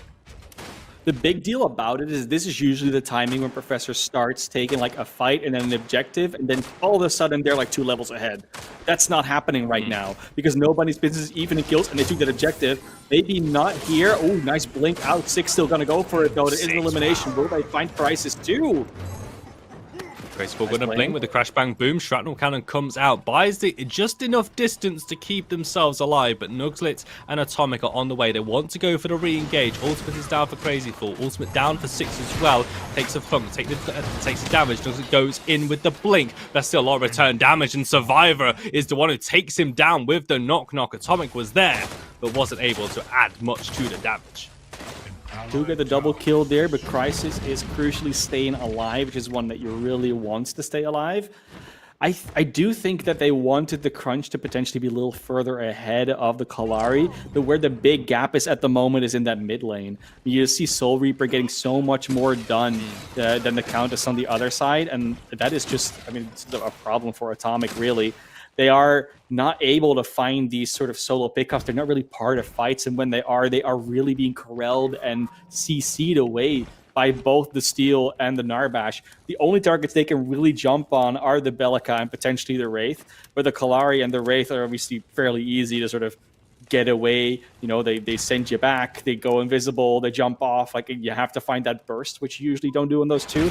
So there aren't that many targets to go on for the Countess, and that is probably the hard part about this matchup right now for the Countess. Yeah, if anything, Atomic has just been trying to jump onto Soul Reaper's Bellica in every single one of these team fights. I mean, even in that right-hand side, just a really well-timed seismic assault at Soul Reaper's feet was enough to keep the Bellica safe, as Wumbar might be in a spot of bother here. He's got 3 members going in. Wumbar's going to give him the old 1-2 capper and actually move and avoid the shield slam, keeping himself alive. Is able to get back to safety. But again, Nitro pulling the plug on the ultimate as well. Crazy Fool is here to heal up Survivor. Did take a lot of damage, didn't go down from the gank. But this tier 1 tower not going to survive too long, as we have a bit of a split fight over on the right-hand side. They finally get their target in Wumbar. It looks like it will be traded as tier 1 tower is going to drop. Nugslit and Atomic still sticking around, moving in towards this jungle. Funk is going to land. There's Crash Bang Boom as well. Atomic takes so much damage from Survivor. Just needs a few more abilities to hit. Even time get the healing down. There's the feast, and Atomic is able to get the kill on towards Crazy Fool. Boix with the reversal of fortune, but here's the re-engage. Here come the Professors, and they are mad. They are angry. They are furious that you dare take down their tier 1 tower. Professors will find 4 to revenge their structure. And you saw it happening. That elimination comes through in the mid lane, and the 3 that were there just rotate straight over to that left lane. Everybody was going to be in trouble, and as long as nobody's business was not instantly retreating after that tier 1, they were going to get just pincered right there. It's exactly what went wrong. They used so many resources as well to get that 1 elimination. There was just nothing left. They even lost a bunch of health. It was very hard to watch, but also very clear to see coming, unfortunately. We will see the mini prime as a result also being taken by Professors. They have the space to do it, so they're going to take it. No double objective because the Fangtooth is luckily down, but still, we're looking at a 6 kill differential all of a sudden, even though it was looking super even. This is usually, like I said, this is where the Professors all of a sudden, they're 2 levels ahead, or you know, how many levels it is, and they're just taking over the game. The difference is that this time around, especially that jungler is looking pretty good. The offlane is not looking terrible just yet. So there is some space for especially Wumbar and Nugslit to get something done. Looking at their items as well, they are starting to build towards something, but they still need a little bit more. And only 2 members being in a decent spot is not going to do it so far. Yeah, just having a look at the items as well. You know, Crisis Code, Nugslit definitely being the beneficiaries of the gold, you know, 3, 3, and 4 stat line, 3, 2, and 2 as well. So definitely looking the healthier, you know, Crisis Code completing those tainted rounds, completing the Vanquisher as well. Boinks is getting his items online as well. He's able to mitigate some of that damage. And of course, having to remember that Boinks, as this game goes on, is going to be able to mitigate more and more as well. But the Professors grouping up now for this third Fangtooth of the game, but nobody's best starting to go around. Nitro going to bull rush over towards the members. That's going to be the Professors securing it. Oh, now what about the team fight? There's the slam coming down onto 2. Atomic dodges 1, but goes straight into another knock-up. Nugslit and Wumbar linking up. Reversal of Fortune over the top. Knock-up City, but no one is down just yet. Wumbar has grabbed the kill on towards Survivor. The ADC for the Professors is down, and they still want more. Wumbar needs to hit the Riplash, but Atomic's got to be careful. 6 is still around. There's Riplash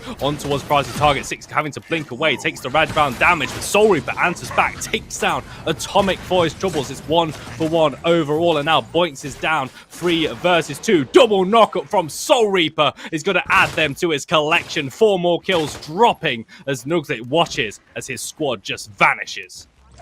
So much CC as well on that team. Like, we haven't even talked about that, right? You have the Steel, plus the Narbash, plus the Velica. Like, there's so much going on. They could even get called back as well by the Wraith. Like, there's almost nothing that they have on the other side. There's a little, there's a little bit from the Richter. There's, of course, a fair bit from the Crunch, but it's not the same as 3 different heroes and Nugslit.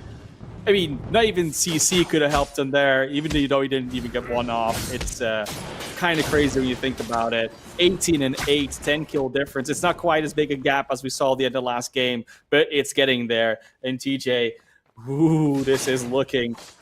it's kind of looking like a repeat, right? Like, the timing was a little slower, but let's see if they can get another 20-minute prime out. We'll see. Yeah, there's still an opportunity. I believe 20 minutes and, what was it, 21 seconds, I think, for that. They basically got to move in a minute. That's kind of what we're going to come down to sort of even the score there. 100%, setting the benchmark. But again, a much improved Nobody's Business performance just yet. But still, plenty more Predecessor to go. The Professors certainly want to make me eat my words there. They want to close out this game. They have their eyes on a semi-final matchup, a rematch of PCC5 Grand Finals at stake here. But Nobody's Business being very stubborn, still preventing them from getting this sweep that they are looking for. But again, 18 kills to 8. The Professors have just turned on the style once more, and this is much like game number 1. As soon as the Professors start getting that momentum, you start getting sloppy, you lose your discipline, and the Professors just begin to get that snowball going. It's certainly in full control right now. As you can see, All Prime about to spawn in 10 seconds time, and they're immediately moving all over to that position as well. But Nobody's Business, again, are aware of it. The wards are down in their jungle, but at least they're expecting Professors to go down. There's the spawn. Everyone keep an eye on the clock as they're going to start it up immediately at 20 minutes. Nobody's Business moving into position, and that means Professor's going to back away. Soul Reaper sets up once again with a seismic assault, and Crisis Code is out to the fight already. Boys cannot even save his AD carry. Blink's coming out from Nugsit to get to safety, but the Professors have the priority target. They're going to add points to their collection as well. 2 down. It's only Atomic, Nugslit, and Wumbar against the world to try and stop this All Prime play as the Professors move back towards that Purple Guardian.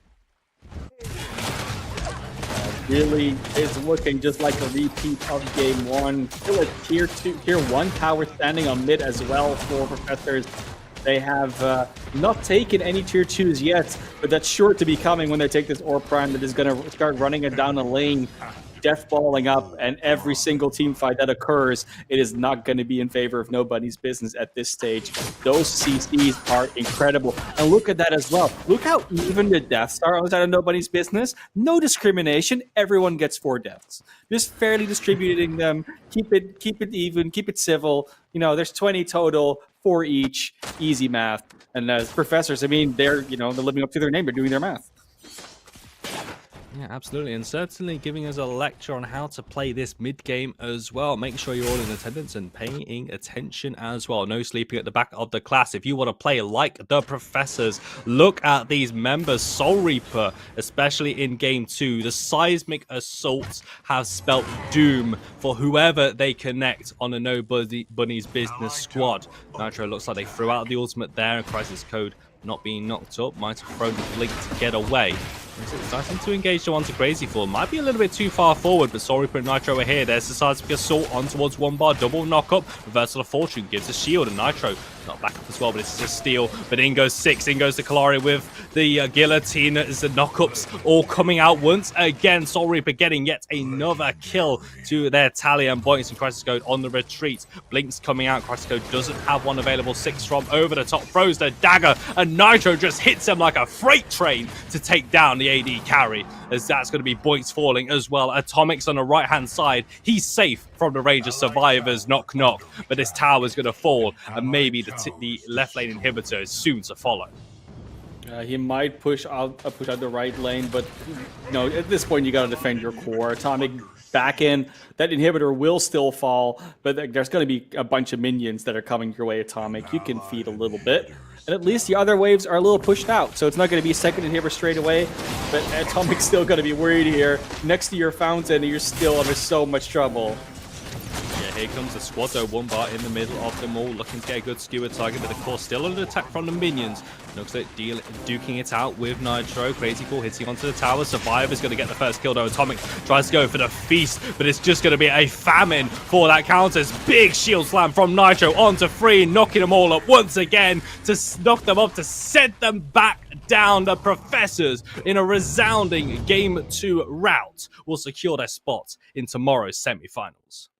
The fluffy little bunnies get eaten up by the scientists that are just telling them that PCC semifinals are indeed no bunny's business. It's not happening this time around, unfortunately. Maybe PCC 7, but for now, Professors are definitely going to be taking this win in, I would say glorious fashion, but I don't even know if that's supposed to be called glorious.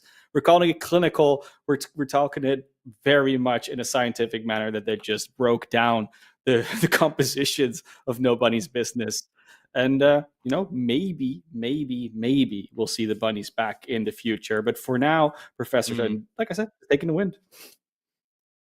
Yeah, absolutely. And again, my hat goes off to No Bunny's business as well. Such an improved Game 2 coming out from them. But the Professors, on their day, when everything goes their way as well, this team are nigh unstoppable. And I think there's absolutely no shame in that loss at all. So yeah, we really do look forward to seeing No Bunny's business back at it again. That's going to do it from us on the casting desk. And hey, if you're feeling generous, want to give just a bit of a self-plug as well, follow me and Mana Class on Twitter as well. We also can be found on Twitch and all of those good social medias as well. And also everyone else from the rest of our wonderful talent team as well. You can find all of the information in our Discord. For the final time tonight, we're going to pass it back to the analyst desk to close out the show.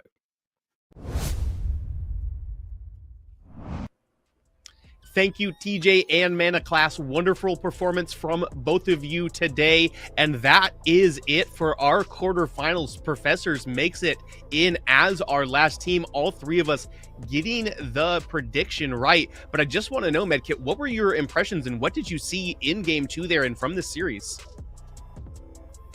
Honestly, I think No Bunny's business did their best. They did what they could. I was rooting for my boy Wumba. He's such a homie, one of the chillest guys I've ever played with and against. There's very little you can do, honestly, against a team that has 100 scrims within 69 hours. Playing 100% perfectly and making no mistakes against this team, to be honest, is a lot to ask for. But in the end, it's the Professors who will go up against even worse timing. It is indeed a rematch of the last finals we had in PCC5, and I think that the team fights are kind of a big shifting point in what had happened in this. Joe, can you expand on how the team fights kind of went for these teams in comparison to each other?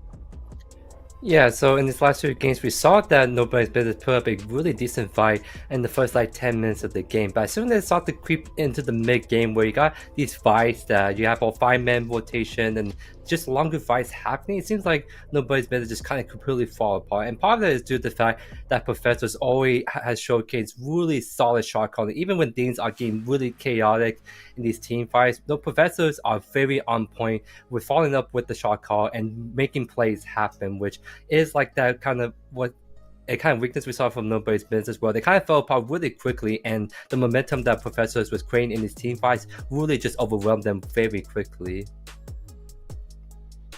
It definitely feels like they did, and like we said, that is our last semifinalist qualifying for the event tomorrow. Before we sign off, I want to give both Joey and Medkit an opportunity to plug their content and any of the socials they have. Can you start with that for me, Joe?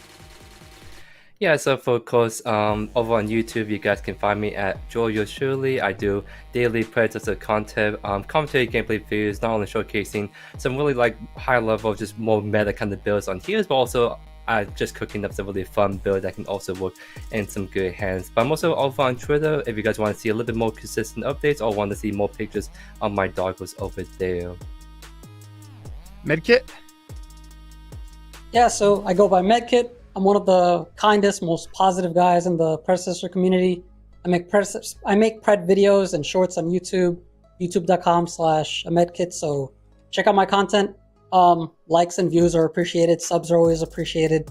Also, follow me on Twitter, x.com/medkityt. I make a lot of Predecessor memes. That's where my tag comes from, Meme King. So if you're into that kind of stuff, follow me there as well. Follow the Meme King all over the place. If you're always looking for a good laugh and you enjoy Predecessor-related giggles, these two are your fellas for it. We're going to take one last look at the bracket, set the stage for tomorrow. As you can see, the first semifinal that we will have will be the Chefs that we saw in Series 1, taking on the Villains we saw in Series 2. That one will kick off at 11 a.m. Eastern right here on our Twitch and on our YouTube. Following that, we will have even worse timing, taking on Professors who we just saw beat No Bunny's Business. And then after that, we will have our grand finals best of 5 series between the winner of those 2 series for our $3,000 prize pool. You can catch all of that action, like I said, here on our Twitch and over on our YouTube. Make sure to drop a follow or a subscription while you are there. Ring the bell if you are on YouTube. Follow us on Twitter or X or however you prefer to describe that social media app. I also would like to mention we do have a donation button down here below our Twitch. All of the proceeds, 100% of them, get put back into PCC. We used our proceeds from last year to buy a new broadcast software, which is why things look so much better and you guys aren't viewing games in pixels today. We want to continue to support the Predecessor scene, and that is the best place to do it. Once again, you can find us at 11 a.m. Eastern Standard Time on those platforms. Join our Discord while you're at it as well. I'd like to give a massive thanks to everybody that joined us today here in the Twitch chat. We have had our biggest stream we have ever had. I'd love to thank our talent. The amount of work that you guys have been investing into this broadcast cashed in today and is going to cash in with more interest tomorrow as well. That is going to be it for us. We're going to send a stream, or we're going to send a raid over to Get Good Austin. Show him some love. He streams pretty regularly, but that's it for the PCC6 quarterfinal day.